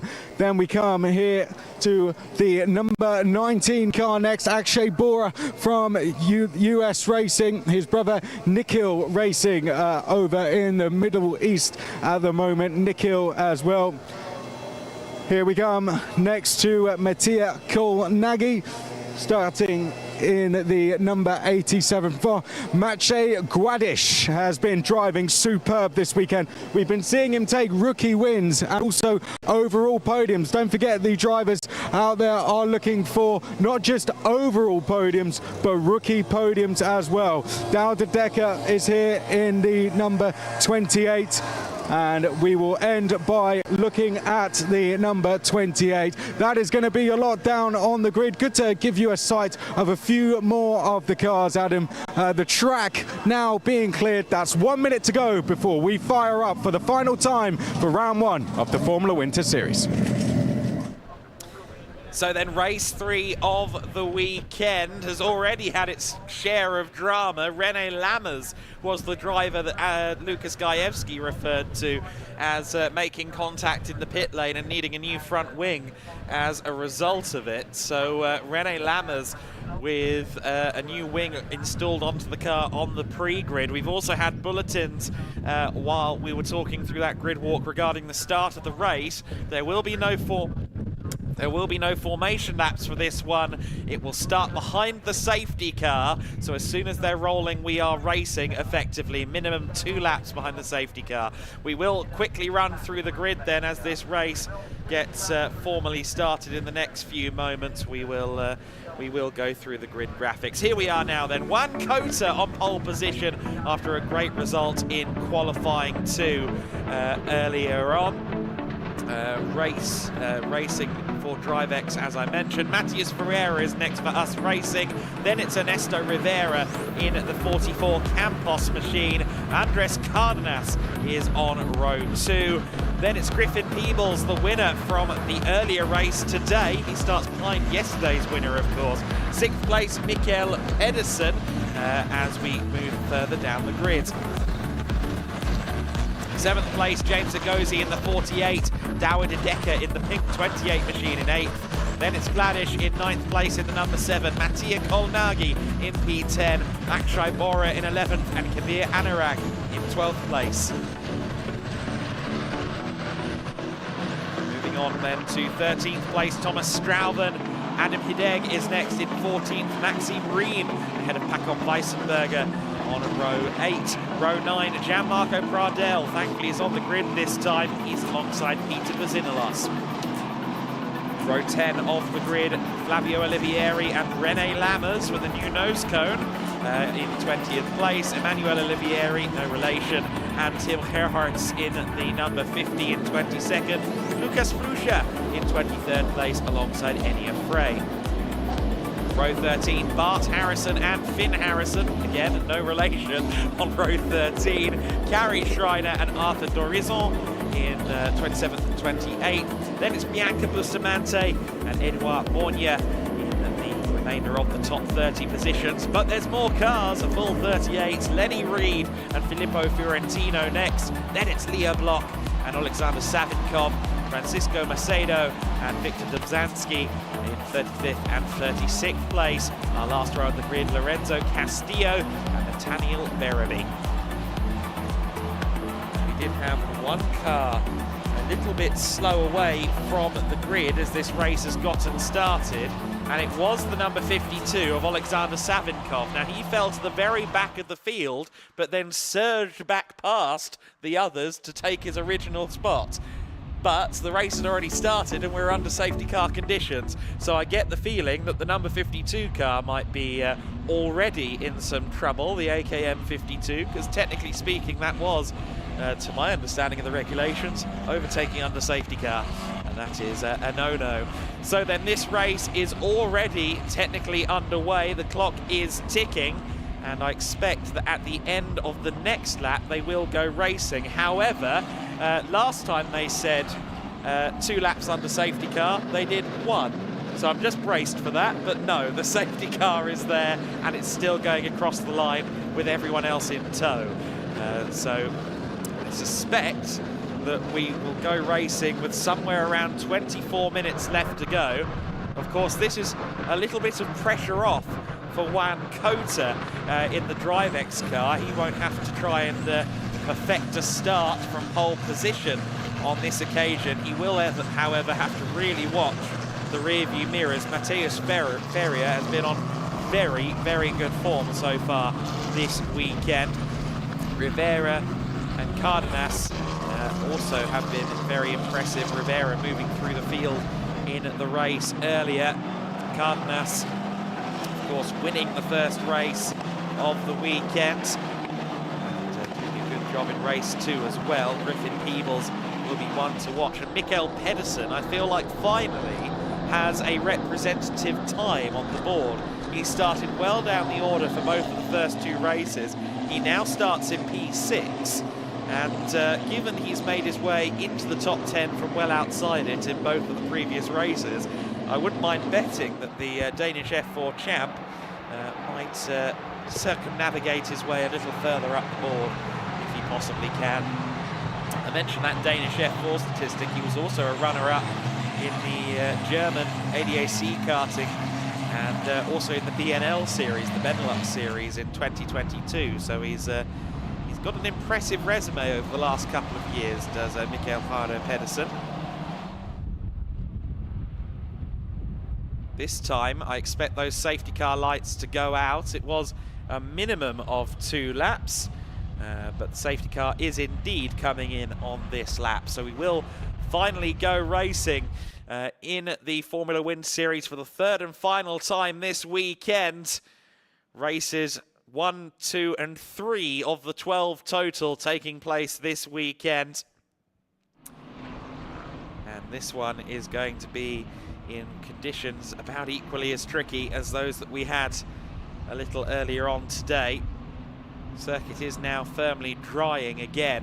This is still going to be a big challenge for our drivers.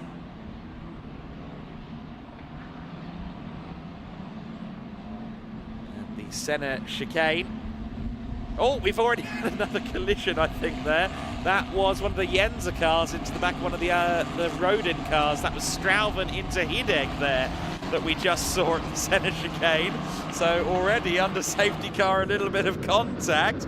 But now we are going to go racing. Juan Cota it is that leads the way as the field finally is racing at full speed. With 24 minutes of the race left to go, we begin in earnest in the Formula Wind Series. Race number 3, Juan Cota going defensive as we approach the first corner. 2nd place then Ferreira, 3rd place for Ernesto Rivera, Cardenas in 4th, Peebles in P5, and Mikael Pedersen rounding out the top half dozen. Everybody else, I think, fairly cleanly through the first few corners. Rivera and Cardenas in 3rd and 4th place. Lammers in the number 9 there with his new front nose cone. He's gotten through the first few corners okay. I think just about everyone is all right after a single file start, which is probably a relief to some of the teams that we didn't try and go double file standing start in these conditions. Cota continues to head the way. One of the Campos cars trying to make some moves from further back in the pack. I think that may have been Finn Harrison or Carrie Schreiner potentially, who are both a little way further down. Dawid Decker being forced unceremoniously wide there by Maciej Guadish. So the MP Motorsport car in the Orlan colours, forcing not just Decker to go off the circuit a little bit, but also forcing him to lose a couple of places there. So Guadish getting through into 9th place and Decker falling from the top 10 as a result of that. But Juan Cota did everything he needed to do there off the line and is now in a very, very strong position at the front of the field. But Matheus Ferreira, for us racing, would absolutely love to get a win on the board to kick off his 2024 at his first racing weekend. He has a point to prove this year. Griffin Peebles has lost out there to James Egozi though.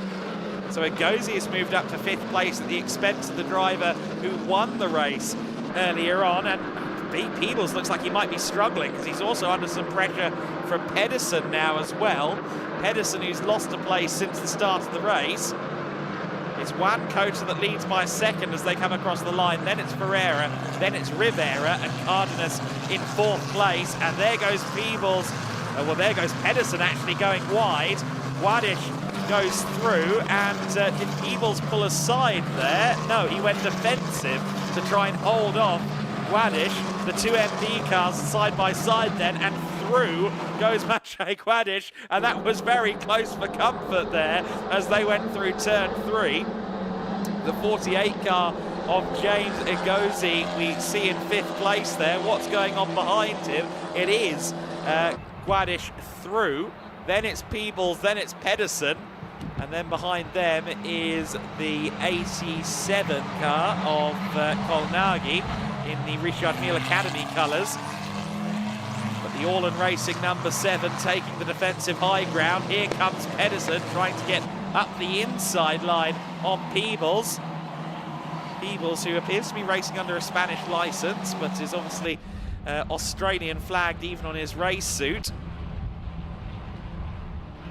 He is gearing up for a long year, trying to fight for MP Motorsport after a very busy multinational season in 2023.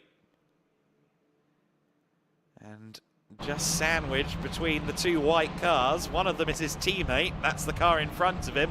One of him very much not, although they are, I think, potentially next garage along down at Trivex with MP Motorsport. Up and over the curbs they go at the centre chicane. Everyone being pretty aggressive on them. We have had some moves up and down further back in the pack, but oh, there goes Pedersen. Pedersen to the inside line at the final corner, drifts wide, gets in the way of Peebles. The 87 then gets through as well. Kolnagi with a good run out of the last turn. Pedersen then up to make that 7th place. For how long though? Because Mattia Kolnagi is now trying to go around the outside. That might offer him some more grip, but Pedersen says absolutely not. No track for you. And manages to hold on to the position. Now takes the outside line around turn 2 to try and find some more grip. And you can see why, because Griffin Peebles just really, really fighting the car, taking the inside line, the normal racing line, and he's now being swallowed up by everybody. Dawid Adeka on the offensive. Akshay Bora has gotten past Griffin Peebles for 9th position, and did they just touch? I think they might well have done. The rear wing to the front wing. Both cars continue on unabated, hopefully. And Dawid Adeka senses his opportunity to get back into the top 10 after losing out on the first lap of the race. The number 19 US Racing car under threat, Thomas Strauven, trying to find his way past Kabir Anurag. Oh, and Pakon Weissenberger into the number 24 of Adam Hideg. Hideg pushed onto the gravel then. That's going to push Hideg down from 14th to something like 17th or 18th place. Pakon Weissenberger then just ahead of the US Racing cars and that are fighting each other. US Racing will be hoping that they don't have to have any heated discussions at the end of this one. The number 12 car there of Gianmarco Pradel trying to find a way past the number 71 of Maxime Riem. Maxime Riem, the German driver, against the Australian racer Gianmarco Pradel. Pradel will be looking to try and get some good points on the board after having to effectively sit out race number 2 earlier on in the day. Quite sure what was wrong with Pradel's car, but he never was able to take the start. Did a few laps in the middle of the race, but then retired back to the garage again.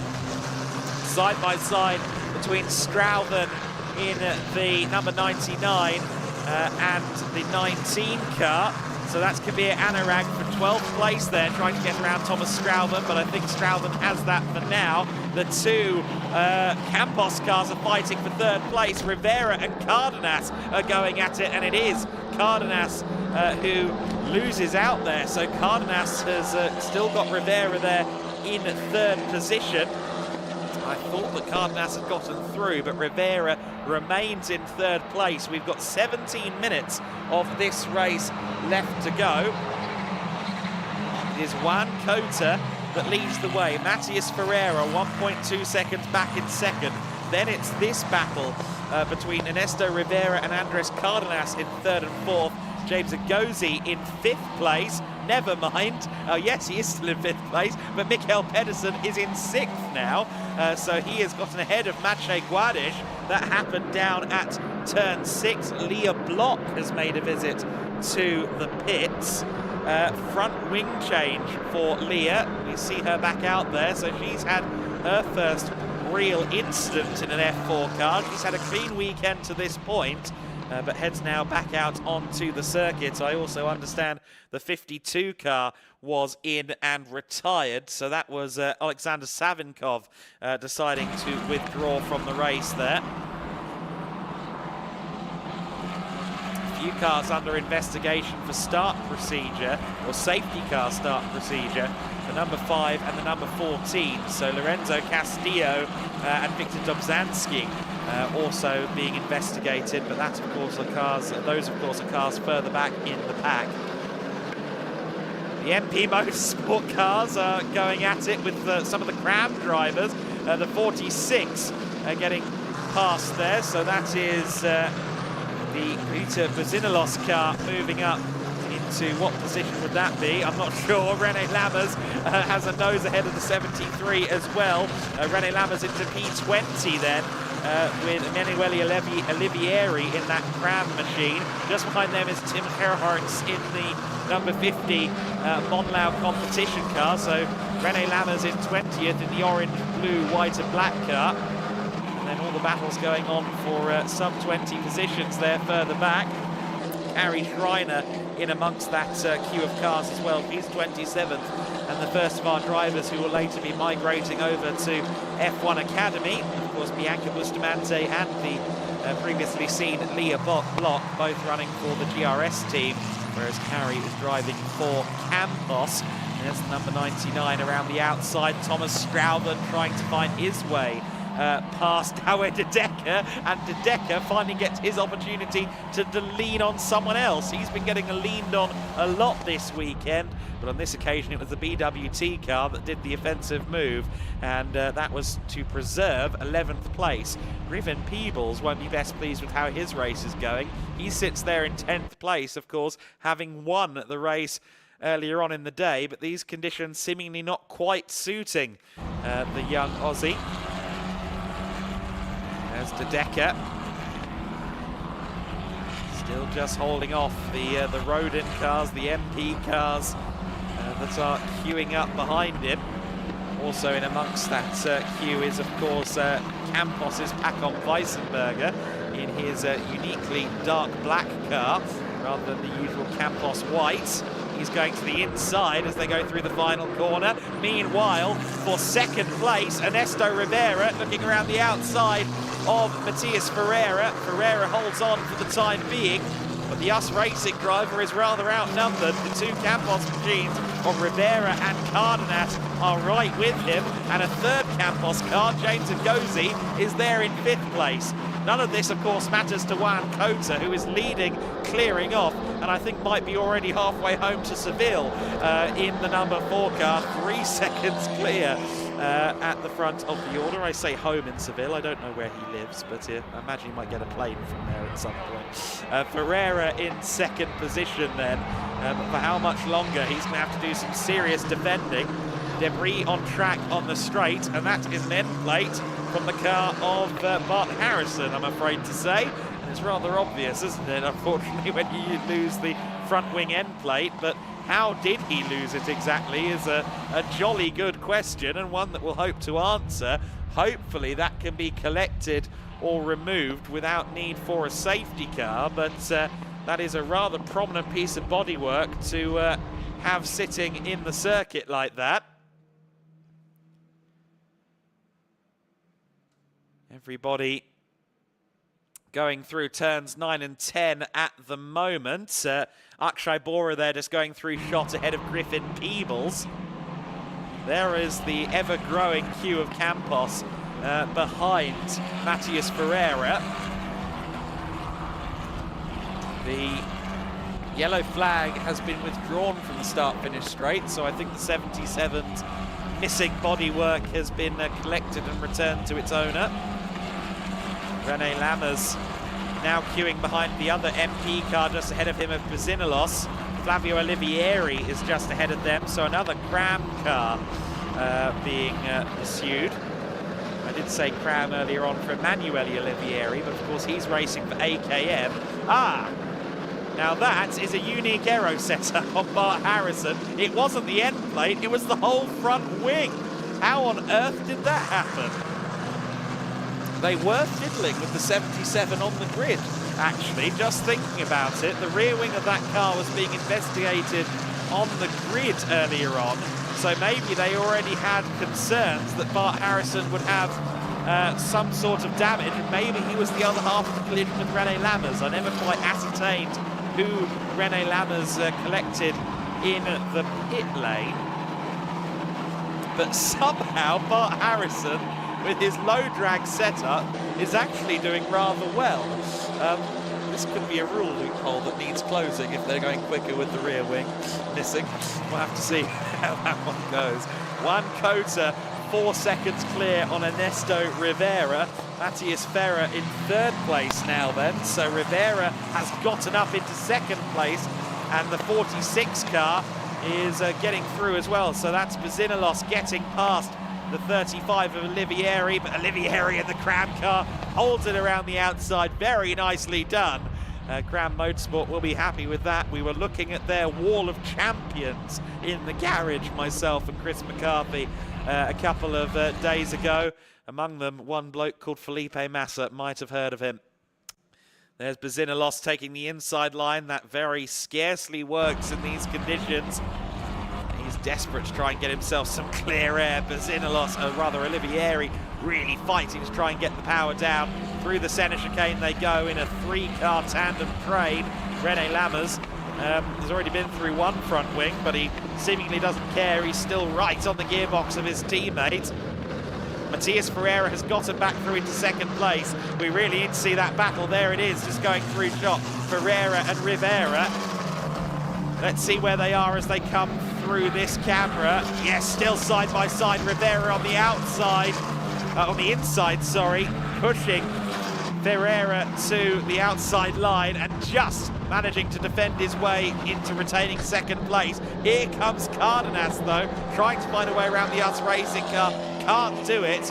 So Ferreira, despite being outmatched and outnumbered here, is taking the fight to the Campos cars once again. It's side by side between Ferreira and Rivera. They've been swapping positions a lot over the last lap and a half or so. And now, with the inside line and the high ground, Ferreira goes into turn 6 and retains second place for the time being. But cutting to the inside line is now Rivera. That's not going to do him too many favours. It is Ferreira then for at least a couple of corners, cemented in second place. All of this is fabulous news for Juan Cota, who is over 6 seconds to the good at this stage.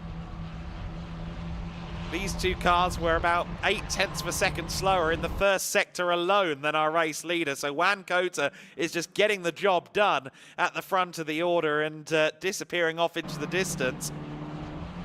Ferreira in second place will be carefully watching those rear view mirrors, and he'll be noting that the queue of cars is getting longer because Mikael Pedersen, who has gotten past James Ngozi, I believe, he is there right on the gearbox of Cardenas as well. So Pedersen dives to the inside of Cardenas, and it's as soon as I say that, that wasn't a challenge, but he moves up into 4th place. Very nicely done. Pedersen has been on an overtaking masterclass all weekend. 7 minutes and 40 seconds to go of this race then. And can Pedersen get that podium that really I feel would be deserved? He's had so many good moves, so much overtaking over the course of this race. We had Mattia Kolnagi, or rather, sorry, Akshay Bora and Griffin Peebles fighting there for 9th place. There's Pacon Wiesenberger in 11th, ahead of Douwe Dedeker and Thomas Strauven. So 11th back is also one big long queue. There is the aforementioned scrap for 9th going through shot.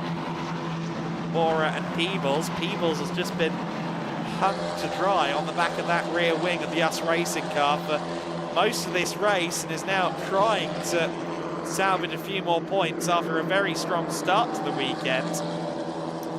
Of course, he, Maciej Guadish, and Andres Cardenas have been the only 3 cars on the podium so far this weekend. I think we're going to have an entirely fresh and new podium after this race.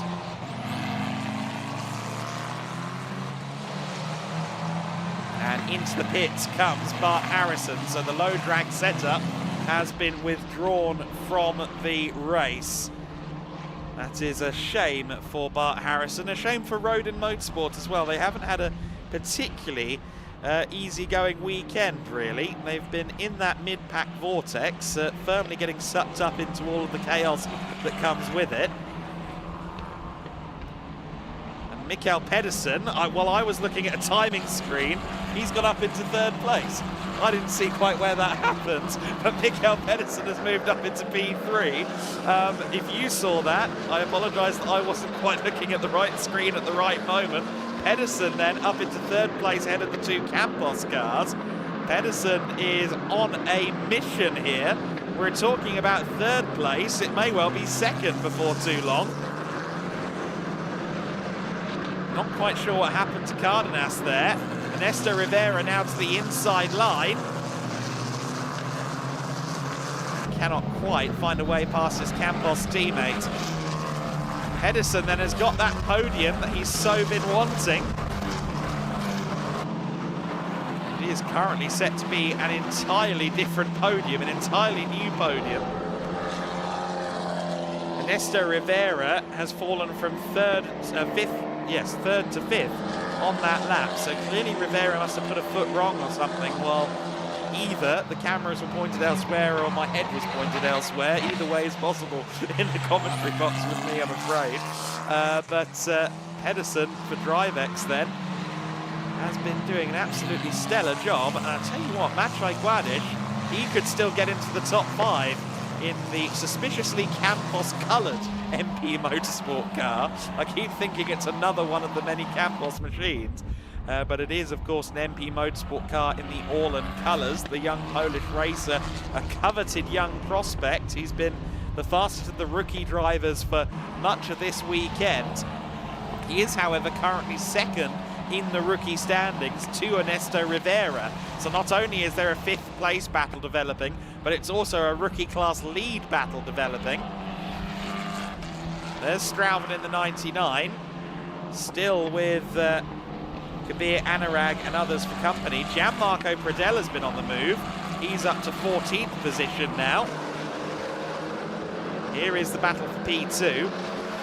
Pedersen, the form man on the circuit at the moment. That said, nobody's going quicker than Juan Cota. His last lap of 1:59.8, the only lap of the race so far to be under 2 minutes. Saying that, Mikael Pedersen's just set a 59.6, so that statistic aged like milk. Mikael Pedersen right there with Ferreira. Closing in lap on lap on lap. Cardenas in 4th, Rivera in 5th, then it's Guadiš right on the back of them. Egozi, Kolnagi there with Egozi as well, so 7th and 8th might not be completely settled. Bora and Peebles are still fighting in 9th and 10th. Then it's Pacon Weissenberger, the conductor of a very long train from 11th place back.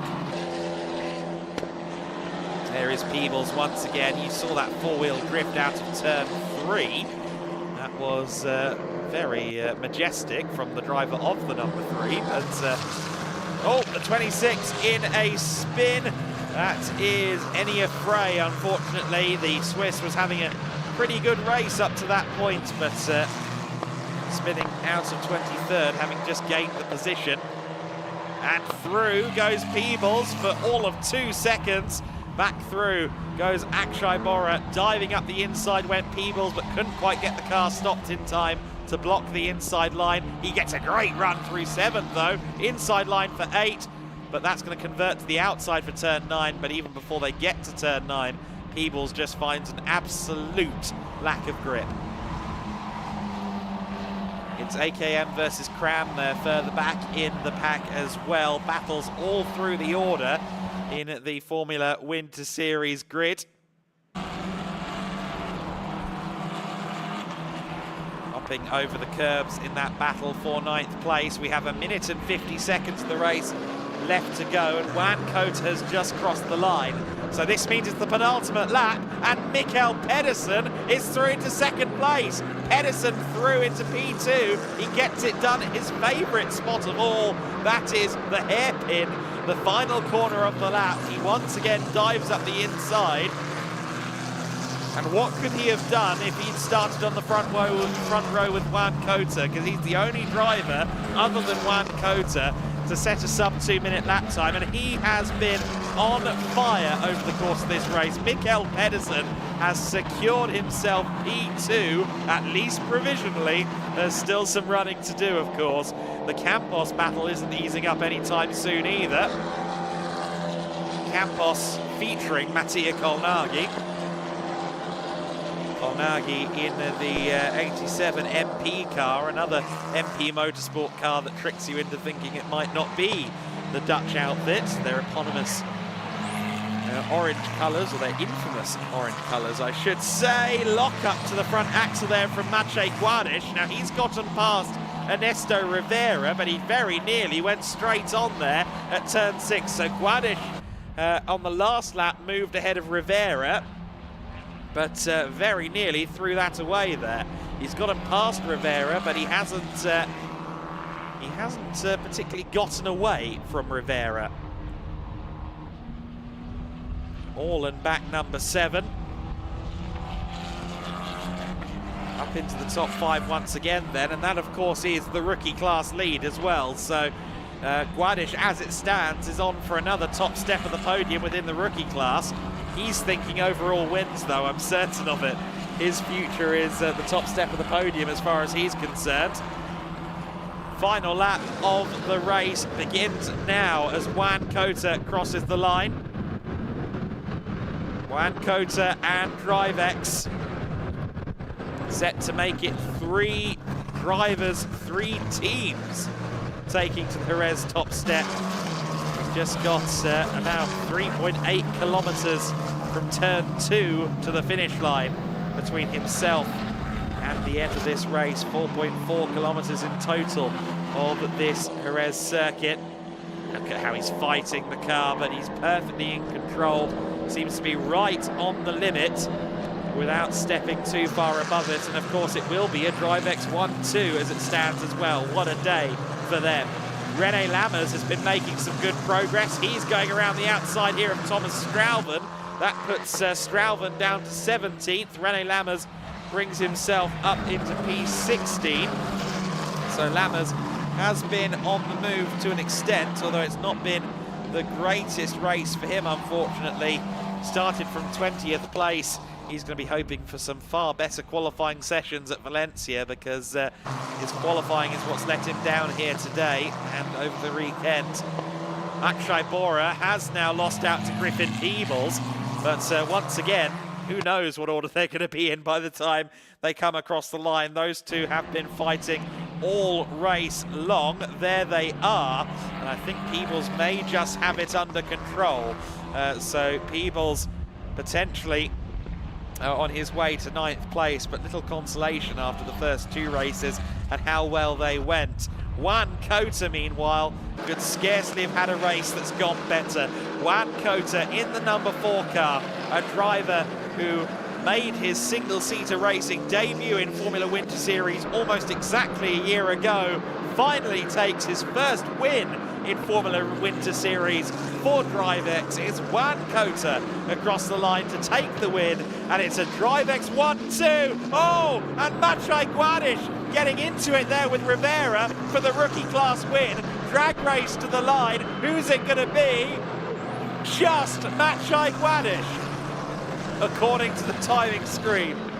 That was crazy at the last corner. Well, Ferreira finished off the podium behind the DriveX 1-2. Ferreira 3rd, Cardenas 4th. Everyone else working their way across the line.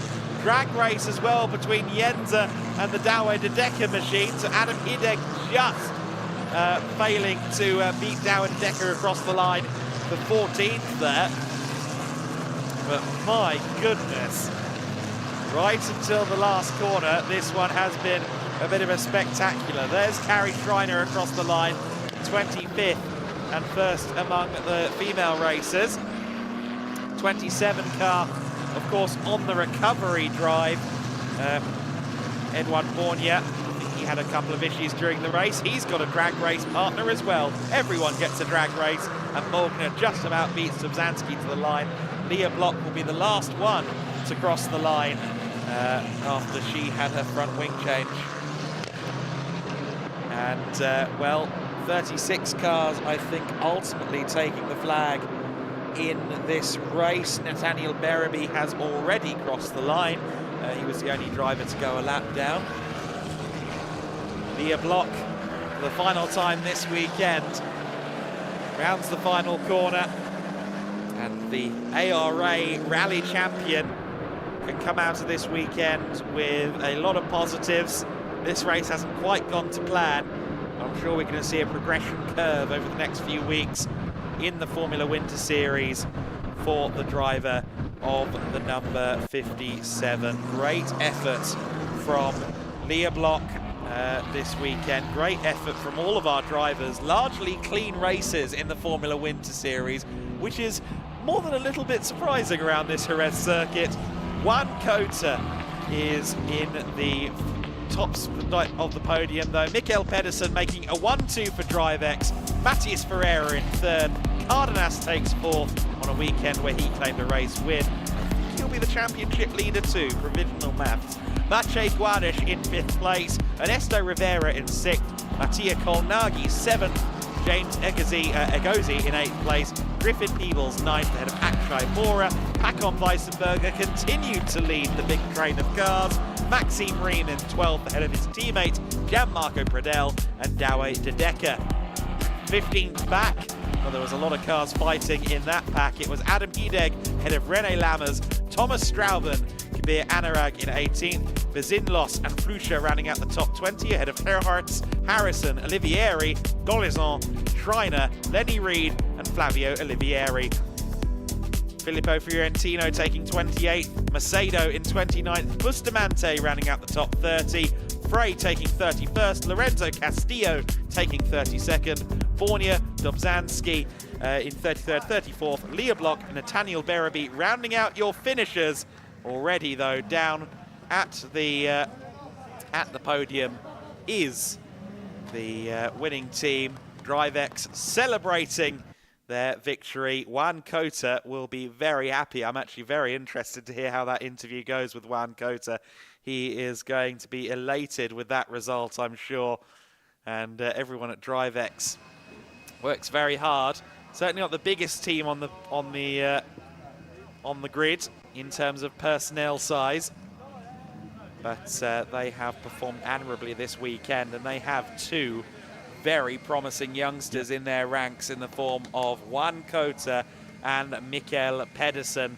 And I see there that Chris McCarthy is nearby with Juan Cota, so let's go and listen to our winning driver with Chris. Thank you very much, Adam. Yes, I'm down with Juan Cota now. Juan, getting that first win, how does that feel? I could see the emotion when you came in.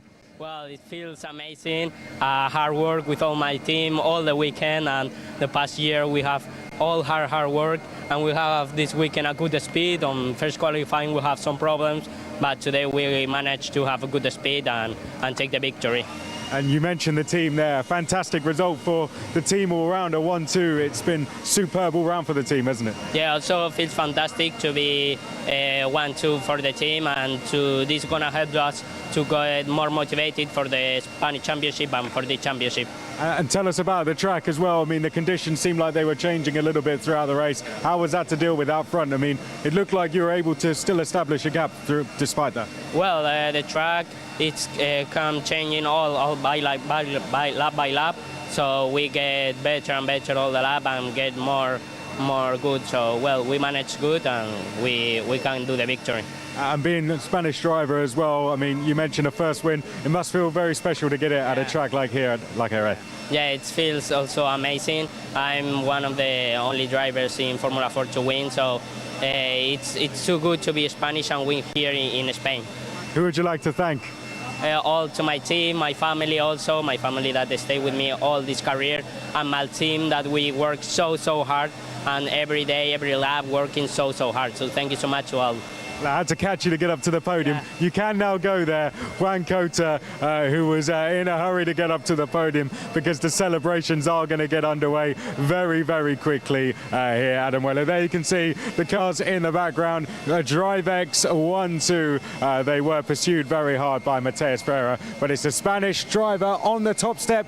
Juan Cota taking the win. Will be underway with podium celebrations very shortly, but for now, let's head up to commentary and back to Adam Weller. Thank you very much, Chris. Let's dive straight into some highlights of that race. And I understand we can start with a look at what happened with René Lammers. No, this is in the formation lap where we got the look at the other collision between, yes, the Yenza car of Adam Hideg and that was Thomas Strauben. So that was even before we got started. Even before that, we had René Lammers getting into it in the pit lane as well. The race got underway after 2 laps behind safety car with Juan Cota as race leader. Second place, of course, in the early going was Matthias Ferreira. Lots of fighting further back. Douwe de Decker once again finding himself in the battle, but no issues with his power this time, so he could actually have a fair fight for the first time this weekend. Mikkel Garde Pedersen was on the move all throughout this race, making up positions, really causing Griffin Peebles a little bit of grief there. And then it was a battle between Akshay Bora and Griffin Peebles for, well, the rest of the race from this point forward. A little bit of contact between them in that replay. Strauven trying to make up places as well in the Rodin car, bouncing across the grass, the curbs, as everybody tries to find their space. Leah Block had a front wing replacement during the race, unfortunately, but she still saw the checkered flag. Some side-by-side action further back in the pack. René Lammers making up a few places in this race, but I think overall, giving this karting resume, he will be hoping for some more when it comes to Valencia next weekend. Strauven in it with De Decker in the big train for 11th place that would ultimately be led by Pacom Wiesenberger across the line by the end of the race. 35 car there, the Cram car leading a big pack of cars further back.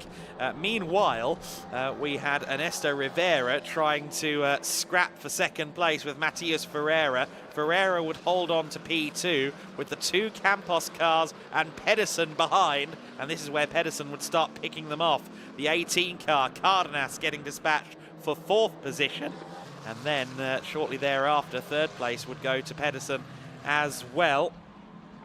Meanwhile, Bora and Peebles continued their magical mystery tour, and that was the move for second place. Garde Pedersen finding his way through into P2, the Danish F4 champ of 2023, adding a second place trophy to his collection at the end of this weekend. He'll be looking for some better qualifying performances, I think, coming out of this weekend when we go to Valencia. But no one did it better today than Juan Cota for DriveX. DriveX, the team of the day in the Formula Winter Series. It's a 1-2 for these two. I'm sure that, and also, yes, of course, even to the line, Maciej Guadish, I forgot about that, Guadish and Cardenas rubbing wheels in the most literal way I've ever seen as they came out of the final corner, and it was Cardenas that got the better of it. Action-packed race. I'm sure it'll be action-packed podium too. Over to Lucas Gajewski. Thank you very much, Adam Weller. What a starting point for the Formula Winter Series 2024. A dry race yesterday, a wet one earlier on today, and a sort of wet one, not as badly as the one before, for race number 3 this afternoon here in Jerez. And we are ready for the last podium of the weekend in Formula Winter Series. So please welcome the winning team of race number 3. It's Luis Palmero for DriveX. Just a second. Luckily, they are a bit quicker on the circuit than they are on the podium. There he is, Luis Palmero, and the winning team, DriveX. In third place for us racing is Mateusz Ferreira. In second place for DriveX, Mikkel Pedersen.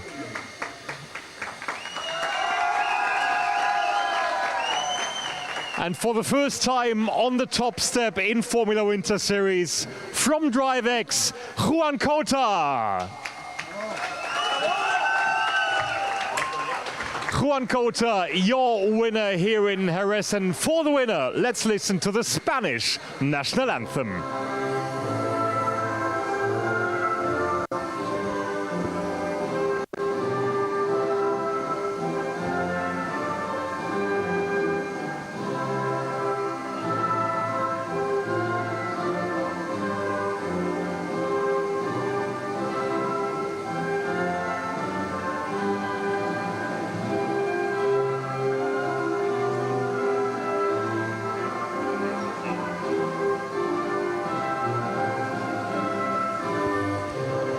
Well done and congratulations to Juan Cota, your winner here in Jerez. Trophies are being presented by the Gietlich Racing organization, by Marco from Spanish Formula 4, and of course by our tire partner Hankook for this championship, starting with Mateusz Ferreira in third place, with of course Mikkel Pedersen in second, with Juan Cota our winner, and of course there is a team trophy for Drivex just as well for Luis Palmero, taking the trophy after the fabulous double victory for Juan and for Mikkel in P3 and P2. And luckily we've got a bit of time to have a chat with our drivers. Of course, Chris McCarthy was already catching up to Juan, our race winner.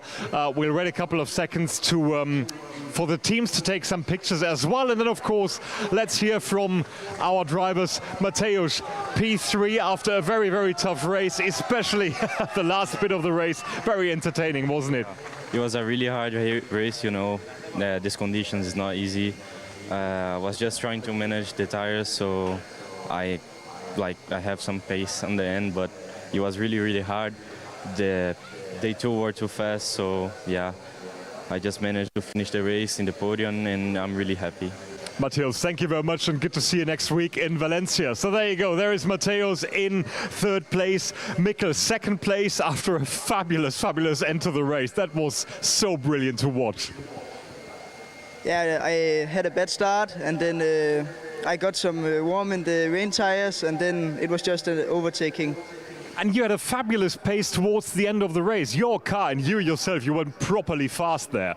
Yes, my team did a very good job at setting the car up good, so it was very nice driving. There's your first podium. Enjoy the rest of the afternoon. Mikkel Pedersen. So that concludes the podium as far as the overall top three are concerned. But of course, there is a rookie podium just as well in Formula Winter Series. So let's welcome our third placed rookie this afternoon. Congratulations from MP Motorsport, Mattia Kolnagi. In second place for Campos, it's Ernesto Rivera. And for the third time this weekend, your best rookie from MP Motorsport, Maciej Gladiš. Congratulations to Maciej once again, as we are ready to hand out the trophies. The Gietlich organization team and Marco, and of course our tire partner Hankook, ready to present the trophies to Mattia Kolnagi in third with his second rookie podium of the weekend. Ernesto Rivera, a new face to the podium in race number 3, and of course Maciej, already well known on this podium, being here for the third time this weekend. And of course we've had overall honors for him just as well. So let's head in. If all the photos are done, thumbs up from the pit lane. And are we good to go? Maybe, maybe not. Yes, there we go. So you're good to go. If you want, I'm going to speak to Maciej. You can stay, you can go as you want, as you like.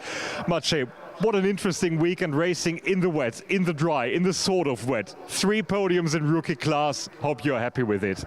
Yeah, I mean, very happy with the pace we had this weekend. I mean, got 2 podiums overall and won 3 times rookie championship. So really happy. I mean, could have got Andres on the last corner, last lap. We actually was trying to podium a bit, but didn't work. But still, I mean, P5 is quite decent. So really happy, and massive thanks to MP for a great car. Absolutely. Thank you very much, Maciej. And the other 2 stayed. So we're going to grab a word with Ernesto as well in second place of the rookies. How was your weekend, Ernesto? First time on the podium. Yeah, first time in an F4, in a race of F4. So race 1 and race 2 didn't go very well. but race 3 we managed to get third on the podium for the rookies, but I could have been a bit better, but I learned with experience. Still, well done to you, Ernesto. Thank you very much. That's your second place driver and rookies, and of course Mattia up here for the second time this weekend as well. 2 podiums, that's a good way to start it, isn't it? Yeah, Winter Series is obviously to prepare the Spanish Championship. This weekend has had a lot of positives and some negatives, which we take into the next one, but overall I'm quite happy. Can we please have a big round of applause once again? Your top 3 in rookies, Mattia Colnaghi, Ernesto Rivera and Maciej Gladiš. Well done. Good to see you next weekend in Valencia. One more podium to do, and this is for the best female racer in Formula Winter Series. Big round of applause from Campos, Kerry Schreiner. Her second female class win this weekend. Markus Giedlich himself handing over the trophy to Kerry Schreiner on the top step of the podium, with another trophy collected for Kerry. Of course, pictures being taken just as well. And as some of the GT Winter Series cars are already heading out onto the pit straight, let's have a word with Kerry as well after her second female class win this weekend here in Valencia. As we said to all the other drivers, Kerry, as well, so difficult to race in dry conditions, in wet conditions, in drying conditions in this afternoon's race. What did you like most? That's a difficult question. I mean, I still have to learn quite a lot in these conditions, but I think I did a few steps forward today, so I'm happy with the second race. Now, will you stay in Formula Winter Series for the rest of the season? I'm at Aragon the next time, yeah.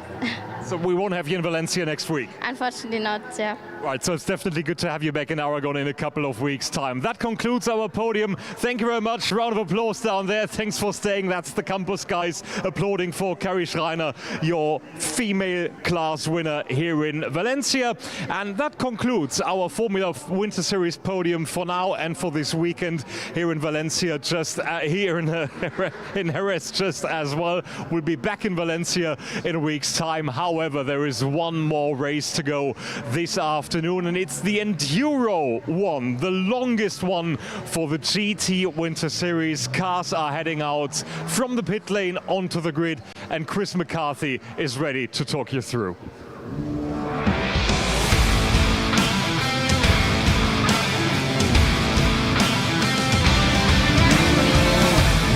Welcome down to the grid, everyone, for the final time this weekend here in Jerez. Spin round, Johnny. As you can see up in the distance, the cars are making their way out onto the circuit for race number 3 of the GT Winter Series.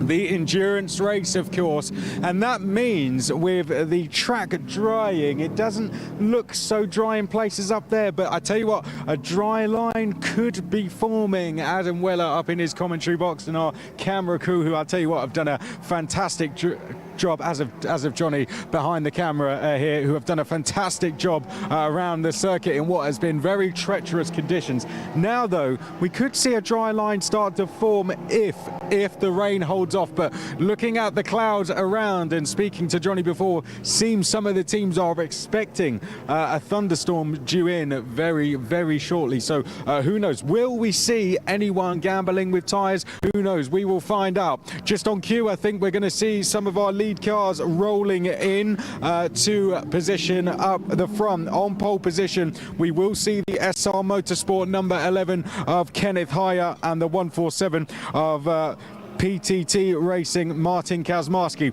We'll try and have a look on who is running what for you and see if anyone has been bold enough to make that gamble. For now, we're going to stay at the front and let the cars roll into position, and then we will have a wander down. Let's watch our pole sitter roll into position. Here comes that beautiful Mercedes into position, the number 11 SR Motorsport car. Kenneth Heyer and J-Mo Hartling in this one. Kenneth Heyer in the car. And Kenneth Hyatt pulls into position. Jamo Hartling alongside. They are on the wet tyres. If it stays like this, I wonder if we will see them change tyres throughout the race. I'm going to see if the guys open the door for me. I'd like to have a chat with one of the drivers. At least it looks like Kenneth is a little bit busy in that car at the moment. We'll let the other front row car roll down at the moment. Here we can see some more cars heading down. Also is going to be Martin Kazmarski alongside in the 147. We can see more cars heading down. We can see one of the Porsches over there, Mateusz Lizowski, as well, as they make their way down. We've got a car off as well, I'm being told in my ear. I don't know if that's going to be one of the cars that we're expecting. Let's get over here on the grass, Johnny, and have a walk down and see if we've got any cars that have decided to go with a gamble. We've got the number 13, Mateusz Lizowski, up. We do have a car off, so I wonder if that's a car that has gone on slick tyres. So far, I'm only seeing wet tyres. There is the number 13 of Mateusz Lizowski. Here we can see, just coming into position here, Johnny, to your left, the number 147 rolls past, and that looks like another car on wet tyres. That is the number 147. Let's have a wander down, Johnny. I'll see if we can speak to this driver here and speak about the conditions. This is Martin Kazmarski. I'm going to see if I can pop my head in and have a look. It looks like the 62 Mayor Spun. They're on wet tyres as well. They're going to have a little talking to from race director.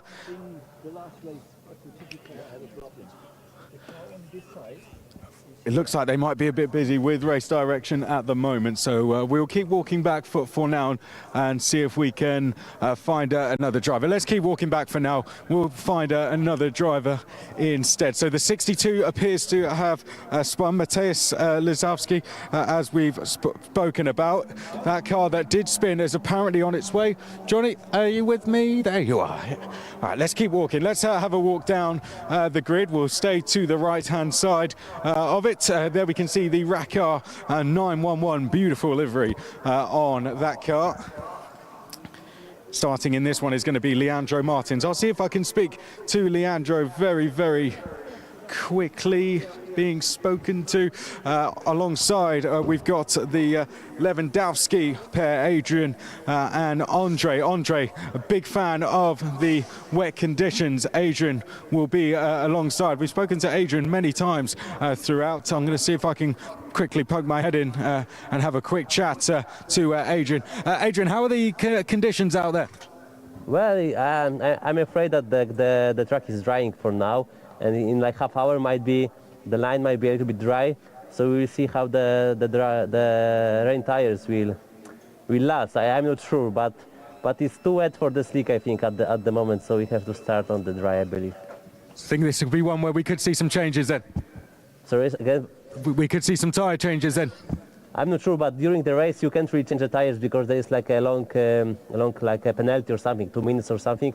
So I believe there is not place for change during the race. So you have to finish the race on what you start.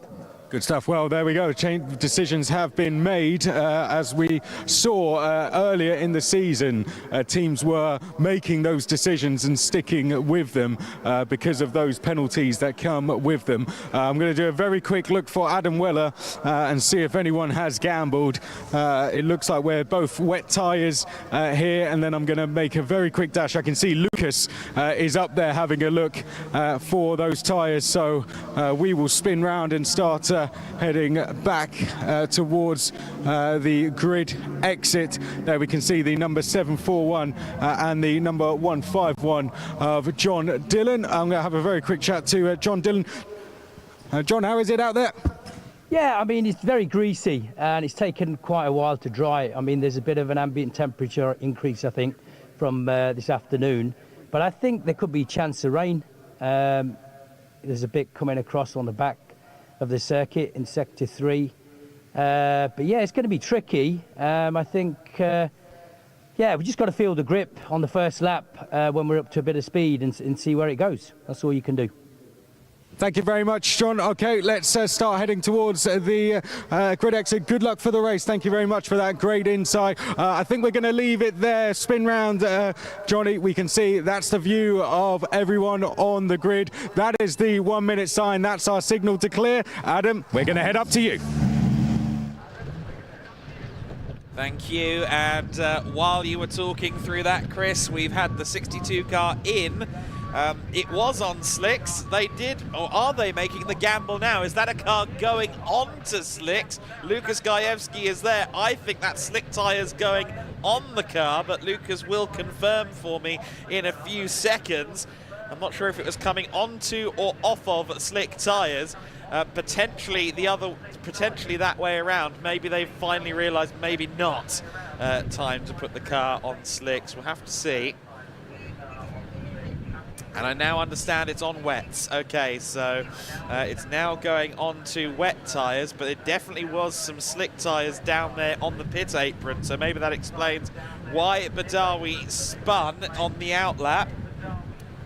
We are missing a few cars then from this grid. The endurance race, sometimes drivers do decide to skip out on that if they are solo or if they are preparing perhaps for a shorter championship in the summer. Could be various different reasons for that. However, we are now getting ready to go racing. Badawi will join the race from the pit lane after the formation lap. It will be a 55-minute race with a rolling start. And it's Kenneth Heyer that will start from pole position in the number 11 car. He shares the very rapid Kamo Hartling. Martin Kazmarski in the second place car, the 147. He's led the first corner in both races so far. Can he make it 3 from 3 and a second win of the weekend?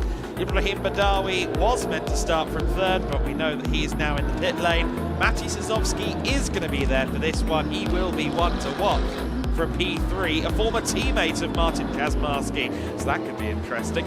Adrian Lewandowski is next alongside Leandro Martins, who will share the car for this race with Dieter Sveps, his driver coach, very rapid. Uwe Lauer is next in the 72 car. Alfredo Hernandez in 8th position. John Dillon on row number 5. Igor Klaya is next, starting from 10th place in the 741. He will share for this race with Hubert Darmetko, so no number 7 car out there on the circuit. Motohiko Isazaki is next, and Petros Makris rounds out the order. We'll only have 12 starters in this race. These cars non-starters. Raffini, of course, having an accident earlier on in the day. The PTT racing car of Przemysław Bienkowski not taking the start, and PTT Racing's number 7 in the hands of Hubert Darmetko, obviously not taking the start because he will share for this race with Igor Klaya. So then, just checking quickly with the PTT cars that they haven't nudged the number 33 driver Bienkowski into anyone else's car. It appears they have not. They do have a cheeky habit of combining lineups for the endurance race, which sometimes crosses my wires just a little bit, but just verifying that indeed Bienkowski has elected not to race the Enduro this time. So then, we will have 11 cars on the rolling start. A 12th will join us from pit lane. As alluded to there, you do have to have a slightly longer pit stop if there is a tyre change. So if it does continue to dry, then teams will have to bear in mind a longer stop as part of the game, as Adrian Lewandowski referred to there. And that's going to mean that potentially we are going to have some very shredded wet tyres at the end of this race. Everyone on wet. Adrian Lewandowski there from the 3rd row of the grid. We go racing then, and we are underway. The Porsche of Maciej Sazowski trying to squeeze between the Mercedes, but it will be Kenneth Heyer that leads the way as we begin this 55-minute race. The pit window will open with 30 minutes left on the clock, so 25 minutes before the window opens.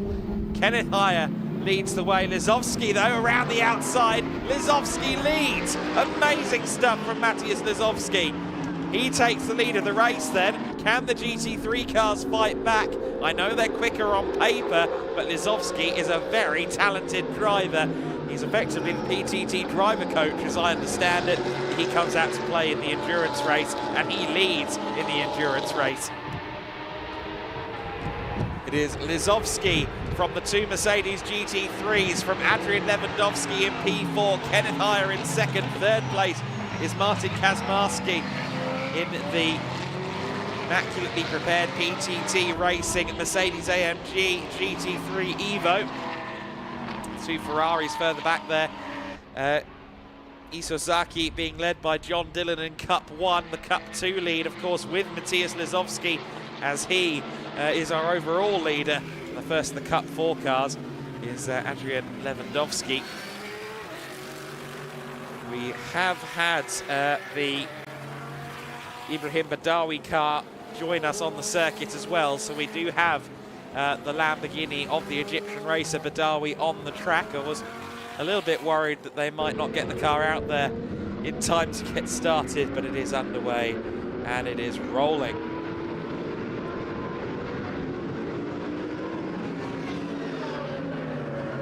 So a minimum pit stop in the event of a tyre change in this scenario is in a scenario where they want to move to dry tyres. A pit stop change has to take a minimum of 3.5 minutes. So if there's a tyre change, it's 3.5 minutes for a pit stop. If there isn't a tyre change, that significantly goes down to a mere 71 seconds. So you can see why maybe they don't want to spend that extra 2 minutes plus in the pit lane unless they absolutely have to. So it's going to be a strategy game here. Adrian Lewandowski, it's definitely not a strategy game. It's Mercedes duck hunting, I think, for the next couple of laps. There is Igor Klaya just ahead of Uwe Lauer. He's going to hand over to the rapid Francesco Lopez later on. So I think Lauer's role here is to try and give the car over in as good of a position as he can, and then see what Lopez can do.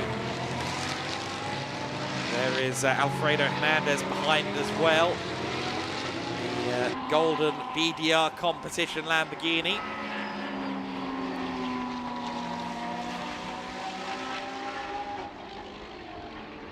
Great to see so many of the oh dear, John Dillon is smoking. John Dillon has clearly got a far too hot Ferrari 488 Challenge Evo. The fire extinguishers arrive immediately.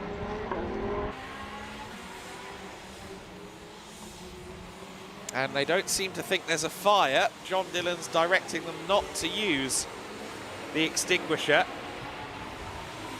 Or is that the extinguisher going off in the car, potentially? I don't think so.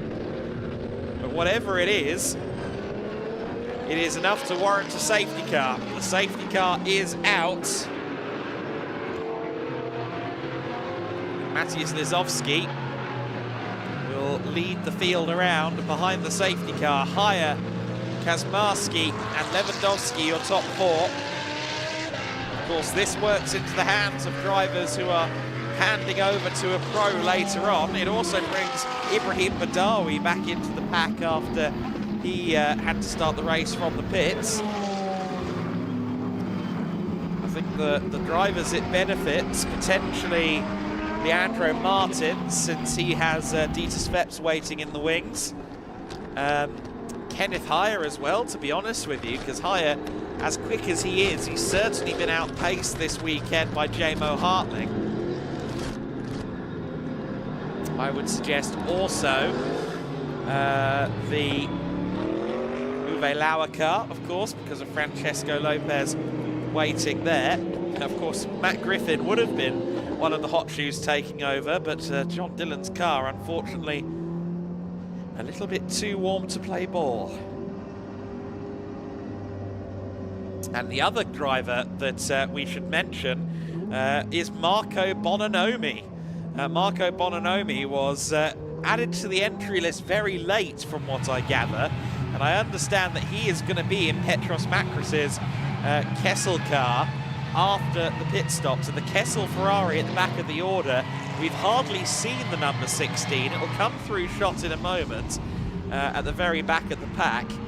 That car is one to watch out for post-safety car. Petros Makris, with all due respect to him, is a very new driver, and Marco Bononomi is going to be his co-driver, and that is a name that will ring loud in the ears of many a sports car fan. Bononomi, especially with this safety car period kind of bunching everyone back together and eating away some of the time before he can take over the car.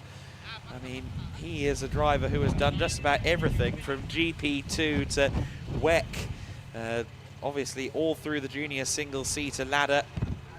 There was even working on test and development duties for the Isotta Fraschini hypercar very recently. Podium finisher in the LMP1 class of the 24 Hours of Le Mans as well. He was for many years a part of the Audi Sport lineup at the Le Mans 24 Hours in the dominant and very impressive Audi R18s. Keeping an eye on Bononomi once he gets to take the wheel. Matthias Lizowski is our current race leader. Always the question mark, of course, of who gets to take over cars when. Usually the gentleman drivers that have pros attached will wait for their moment to take over pretty sharpish, or rather I should say they will hand the car over pretty sharpish because they want to try and get a pot, they want to take some silverware home, even if they don't get quite as much track time. However, sometimes we have quite egalitarian teams that split it halfway down and allow drivers an equal share. So I think some strategies will be getting ripped up a little bit here, to be honest. I think this change will mean that certain teams will maybe move their window around a little bit. Matthias Lizowski, of course, is a solo driver and a very quick one. He has been perpetually a favourite in these endurance races. Of course, he has already had podiums so far in this season in the endurance races. The endurance races being the only ones that he actually takes part in. So he's at a distinct disadvantage if we're discussing championship. It's like John Dillon is going to be towed home as the car has seemingly cooled down. Zovsky has managed a P2 and a P5 so far this year.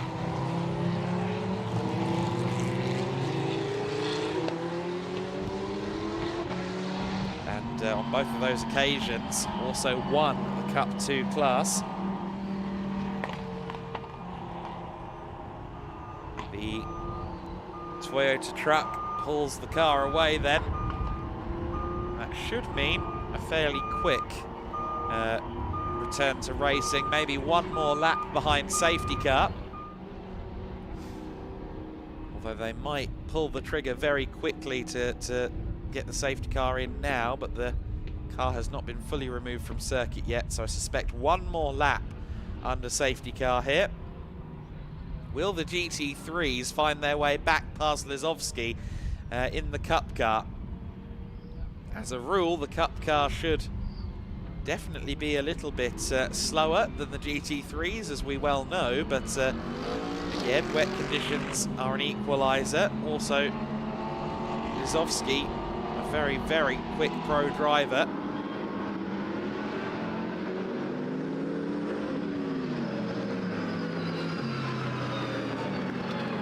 Nice variety of cars, as always, in the GT Winter Series. A highlight of each and every weekend. We've had some brilliant racing from them, particularly yesterday as the sun went down over Jerez. Once this race resumes, which I suspect it will next time around, we will see exactly what happens next. Slick tyres potentially going to go onto the 62 car, but they won't pit it out of the window. They're not going to do that. The 62 has already gone around the circuit. We saw it there in the shot. So I did get some information in my ear that they are maybe readying for a pit stop down there, but I'm certain they wouldn't do that before the pit window, because then they'd have to pit again anyway. See, Izovsky, Haya, Kazmarski, our top three in this race, and we'll see if the GT3s can salvage themselves back into the lead positions. Kazmarski, I think each and every race seems to be getting a little bit more confident. Of course, took the win in the second race earlier on. And, he alluded to it earlier on. He got a P2, he got a P1. He wants to try and do the same in the endurance race, knowing full well that for portions of the race he's going to be going up against some very handy pro drivers. Kenneth Haya and Jamo Hartling,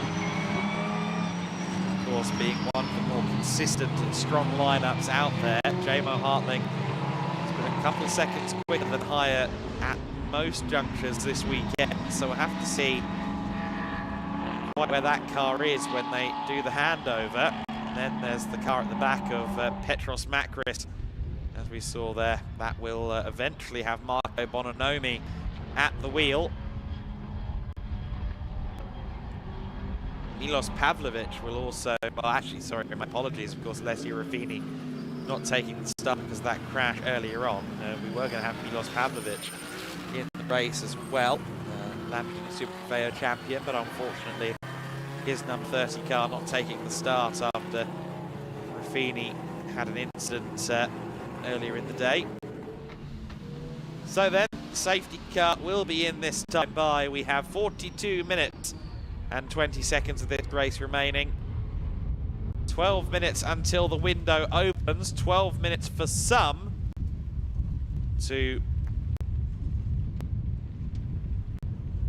maybe try and build a gap before they hand over to their teammate. We'll have to see quite how this shakes out. But we go back to racing conditions then. The safety car has come in. 13 now leading them around, and Lisowski puts the power down there with a flourish, and look at the car lengths he's got already as he comes past my commentary position. It's 4, maybe 5 car lengths between himself and Haya in second place. Then it's Kazmarski, then it's Lewandowski, Leandro Martins in 5th, Igor Klaya in 6th, then it's Lauer, then it's Hernandez, Isosaki, Manawi and Petros Makris. The number 13 car, as anticipated then, clears off immediately. Izovsky always fast in these races. It's a shame in some regards that he doesn't do the sprints as well, but I think he's otherwise occupied in the PTT garage during the rest of the weekend. There's Badawi, just behind Motohiko Isosaki, who now leads the Cup 1 class, of course, with the demise of John Dillon. Kazmarski pressuring Kenneth Haya. Again, he feels very confident in the wet conditions, and we saw him outpace Kenneth Haya earlier on, which was very impressive in its own right.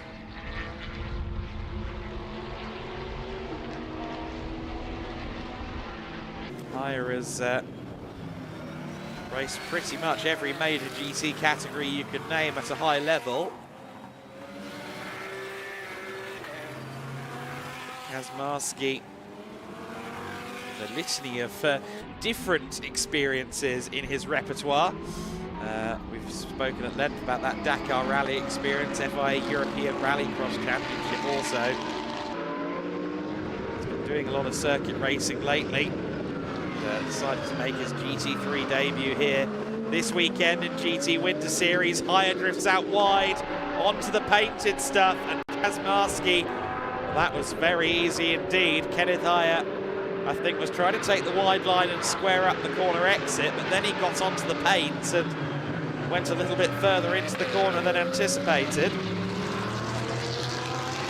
So now, Kaczmarski can try and chase his old teammate. These two have won championships together even. So Martin Kaczmarski will be rather unfamiliar with the sight of chasing down Matthias Lisowski, but that's the situation he finds himself in. Has shared with him several times in the ESET GT Endurance Championship as well in Central Europe. Uwe Lauer, of course, has been sharing with Francesco Lopez for a good couple of years now in the GT Winter Series and also in Germany during the summer.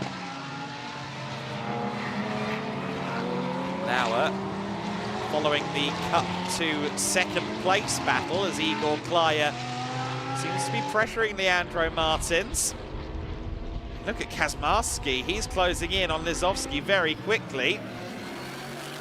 Of course, one would expect him to be quicker in a GT3 car, but Lisowski, a former Silver Cup champion in what is now known as the GT World Challenge Sprint Cup, is somebody that have to certainly count as a true professional driver. There's the 911 car though, Leandro Martins, who'll hand over to Dieter Sveps. And it is very close between the top two as they come down the main straight. And they're going through some tight sections of the circuit where the GT3 car should be faster. I think that Kaczmarski may well have this one, you know. Lisowski on the paint there into turn two. Kaczmarski has the inside line. Can he convert it into the lead? Yes, he can. Lisowski not able to carry the momentum on the wet line. And Martin Kaczmarski leads the way. He will be delighted to have overtaken his old teammate. He is, of course, still a PTT Racing teammate, but his old co-driver in Lisowski. Bit of a wry smile, I'm sure. Kenneth Haya would like a piece of that action too. As the conditions dry, the GT3 cars should start to get quicker. In the wet conditions, the aero advantage isn't quite as useful as normal, but now that we are drying out, the GT3 should be getting quicker, and that is what we're seeing here. Lisowski looks like he is under pressure. Drifts out a little bit wide there at turn 9. Andrew Lewandowski staying in touch as well. Expect his dad Andrzej to be spectacular as well later on. Always good in these mixed conditions.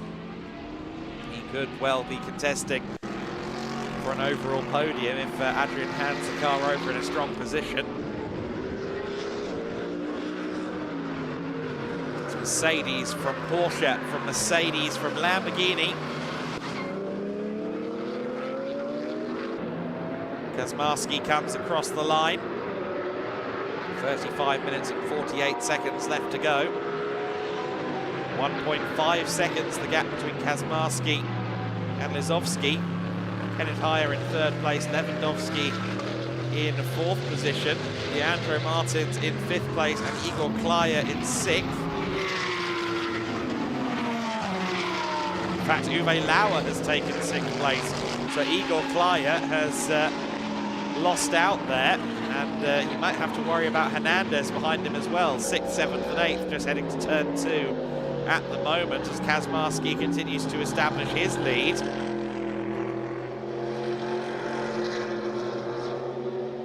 Right, with the second place battle, there's Lewandowski in fourth place. Picture-in-picture. He's got a very distant view of the battle we're watching here for second place. Kenneth Haya on the inside of Lisowski.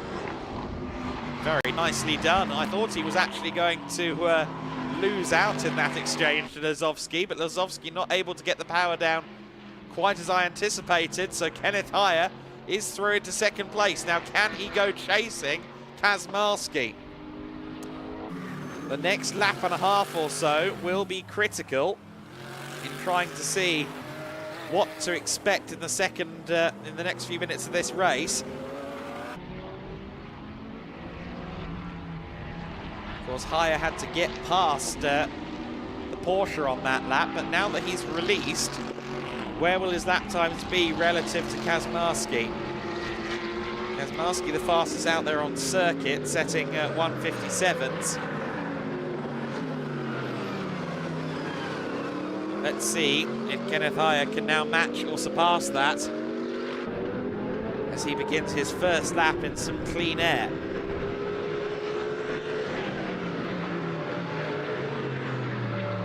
Lazowski weaving around there, trying to find some standing water to cool down these wet tyres. That's going to become more and more of an issue as this race goes on. Leandro Martins leads a mighty queue of cars across the line. Martins, Lauer, Klaya and Hernandez. 4 cars and 3 classes. Of course, the total of 4 classes out there on the circuit in general.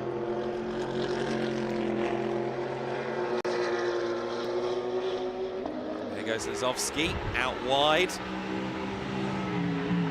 Certainly very bold about using the curbs in these still very treacherous conditions. Former Scirocco R-Cup champion, as well as his GT endeavours. Big part of what makes PTT tick so well as a race team.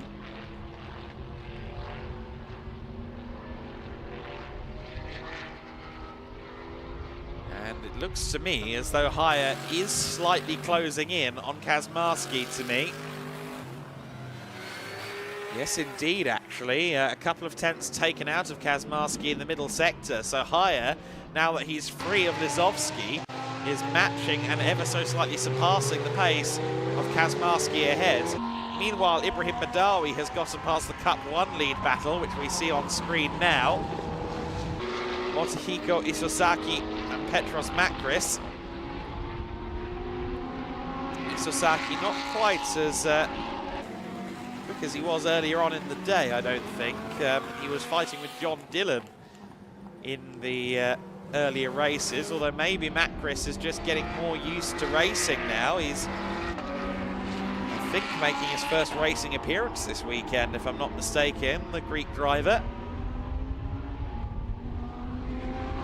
He, of course, gets to hand over to Marco Bononomi. 1 minute and 25 seconds until the window opens then. So we will more than likely start to see some driver changes in the next lap. Next time by, I expect that a couple will dive into the pit lane.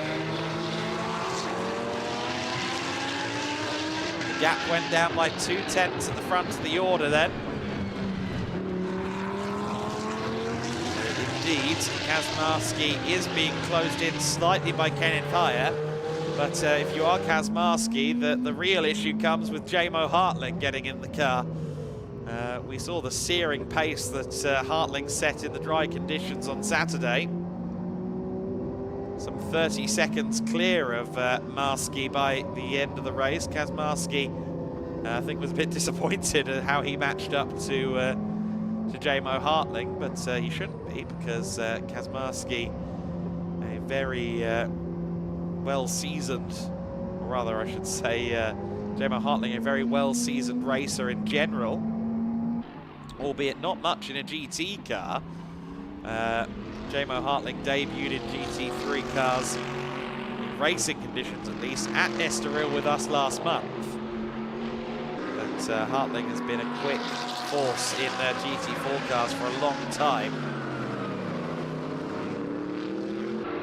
Pit stop window has opened, not in time for these two drivers to take advantage, but everyone from third back can now make a stop. No one in the top 3 has pitted. Adrian Lewandowski has continued on past the pit lane as well. What about Leandro Martins? Will he hand over to Dieter Sveps at the first opportunity? Have to see the 5th place battle coming past me now. And yes, Leandro Martins has pitted, as has Uwe Lauer. So the pit stops begin. 2 cars into pit lane then. Has anyone else joined them? I'm just keeping an eye on timing. I'm potentially expecting Petros Makris in for Bononomi. We'll have to see. Uwe Lauer will make way now for Francesco Lopez. Isosaki is in. Motohiko Isosaki, who is driving on his own. He has come into the pit lane. Petros Makris has continued on his own, continued on his way, however. Isozaki getting the pit stop in early. Does look as though anyone is making the decision to move on to the slick tyres because of the 2 minutes of added pit stop time that would be bolted on. 2 minutes and 20 of extra pit stop time that would be bolted on. These wet tyres are going to be put through a lot over the course of the next half hour or so. Isosaki's car about to get sent back out onto the circuit. Will we see Kazmarski or Haya into the pit lane? I wouldn't be surprised if Haya takes the plunge. I think he has. Yes, Kenneth Haya is in the number 11 car, as you can see. Haya is in, Lizovsky is in, so 2nd and 3rd place cars into pit lane as Kazmarski wrestles the car under braking for the first corner. Motohiko Isosaki returns to the circuit in the fetchingly liveried AF Corsa Ferrari. Number 11 car into pit lane. Jamo Hartling will take over. He'll immediately be trying to fire in the fast laps with the idea of getting past Martin Kazmarski before he even has to try and make an overtake on the track. He could perform the undercut here. Igor Klaya has continued for another lap. So Klaya takes over 2nd place for the time being, and he will hand over to Hubert Darmetko. Ibrahim Badawi, who doesn't have a co-driver waiting, he crosses the line in 3rd place as the rest of the field diving into the pit lane. Lewandowski has pitted as well, so Adrian Lewandowski has taken over from, or rather, sorry, Adrian Lewandowski will hand over to Andrzej, his father. And Jamo Hartling comes out behind Matthias Lizovsky, so that's going to be a little bit of an obstacle. What was the pit time for Matthias Lizovsky? Did they get that right? No, they didn't. Lizovsky's time on my screen is 70 seconds, and the pit time is 71 seconds. So I fear Matthias Lizovsky will be judged to have broken the pit window there. It's 1:10 on my screen, and Jamo Hartling, regardless, has the inside line into turn 6. That's what a fast GT3 car with a young pro at the wheel can do versus a cup car with an experienced pro at the wheel. Jamo Hartling goes firing past then into 2nd place. Leader Kazmarski is in the number 13. No driver change to come here, of course. He is a soloist.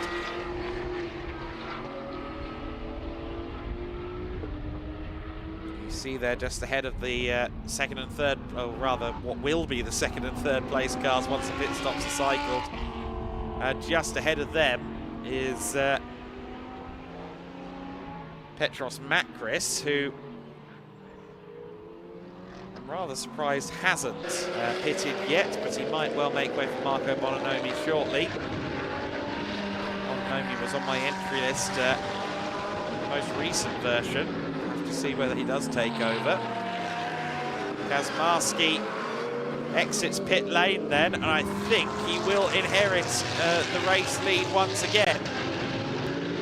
Where is Jamo Hartling? That's what we really need to see. Where's Jamo? He's just behind Kazmarski. Okay, so Kazmarski is now really going to have to roll up those sleeves. He is a talented driver, but he'll be the first to tell you that he's not a professional racing driver.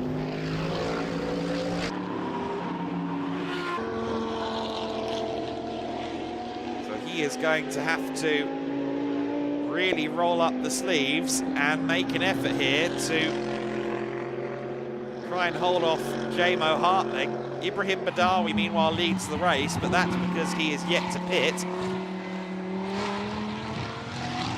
The car that started in the pits technically leads the way. Let's keep an eye on the sector times between Kazmarski and Jamo Hartling. Certainly Martin likes these conditions, as he told us, but will that be enough to give him any sort of level playing field with Jamo Hartling, who we've seen just walk away with the second half of these endurance races on more than one occasion already this year? There is Badawi, our race leader.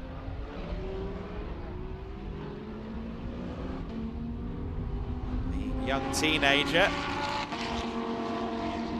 whose age equivalents are racing in the Formula Winter Series. He's on a slightly different path with his racing career in the big Lamborghini. He's going to do one more lap. Nice fishtail there from Badawi. So one more lap for him. He will have to pit next time by, or he'll be at risk of missing the pit window. In fact, he would miss the pit window if he doesn't pit next time by, so hopefully DL Racing are abreast of that. But this car leads the way. It could actually be a bit of a stumbling block for Kazmarski, because Badawi is struggling a little bit in these conditions. He could prove to be a cork in the bottle here as the effective race leaders come up behind him. Now, will he try and fight, knowing that he is technically ahead of them on the standings, or will he be aware that he's only ahead because he hasn't pitted and make it easy? He's certainly having to fight the car every inch of the way. I think he's rather burnt out those wet tyres. Kazmarski makes it look easy ultimately. I think the lack of traction in that Lamborghini is proving to be prohibitive for Ibrahim Badawi. There goes Jamo Hartling past him as well. So neither Mercedes really held up. Kazmarski, be aware though that his gap is shrinking, goes wide there at turn 9. The gap that was somewhere in the range of 2.8 seconds is now more like 1.8.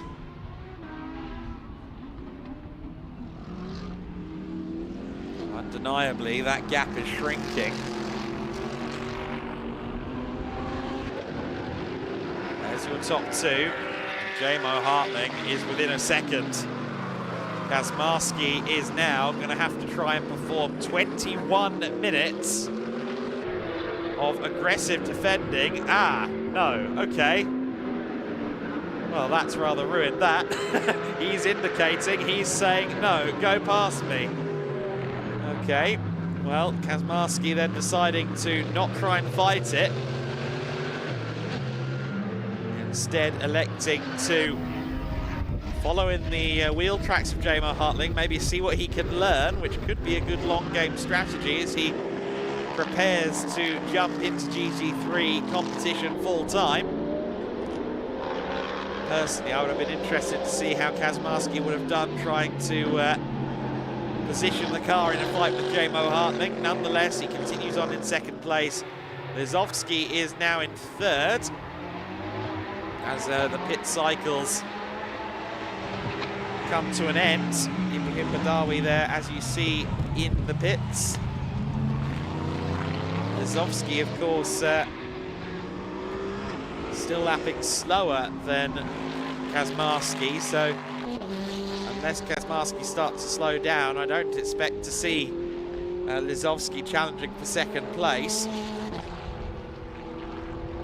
Hubert Darmetko is closing in on Alfredo Hernandez for 7th place, so Darmetko, having taken over Igor Klajer's 741 car, is now on the hunt in the unfamiliar white and black car. He's usually, of course, in his lime green and black affair. Marco Bononomi has indeed taken over the number 16 Kessel car as well. So Marco Bononomi out there on circuit in 10th place, and he will soon be hunting Motohiko Isosaki. You see there the tyre change going on Badawi's car, so they're going for it.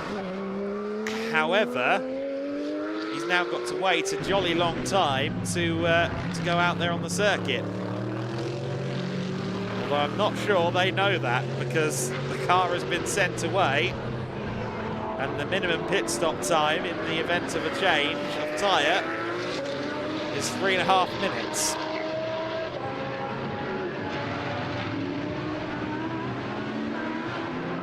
So unfortunately, I think this car is going to fall foul of a stop-go.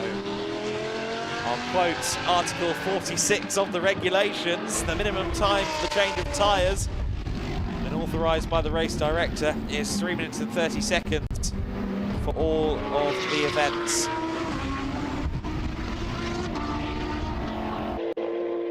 So I think the DL Racing team, they have just set themselves up for a trip to the naughty step. Meanwhile, heading down into turn 1 is the aforementioned battle between Hernandez and Darmetko. And Darmetko has made up another second on this lap, so this is the battle for 7th overall.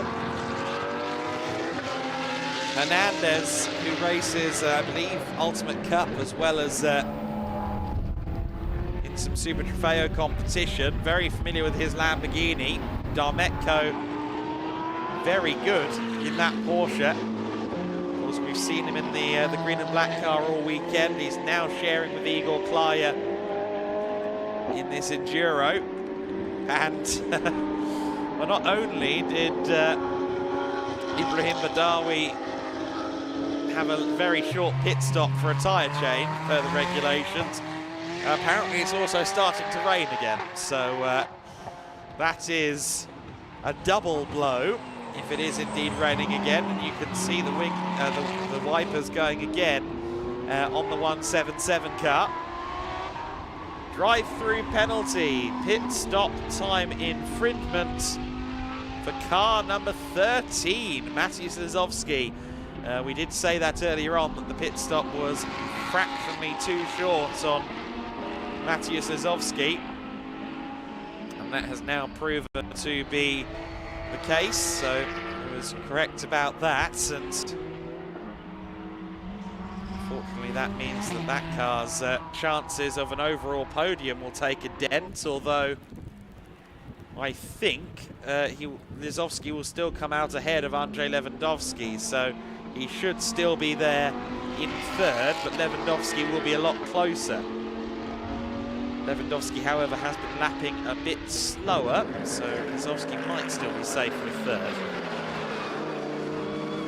Hernandez and Darmetko continue to scrap it out then for 7th place. Of course, now that Darmetko has closed in, he's got to try and find a way past. It's very weird to see Darmetko in the Igor Klajer car for the first time this season. And the last couple of events, Klajer has jumped into Hubert's car, and now they're doing it in reverse, which I understand, fair enough. Put some miles on both cars, but certainly a confusing one for me. We've had a change for the Cup 1 lead, meanwhile. Marco Bononomi, heading down through the first couple of corners now, has gotten past Motohiko Isosaki. So Motohiko losing out to Marco Bononomi. No shame in that at all, of course. We know Bononomi's pedigree as a racing driver.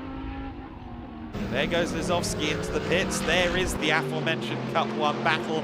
The move has already been made. Bononomi has gotten past Motohiko Isozaki as Lizowski comes in to serve that drive-through, as broadly anticipated. Lizowski will head back out there then onto the circuit with 14.5 minutes to go. Resumes again in 3rd place. Great to see Marco Bononomi out there in the 16 car. Now leading this man, Motohiko Isozaki. And Kessel Racing could well be on for a Cup 1 win in the 16. Kessel Racing Ferrari 488 Challenge Evo.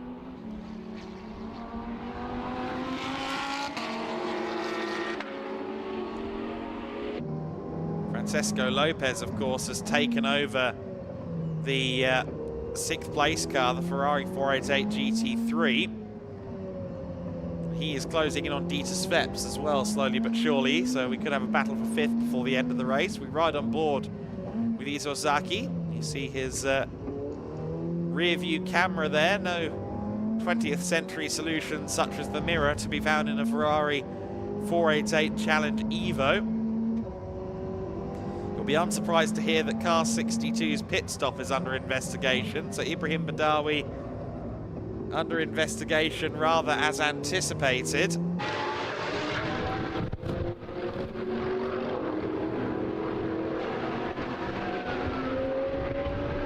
J-Mo Hartling, meanwhile, is just behind Motohiko Isozaki and crosses the line to complete another lap at the front of the order. He's built a gap of something like 10 seconds already over Martin Kazmarski.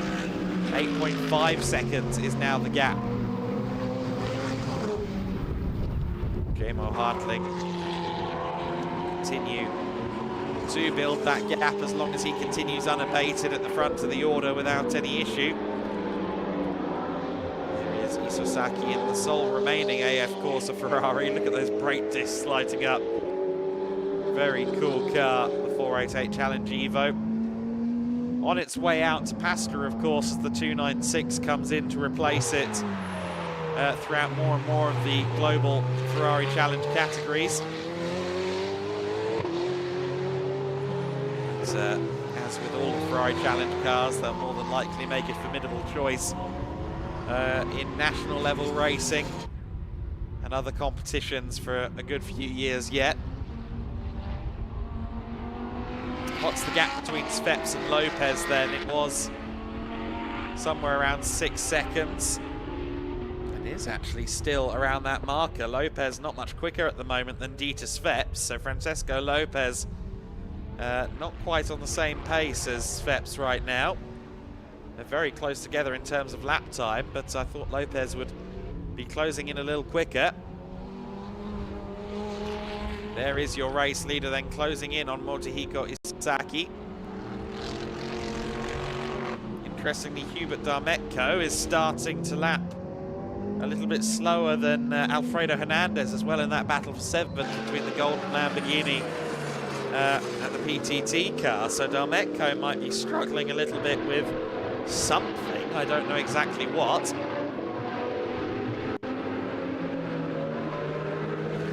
Absolutely love the colour scheme on this SR Motorsport Mercedes. It's advertising the Infineon NextG steer-by-wire system, but I've discovered that it's not running the steer-by-wire. I assume, given the colour scheme, it was, but apparently not the case. The car, however, is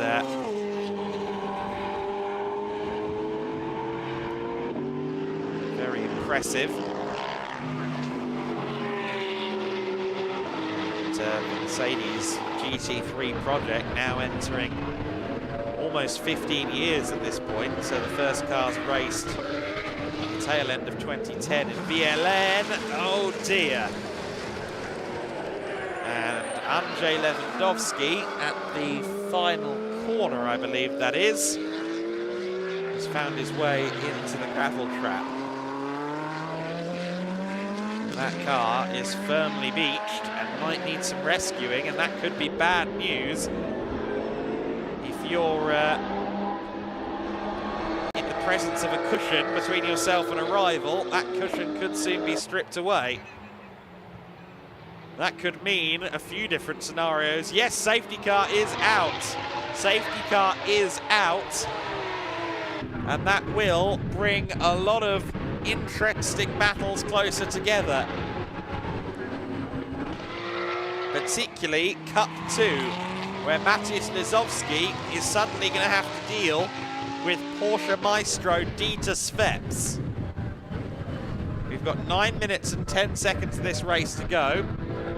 It's a safe bet that we're going to get this one back underway. It shouldn't be too long of a safety car period, given the car's proximity to the tarmac and also the proximity to pit lane. You can read the body language of Andrzej Lewandowski though, can't you? He is not a happy bunny. Unfortunate end to his race.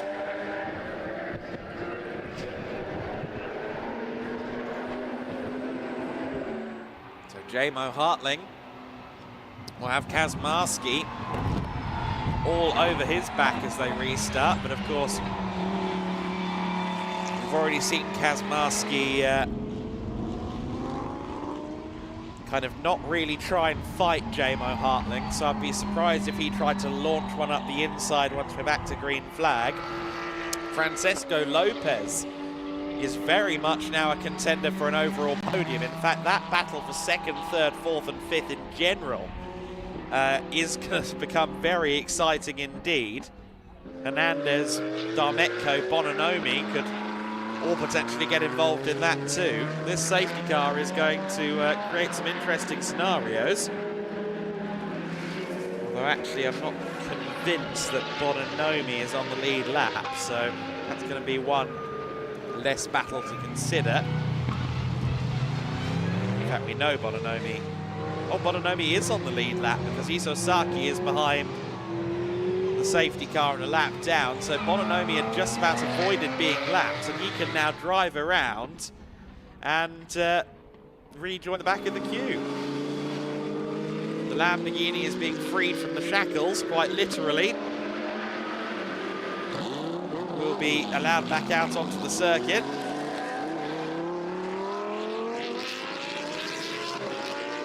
Wonderful noise from that V10. Andrzej Lewandowski will be bitterly disappointed. We have had a stop-go penalty of 50 seconds applied to Ibrahim Badawi for that short pit stop. Something we sort of anticipated. Jamo Hartling, of course, has a lifeline in hand as well, with Motohiko Isosaki between himself and Kazmarski in second. For Kazmarski, that could actually be quite problematic because he can't overtake Motohiko before the finish line when they do go back to green. He's not permitted to do that, and so that means that Lizowski, Sveps, Francesco Lopez et al. Will be able to hound the back of him for that second place overall. I think we're going to have a bit of a grandstand finish in the battle for second place. There we ride on board with Isosaki, running in P9. Now why is Dieter Sveps? He's just trying to cool down the wet tyres, isn't he? I had a bad feeling he was slowing down for a moment, but he is, of course, trying to preserve those wet tyres, as everyone is, as this circuit dries and dries and dries, and the tyres get progressively more and more wrong for the conditions. It was raining again for a little while, but it's certainly conditions that don't beg for full wet tyres out there on the circuit. Marco Bononomi is hustling around the circuit. In fact, fact, a lot of cars are hustling around the circuit trying to catch up to the safety car queue, including Bononomi. The four cars have just come past my position. Hernandez, Darmetko, Bononomi and Lewandowski. They're all basically at full chat trying to chase the safety car train down. The safety car will be in this lap as anticipated. So 4 minutes and 30 seconds. And we've basically hit the race reset button. Jamo Hartling, one would anticipate, is going to get his chance to break away, especially with Isosaki between himself and the rest of the pack. Kazmarski and Lizovski are together. Then there's another back marker in the form of Badawi between third and fourth place, critically between the Cup 2 leaders, the two Porsche Cup cars, Lizovski and Sveps. Although he could come in for his stop-go penalty. So we'll have to see whether he does. Safety car is in this lap. As we have said, the lights are out, so that confirms that further. 3.5 minutes to go. Where's the pack that's trying to find the safety car queue? They're coming around 9 and 10. I'm not sure they're quite going to make it, unfortunately. There you see them in the back of shot, trying to work their way back around. They'll be hoping that Jamo Hartling takes his sweet time, I think. Somehow, I doubt he will. Isosaki is keen to get back underway. And Jamo Hartling pulls them in now. We return to racing action then. And Kazmarski is in second place, and he actually got quite a good getaway there versus Lizovski. It's the battle for fourth place then that looks the most interesting, because Francesco Lopez is right there on Dieter Sveps, fourth place overall. Of course, Sveps would like to recount on, or focus on, chasing Matthias Lizovski for the Cup 2 win. But he's got Francesco Lopez for company, and Lopez would like an overall podium out of this race. Right on board with Isosaki as he gets put a lap down by Lizovski. There is the battle for fourth place. Look at the GT3 car, the cornering speed of the 488 GT3, far superior to that of the Cup class car, as one would anticipate. Francesco Lopez keeping a watching brief then on Dieter Sveps. Sveps in fourth place, Lopez in fifth place. The 62 car behind them is a lap down, and of course still owes a stop-go. Hernandez, Darmetko and Bononomi are 6th, 7th and 8th, but Bononomi dropped off a lot before the green flag waved, so I think he was not at full chat on the safety car trying to catch everybody. I'm not sure he got the bulletin that it was coming in this lap from the team. Oh, Lopez in a spin! Francesco Lopez! He spins the car and will rejoin somewhere around the battle for 6th position, which may become the battle for 5th. Where is Hernandez? Right on his bumper. Now, Lopez should be the quicker of the two between himself and the gold Lamborghini, but this race has already thrown up a number of surprises. There's the car that caused that safety car. Andrzej Lewandowski. Ibrahim Badawi has finally come into pit lane to serve his stop-go for a short stop. He will now patiently wait. Finally rejoin the track in about a minute's time. While that's going on, the battle has resumed between Hernandez and Darmetko. One anticipates that they'll be door-stopped by Marco Bononomi potentially before the race ends, although with the clock ticking down so low, this will be the final lap of the race, and Bononomi is not going to get the opportunity, I don't think, to go and play in this battle for 6th place. So they stopped Ibrahim Badawi at the garage, and now he's stopped again at the stop-go place. Okay, well, that hasn't all gone to plan down in the pits, has it? But Martin Kazmarski running second. Oh dear, Andrzej Lewandowski has once again found the gravel. But Jamo Hartling has had no such dramas over the course of this race. He is running through the final corners now. The clock has hit 0, so this is the final lap. And Jamo Hartling has once again driven faultlessly. Kenneth Heyer did everything he needed to do during his stint. And Jamo has brought the car home. Round the final corner, punches the throttle, and it is Jamo Hartling who crosses the line to take yet another win for he, Kenneth Heyer and SR Motorsport. Kazmarski takes second, and it's a PTT double podium as Lizowski takes third place and wins in the Cup 2 category ahead of Dieter Sveps, who didn't really get a chance to try and challenge for that position. Francesco Lopez will hold on to 5th place. Alfredo Hernandez, despite the efforts of Hubert Darmetko, will take 6th overall. He'll also win in the Cup 4 class for the for the Lamborghini Super Trofeo cars. Darmetko takes 7th overall and 3rd in Cup 2. Bononomi has crossed the line already to win in Cup 1. Andrzej Lewandowski crosses the line. That will be our last car across the line, I think, because Ibrahim Badawi is still serving a drive-through penalty or a stop-go penalty in the pit lane. So I think that might be all she wrote for finishers in this race. Certainly some bizarre stuff going on then in that GT Winter Series endurance race. Some good battling as well.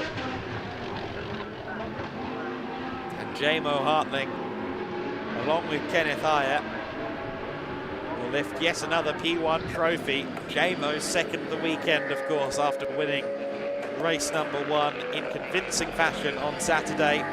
Hartling and Heyer then take the win for SR Motorsport. Martin Kazmarski taking second. Matthias Lizowski rounding out the overall podium and winning Cup 2. PTT Racing will be delighted with their weekend, I think. Dieter Sveps for Racar Motorsport taking 4th position ahead of the spinning Francesco Lopez. Ian Uwe Lauer still collecting in top 5, and of course they will stand on the GT3 podium. Alfredo Hernandez in 6th position. 7th place for Hubert Darmetko. 8th Marco Bononomi as he helps Macris to the Cup 1 win. Motohiko Isosaki taking 9th place and 2nd in class. Andrzej Lewandowski taking 10th. Ibrahim Badawi in 11th place. And John Dillon, unfortunately, with a car that was smoking like a teapot, ready for some Earl Grey. And that car will hopefully be okay for Valencia. I think the plan was for him to join us there as well. It would be a shame if that plan were to be curtailed. Kenneth Heyer welcoming Jamo Hartling to the podium then. The SR Motorsport Schnitzelbaum crew. 2 teams effectively the same entity, but SR Motorsport is the international branding for the team going forward. And happy faces all round at Schnitzelbaum. PTT also very happy with their man Matthias Lizowski in the back of shot. I'm sure Martin Kazmarski as well, given that 2nd place. There's Tim Neuser congratulating Jamo. Jamo, a driver that really has grown within that Schnitzelbaum system, as it were. There you hear it, super. The verdict there, I think that was Willy Kuhner. If so, he's still in his race suit. He's had about an hour and a half, in fact 2 hours to get out of that, but clearly wants to look every part the racing driver. Kenneth Heyer with that race win along with Jamo Hartling. These 2 familiar with the top step, and I'm sure we'll hear from them with Chris McCarthy in the next few moments. And Certainly a good end to a great weekend for JMO. 2 wins, and of course Schnitzelam Racing getting some good results as well in the GT4 Wind Series with the 11 car, albeit Mesh and Marshevic's maybe having a little bit of a rough run of luck at times. There's Emilio, our videographer, who is getting some shots at the moment, and I also see our photographer Danny down there as well. They're responsible for a lot of the still images and the pretty moving pictures we see on the social feeds. Chris McCarthy, though, is ready to have one last interview down in the podium area with Haya and Hartling. Yes, I am, Adam. Thank you very much. Down with our winning drivers from that endurance race, Kenneth Haya and JMO Hartling. Back on the top step once more. Can't keep you guys away from there. It's been a fantastic season so far. Didn't quite get the result you wanted earlier, but now back on the top step. Yeah. Smiling. Yeah, I'm always smiling. Thanks to Kenneth, thanks to the whole team. Good work that we can stay here. And yeah, it was a good fight between the other AMG, and yeah, good job. Thanks. A day of tricky conditions as well, isn't it? A weekend of mixed conditions. Tell us how it's been dealing with that as a team. Yeah, you need to learn to deal with that. Yeah, so only do it. Rocket man. This guy is the rocket man. Yeah, only do it, and yeah, bring it over the start-finish line at the end. Martin said you guys are too fast, didn't he? To tell us where the pace is coming from, do you think? Has it been all the hard work you guys have been putting in the off-season? Yeah, we work hard together, and the pace is from us. And we give our best. And Kenneth, it seems you have a great relationship as teammates as well. It definitely plays a key role in the results that are coming in. Yeah, for me in the last quarter of the career, let's say, or maybe last fifth of the career, it's so nice to work with the young guys. We have with Marcel, we have another very, very, very fast driver made from the Schnitzelalm. Now he's the second one. Really rocket man, good basic knowledge, and really working his ass off. That's the main part of him, I think, that he works his ass off. Yeah, that's at the moment the key to success. When you're out there in those conditions as well, how is it knowing that both of you have a good teammate like JMO to hand the car over? When you're in those tough conditions, it must be nice knowing that you're going to be able to hand over to someone like JMO. Yeah, in the moment it's a bit tricky in the rain condition because we drive different tires, the car. So the advantage of the Michelin, the full wet, the disadvantage then in the drying up like now. So in the second race, for example, we had full wet tires, and then we have to struggle and we have to be very calm as the car not to place it in the rubble. And now these conditions help a bit for sure. And yeah, I know him very well, and he's produced like 3 years now, I think. In the GT4 he was already awesome, and I think it's a future rocket. And tell us the race from your perspective, because it was a race of managing tyres, but in a different way, wasn't it? Because the rain stopped falling and you had to keep the wet tyres on. Yeah, the track seems to take quite long to dry up. It's even with the Formula cars in the earlier races, with 40 cars, it takes like an hour to dry, let's say, for 20%. So even with a strange compound of the asphalt, it took like, let's say, 2, 3, 4 races when it's drying up that is really dry. So we never had complete dry conditions, and that's a bit the key of the track, I think. It seems that this is a problem when it's raining here, that you still have wet spots. Even yesterday in the really dry condition, it was for one spot was completely wet for the whole race. We go to Valencia next. Think we can get some more wins there? Looking forward to it? Yeah, we hope for that. So we'll let you go to the podium. Well done, guys. Well done, our winners there, JMO Hartling and Kenneth Haya, the team in the background there, the winning cars, Johnny, and our top 3 cars. They are going to head up onto the podium with our other classes as well. Lucas is up there, but let's go to some reflection first, up in commentary with Adam Weller.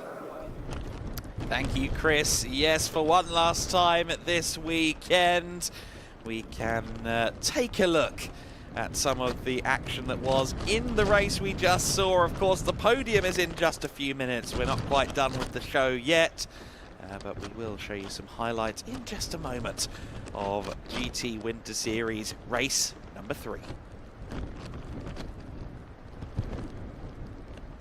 Here we go then. This is how the race got underway. Kenneth Heyer on the inside, Kaczmarski on the outside in the two Mercedes. But Matthias Lizowski very quickly managed to get himself into P2 as the race got underway. Led after the first few corners. At this stage, the Cup car seemed to have the advantage in what was still a slightly damp or a mildly damp circuit. But very soon the safety car would be called, and that was unfortunately because John Dillon's Ferrari 488 Challenge Evo expired. And hopefully we don't lose that car from future rounds as a result of that. It would be great to see John Dillon again before the season ends. Kaczmarski managed to get past Kenneth Heyer out there on the circuit for P2 as he then tried to go for the race lead. Lizowski, his PTT teammate in the Cup Porsche, had no answer for Martin Kaczmarski, who would then lead as we approached the pit window. And then Kenneth Heyer also found his way past the Lizowski car. Lizowski just losing pace as the conditions dried out, as the tyres came up to temperature in the GT3s. Post pit stops, and well, the indicator gave it away for Jamo Hartling. He took over the 11 car, and Martin Kaczmarski wasn't going to fight him for that position. Andrzej Lewandowski, he found himself in the gravel, and that was cause of safety car number 2. Francesco Lopez was on the offensive up against Dieter Sveps after that safety car was trying to find a way past Dieter. And then unfortunately the rear end let go going through turn 10. Uwe Lauer will have been disappointed by that, but Francesco Lopez still taking 5th overall and will join Uwe on the podium in the GT3 class. But Jamo Hartling and Kenneth Heyer do it again for SR Motorsport. Another top step of the podium for them. 2 wins this weekend for that pairing, and 3 wins for the Mercedes-AMG GT3. An all 3-pointed star top step in the GT Winter Series this weekend. So great to see so many different cars, as always in GT Winter Series. I understand we're expecting a few more cars at Valencia as well, and some very exciting additions to that entry list. So we're very keen for you to join us to keep an eye on that one when we head to Valencia next week. A reminder, if you're there in the Valencia area, access is free. So make sure you do come along and watch some of the racing action. The Formulas, the GTs, the GT4s, and indeed the TCR Spain pre-season events, all with us at the circuit Ricardo Tormo next week. We still have one more podium to come here, though, at the Circuito de Jerez, the Ángel Nieto circuit. Busy week for the team here at Circuito de Jerez. And it's been a very busy weekend for Lukas Gajewski as well. He's got one last set of podiums to host. So let's go to him now. Thank you very much, Adam Weller, for commentating throughout the day. Now it's time for the last podium here in Jerez. It's been a long day, sometimes maybe a bit frustrating, especially because of the weather conditions and the related calamities. However, I'm very happy to welcome plenty of drivers onto the last podium of the day. And we start with our top 3 finishers in GT3. And in 3rd place, it's DB Yamaha Racing with Uwe Lauer and Francesco Lopez.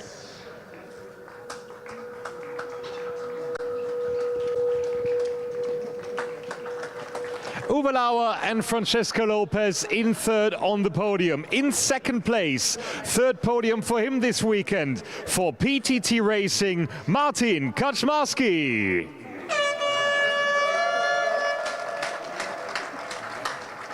And your winners from SR Motorsport, Kenneth Heyer and Jamo Hartling. Well done to Kenneth and Jamo, just as well as the Giedlich Racing organization is ready to present another set of trophies with Markus Giedlich, with Stefan Lehner and with Sergio as well, presenting the trophies to our top 3 finishers in GT3 class. after the last of 3 races in GT Winter Series this weekend. And of course, Daniel, who was mentioned by Adam Weller earlier, is ready to take some pictures up here on the podium just as well as the drivers gather on the top step of the podium. And there is a good entourage of videographers on the podium just as well. I would have loved to speak to one of them, but no chance there, because in contrast and in comparison to the GT4 competitors, they are very happy to use their champagne. So guys, thank you very much. Big round of applause. Your top 3 finishers in GT3 in GT Winter Series.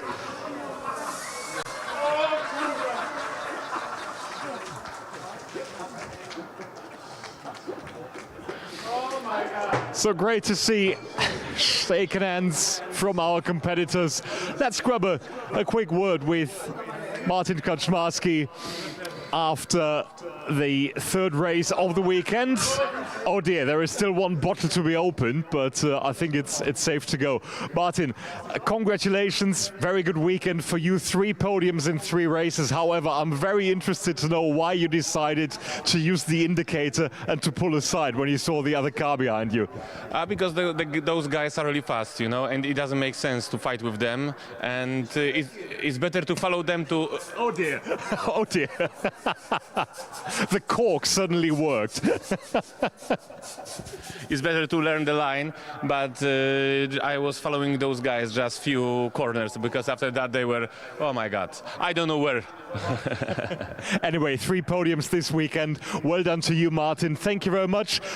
We've spoken to Jamie and Kenneth downstairs, and I think Uwe and Francesco are somewhere else with the remaining bits of their champagne bottles. Thank you very much. One final round of applause for our GT3 podium finishers here in Jerez as we prepare for the 2nd podium tonight, which is our Cup 1 class podium for the Ferrari 488 Challenge cars. A bit of a reshuffle there after we saw John Dillon sadly not finishing the 3rd and last race of the weekend, which leaves 2 other squads to fill the spots on the podium. And in 2nd place in Cup 1 class from AF Corse, Motohiko Isozaki. And your winners in Cup 1 class from Kessel Racing, Petros Makris and Marco Bonanomi. Well done to Petros, first weekend in the GT Winter Series, and he immediately makes it onto the highest podium alongside Marco Bonanomi, well-known prototype and GT racer himself. Sergio and Marcos presenting the trophies to our finishers in Cup 1. Motohiko Isozaki in 2nd place, and Petros Makris and Marco Bonanomi winning the Enduro competition in Cup 1 class this time out. And before we head to the champagne bottles, let's speak to our competitors on the top steps of the podium. Motohiko, how was your weekend here in Jerez? Three podium positions. Dry and dry. Both study, very interesting, very nice, and very nice study. Thank you very much. We'll see you next week in Valencia? Maybe, yes, maybe Valencia. Yes, very nice. Would be good to see you. Thank you very much. Now let's speak to our winners. Petros, your first weekend in GT Winter Series, you've made it onto the podium twice already, and now it's the highest one. Fantastic. Like I said before, nothing I can say. Thanks very much to the team. It has been a great job.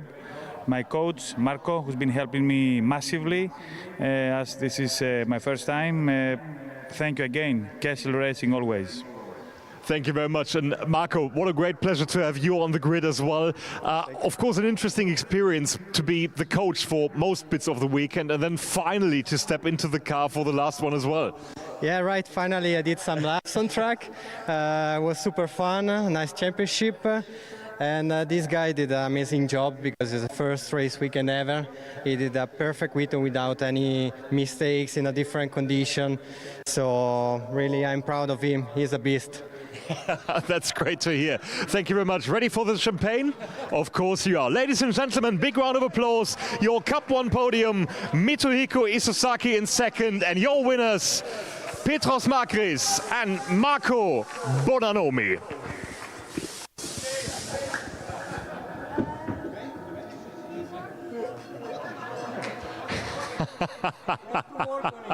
Yeah, we still need to work. There's a bit more coaching required, at least when it comes to the podium procedures, but I think that's all right. The main bit, the driving, already works to perfection for Petros. Thank you very much, guys. Have a very, very nice evening. See you next week in Valencia. Cup 2, our Porsche 911 class podium is next once the champagne bottles are finally prepared by the Giedlich Racing organization. I think we are good to go for the last podium of the weekend for Cup 2 class just as well. So let's welcome in third place of the Cup 2 podium for PTT Racing, Igor Klaya and Hubert Dametko. Even the air horns now being ready down there at PTT Racing. Great stuff. In second place in Cup 2 for Raka Motorsport, Leandro Martins and Dieter Sveppels. And your winner in Cup 2 in race number 3 for PTT Racing is Mateusz Lisowski.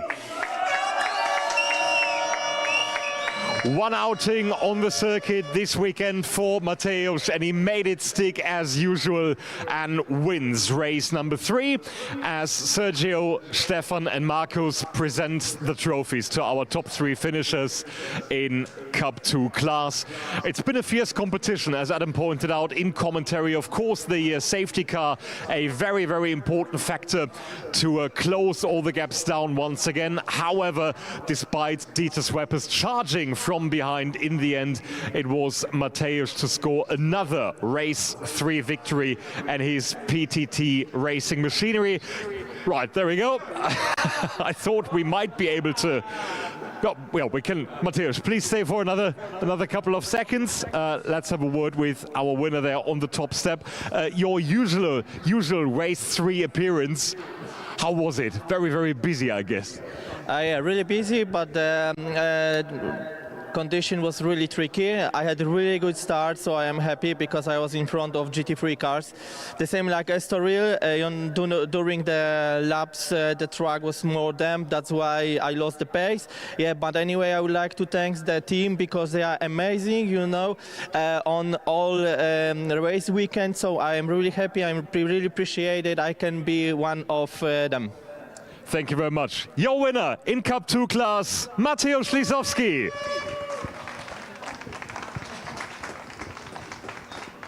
One more to go. Cup 4 class is next. The Lamborghini Super Trofeo cars competing in that class, and we've got another trio of podium finishers coming up next on the stage. And in third place for the 3rd time on the podium this weekend for DL Racing is Ibrahim Badawi, accompanied by the Egyptian flag on the podium. In second place for GT3 Poland, it's father and son Andrzej and Adrian Lewandowski. And with the first win of the weekend for BDR competition is Alfredo Hernandez. Throwing the cap down there into the pits, hitting the PTT Racing Mercedes, but I think no damage sustained there. Marcus Giedlich and Sergio handing out the trophies. Stefan Lehner joining just as well to present the trophies to our top 3 finishers in Cup 4, the Lamborghini Trofeo class, with fabulous competition here in Jerez. Daniel, our photographer, of course, in action once again this weekend to collect some more pictures, and then I'm happy to speak to our winner, Alfredo Hernandez, for the first time on the top step of the podium. Alfredo, quick word from the winner. You're not free to go because the champagne still needs to spray. they're all hiding. They don't want to show. They don't want to spray champagne, Alfredo. Well, they escape. I would like to put the champagne on the partners, but not today. Not today. But champagne spraying aside, how was your weekend here in Jerez? Well, the weekend was good. The beginning not so good. I had a little accident, but the second and third racing was fantastic. It's like perfect. I was about to say it's a fantastic way to round off the weekend, so please enjoy the champagne somewhere in the paddock. Well, yeah, I didn't know if use tires for the competition or propellers. Alfredo, thank you very much. Good to see you next time out in Valencia. And a big round of applause to our podium finishers. Thank you very much, Alfredo. That concludes our big set of podiums. And down in the pits are Chris McCarthy and Adam Weller for some parting words from Jerez.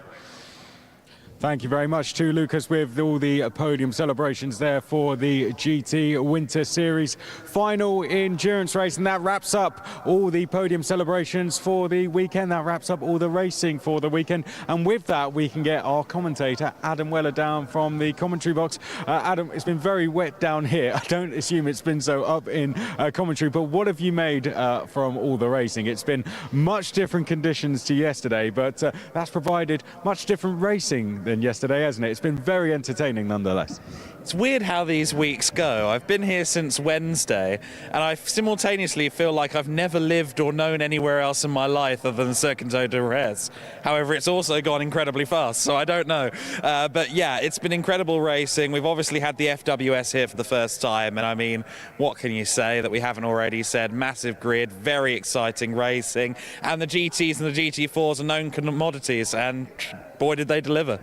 Let's get Lucas Gajewski in from the podium celebrations. Jump around the other side. Okay, guys, we're going to wrap up this same as we did last week. We'll work backwards. We've got the GT Winter Series cars in the background. Driver of the weekend in each category. Let's start with GT Winter Series. We've just heard from yourself, Adam. So we'll go from yourself, Lucas, as you were just up there in the podium celebrations. You got down incredibly quickly. It was getting very wet with champagne up there. I can smell it off you, actually. Tastes very nice, I'm sure.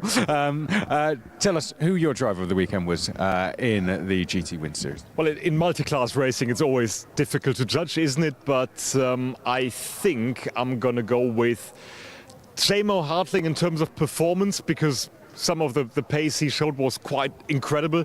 But of course, he's a pro driver in a mixed grid. I'm just going to go with him still.